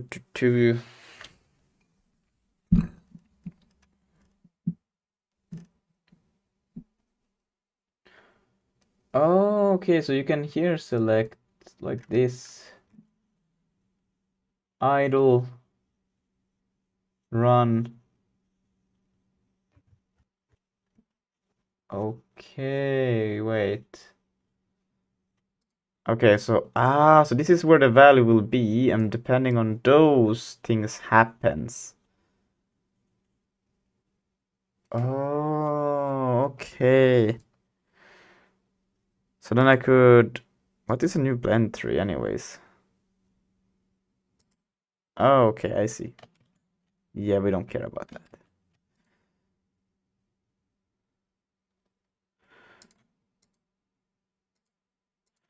But basically, then can one also move them like this? Yes, yes, yes, yes.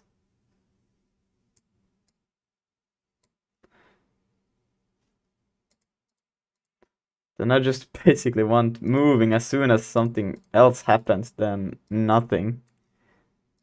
Right?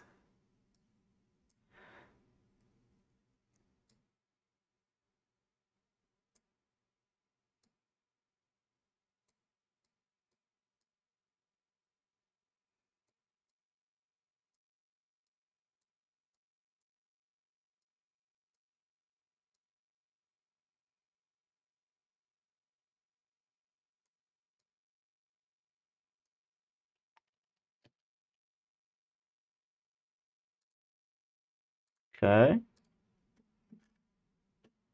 And then how can I make this, like how do I get to activate that basically?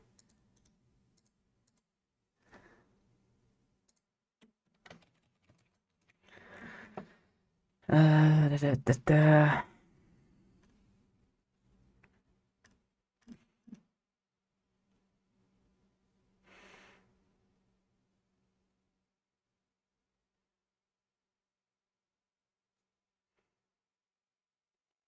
Oh yeah, now I could also make animations for moving backwards and sideways.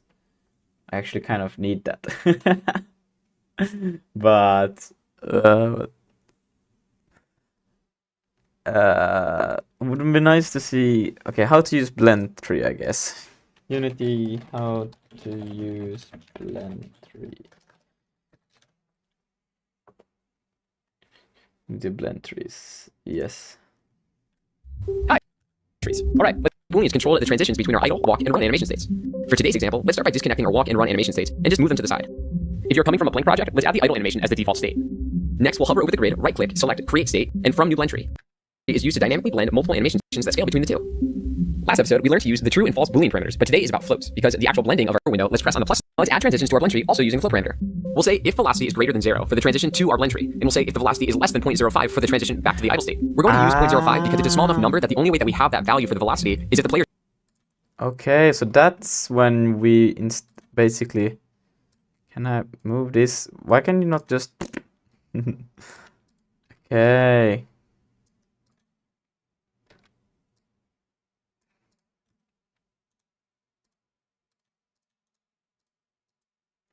Oops.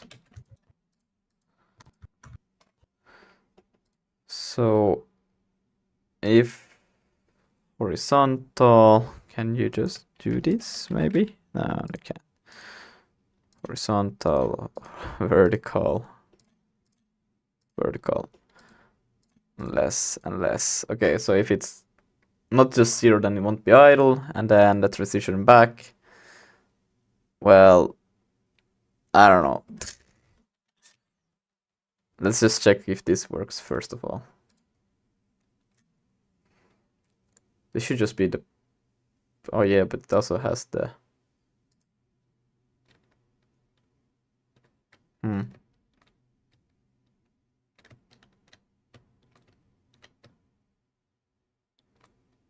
I don't know, it's just updating the horizontal, it doesn't even update the vertical. Did I probably did a typo. But it's like going back from it all the time. And it's stuck in that idle. It's just stuck there. Is it because the condition? But I don't have a condition to get back. So why is it getting back here all the time?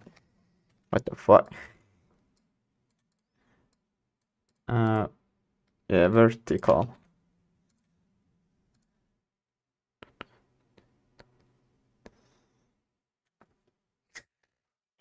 Try to watch the video till then. Yeah, I don't know. Just want to see that I got the vertical correctly also, so I get the value at least in there.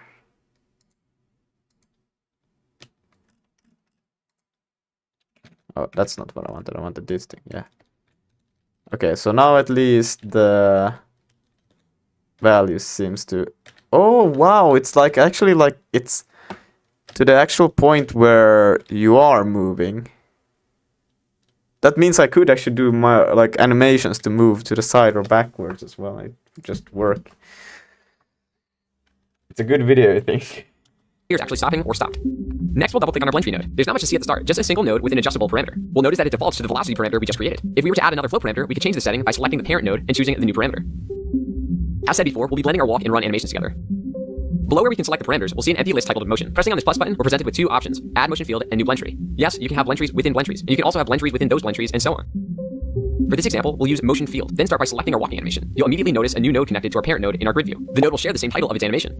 By selecting this node, we'll see in the inspector 3 animation options: loop time, loop pose, and cycle offset. Loop time should already be selected from this animation's use in previous episodes, but if it's not, make sure that it is so that the animation will loop. Loop pose is used to blend in animation starting and ending keyframes for animations if they don't already do so. For example, let's take a quick look at a cube. We'll notice that when the loop pose is deactivated, the cube interpolates between the starting point and the preceding 3 points before resetting the animation. But when we toggle on loop pose, our animation shifts, and what was once 4 keys of animation becomes 3. And if you haven't seen the other episodes, cycle offset just adjusts the starting point of the animation. Currently, this blend tree works just like the other animation states. For example, if we press play and drag our velocity value to the right, our character will transition from the idle state to the blend tree state, and our walking animation will play. Now let's say that our character had an initial velocity that matched or looked good with the speed of our walking animation, but we want our character to start increasing velocity. You've got WWQWLA. The longer the player holds down W or pushes forward on an analog stick. The walking animation might be too slow, and the running animation might be meant for our character's maximum velocity. What about the speeds in between? The blend tree will generate animations more fitting for the speed the character is moving, given that we're actually passing in the velocity as a parameter. Let's add our run animation by, again, pressing on the plus button and add motion field. A new graph will appear above our 2 animations, and now we'll get to see this blend tree in action. Entering play mode, we'll see that by dragging the velocity value, our character will start at our walk animation and end at our running animation. And in between will be dynamically created animations. Awesome! Now that we've seen how we can blend 2 animations, let's dive into our code. We're going to start with a similar setup to last episode. We'll set the reference for the animator attached to our Y-bot, and we'll define and properly format booleans for when the player presses W and left shift to trigger walk and run. Next, we'll set a new variable for velocity. As stated before, we would normally correlate this velocity value with the speed at which the player is moving. But in our example, we're going to keep this character stationary, so our velocity variable will only be used to control the animation. Let's put the velocity in control of the player. We'll state if the player presses forward, then we'll increase the velocity by time.delta time multiplied by a variable we'll call acceleration. Time.delta time is the amount of time between when the last frame was drawn. What this will do is allow our velocity to increase at a steady rate, because update is called once per frame. We'll define acceleration as a public float variable so that we can modify the value through our editor if we aren't happy with the initial incremental value that we give it. And lastly, we need to use the animator set float function to set our animator's velocity parameter to the locally defined velocity variable. Let's give this a try. We'll see that by pressing W, our velocity parameter will start to increase. And we'll see that our character will slowly start to speed up. However, letting go of W, our velocity parameter stays the same, but this is easily fixed. Jumping back into our code, we'll create a new public float variable, this time called deceleration. Duplicating and modifying our conditional statement, we will say if the player is not pressing forward, then we want to decrease the velocity by time.delta time multiplied by our deceleration variable. However, this logic has one obvious flaw. There is no limit to how low our velocity value can go. This is easily fixed. We just need to add the condition if the speed is greater than 0. We will also add the condition if velocity is less than 1, because with our current implementation, we don't need to cover velocity that's higher than 1. And we'll add one more condition to reset back to 0 in case the velocity ever drops below 0. Awesome, let's give it a shot. We'll now see that when we press W, our velocity parameter will increase, and when we let go, it will decrease. Perfect. Now let's go back and check out the settings available in our blend tree. Looking at our 2 motions, we'll see 3 options after their titles. We'll see threshold, a speed icon, and an icon of what appears to be a body. We'll notice that the threshold is grayed out. This is because automate thresholds is active. By deactivating automate threshold, we can now modify the thresholds for both motions. But what do they do? Thresholds are used to distribute each motion across the value of the blend tree's parameter. So in our case, the gem is about the traction. Yeah. Velocity. Automate threshold will try to evenly distribute this. As an example, we'll set our bottom motion's threshold to 5 and modify our script so we can reach a velocity of 1. Worst team possible. In play mode, we'll notice that as we press W, it takes a lot longer to reach the running animation. And if we move the threshold of our walking animation to 4, it's like we're saying, okay, up until the velocity reaches a value of 4, we want 100% of our blend tree to use the walking animation. We'll notice that compute thresholds popped up when we deactivated automate thresholds. These options are for animations with root motion, while our own animations, for example, do not have root motion. Jam because I couldn't figure out how to compile the things for web. So this setting can be understood as Unity determining thresholds based on an animation speed, velocity X, Y, or Z, or it's a bit harder when you don't have. Next, we have the animation speed setting. Quick simply, modifying this will increase or decrease the playback speed of this particular animation. And this setting ties into our just timescale dropdown, which just has 2 options: reset timescale and homogeneous speed. Reset timescale will reset all the animation speed values back to 1, and homogeneous speed is intended to rescale an animation speed to fit within the minimum and maximum values set in motionless. And last but not least, we have the icon that looks like the outline of a body. This is the mirror option, which will reflect the animation. This option is tied to humanoid characters. When we finally get to our video covering animation retargeting, we'll learn more about humanoid rigs. Now, this is a very simple setup. In fact, this is known as a one-dimensional blend tree, as can be seen by the blend type in the inspector window. Pressing on the blend type dropdown, we'll see 4 new options: 2D simple directional, 2D freeform directional, 2D freeform Cartesian, and direct. These are known as 2-dimensional blend trees because instead of relying on a single parameter, they rely on 2. Background when in the next video, we'll explore these 2 menu open. Didn't you explain how you get out of the thing? So oh dang! It's a video. I thought that was your Unity. No. I'm still stuck with the same problem, not being able. It still triggers this thing all the time. What if I just delete that condition? How about that? What does happen then? But then I can never get out of it, can I? Let's see. You know, Lucas, the best way to solve a problem is just to remove everything. Doesn't seem to. No. Even though it says that it's like, shouldn't it jump back to this thing now because it has horizontal grader less and greater and less, so it should all of this, like one of those should be. Is this an AND operator though? I don't know. How do these conditions work?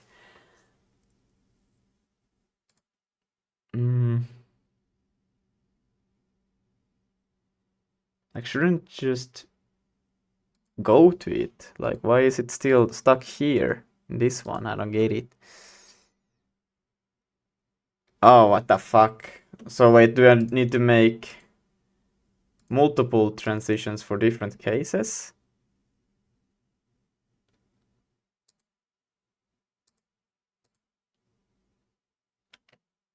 What does triple arrow mean anyways?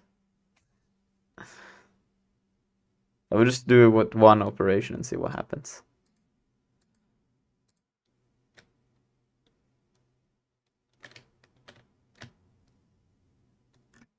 Yeah, that's the... Huh.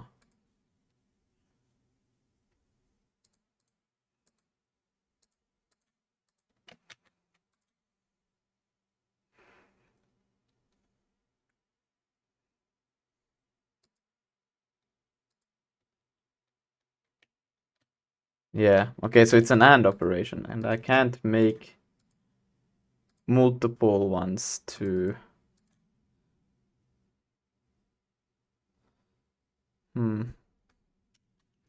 Oops, that was not supposed to happen.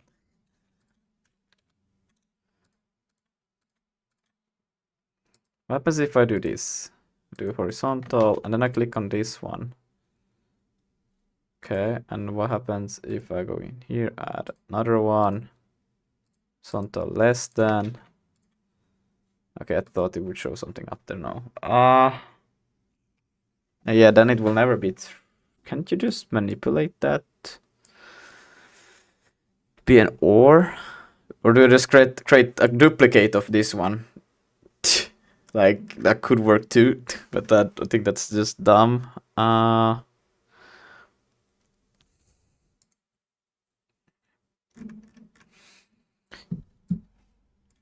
Unity animator.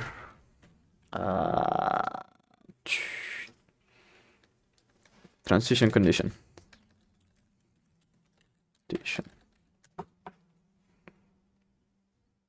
Interrupt source explained. Well, not really. How to animate character in Booleans. Isn't that the one that I just watched? No, this is a different one. If you want the animation to idle, make a transition from the blend tree to the idle. No, because I want it to be active both on less and greater. Because if you go in the negative direction, I want you to have it, and if you go to the positive direction, I want you to have it. I just want you to be idle when it exactly is 0. Then I just want you to be pure idle. But I don't know, can you even... How does it...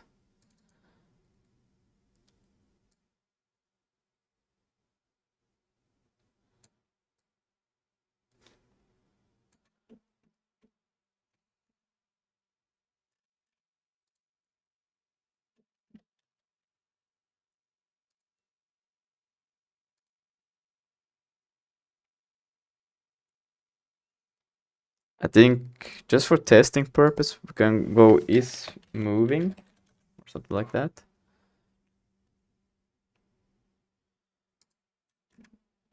What do you mean multiple transitions?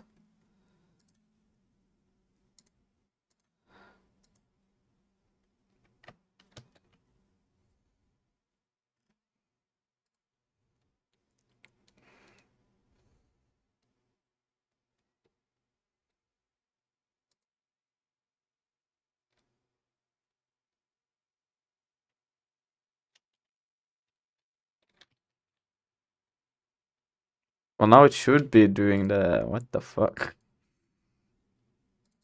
Let's see. It's not looping. Can I make it loop?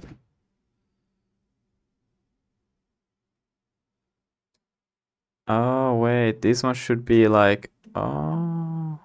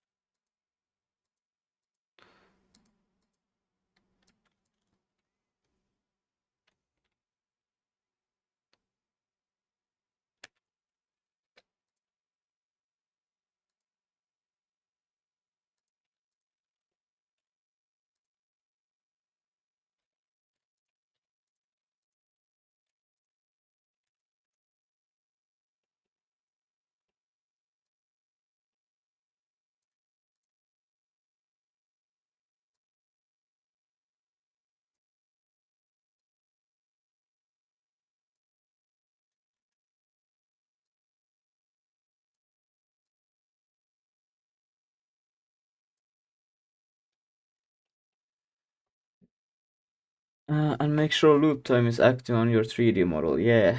Yeah, I don't know how you make those multiple transitions because I just understood it's just AND operators, so that doesn't like I just changed it to always go directly to it. Yeah.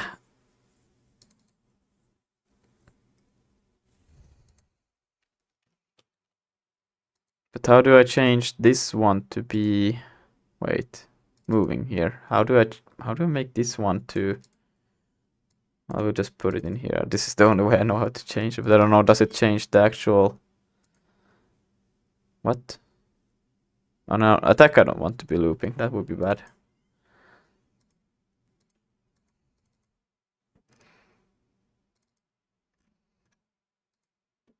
Okay, now there are looping, so let's see.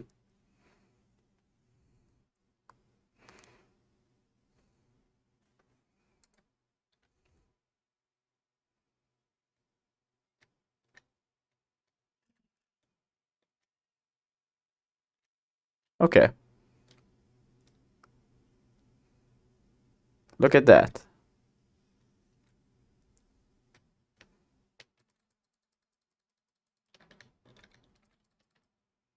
Huh. How about he's moving us through all the time? Then it works.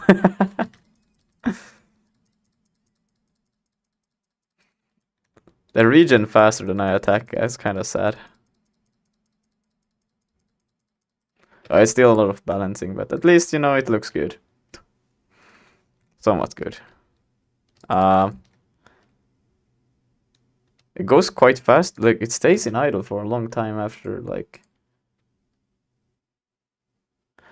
Oh, because it waits for it to complete. I should probably... not go through, like...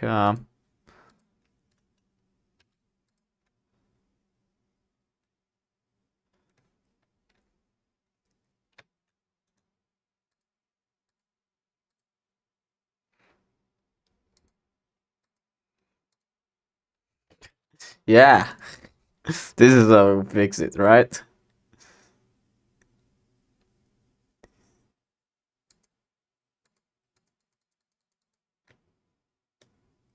Yeah, it still goes back to... Ah, yeah, because I write... Ah... Can I transition to a blending state directly instead? Because I transitioned to idle. But can I go to a blend state? Or blend tree? Can I just say blend tree? Can that work?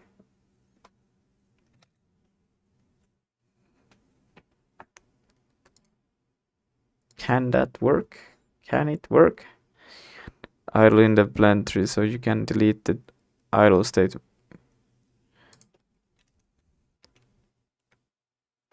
But then it goes directly to attack, which is kind of weird. I don't think you even need that in that case. 6 hours and 20. Yeah. I've been streaming for 6 hours and 20 minutes.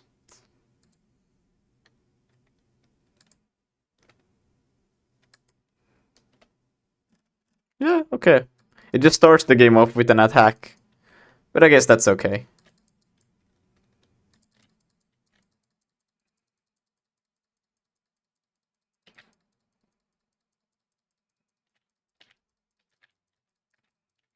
Oh no, they're beating me up.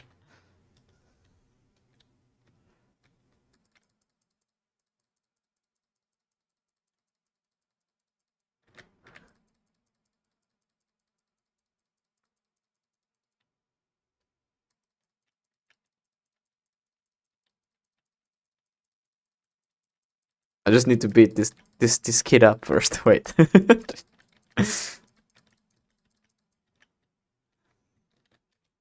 Alright. Once the cool thing, the additive animations. You can play 2 animations at the same time. I guess, but I think now it's working for the player. Now I need to make it for the work for the enemy. I only have like today and tomorrow left to get this thing done, you know. So I think it probably would be cool, but I'm not gonna go that deep into details thingy. Now I just need. Well, I guess that's good. Let's like your time, whatever. Enemies animation. Let's do that. And enemies are using the goddamn animation tree, so that will be fun. So we'll go to AI, this thing, and now it will crash soon enough. You know what? I will just do a git push in between. Not that I think I will lose anything, but you know. Commit dash m. I think I actually prefer Unreal just because of like I don't know. I feel like so lost with but like things that I feel like could have been easily accomplished in so many ways. Are like I feel like I create a C# script for a function and not for like a actual class. I don't know. But yeah, I mean that's just because Unity is kind of trash, you know. But because in whatever. Unreal you can like actually create like I don't know game objects. That same thing. Hello, area software. With like just inherit from actor, and you can like do your own stuff there, and then you can make things inherit from that, and you can have like enemies and like everything there. But in here I feel like I need to create a script that takes care of I don't know attack instead of then Unity is like more different than Unreal and Godot, because Godot has like the same thing. You can make your script and you can have like every script you can make into its own class, and then you can inherit like in other scripts and do whatever you want really. Yeah. Greetings, sir. What are you doing this fine day? We are doing. I'm getting a lot of help. We are doing animations. And working for player. Now I just need to make them for enemy. Because, yeah. They need that too. I didn't know you could also use this to crossfade blend tree. That's pretty damn amazing. But yeah, now we can do this for the enemies too. So let's open up the blend tree. And basically, how should I do this? What are the enemies doing right now? If are they just chilling or walking or whatever, something like that? What are they doing? I don't think they're like at all up to. No, they are not even. They're chilling. They're just chilling, bro. So we need to. Lucas, check YouTube. Check Twitch. Oh, stop it, Harold. Ah! No, I'm just trolling you. Bro, man, you can't do this to me. I mean, I just did though, but yeah, sure. Oh yeah, true. Anyways, I'm a leave, but I Okay. wish you and your 7 viewers plus that includes me a very nice day. 7 viewers? That's great. I thought it was like you and one more. I mean, I am one of the 7. Yeah, okay, damn. Oh yeah, I'm actually 2 viewers because I'm viewing it on YouTube and Twitch. Oh Yeah. damn, crazy. Yeah, it is. Oh well, see ya. Alright, see ya. Bye. Yeah, see ya. See ya. Okay, let's see. So what we need to do now is for... Yeah, okay. Because I use the move to... What? Is there like a move to with animation or something? Move... Navigate. Navigate. Action. I gotta go too, so see ya. See ya. Okay, how is animation? Okay, here. Animation, what do we have here? Set animation float, set animation integer, set... Okay.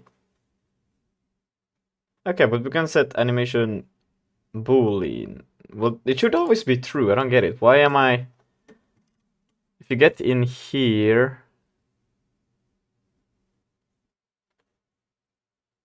it should directly jump into here, shouldn't it? Make transition to here. Let's just put this pool. It's moving and it's true. So they should, like, by default already activate the blend tree. They shouldn't, like...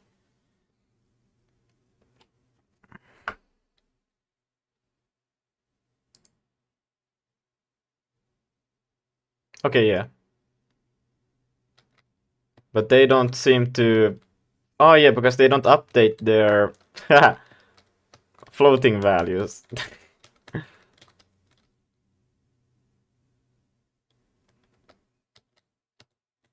So how can I do that for the enemies then?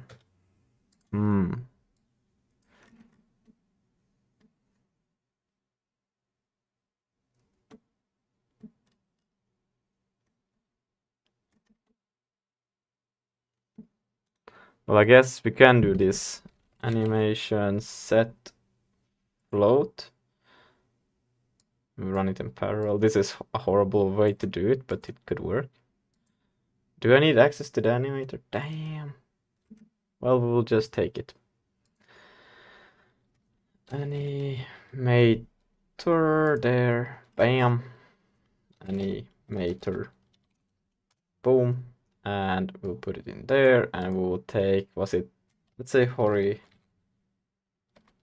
It doesn't really matter what it is, but we'll just set it to 1. So when they're roaming, let's see, now we can go into the prefab of enemies, and we should be able to, let's see, here, oh no, here, yeah, agent, and then animator there. Ooh, I think we can just put this, no, what, we can't?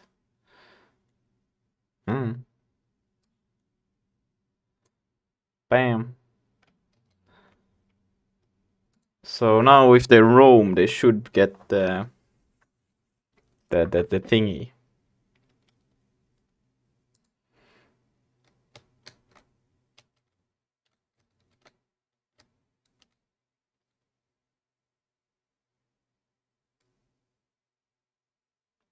Yeah, okay, cool.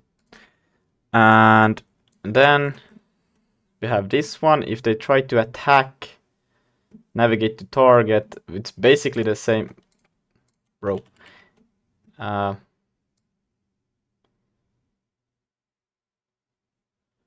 It waits for 2 seconds.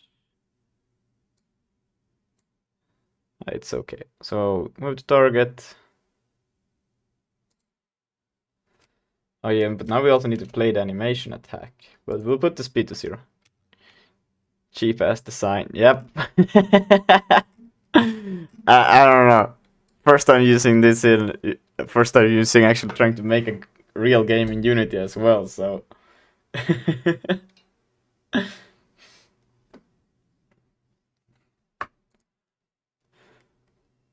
and if I move away, yeah, they move towards, and then once they find, yeah, they go back to idle, but it's okay. That's actually what they're supposed to do. Let's see, if it starts roaming, yeah, it's again walking. Idle. And, well, yeah, if it change, it doesn't really. Let's fix that. Nice. Fire. Yeah. Then we need the same idea for this one, that if it tries to combine with another enemy, I don't think it needs to really, well, maybe it should have the running towards the, yeah. So it navigates to the other enemy, and it will have the running animation, walking, and if it retreats, well, I think the same goes for either way of these cases. Well, I can't really, I could run up, like, and it, yeah, I guess. Oh yeah, but this one also has operate opposite movement and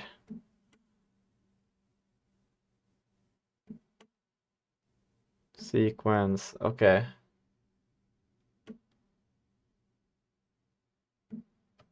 Yeah, we'll do the same for this one over here. Bam.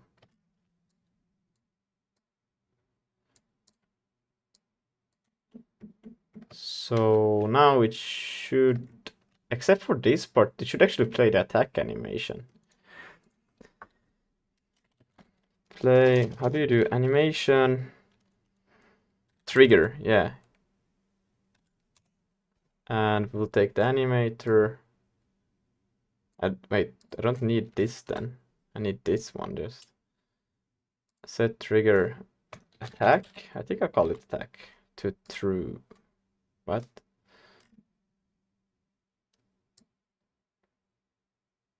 No, wait, this. Oh my god, I'm thinking the wrong thing.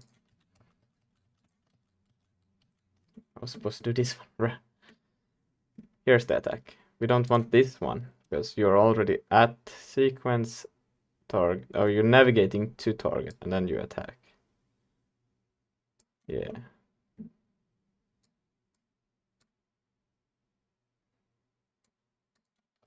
Damn, I need more space.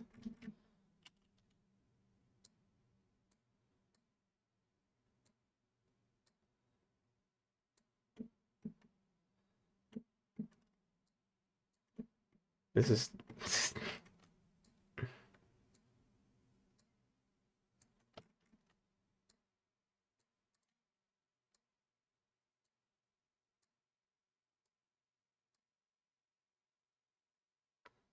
okay.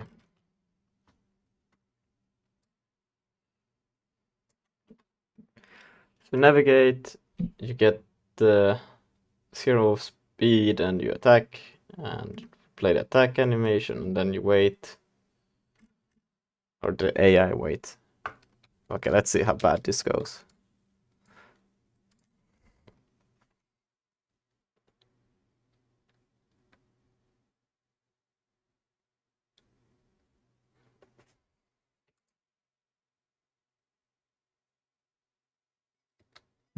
Nope.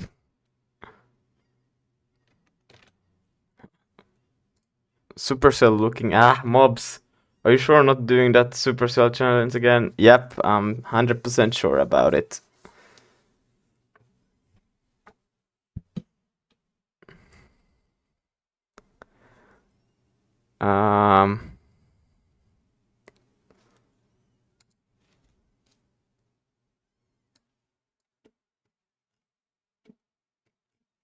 Okie dokie, so let's see again. Let's actually debug this time with the enemy one, because I think they should be going. Oh, wait, do I? Oh, no, that should be fine. Okay. Let's see, debug. Let's take enemy one. Enemy one, it says that it is playing the animation of attack.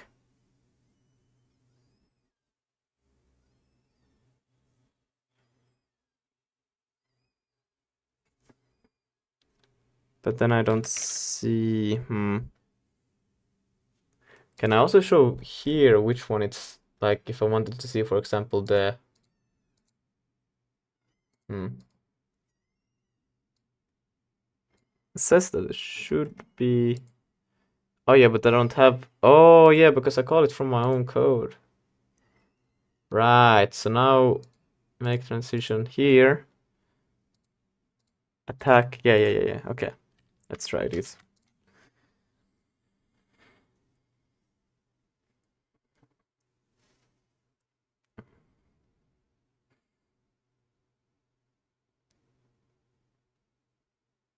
Okay. Yay. Now they're beating me. Just a bit. Oh right, because they don't use the attack script. They use their own. So that's why it's inconsistent. They. Right. Wait. Which one is happening first? Okay, first they do the motion, then the damage happens. Weird. I thought it would be the other way around. I still should have them maybe to rotate towards me before they try to beat me. It's okay.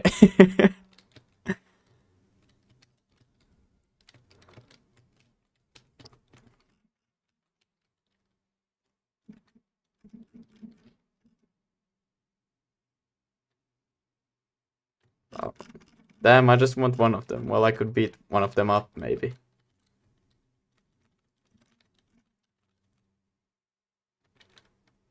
Oh, whoa. How did that happen? Okay, it doesn't matter. You can still check this out. Okay, so they hit, and then it deals damage. Oh, right, because the actual... Wait. Will we get Lucas live streams after Game Jam ends? Yeah. I try to do like live streams as much as possible. The only place where I don't do live streams is when I do video editing. Or I do live streams, but only on the Discord server. In that case, because I don't know. Block the wipe pause.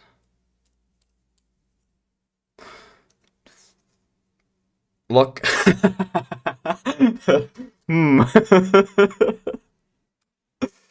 Maybe. I don't have. Wait, I do have rigged body, but it's not a. Let's see. It's a. It's Well, not for the player. Can I lock it for the? No. Character controller. Let's see. Can you lock it somehow? But it's also like. Yeah, England is hard. But yeah, live streams I will always try to do. I don't know, would people like to see me do video editing live? Like, I don't know. It's Dani Jam. It's a real game jam that is hosted by his moderators on Discord, his Discord and his Reddit page.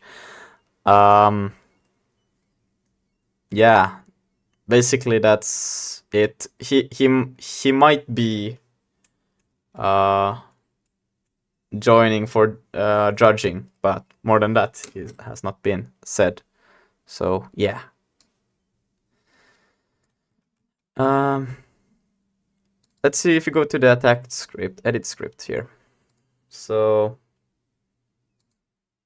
in this case, I think. Oh yeah, perfect.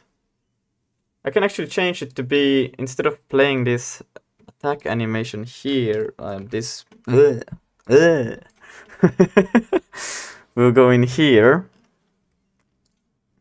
and I think we will just go. I should never like. What the heck?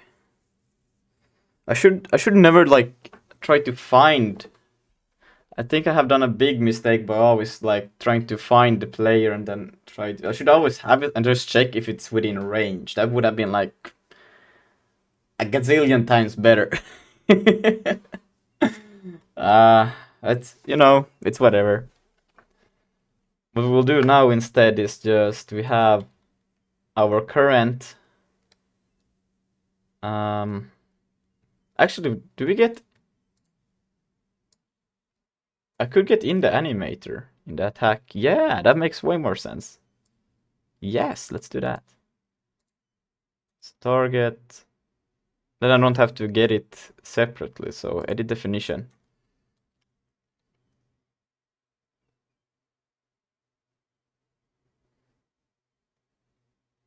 What? Okay. What? What? What happened? Edit definition.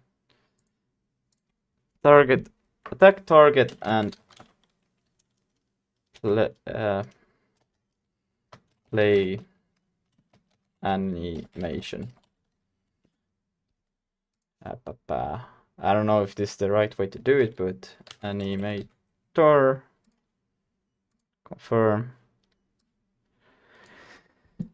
Why not? Yeah, 30x retro computer. Hey, do you speak French? Nah, Portuguese. Yeah. Okay. And then we can do this animation dot cross, what was it? Oh, value, and then crossfade, and we say attack, and then 0.2f. Yeah, that's not a 0.2f, that's a 0.2f. And it will play in the animator. So if you go in, wait, what? Yeah, it plays the attack animation. And then I have here, it completes, or it initiates the attack here. And then we need the attack script in the enemy. Yeah. God damn.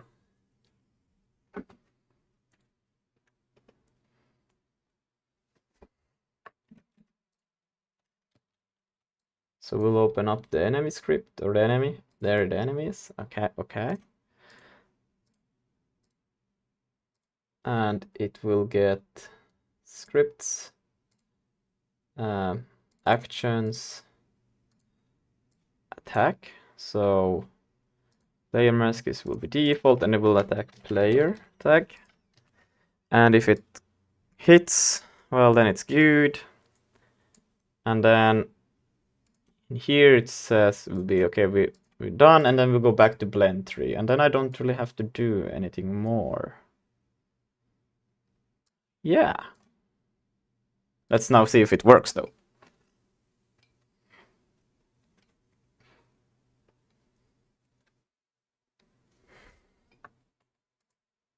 No, there it failed already. Let's see. Why does that fail? Oh, it's a null. Oh yeah, I didn't put it in. Of course it fails. Yeah, could we stop?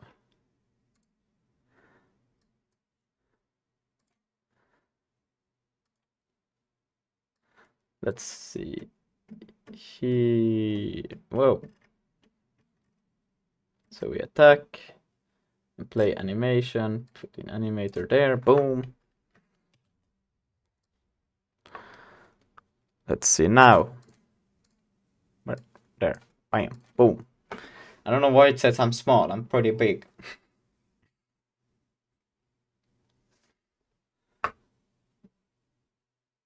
Okay.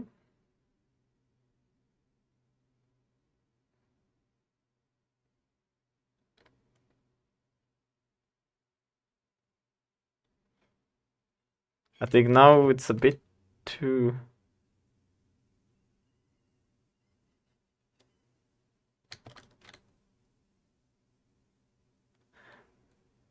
It's initiating the attack directly when the script is happening, or the event. That's... Oh, right, I forgot I can't have that there anymore. Which makes the attack targeting kind of redundant. Whoopsie.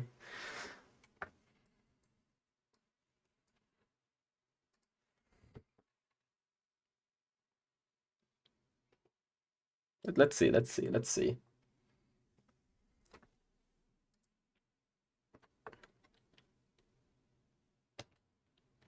But now I should be within the bounds of being hit at least. Let's see, why am I not taking damage?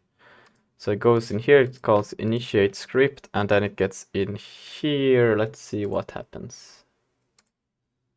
Why can I not put a breakpoint? Okay. It doesn't get here. What? Then it should be getting here. It's not getting here. Okay, but what? Okay, it does get here though. Okay. And it should call the crossfade attack animation, which then should go in there, which should call this thing, or at least this thing. All right, yeah.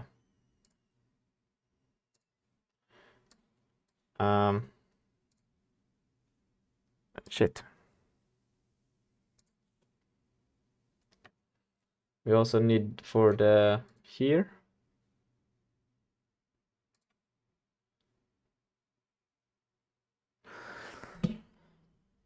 Big chunk animation.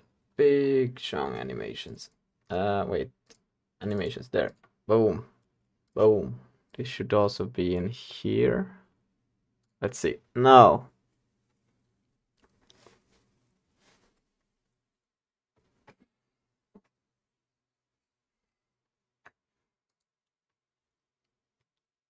Okay, yeah, now, wait, this is still player, I think. But let's see.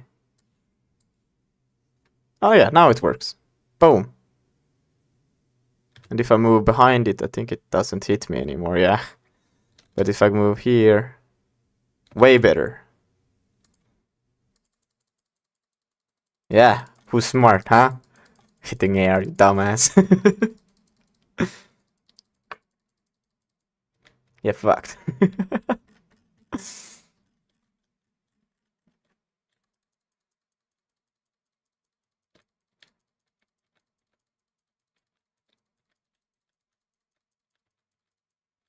Yeah. Crazy. Hey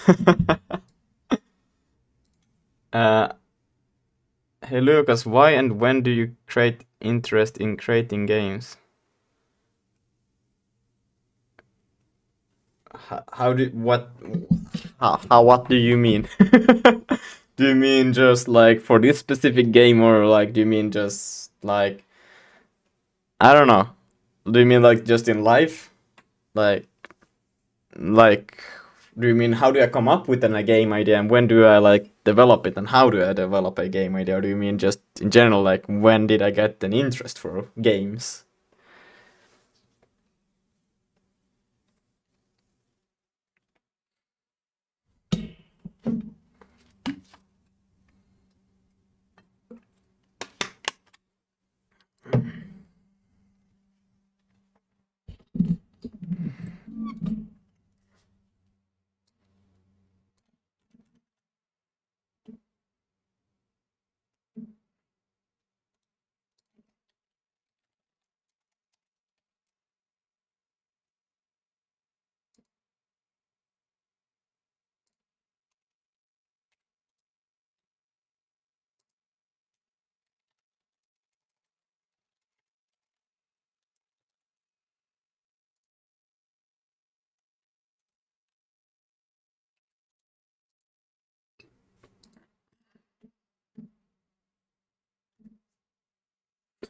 Yeah, but target is redundant for the AI now.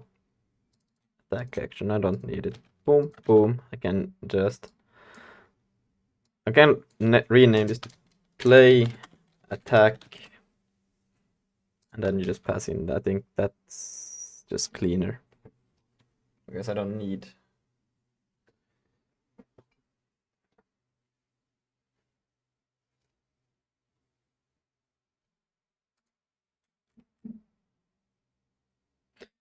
I mean, in that, well, I don't know. Because this is kind of like, I could have also the target there, play attack animator. Because I need it to also not just move, but I need it also to rotate once it's there towards, and then do the attacking. Yo, what's up, Redstone Tutorials? I hope you have made some new Redstone tutorials. Haven't seen some in a while.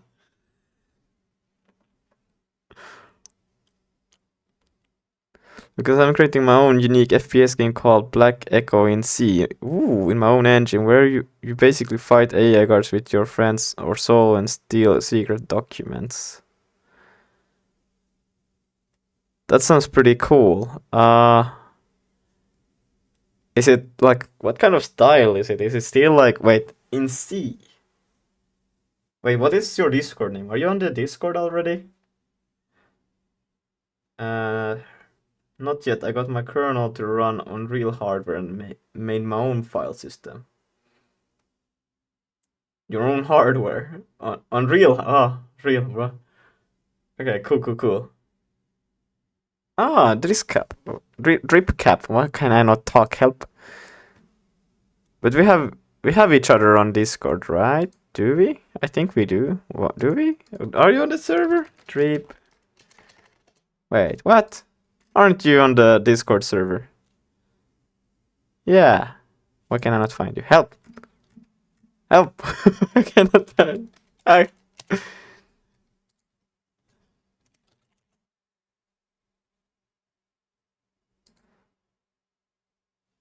Oh wait, there. Yeah. Okay. Yeah. Wait. Oh wait. What the fuck? Okay, I'm just I'm just doing a lot of typos. Okay, good. You're there. Have you shared like any of your stuff on the cool things?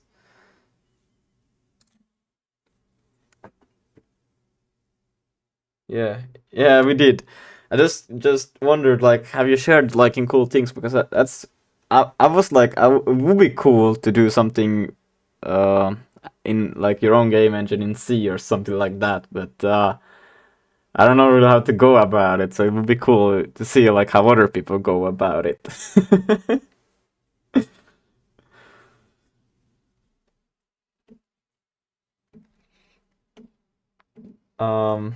But yeah, I guess we need a. Do we need it? We need a way for it to rotate towards the player. But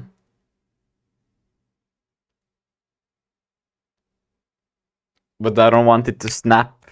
Like, it should be a smooth movement, and I'm pretty sure what I would do right now is it would snap.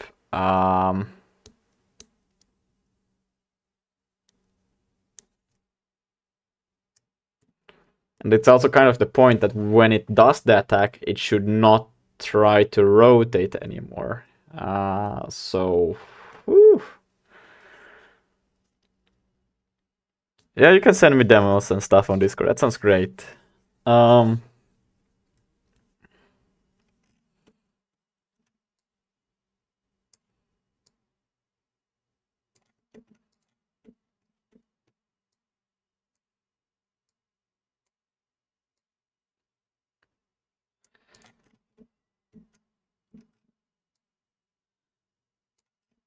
Okay.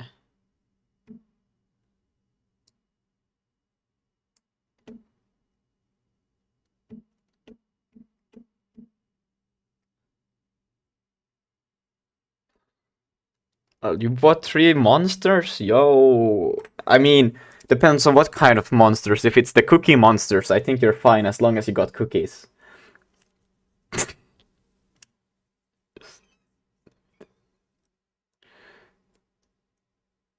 Do you just levitate and destroy Mercury? What do you mean by that?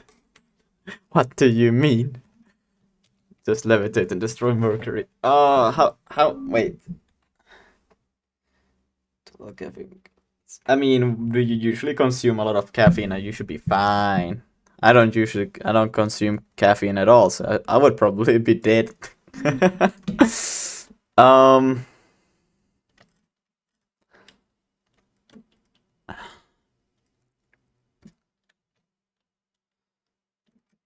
Fine. I don't know what that means, but sure. How should... Wait. If... Okay, let's see. I got... Nah, that's just too bad to illustrate anything. I will just do this. Okay. So I got the enemies and then I got the players. So as long as the enemies on a chase towards the player should always rotate towards, but as soon as the execution of an attack happens, it should prevent it from doing any more rotation, just to give the opportunity for the player to move away from an attack. Yeah.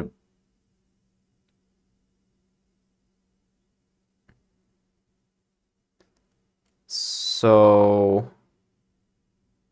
yeah, I think first just get it to always try to rotate, interpolate towards the player would be a idea to go with before. Whoopsie daisy, before anything, and then I can figure out like Actually, that would be quite easy, because let's say play attack, player animator. This could already be happening inside of animation, I guess. Teleport to the player every 2 seconds, bro. If because here we already have access basically to the AI. The AI is the only thing that would use this behavior tree. There's nothing else. I guess it's kind of secure in that sense, but it's still like a nasty way to go about it. But what you could do is that no, attack done. Then attack. Oh yeah.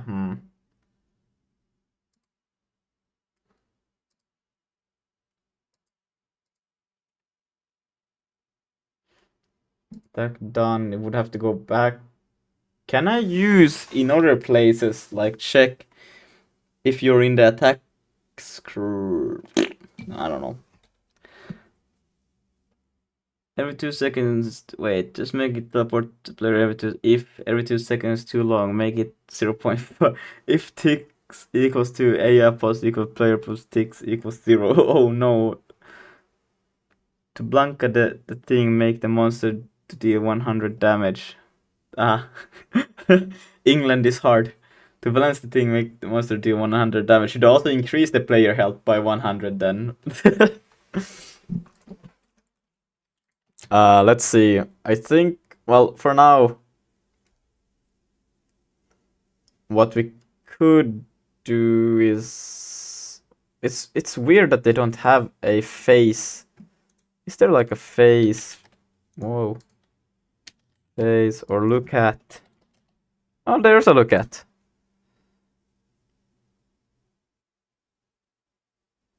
So can I take self? Look at, and then I say just target. Ha! And then I don't even need to think. I don't need to think. I can just do this. Woo!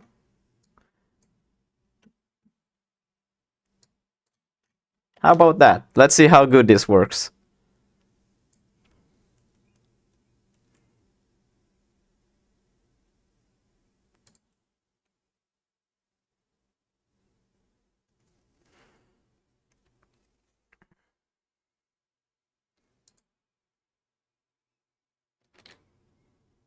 Oh, whoa. It's a bit, wasn't that smooth of a movement as I would have liked.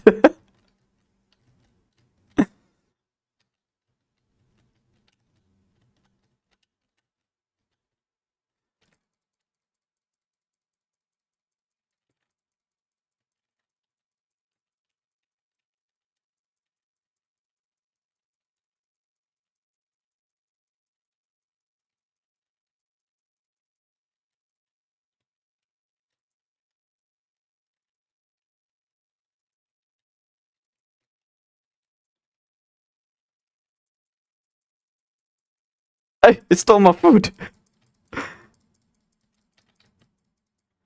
How could it?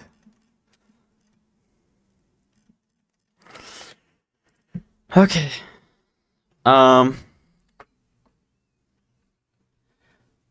What is happening in the chat? This is making me think I'm dumb. What?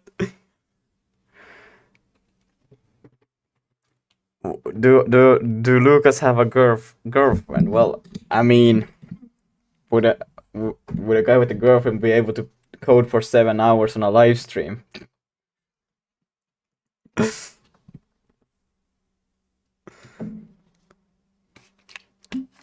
Why so rude to WWQ WLA?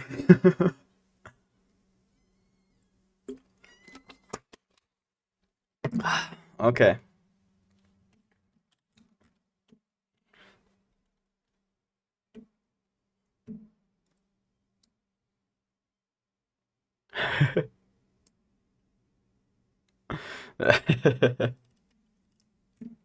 Oh, you were joking. Okay, cool. Funny. No, I don't have a girlfriend. Self look at target. I think it's a bit too like It, it wasn't. I think it's better without it because it was so brutal, you know.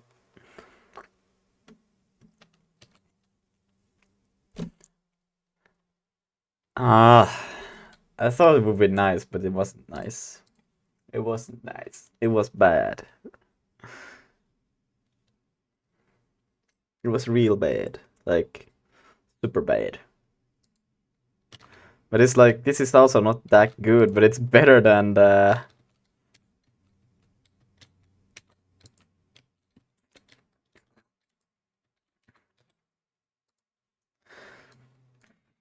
I guess I could just interp like towards the player.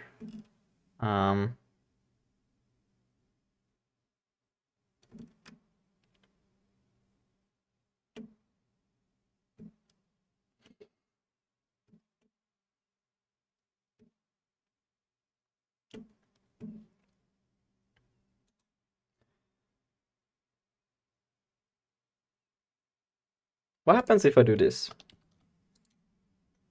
Okay, it crashes.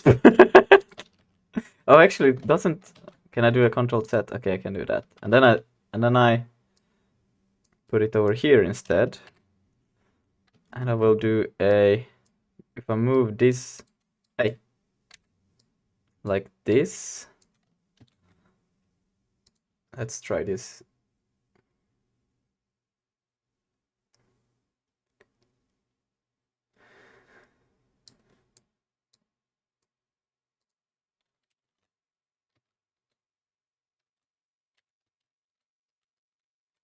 Yeah, that sharp movement is not good, not good. But interpolation could work. Is there like interpolate, intercept? Nah.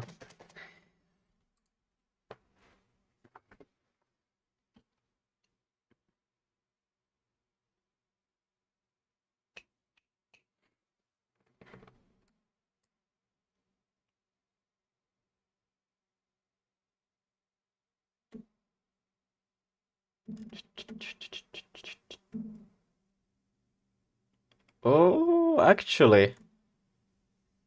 Wait, so you would run a sequence and you would be interpolating.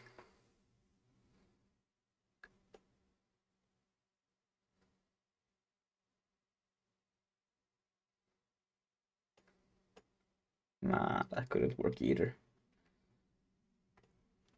Okay, if I just, I think I'm trying to think too, like, narrow. I need to expand a little bit. Okay. So if I had, like, I wouldn't want to have it probably to all the time look at it. And it's only when I know that the enemy exists that. Oh, that also depends on if I'm trying to run towards it or away from it, actually. Yeah. But in that case, I could do it. Because I already have it half set up already. Because in here, if it's a retreat, for example, here I want to run away from the enemy. And if I want to run away, then this general opposite movement from player. So in here I could already have, yes, and then here, well, here I only have navigate towards target, but I guess I could have also like interpolate. Well, this one is also happening kind of by itself, like if I put the player to a big size. Right. Player, consume, and then I just put it to 2. I should already be big enough to just make them afraid to run away. I should already, like, just by that force trying to, yeah, have a bit strong of attraction, but ah, yeah, they combined, I forgot. Wait, oh, actually, they are fighting now. Damn, I forgot about that. I forgot how my game works. Shit. Let's do 3, then I should always be big enough to keep them away from me.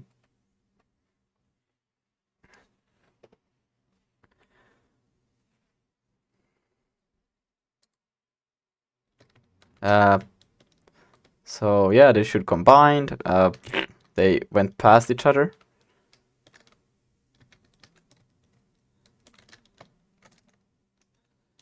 Yeah, a bit too strong of a force. But they are like if I move around, you can already see that it's basically because of that already. They tried to. Damn, you feel so like powerful, you know.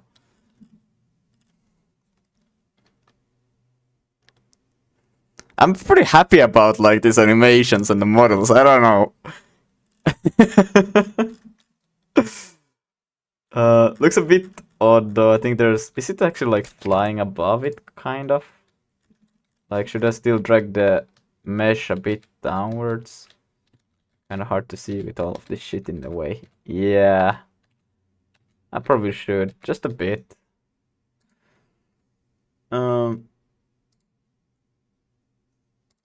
But wait, what I'm trying to fix, yeah, so they just attack you. Actually, don't try to do anything else. Let's see. Just take it a bit downwards. Transform. Let's do minus maybe 14? 15. Maybe the attraction is also a bit too strong, because I would ideally like that they could still escape to some extent, but then again, yeah. Now I'm stuck in the ground. What? No, what happened? I don't know what happened. Let's see. Go back into here. But did they also have? They should have more friction. This is like a bit annoying how they just.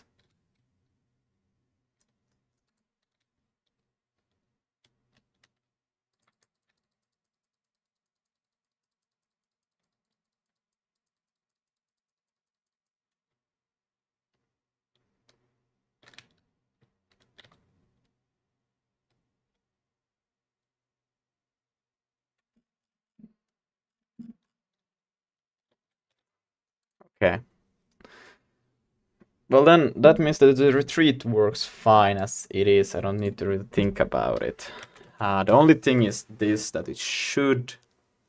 If it's trying to attack the player, then it should also interpolate towards it. And that should happen as long as move 2 is running. But how your game works, Lucas? What do you mean how my game works? It's simple. Basically, you try to become big. That's basically the goal. Just become big. There's like it's just like a very simple prototype idea of what I would like to make sometime in the future. I would really like to make a game like Brutes.io. So this is just my first attempt trying to understand like how anything like this would work. And yeah, it's basically, the idea is basically that if you have played it, you probably know already, but it's multiplayer, this game, but you know, there's you and there's others. It could be AI, it could be other players. And then you just basically eat food, and when you eat, you grow bigger, and by that you have like more health, more resistance, better stats, but you also become slower, but you know, powerful. And then there's others, and if this were you, you would try to avoid. You can still outsmart. There's like small things you can pick up and stuff to outsmart the big guys. But if you're larger, of course, you try to get to them and kill them, and then they have like more food that you can pick up, so you can grow faster. So you also try to catch these bigger booties. That's what's really fun. It's also like everything is based on scale. So like if you pick up a bomb, if you're small, well, then it's a smaller bomb, doesn't have as big of an impact. But if you're larger, well, then you get a bigger bomb and it has a bigger impact. So everything is just based on scale, and that's what I have tried with this game too, that everything is just based on scale. So yeah, it's a nice prototype idea basically on what I probably would like to make at some point a bit better. I think I would probably go to Unreal next time I do something. Unity, I did mostly Unity because I know that Unity you can upload to web, and it's like I just needed to try out a little bit more Unity, I felt. But I think now that after trying out a little bit more, I think I'm just a lot more familiar with Unreal, and I think also I like Unreal's architecture better than Unity's. The only thing I don't really like with Unreal is just the compile time and things for it to start up and everything, and then it forces you to use quite high quality. Well, forces you is kind of a big, but it feels like it forces you to use good quality graphics and shit, and it's like I just want to make this kind of stuff. I don't want it to be like AAA game. Terry Ben Kashur. Hello, how are you? I'm good. How are you? But yeah, that's it's basically just me learning a little bit. And yeah. One thing I need to do really, I realized this. I need to practice more like oriented programming. I don't like it, but if I'm gonna do something more games, I think I just need to do more of it. I don't know. I don't know. It sounds always so strange to do stuff with data oriented. I love data oriented. I prefer it over anything, but if I'm gonna use an engine, and I think I probably will, just to get stuff done, I will have to do more with object oriented program. Need to learn it more. Yeah. But it's I guess it's still not a bad thing to know both, you know. The more you know, the more you know. So, and you can apply still like things to different problem solving more. It's just nice. But yeah, I have a long way still to go. Which people probably can see from watching my live streams. Yeah. But I'm still like, I don't. That's the only condition where I would like this to happen. But I would like to have it for it to happen not just when it sees the player one time. It should be like constantly when it has the player inside. It should be, and then once the attack happens, it should stop it and just. And the only place I could think of that is to do it, have a variable that is just bool checking every tick, turning towards the player, because yeah, I could have it running. I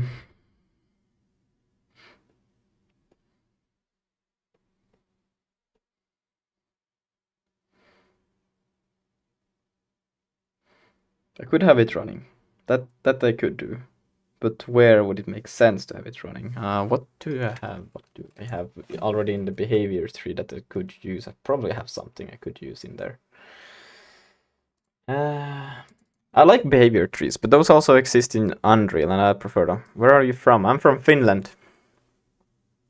Or I am from, and I'm in Finland.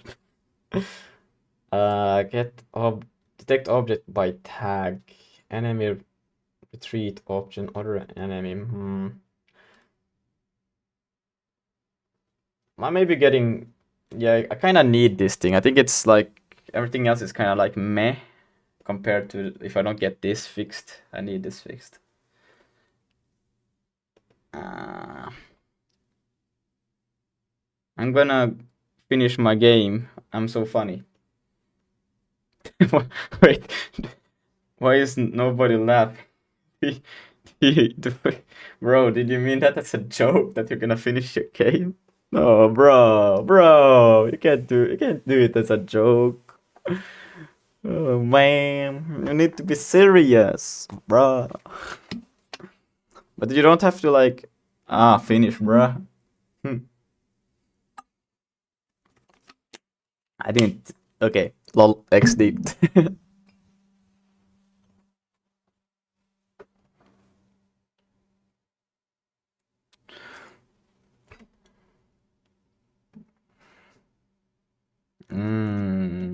Yeah, yeah. Well, then it's funny. Then it's a good joke. Shit. Shit. Okay, but if I went with that, then I would have triggered it here. But then I would have to... Because I can't... I don't... Don't need that. Then it would go in here, initialize, and then here attack done, but I don't really... Man, I should have had... This would have been so much better if I just had a class with... Can you replay me on chat? What do you mean replay?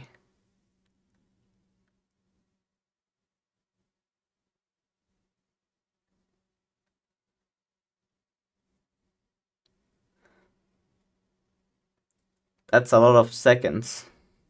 Did you know that there's a lot of seconds since 2000? Yep. I can't believe I watched your stream for hours sitting on the same position, lol. That's impressive. Fim... What? What does FYM mean? 0.277. What? For you? Yeah, I don't know. I'm not even gonna guess.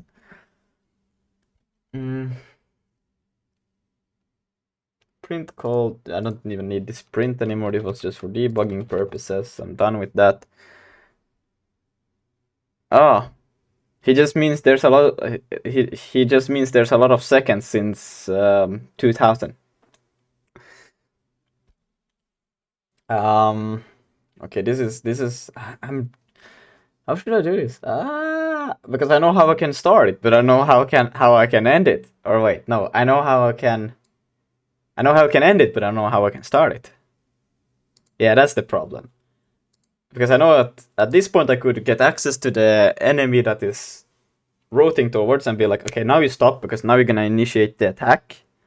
But how do I restart the attack? That's the thing I don't know, because I have this attack is done, but this is calling the attack script, which both exist for the player and enemy, which is kind of dumb if I would have it in like unless if I could make a attack script that inherits from attack, which would be an advanced version with an extra step in it. Milliseconds, just for the nerd. It's just for the nerd thing. Okay, Lucas, you've been my friend for the past few hours now. Let me get back to OpenGL Game Engine. Just was necessary to mention that. Yep. But yeah, enjoy. I think you're probably building something very cool in there. Usually people do something cool if you use OpenGL or something like that. So yeah. Oh yeah, because Unix high end rock when they made standard RTS, and yep.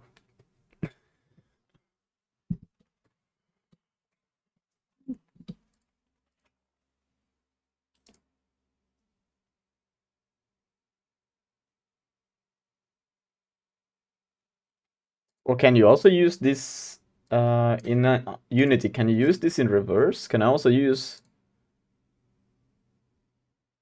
Oh, I probably can use it in reverse.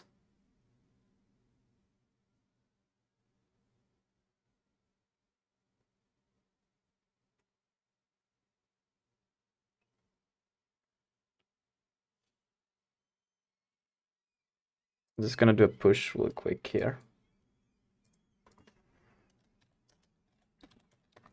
Hit add dot git commit dash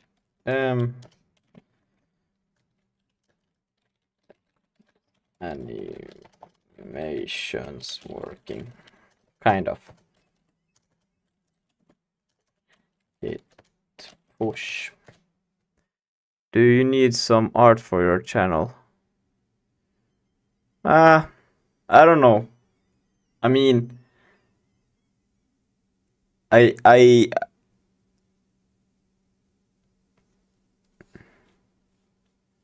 There should be a link to my Discord server if you want to join. Like art, like people can create art if they want to. I don't really like I do use people's stuff if they want me to put it somewhere. Just because I think it's cool, but I'm not like really in desperate need for anything. I'm just figuring shit out, I guess. And I don't know if there's much art to make. Like if somebody finds something cool, just let me know, you know? Can you type me?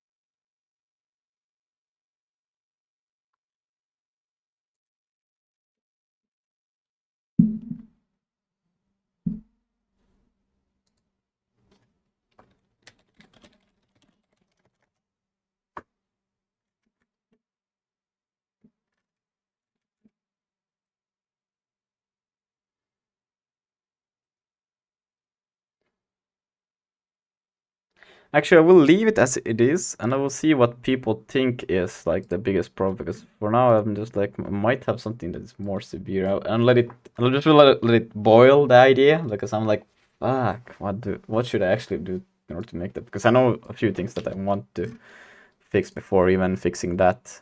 Yeah, let me know what do you want? WWQWLA. I like the name.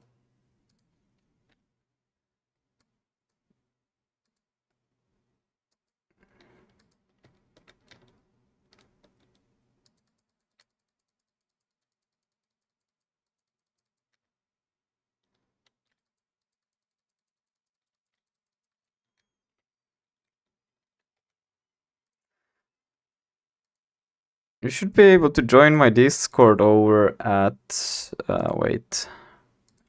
If you want to, like you don't have to. Wait, where help. Where's there your channel? I'm a YouTuber, I know what I'm doing. I don't know how to navigate on YouTube even. But there you can join there, and you can type there, I guess. There's other people who share cool art over at the Discord server, so I think it's cool. I don't really have much that people like. I think one reason why I would like to use more stuff in game engines and stuff is because give an opportunity to people to more like do stuff with it. Because I feel like the stuff that I do is kind of like if I just write code, it's not many people that can do something with it. Yeah. Let's see. Why do you have a voice channel just for you? It's not just for me. I have it so that people that I trust can join in on the live stream at any moment. Like people who I know will not just join and say something funny. So they can join and just join the call and talk or whatnot on the while I'm live. Yeah. Yeah, I should do a better system for it because I also have a like for people who wants to help me create videos. I have kind of like a role for that. It's the judge role over at the Discord, where basically your duty you get access to a channel where you're completely allowed to roast me as much as you want. You know. Probably should advertise it a little bit more because I really want people who wants, if there's anyone there who wants it, you know, to just like completely shit on this thing I do and just be like, that's bad. Or, well, if it's good, that's good too, but you know.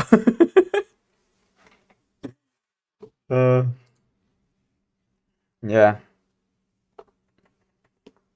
But also, like, I don't know, I need a system to find those, and then also, if anyone wants the role to get access to join in the middle of a live stream. I think that's cool too. I'm just not very good at doing that, but you know, I think if people want it, there's kind of like I will find a way to do it. But you're like the first one to ask about that idea as a whole, so yeah. I want to see if the can't consume food thing. It didn't seem to work. I'm not sure. Consume. And I should have probably in the game manager here should spawn. Let's give it a little bit more tweaking just for testing purposes, that it's a bit easier.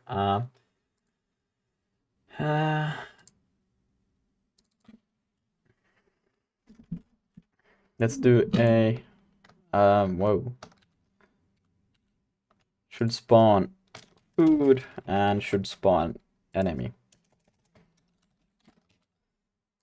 And then depending on these, well, I will just make it as simple that if I can put it in here, and should spawn enemy, else if should spawn food. So then I can also just, oh wait, but then yeah, but then it doesn't matter. I would if I should not spawn enemy, then I would like every time just give me food if I want it. Yeah, that's fine. Your friend request, can you accept it? Then I show you my work. Yeah, I can do that after the live stream. Because I am gonna I don't know. I'm already having a hard time focusing on one thing, and yeah.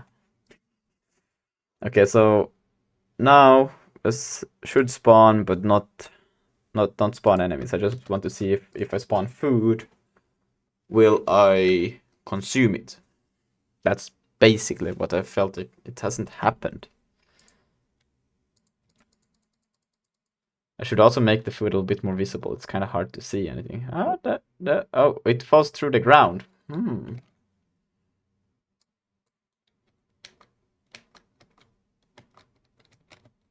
Yeah, look at that. Where does it go? Oh no, it just falls. Oh, wait, what?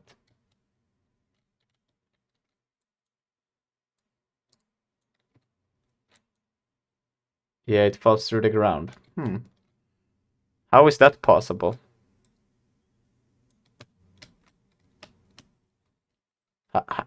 And then it doesn't get attracted. That's even more weird. What? What happens if I drag in a food cube? What the fuck? How?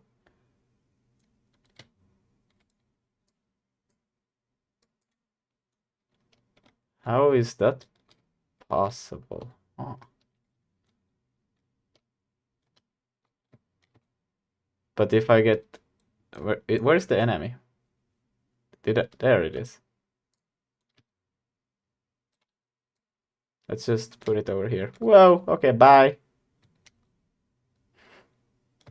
Let's just drag in a new enemy over here. Yeah, they don't even attract food for some reason. Have I messed up the food somehow?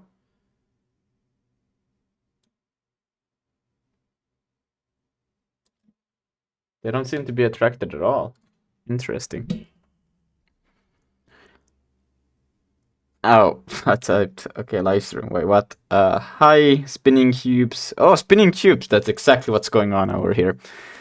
Damn, 18 likes. This might be your more popular stream. I don't know. We can actually take a look. Why not?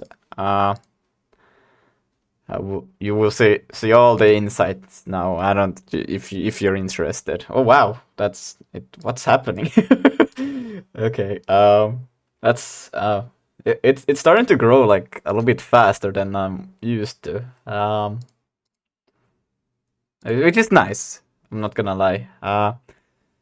So let's see. 19 likes. I think maybe you're right. Oh, no, there's one with 25.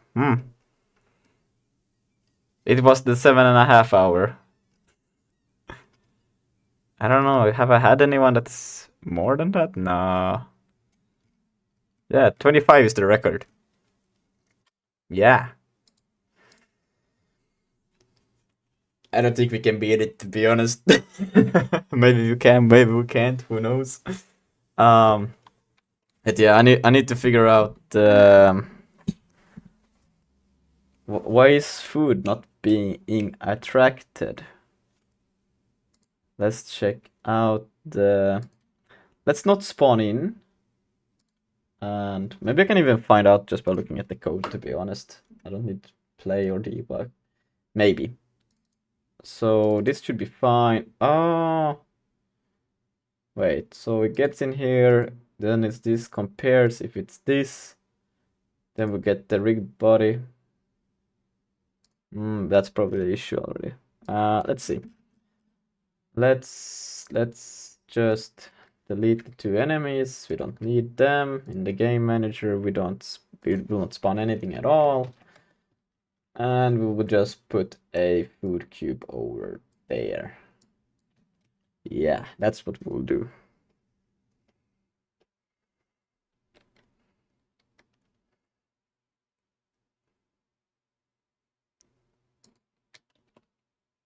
And then we can go in here and let's see. It should get in here and it should be true. It should find that. Then it gets that and then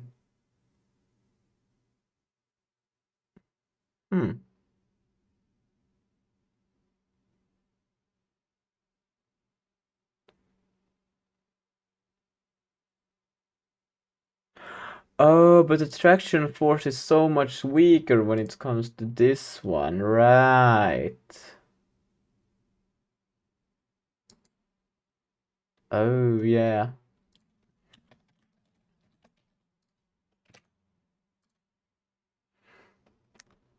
So now I'm a bit. Wait, I typed okay live stream. I meant okay after live stream, but let's stop that. Play it again.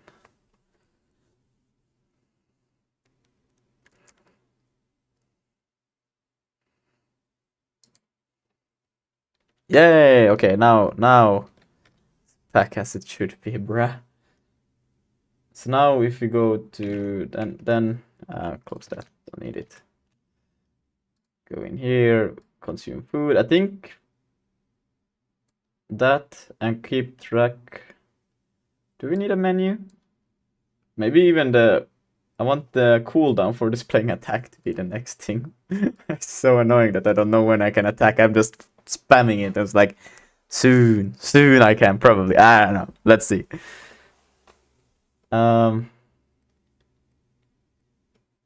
So if you go to game manager and we try to play the game.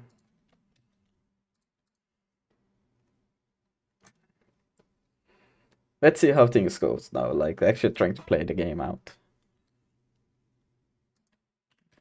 I should probably make like an actual world or something. Hey!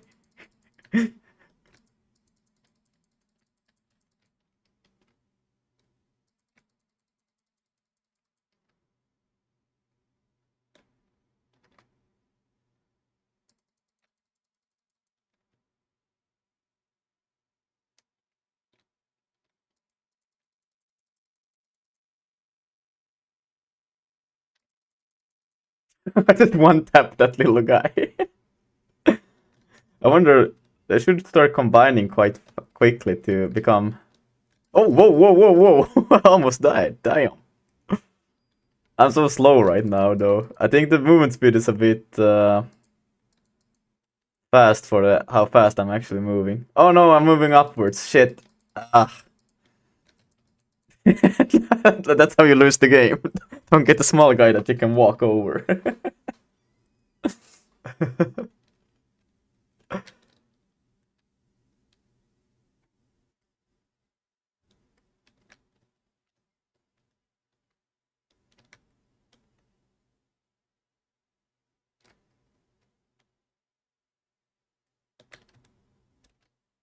Oh, it's trying to attack me.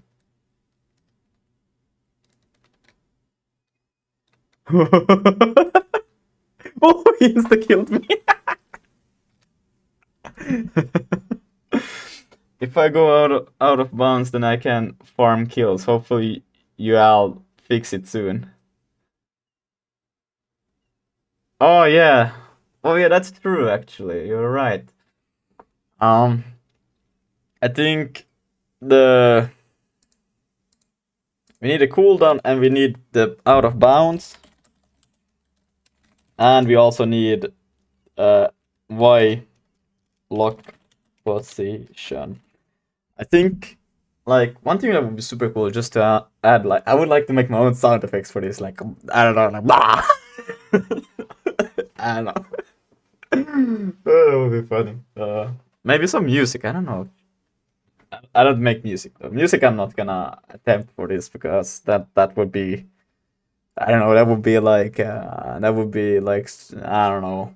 It wouldn't be. That's what it would be. Probably, most likely, maybe. Okay, but let's add a cooldown for the. What is the best way to make a cooldown in Unity for an attack? Like, I did in Unreal such a horrible way, and I hope that's not how you do it in Unity, because I would hate to do it. Unity cooldown UI. Yes, let's see. Making a cooldown UI easy how to Unity tutorials. Top 5 ways for making cooldown in Unity. Old version making MOBA character Unity 2019.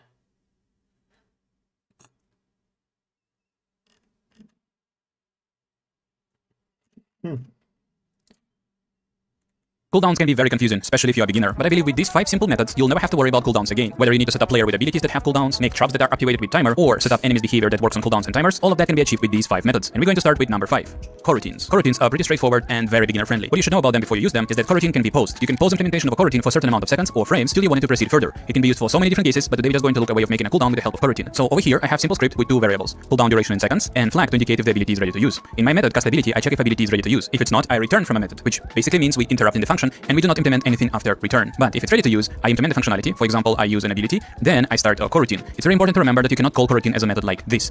It won't work. You actually need to type start coroutine and then the name of a coroutine. Inside of coroutine, we set ability ready to false, so during the cooldown, it cannot be used again. Then, by typing yield return new, wait for seconds of cooldown, we pause this coroutine, and after duration of cooldown, we make ability ready true, and it's ready to be used again.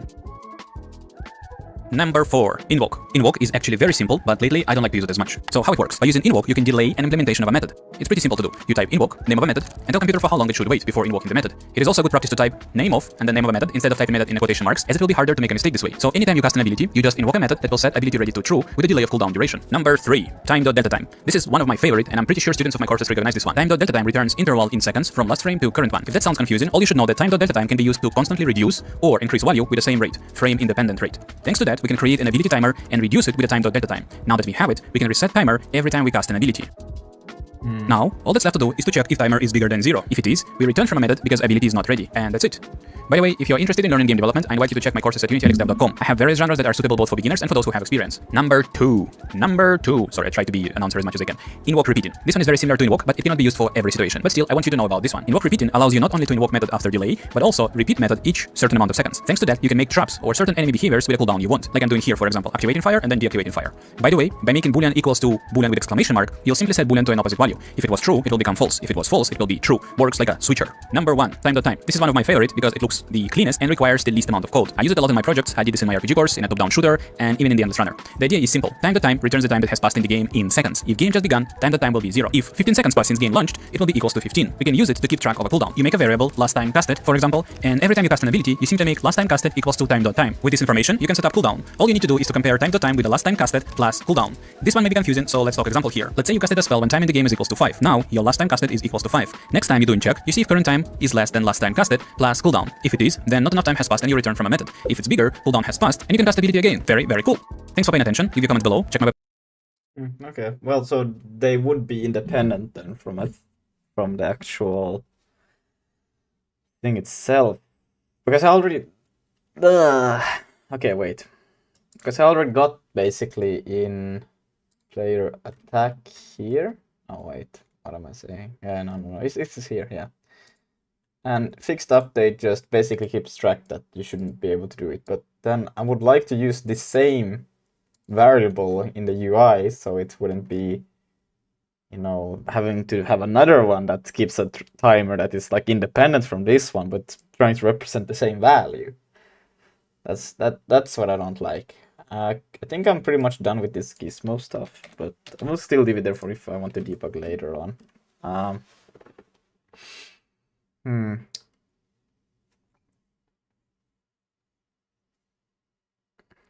Yeah. I think... Can I use this somehow? How does the UI look like? We have size evolve. This is basically only the player, and the player is the only thing I need. So we could also do it...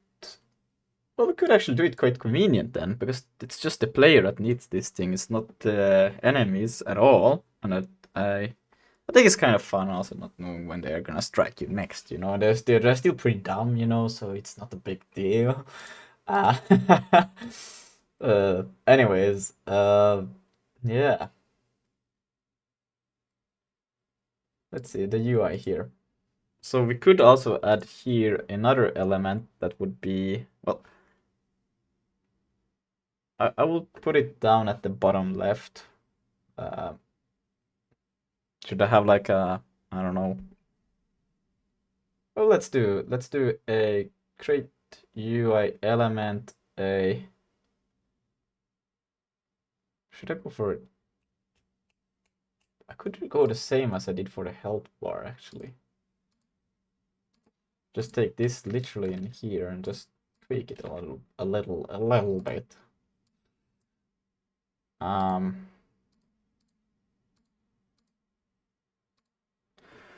Let's see.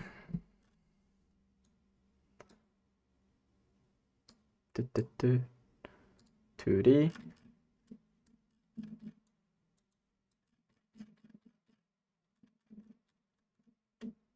What the fuck happened? Oh yeah, because this one is okay. That's why it looks like that. I was like, what? Let's take it so I can see it. Where is it? Okay, it's here now. Wait, no, what? Where is it? Or is it just super small or something? Like what?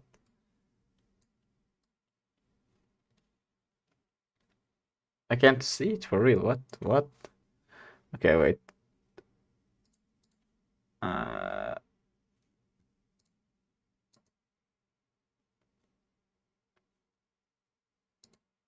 That sword. Shouldn't it be usable? Oh, look at that scale. Okay, yeah, that's why.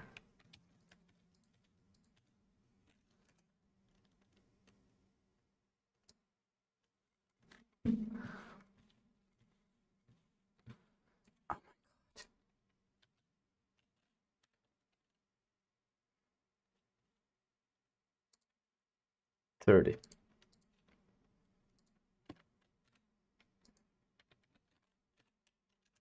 Okay, now that's better. Okay. Let's put it in the bottom left corner. And can I do padding? Is this padding? What is this? What is this pivot thing? I don't know.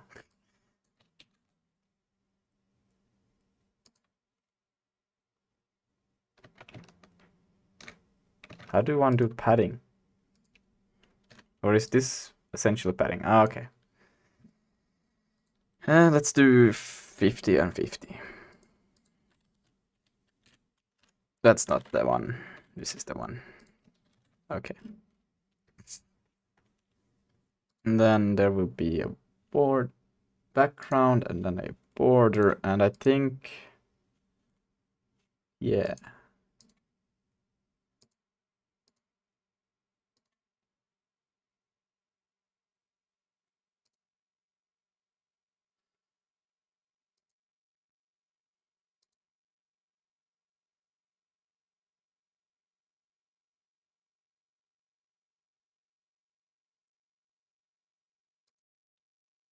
Well, I guess that would make more sense to actually now have, if I remove it from here, and I will put it in here instead. It would make more sense, wouldn't it?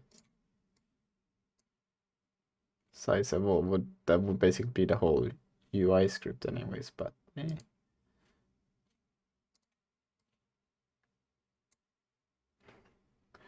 It should still work the same way. I should just have an... I could also combine this with maybe the health bar, but nah, I'm gonna use it for the trigger to that you're ready to attack.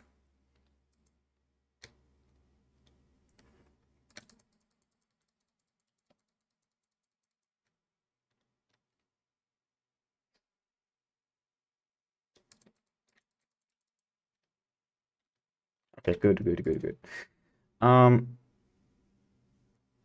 Then we can do is to change this bar to be another color, I think yellowish, orange yellowish. Yeah. And then yeah, like that.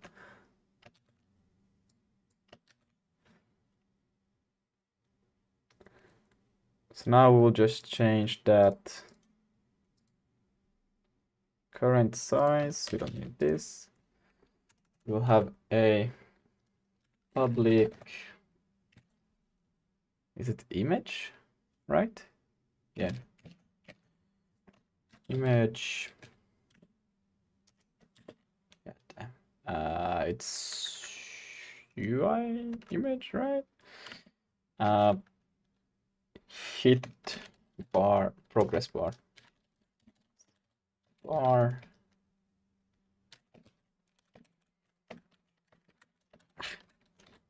Hit progress bar. And then I will have a private float. That's not how you spell float. That's not how you spell float. This is how it, that's not, this is how it, fuck. Current float.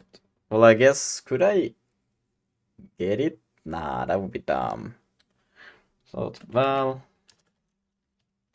Current progress. Current progress. Current progress. Current progress and is it, can you do this? No, you can't do that. I always forget it. Current progress and it's an underscore there. No, what? It's assigned, but its value is never used. Okay, don't worry about it. And I think this one wants to be an underscore. That's not an underscore. What? Why is it so? Okay, whatever. Field can be made read only. God damn, you have a lot of complaints. Public. I don't like to use this static. Wait, what was it called? Static update. Oh, there is no static update. What? No, what? I'm dumb. Fixed update. But then again, it's not really that. Yeah. If current is less than 0, less than 0.1f. This is a weird 0. Then we do this.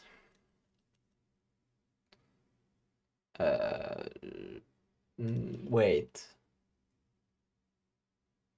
Yeah, because I need access to the like actual time of how long from the attack.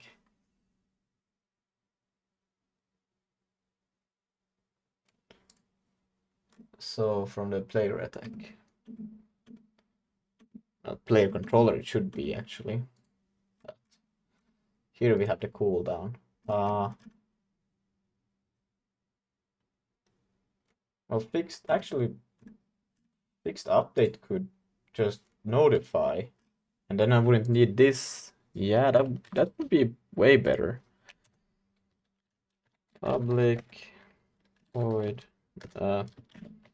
notify UI Well, I guess it's also specific now, so we could just say update. Update attack bar progress.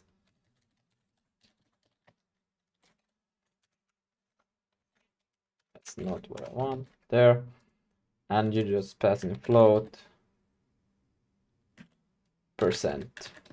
That's it.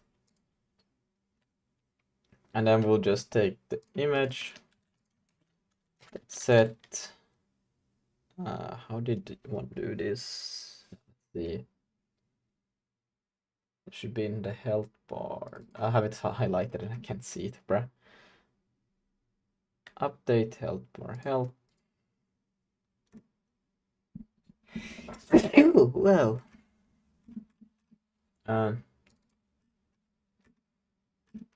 Yeah. Fill amount. Okay, that's what it's called. Fill amount is equal %. That's it. Nothing more about it. And then in player attack, we could actually have access to that thing because it's so coupled anyways, because it's, yeah. Private size. Well, I will say this could actually be in player UI. Now when I think about it, player UI.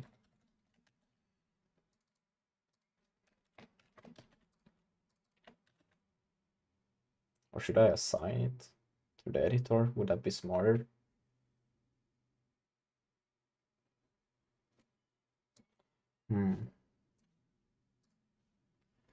Nah, it's probably not smarter. Or is it?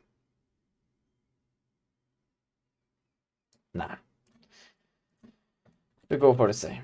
Player UI, and then we'll say size evolve. It's got the different. I should rename it. Nah. On update, and then if cannot attack, else we'll do this, and we will just say up. What did I call? Our animation's done. Yeah, they are done. They done. Current cooldown. Cooldown should never be 0 anyways, so if you put it to 0, I don't care that the program crashes, you shouldn't do that. Yeah, it looks actually pretty damn good. Let's see. Will it just work like that now, this thing?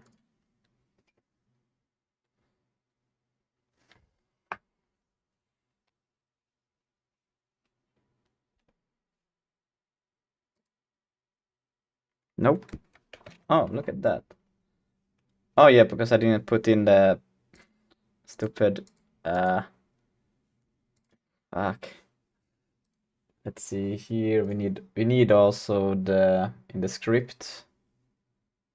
So we have it over here. So you also need the image from here. There. Boom. Now.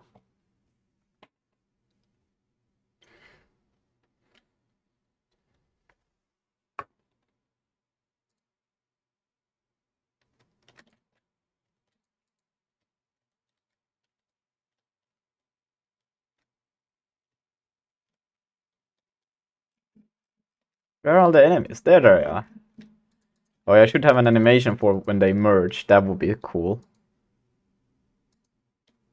Yeah, but this bar of like attack is so much better.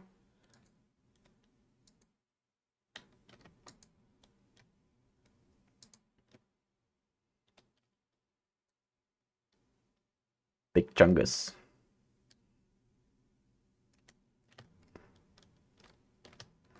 They should combine into bigger ones. Okay, that one should be able. Yeah. Yeah. It doesn't turn towards me, so. Oh wow! It one-shotted me.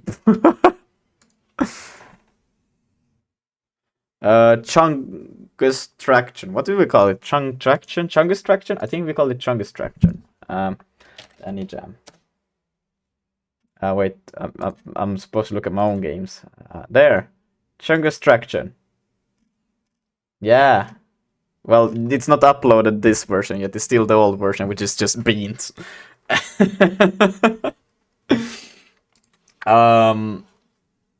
We have a few things that we need to take care of before we before next upload. Basically, out of bounds, bounds. It's supposed to be bounds. Yeah, like that. Okay. And while lock position. So, and then I guess I can upload this version and continue editing a little bit more. Oh, whoa. The time is already that much. Well, speed magnitude does not exist. Why is it trying to do something? Navigate. Let's see. Navigate action. Okay. Speed magnitude does not exist. Parameter. Yeah. Yeah, I do not have a speed magnitude. Does it want it? Do I need to force such a thing? It's just a warning.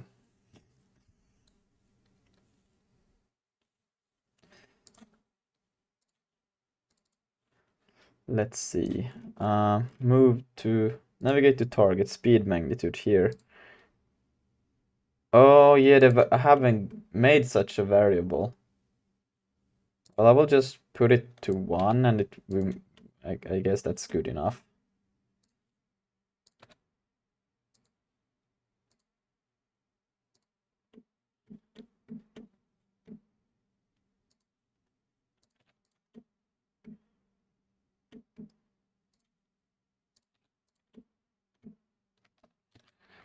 Okay, let's see. I think now we should have no, except for the rendering thing that it complains about.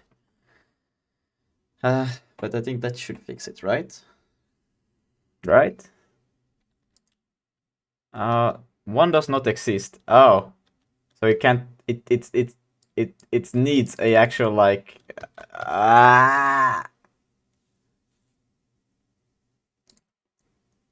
I thought I would get rid of the problem like that, but it was like, no, you cannot do that.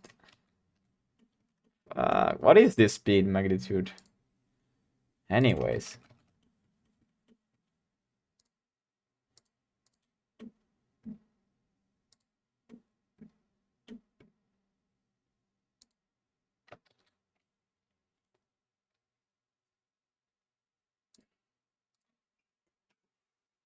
It's just a small problem. I will fix it later.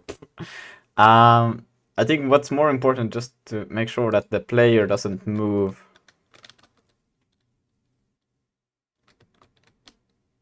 And probably not the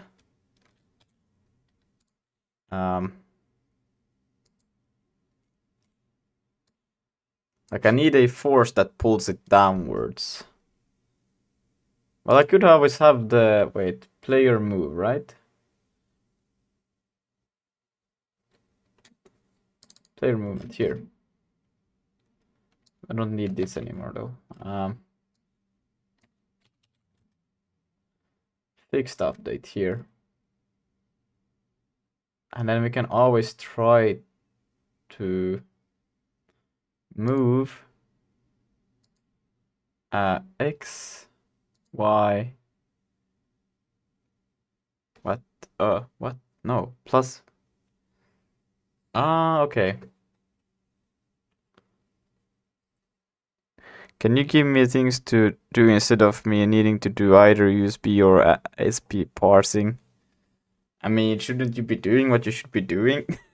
I'm just saying.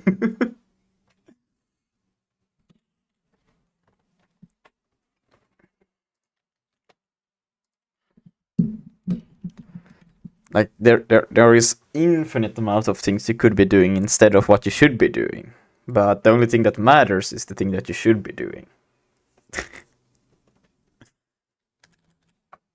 Inspirational quotes with Lucas.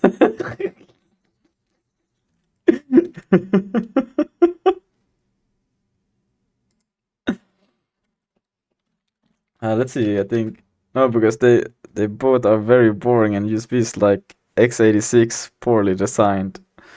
Yeah, but should you be doing it? You know, I'm just saying. Negative. Well, let's see. Let's do the negative point f 0 f like that. So that should allow it to always try to go downwards, even if it moves upwards, it should be. Oh shoot! Don't tell me in the beginning it will fall through the world, please. Well, I guess I could just start it a bit higher up in that case.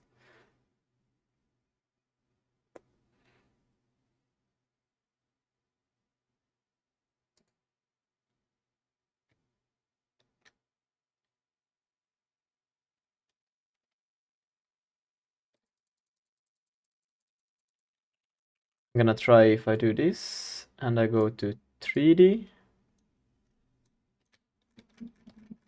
Oh shit! Oh shit! They cannot beat me up because then I get beaten up. Why is it that 2?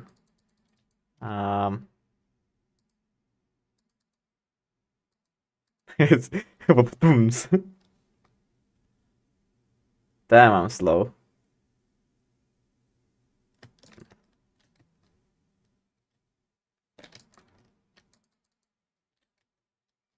Oh my days. Soon. I think I'm a bit too slow.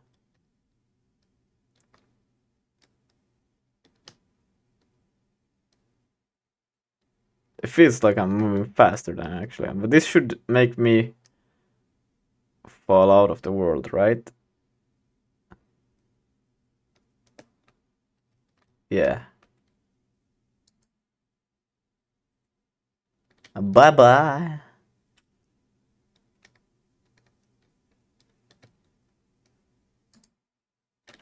Okay, good. Let's fix that movement speed a bit. Like, that's way too slow. No, because we're bored. Yeah, yes, because I want a keyboard. Yeah, so make it. Make it. 8-hour long stream. Insane physics for real. Yes. Very insane physics. Yes. I think what I will still do is that after I have normalized the thing, I will still do a plus like this. And then the movement speed I felt was so awful. Like, you shouldn't be slower than maybe 1. Like, it was so bad, that movement speed. Holy shit, that was slow. Like, even my grandma is faster on wheels.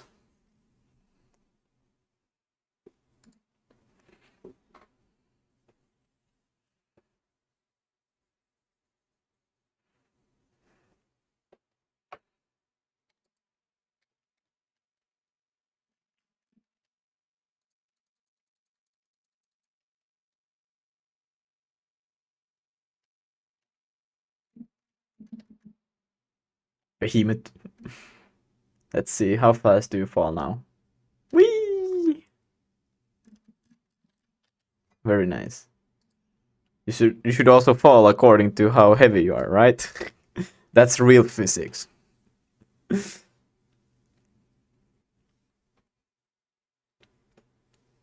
Okay, but now I think if I... Come on, get over here.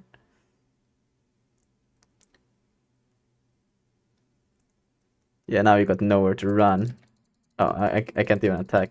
I think I should probably make them attack if, like... If they have no other... If they can't run away anymore, you know? It's kind of sad just to see them like, oh shit, what am I supposed to do?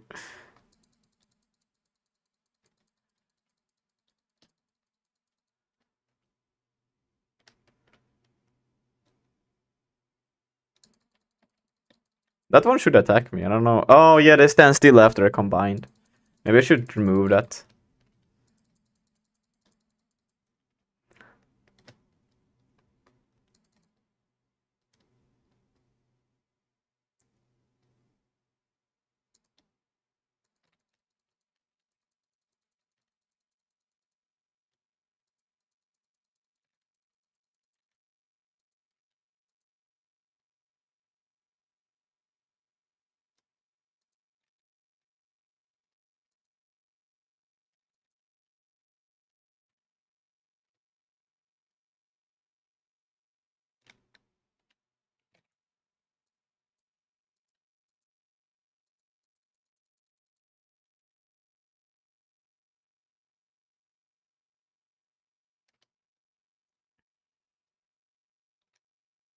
Yeah, you can stream it there. It's fine.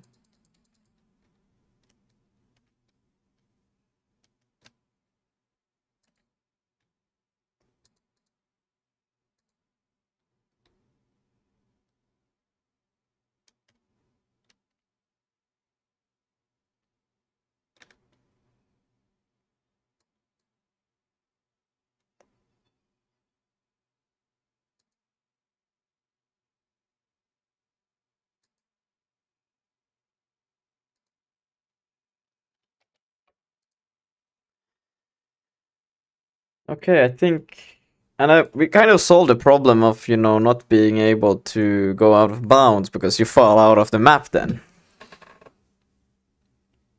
Then I'll leave you to it. Good luck, Lucas. Thank you, and I wish you luck too. I think I will change the game manager a little bit. Let's see. Git dot git dash what did we fixed? Working Wi-Fi and borders. Lol. XD hit push.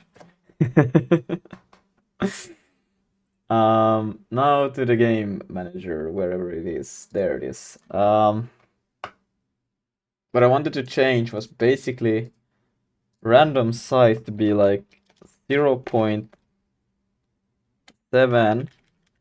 to maybe even up to, let's say 5. Let's go crazy. Okay, it should have a bias towards a bit smaller also.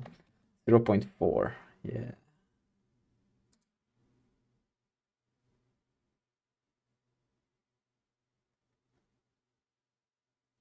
And then let's make it not even spawn food. Let's just make it spawn enemies. Yeah.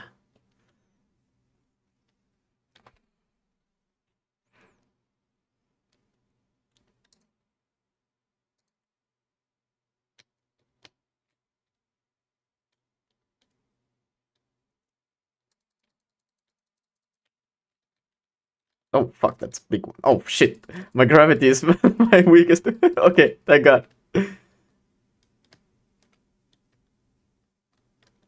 Oh. Oh, they killed me. No.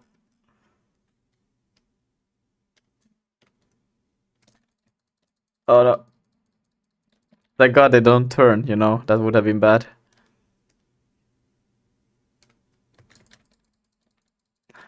They should like decide if they run based on my health as well, like that's a big one. Oh no, don't come to me, don't come to me. Oh.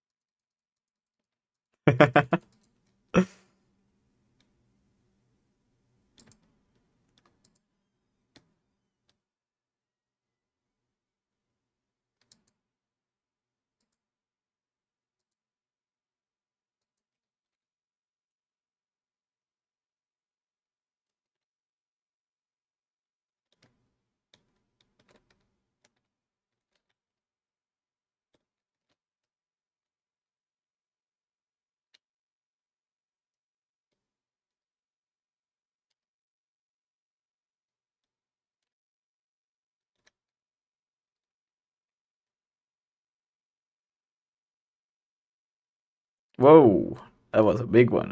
That got scary.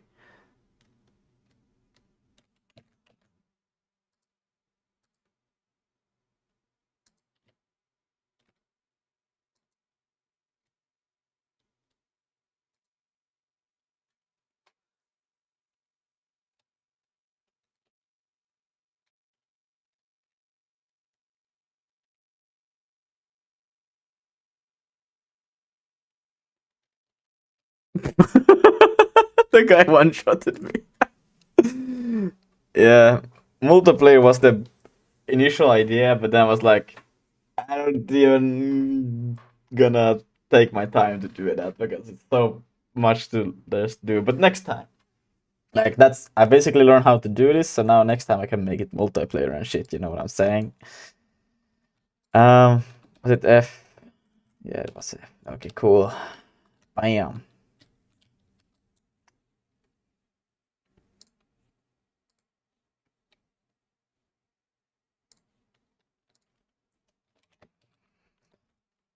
What else? What was next? Yeah, I want to see, like, when an enemy die, it seems to call the spawn loot twice, which is weird. Let's see. Let's see. Help bar here. Oh yeah, this should also be moved away from here. But it's okay now.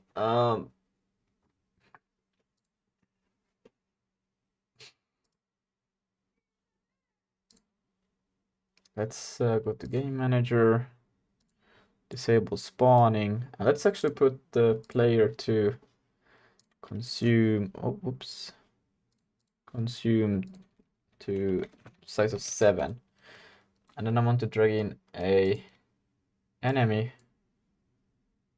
Put their consume to, let's say, 6. That should still be like it's right run away.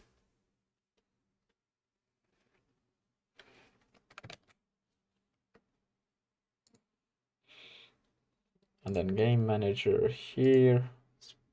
No, what? Spawn food at there.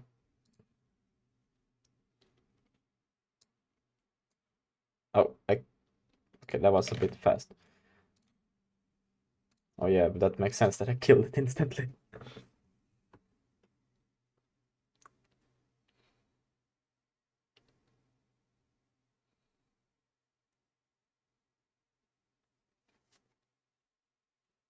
Wait, who died? Oh, this is actually. Oh, wait, what?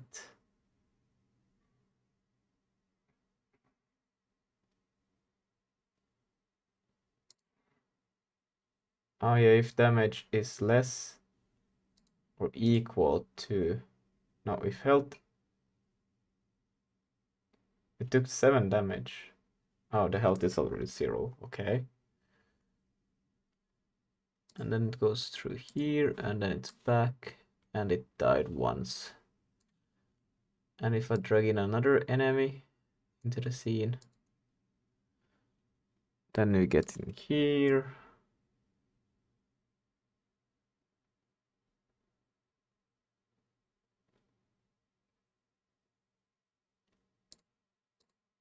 I don't know. Sometimes it just spawns 2 food values, and I don't know what to do about it.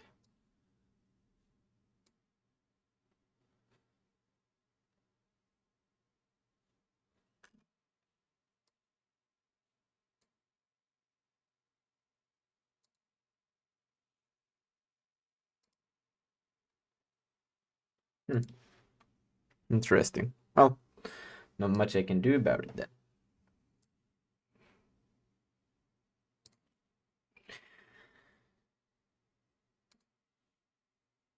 The one thing I still want to know is health bars.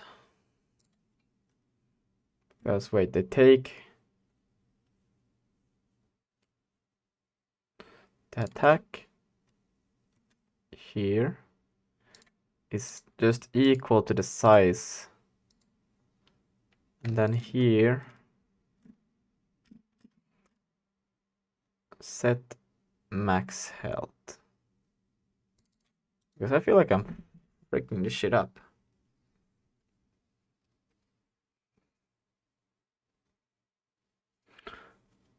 Find usages here. And that's it. Update scale. Should always just increase, but it doesn't feel like it does it well enough. Like, you shouldn't still be one-shotted most of the times. But then again, yeah, I guess I think health could probably, like, instead of this, we'll multiply by 2. Yeah. Ah, shit. Or 3. 2.5. I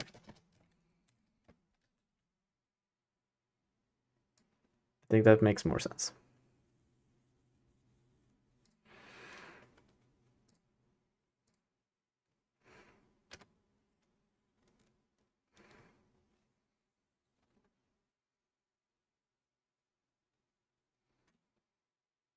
10 more minutes. Yeah, I'm still live, probably just for a few more minutes. But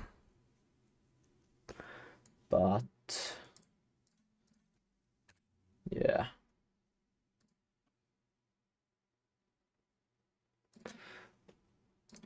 I think I will probably just like upload this. Yeah. Should spawn. Will just spawn enemies. It will not spawn anything else now. How is the game looking? It's looking pretty good. I think it's pretty good.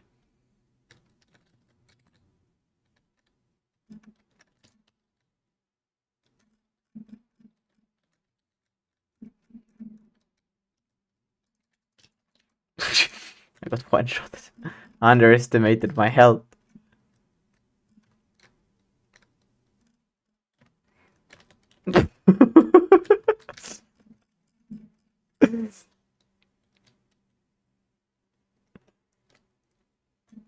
I know, right? Why is it struggling so long to spawn in something? No! That's so unfortunate every time. Okay, I got this. Yeah, get fucked. There, no, it spawned 2 again. I don't get it. How does it do it? No! I'm gonna beat this guy. I don't know how much health does it. Oh, I'm actually beating him. Oh, come on!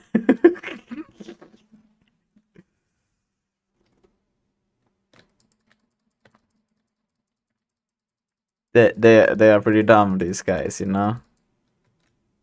Oh my god, it fell through the world. No way it did that. How can it do that? It has collision check and everything.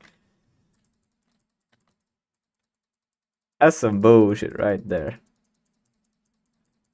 Oh shoot. No.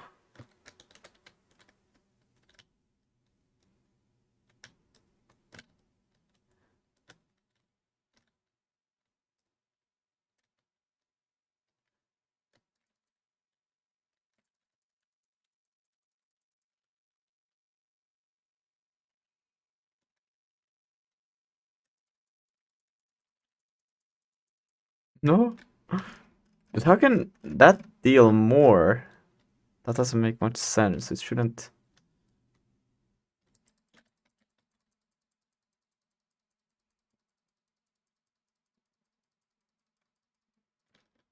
Oh my god, it joined the fucking food. No fucking way.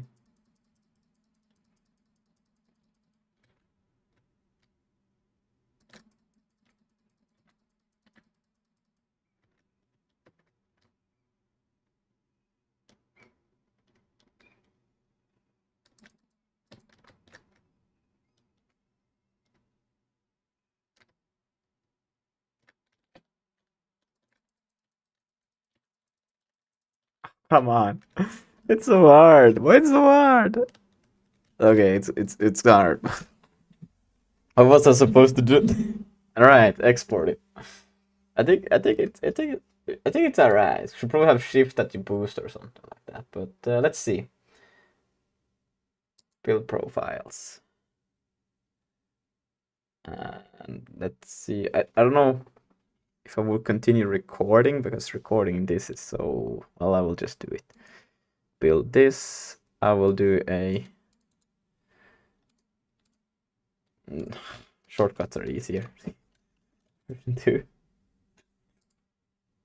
And let's let it build. This is gonna probably take half an hour, like last time. Yeah, crazy, right? I don't know what to say. I think, like, unless some very important feedbacks comes in, I think for tomorrow is probably just like, I don't know, sound effects. Maybe if I do something like that, music. I don't know, maybe.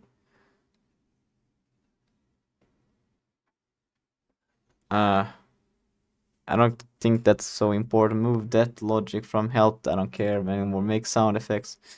I think probably like menu, music, sound effects. Okay, I got to go. Good night and see ya. Alright, good night. Bye bye. And some level design. I think those are pretty much the basic things that needs to be done. Make ragdoll. Stage play menu. Upgrades, nah. I think pretty much menu, music, make sound effects, and level design. Well, of course, if I get some feedback of how things should scale, because right now it just does it, you know, but there's nothing more to it really. So yeah. Damn, we had what? We had like a lot of people here, 10 at some point. That's crazy. That's a lot of views also. Yeah, very nice. I think let's go to the planning. How should we do it? Like sound effects, I think I would like to record my own, but we'll see how it goes tomorrow. But music I can probably find. I have a big music. I have a library where I'm allowed to take from. So music I can find. Sound effects I will make. I think I will just sketch some simple map. How should a map look like? Should I take something similar like this? Try to just take a lot of objects and prop it. Should I make some? Probably download from somewhere. I will figure that out. Actually, let's see. Free models. I think probably like Sketchfab is like you can filter through there, right, to get good.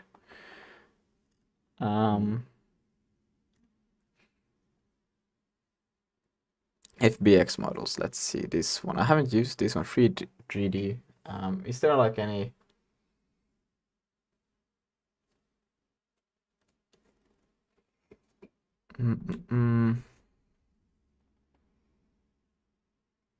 Five. Okay, let's see. Can I filter by just being free? Premium models, free models, and then there's still a price on it. What the fuck? I got scammed. Let's just see. What could I like? Trees, I guess. Nature. Let's see if there's a nature. And then we will go license CC.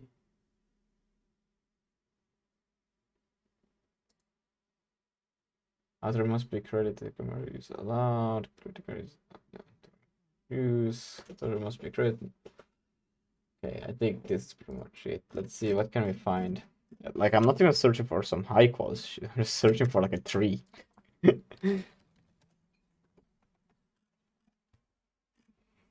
Damn, all of these are high quality still. Damn.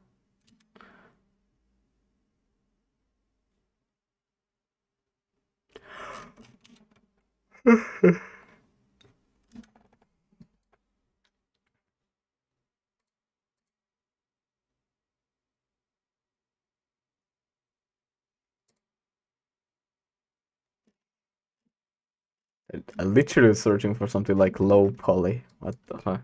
Low poly. I will just have to make my own, I guess.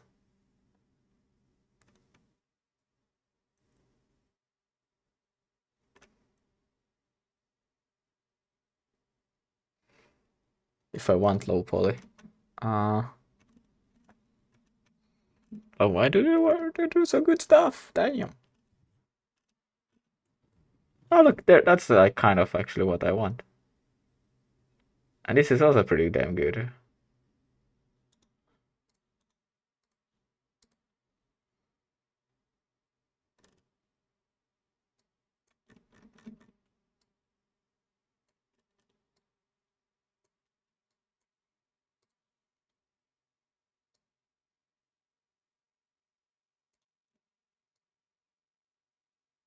This would be kind of funny actually to use.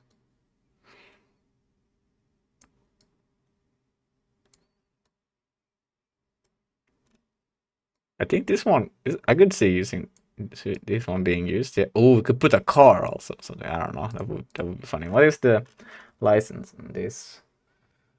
CC attribute Creative Commons.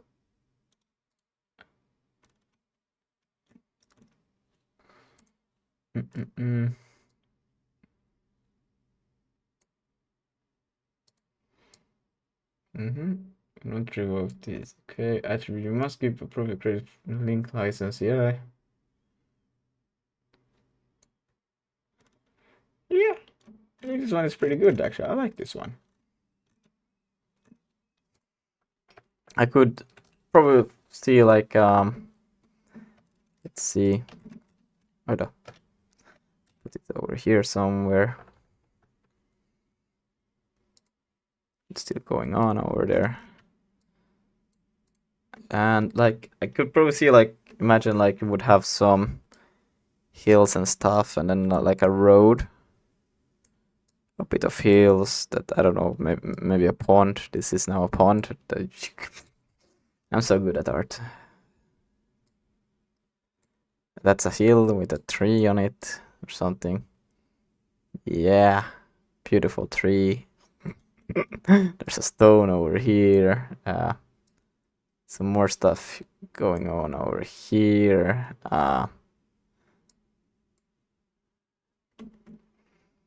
Yeah. Let's take this beautiful tree and put a few more times somewhere else. Like, yeah. Yeah, this could work, you know, and then you would have the street light. Beautiful street light over there. Wow, no, I can't. Okay. I think that's not a street light. What okay, whatever. Here, boom, that's a street light. Bam, bam, bam. And then you walk around with your tough guy, you know. Oh my days.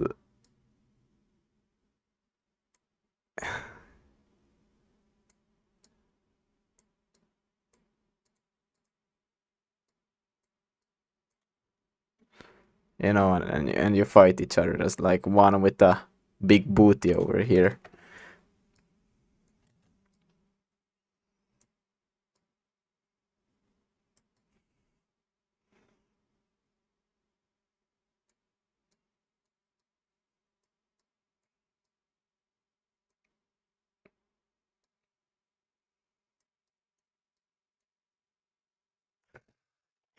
Perfect.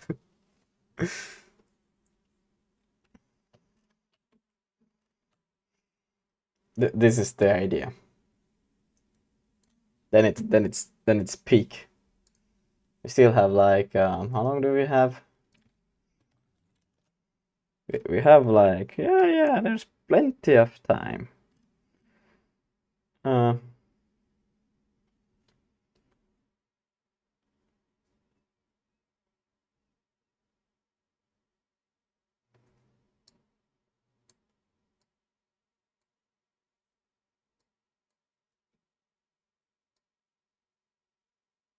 You'd already put a menu also in the plan, yeah.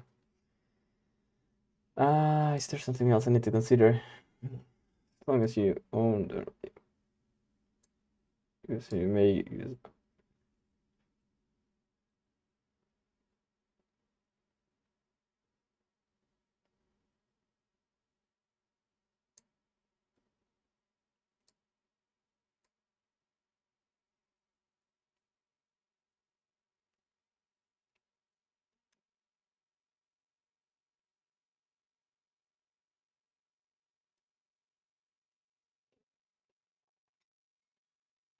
Okay. No, I think it's pretty damn nice. Could probably think also about the menu. Well, this still is still, what is it? Yeah, it's still far off. I don't know. Oh, I could make a cool like posture of the guy, you know. This is the menu. We could make one like on the floor and be like, trying to reach something, you know. But, I don't know. And there's like one big one coming at him like, sure. You can't even, should be able to see him though. But yeah.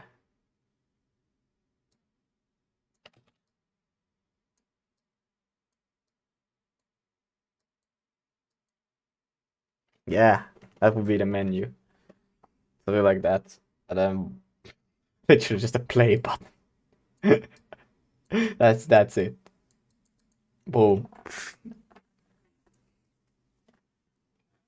I guess we could have some link. This is bonus though. Link to, I don't know. Oh, is it done? Oh, look at that. So then I can compress to zip. And I will call it B2. I will take it. Oh, I guess I can leave it here actually. And we can go here to this, over here, this one, and where's edit game? And how do I delete, upload files, v2, open that.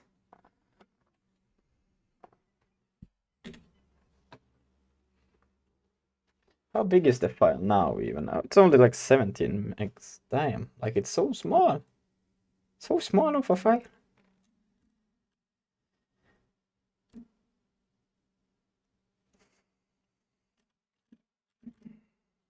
Save that. And then we can go back to view page. Run the game. Let's see. How does it work or look?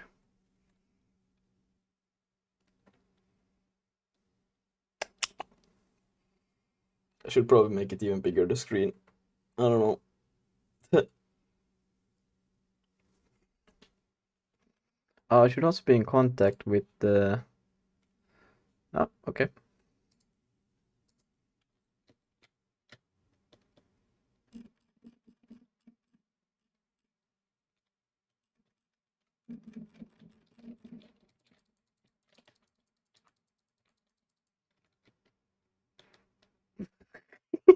That's so fucking sad.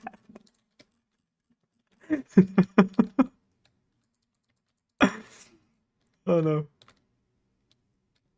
Should I have them attack each other as well? I don't know, I don't think so. This is bad.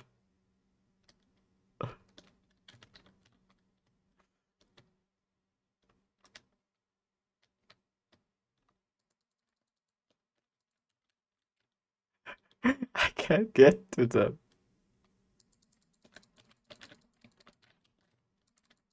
No. At that point it was almost worth it. Just restart because it started. Wait, what?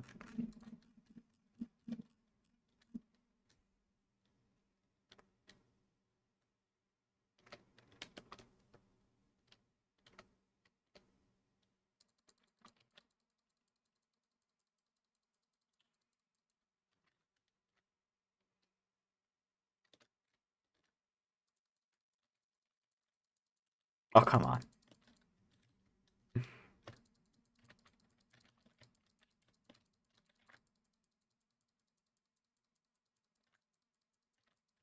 Oh yeah. Oh no, oh no, oh no.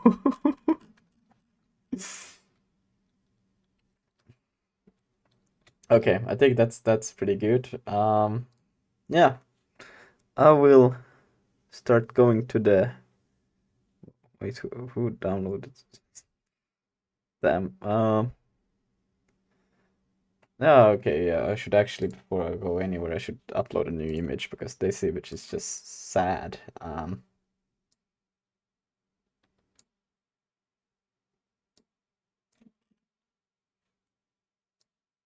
Oh yeah, right. I could maybe do it like this. Oh wait, that's a player. Oops, I was supposed to take an enemy.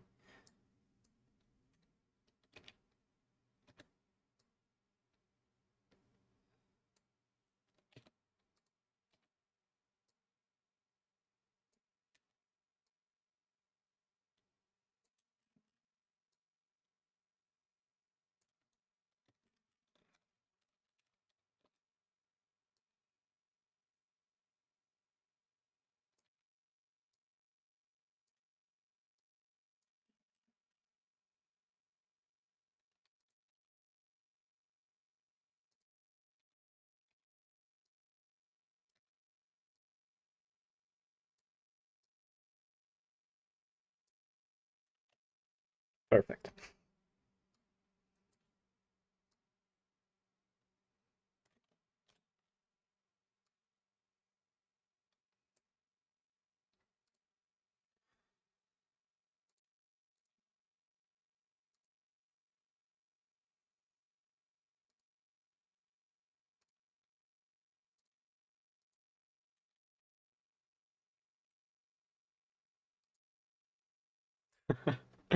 So that. All right.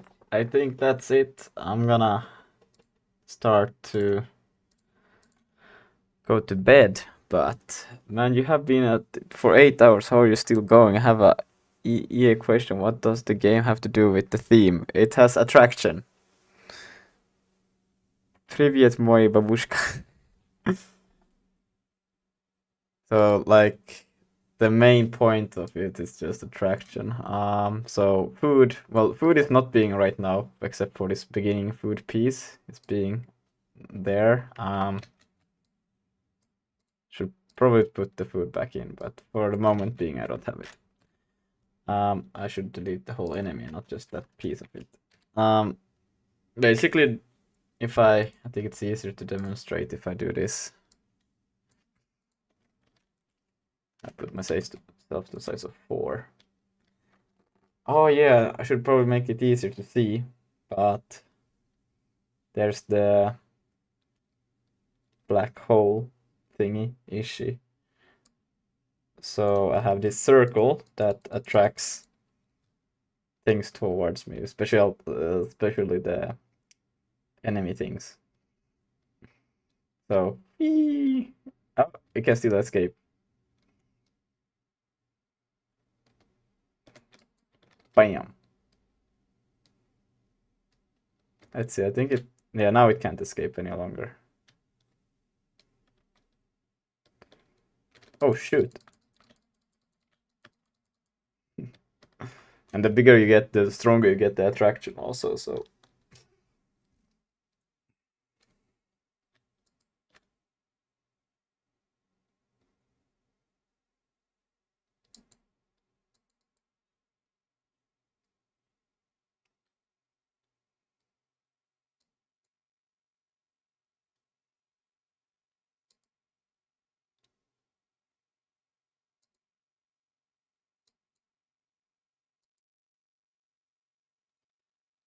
There's also the food, but I probably should take it back in. But yeah. Yeah, I don't know why I disabled it for this one. I actually did disable it. But yeah, I'm gonna go now. Tomorrow we will fix that also. Thank you for reminding me. Enable food and also black hole animation. or something like that. I think I want something like that for the thing. But yeah, that should be pretty much the top priorities tomorrow. Yeah, all right. I'm gonna go now. Need to write some stuff down, but yeah. Thank you for tuning in. See ya tomorrow. Yeah. Bye bye.